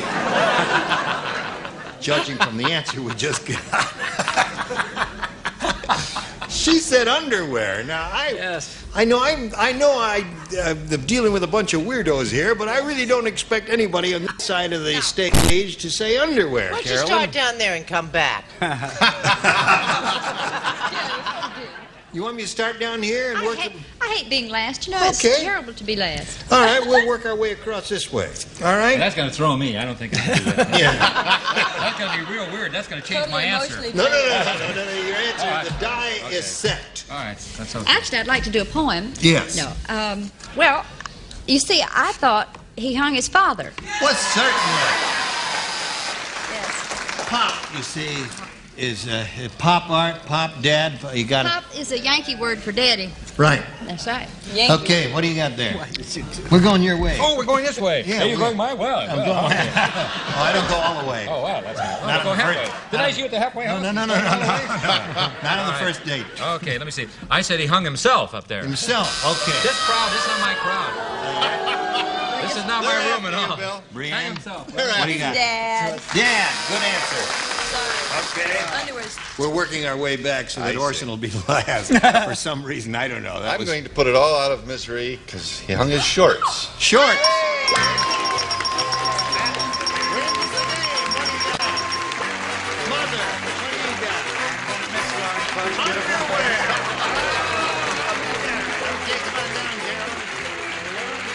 really surprised me. I didn't think anybody was going to say underwear, but two of those weirdos said underwear. And we're going to say goodbye to you now. We're going to send some gifts your way from Match Game 79, Lauren Clark. Thank you. All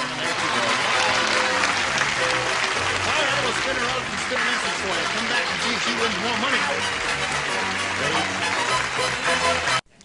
Now, Carolyn Reisner is up here for the fourth time. She, at this moment, has $11,500. Wow. Let's see how much more money she's going to win right now. We polled the studio audience not too long ago and said, write down your best answer to this. The Days of Blank. Number $500 for the most popular, $250 for the second most popular, and $100 for the third most popular response from that audience. 3 of our 6 stars will assist. I'll take Dick. Days of Wine and Roses. All right. Brienne. Days of Our Lives. Days of Our Lives. Fanny. Hi. Fanny. Days. Yes, I understand what it says. Yes. Well, no, I'm just saying it out loud. It might stimulate Wait you a to think minute. of something. Something will come to me, I hope. Wait a week. Just keep praying. Yeah. Sometimes Where's an she answer will come to you out of the blue. Or a blue answer. Out of the blue. Look at mine. Can't Oh, read I it. like that better. The days of heaven. Wait a minute. I may have misread it. The days of your oil.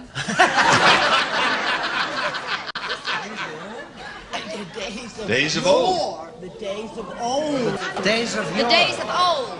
Days of old. Okay, Days of Old, Days of Wine and Roses, and Days of Our Lives. What you see? All right, I'm going to ask you to make a choice of one of those 3, or think of one of your own. I'm going to go with Dick on the Days of Wine and Roses. Yeah, Days of Wine and Roses. Who was in that movie? J.P. Miller wrote that. That's right. Old J.P. Miller of Stockton, New Jersey, wrote Days of Wine and Roses. I got drunk Just with J.P. drive Miller. right up to his driveway and ask for his autograph. He's a famous writer. He'll love to see you. He'll invite you in for a game of tennis. Got his own tennis court and everything. Okay, here we go. We're going to look at the $100 response right now.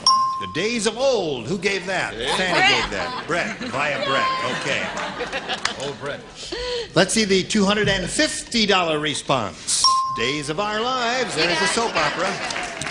Okay. Here it comes. Last chance for Days of Wine and Roses. Yes, Here we sir. go. Yeah.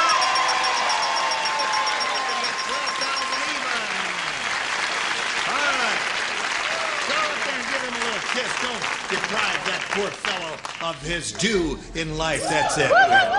Wait. He's okay, now you've got an even $12,000. You've won an additional $500, which puts you up to that mark. And you're going to spin the wheel one more time to see if you play for $5,000 or $10,000. Here we go. Good luck to you. We'll all root for a double. Let's see if she gets it. Double, double, double. Bing!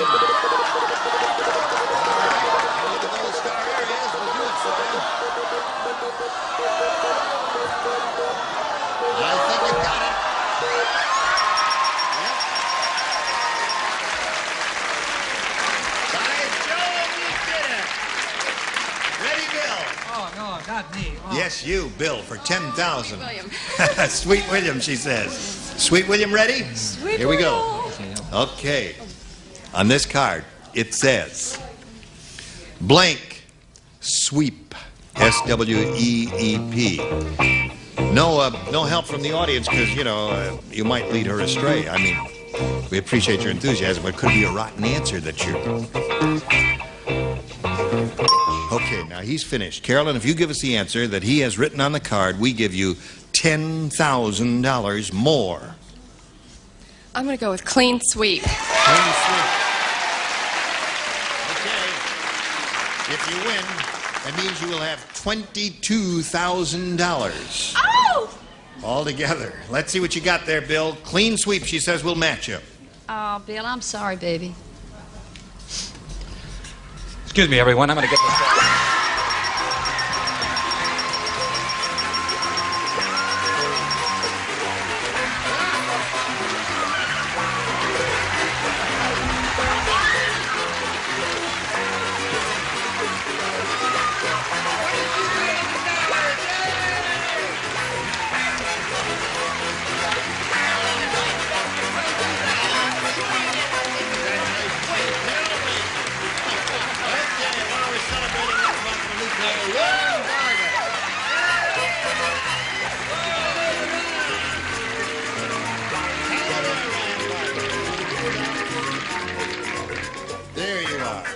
you know this pretty lady? Yes, I do. Got a total of $22,000. She's really happy about that. Okay, Ron, let's find out who you are and where you're from and all that. I'm from Studio City, and I'm Yeah. a police officer for the Yeah. city of Los Angeles. Yeah. And I'm going to be getting married in April. All right. Who's the lucky lady? She here? Yes, she is. She's sitting out in the audience. Where is she? Where are you, lucky lady? Oh, there you are in the second row. Isn't she pretty? Oh, yes. Cute. Hi. What's your name? Say again. Nina. Nina. One last little fling before you. Let's divide the seigneur. Or maybe after. So, now, do you sit in a patrol car and drive around, or in a motorcycle, or what do you do? Patrol car. Patrol car. Black and white. And you go all areas? North Hollywood Division. North Hollywood. Yeah. Is it a difficult beat? At times. Yeah, it can be. Okay, Ron, we welcome you. Wish you the best of luck. We'll start right after we do a little business with you.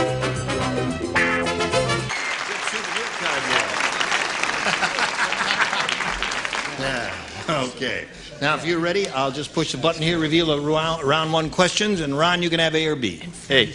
A it is. Okay. The CIA announced that someone just launched a new spy satellite. Uh-oh. Yeah, they know it's a spy satellite because it's wearing a blank. Wait, I got one too. Oh, yeah, I got it. You finally got the idea. And my producer will love me because I'm putting this one down here. The CIA announced that someone just launched a new spy satellite. Now, they knew it was a spy satellite because it's wearing a... Mask? A mask, okay?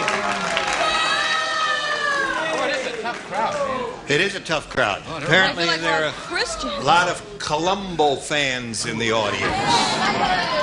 What do you got there, Orson? I had mask and I threw it away. You threw away mask? Yeah, I substituted a false beard. Or disguise.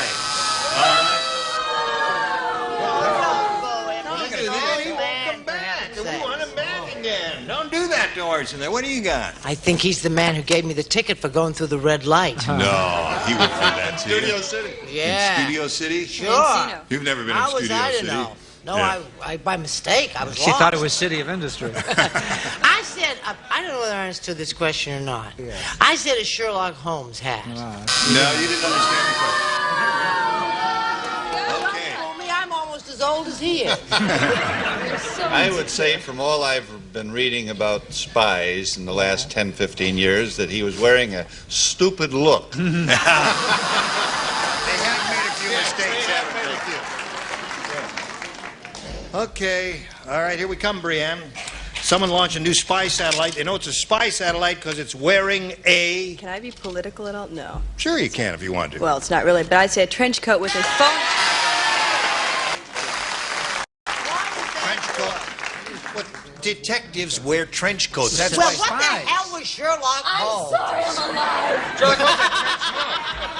Sherlock Holmes is from yesteryear. Oh, I forgot you are too.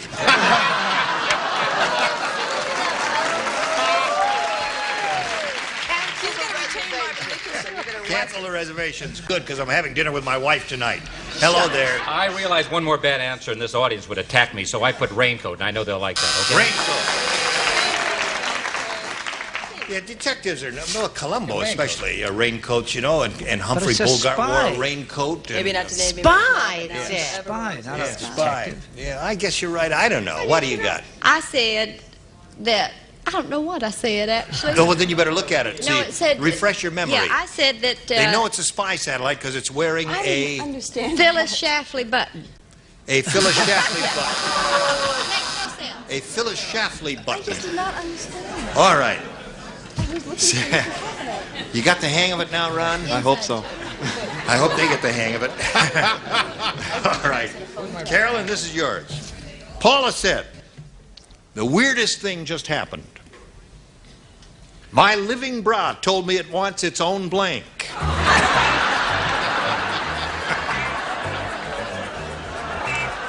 This one stunk. All right. Paula said the weirdest thing just happened. My living bra told me it wants its own blank. TV show? Oh, they're a hostile group out there. They're tough. That's There. the toughest crowd. All right. Well, no, when they hear a good answer that they like, they applaud it. I know, But if they hear a rotten one, they blew it. All right, let's see what you got for Orson. What are they doing when they're confused? I don't know. My mother, No, just a modest little desire of its own room. It wants its own room. Okay. Now, you see, that would be it. But being a bra, it doesn't need its own room. It wants its own drawer. Now, whoever's out there booing just at random, stop it. No, they applauded. It was mostly Yes, applause. but there was someone over there who just is on a You're boo getting roll. too sensitive. Is that a good boo roll? I don't want to hear any more about it. Cut. What was the question again? There is no question. Only answers. Oh, only Yeah. answers. You give me an answer, Frankly, and I'll give you I a was question. getting turned on by the living bra, so I said wanted its own living panties, you see. Living panties. They're my kind of folks. Sex fiends. Right. Paula said the weirdest thing just happened. My living bra told me it wants its own It was born in a trunk, wanted its own dressing room. dressing Mobile room. home or tent. Dressing room, mobile home, or tent. Well, Sorry, God. one answer per card is all we require here, Brianne. Okay, Bill Daly. I thought he just went to Est and had a little training, wants his own space, you know, man? Own space. Living bra wants its own space. You wanted to share that with us, did you? I can get into that. I mean, I can understand that's in my space. Hey, that's okay. I can follow that. No, I said that little thing wants its own pair. Its own pair. Very good. Okay. So there we are. Got a couple of contestants who are very evenly matched here. And we'll get back to them, I think, right after this. Now we'll go to round 2. Ready? Ron. A, please. Ron says he wants A. Okay. Ron Vargas. Melvin said, I just opened a new business called High and Dry. It's for people who like to do laundry while they're on blanks. I just opened a new business called High and Dry. It's for people who like to do laundry while they're on blanks. Okay? Okay. All right. Now, Ron, Melvin said I just opened a new business called High and Dry. It's for people who like to do laundry while they're on blanks. Drugs. Drugs. I would have expected Ron Vargas, the policeman from North Hollywood, to say that answer exactly. I certainly agree. And I said it too, drugs. Drugs. Okay. One for Ron. You're going to be very sorry you gave me that ticket for going through that silly red light. While smoking. While smoking. Uppers. Uppers. Okay. 2 for Ron. I said it on planes. They still love me. Oh, yeah, on airplanes. Sure. That's very good. That's pretty high. That's as weird as one of Charles' answers. Okay, Brianne. Once again. It's called for people who like to do laundry while they're on He like, wow, drugs. drugs. Ron. Ron Davies got 3, Bill Boyd. A little crabgrass here, if you ever smoke that. Makes a great crab. Yes, precious. Yeah. I marched to the tune of a different drummer. I said people that were on stilts. Still. I like it. That's good. No, that was a perfectly acceptable answer. Don't worry about it at all. Okay, Benny. Okay. Now, Carolyn, you need 4 to tie and 5 to win. Hey, a little poem. Poem says, a hard-hearted lady in red had lunch with a fellow named Fred. Woo! When he said, pretty miss, can I give you a kiss? She replied, I would rather be blank. There it is. Such as it is. I mean, it's not Robert Louis Stevenson. Who is this It for? isn't even Edgar Allan. This is Carolyn Reisner's. That doesn't rhyme. But since I would be blank and something, something. Lady in Whatever- Red has whatever lunch you with a want. fellow named Fred. Wait. He said, "Pretty miss, can I give you a kiss?" All right. She replied, "I'd rather be." Rhymes. There it is. Hard lady in red had lunch with a fellow named Fred. When he said, "Pretty miss, can you give me a kiss?" She replied, "I would rather be blank." Whatever you want to put in there. Whatever you think will work. Entirely up to you. That's a nice jacket. Thank you very much. Shall First time I've Tie's worn it. wrong, the jacket's nice. No, the tie's right there. It's all the same family. Harmonized. Harmonized. All right, little poem for you. Hard-hearted lady in red had lunch with a fellow named Fred. When he said, "Pretty miss, can I give you a kiss?" She replied, "I would rather be blank." Dead. Dead is her answer. Okay, Orson, she said Dave. Hey, dead is the answer. Dead is the answer. There's one for her. lady in red, she makes her living in a feathery dead. Dead. Dead. Dead. 4-2. 3 is the score now, right? 4-3 the score at this moment.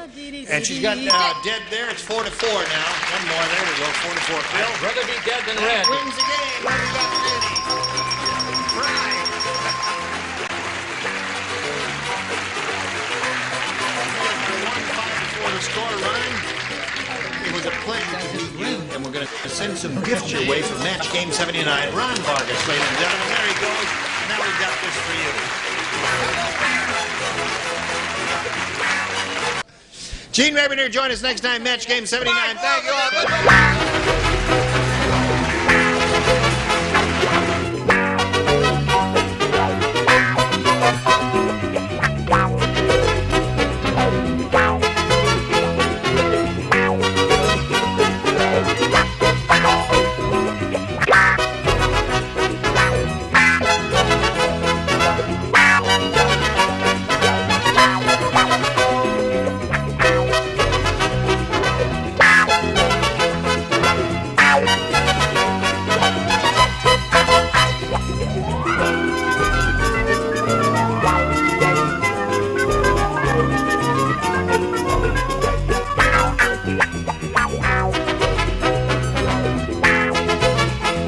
Get ready to match the stars. Orson Bean, Brett Summers, Dick Martin, from Chips, Brianne Lurie, Bill Daly, and Patty Flagg as we play the star-studded Big Money Match Game 79.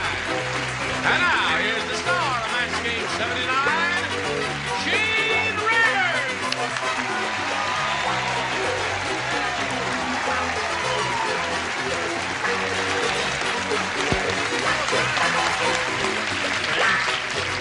Blue bodies, Jane? That's right. Everybody all set over here? Yeah, All right. All right. Star here, Carolyn Reisner with $22,100. Come on out, man. This girl is rich. How does it feel to be rich? Oh. That's what everybody says. Oh. What are you going to do with all that loot? Buy Pacoima. You don't know? She's going to buy Pacoima? Texas. No, I don't. I want to get some new carpet for my house. Okay, You that's get an awful lot of $1,000. Now you got carpet for $21,000 to go. What else? I want to buy something for my dad. Oh. What do you want, Dad? What do you want? Car. How about some carpet, Dad? Hey, we got a few yards of carpet left over. You want some of that? Gonna build a room. Oh, that's sweet. What about something for the panel? Can I live with Yeah, what about something for the panel? If she comes to me Okay. for carpet, Gene, I have a fine selection of odd lots and remnants out there. Odd lots and remnants, eh? Okay, let's see if she's going to win more money here. We polled the studio audience not too long ago and said, write down your best answer to this. 17 blank. Now remember, 500 for the most popular, 250 for the second most, 100 for the third. 3 of the 6 stars will assist. Miss Fanny. Well, Miss Fanny, honey, what do you Miss say? Fanny, history means nothing to me. However, a date sticks in my mind. 1776. Okay. Miss Brett. Was that a movie called 17th Summer? No. Summer of the 17th Summer of the 17th Doll. There was a Broadway called show. 17 by Booth Tarkington. Yeah, just 17. Nothing. Don't fill in the blank. How about... I don't know if I'm going to get called on it. I don't want to give it to you. Are you going to call on me? Otherwise, I'll give it to her. Oh, I got it. 17 magazine. 17 Mag. No. Okay. One more. I think there's only one and she Orson? already has it. It's what they give when the president of Poland comes, a 17-gun salute.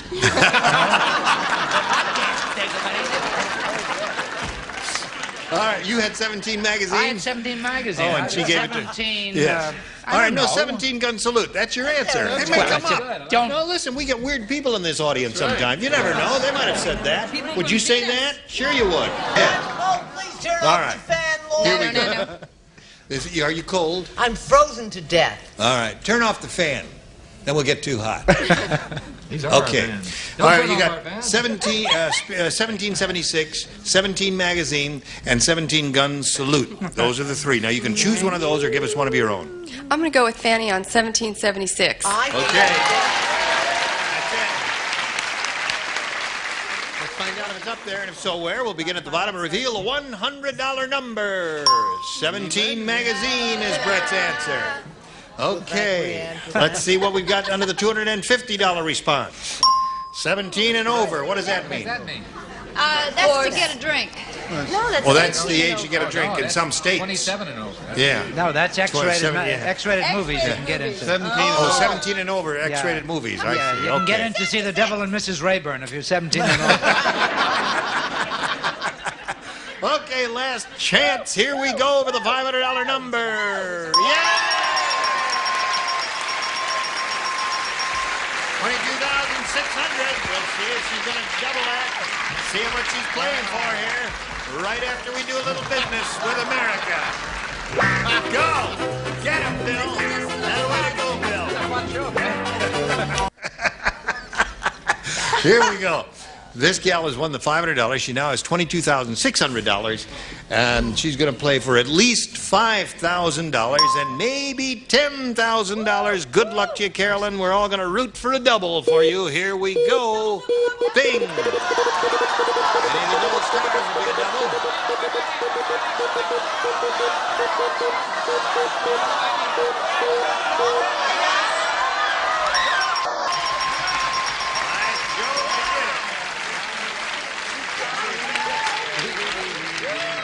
Brett Summers, are you ready? Yeah, she's I ready. don't know. Now, I'm going to do my best. You're playing for $10,000. 10,000, Brett. 10,000. Oh, I hate her. Yeah. Why would I ever be friendly with Fanny? Oh, you're very close to there.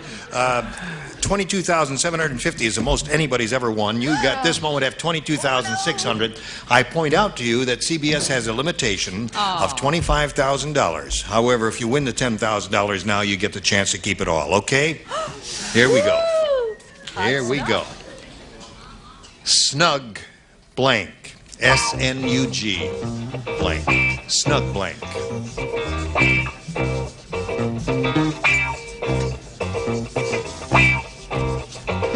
Okay, she's finished. Now, Carolyn, ring the dinger. If you give us the answer that she's got on the card, you get $10,000 additional for a total of $32,600. What have you got for us here? Snug as a bug in a rug. Snug as a bug in a rug. Okay. Now, before we ask Brett to show us a card, I have to review a rule here for you. On this part of it, it has to be an exact match. Okay. Snug as a bug in a rug is what she said. I have snug as a bug. I don't have in a rug.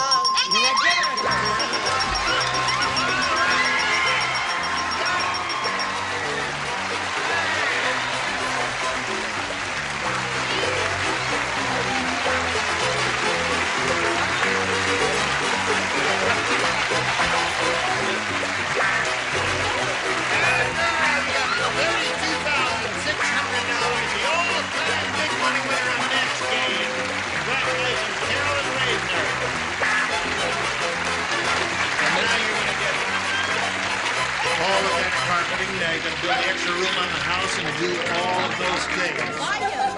Yes. Now, this is as far as you can go. You've won all the money that you can possibly win here. So we'll just ask you to gracefully make an exit. Follow that tall, skinny fellow in the blue suit over there. That's our producer, Ira Scott. And we thank you. 32,600.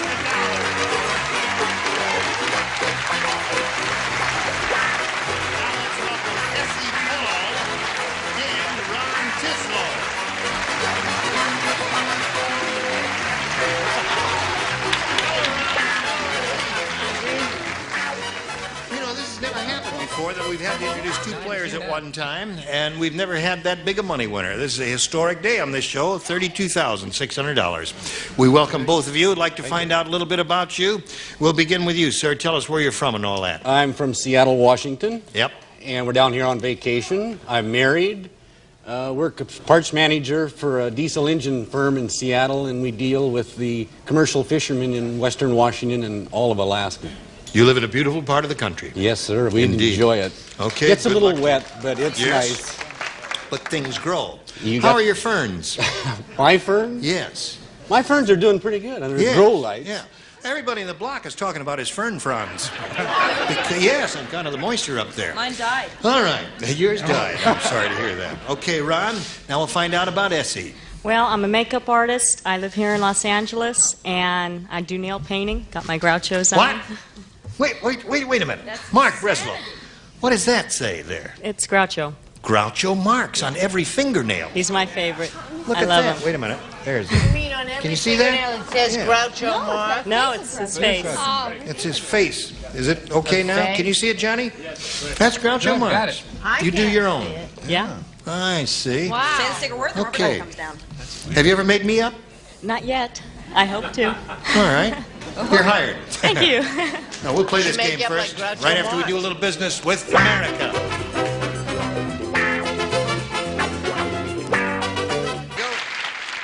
Now, since we have never had this situation before, usually when we get two new people out here, or at the very beginning, we always flip a coin to see which of our contestants will go first. Let's flip and Brett. we're going to do that right. No, we can't flip Brett there.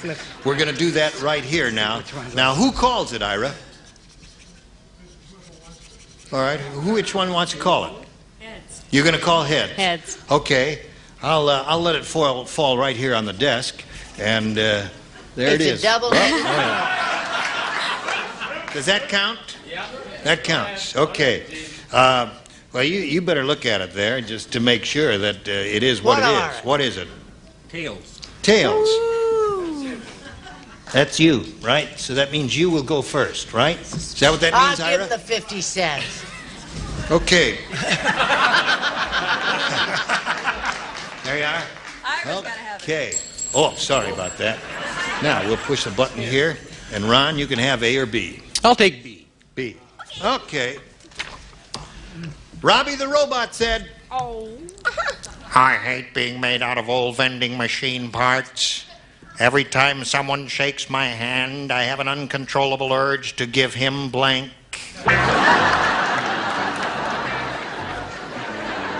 I hate being made out of old vending machine parts. Every time someone shakes my hand, I have an uncontrollable urge to give him blank. Right. Good one. Right. I haven't got one. I am so embarrassed sitting next to this guy. Shrimp boats ever come in. Used Oh, to I hate being made out of old vending machine parts. Those are the key words. Yeah. Vending machine part. Every time someone shakes my hand. All right.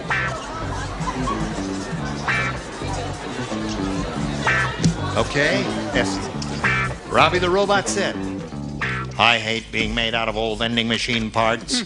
Every time someone shakes my hand, I have an uncontrollable urge to give him Cigarette. a cigarette. Pack of cigarettes. Okay. What? Oh, it's Ron's. Oh. So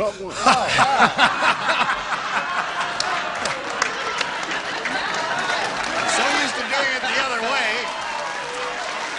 All right, now wait a minute. Let's have a meeting. Let's have a meeting here and decide what we're going to do about this. I made a mistake for the first time in years, I made a mistake. Get out of here. I'm allowed to make a mistake. Once in a while, I can make a mistake. Let's all leave. All right, let's see. Have you had enough time to think it over? Oh, go to another question. Throw those I had away. a great answer. You had a good answer? Yes. All right, now throw them away. Now, Ron, do you want A or B now? Fake for what? I'll take What? A. What? Go to commercial. Panic! Spin it, commercial! Panic! Medic! Doctor! All right. Now, we'll pretend that never happened. Okay, Ron? Okay. Starting all over. Now, you're going to have A or B. We're going to start with you, and we're going to end with you. B. And you stay out of it. All right? April.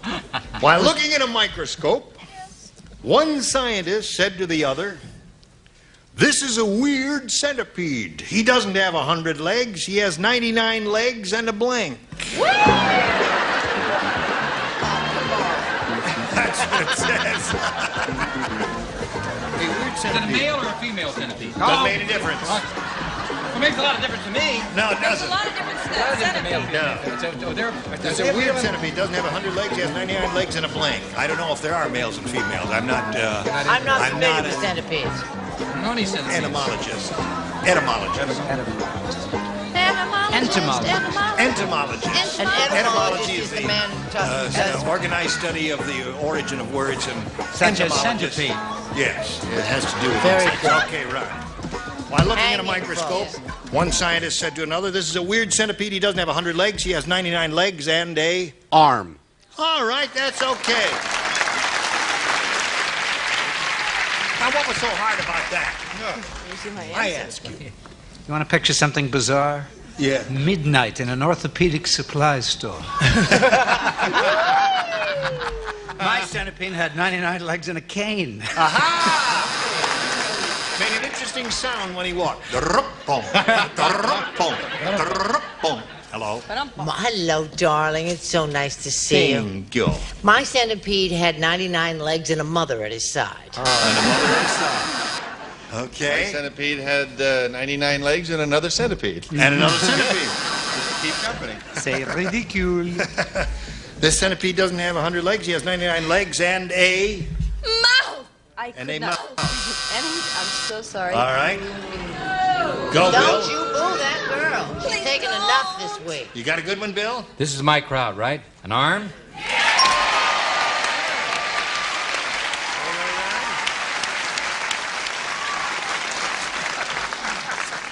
You know how to woo an audience, don't you? Woo, audience. Woo. Can I use his answer? Yeah. No, you have to do your own there. I said he had 99 legs and a crutch. And a crutch. Well, that's logical. Okay, so you picked up one on that run. He would have a bad Now let's see what we have for Essie. Here it is. The caddy said. The woohoo? The caddy, Oh, as in golf. as in golf. No yes. kidding. No wonder that golfer can't get the ball in the cup. Instead of a golf ball, he's using a blink. He can't get it in the cup. Instead of a golf ball, he's using, or a hole, or whatever you want to call that thing in the middle of the green grass. Now, wait a minute. This is a sport question. You know, I don't do well on Instead of a golf ball, he's using a the caddy blank. said, no wonder the golfer can't get the ball in the cup. Instead of, in the cup. Oh, Yeah, right. Sweetheart, that changes it, doesn't Right. it? If you need any clarification, Dick is a golfer. He'll tell you. Okay, Essie, are you ready? Here we go. The caddy said, no wonder that golfer can't get the ball in the cup. Instead of a golf ball, he's using a Basketball. basketball. Would be impossible to get it in the cup, wouldn't it? She said a basketball, which is certainly Would be hard to get into it. very How do you difficult. Get bigger bees and a little. Ah, well, mine is awful messy. You spend hours picking up the seeds of watermelon. watermelon. That'd be difficult. Yes. You could get him into Fanny's cup, I'll bet. A bowling ball. A bowling ball. Leave that girl alone there.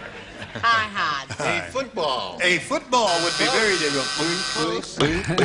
Funny bouncing ball there. Paint a graphic image. Essie is looking for a basketball, Brienne. Well, I am very depressed because Brett and I obviously have the same vibes. Bowling ball. Bowling ball there. A little basketball for the lady, please. A foot basketball. A foot basketball. No, that's wrong. Nice try. A football? Fanny, give her a basketball. I'd love to, but I was trying to be correct, and I was trying to think of a white ball, and I thought of a volleyball.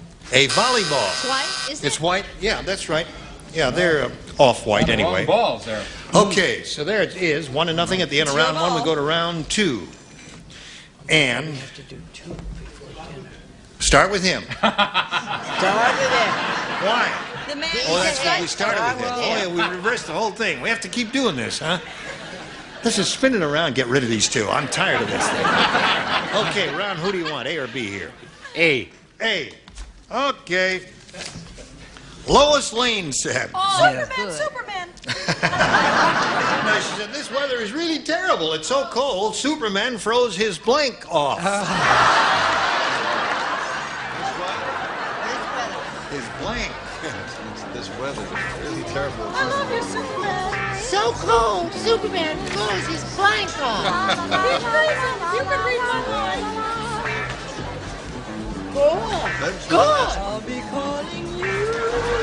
Okay, over there. Here we go, Ron. Wait a Lois minute. Lane said, Just this weather is really terrible. It's so cold, Superman froze his blank off. Derriere. Derriere? Oh, you mean buns? Is that what you're trying to say, buns? He said derriere. Okay. Orson? So cute, though. That's what they call it up there. Froze his kryptonite off. His kryptonite.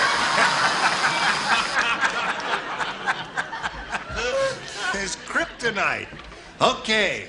now it's all according to how you're thinking, whether or not this is a match. His ass. His ass.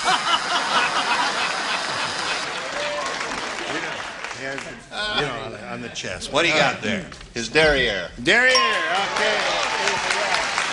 All right, Brienne, go. He is just so cute that I said cape. His cape. And Fanny. I am so sorry. I want the judges to listen very carefully because this is a southern pronunciation. Ass. All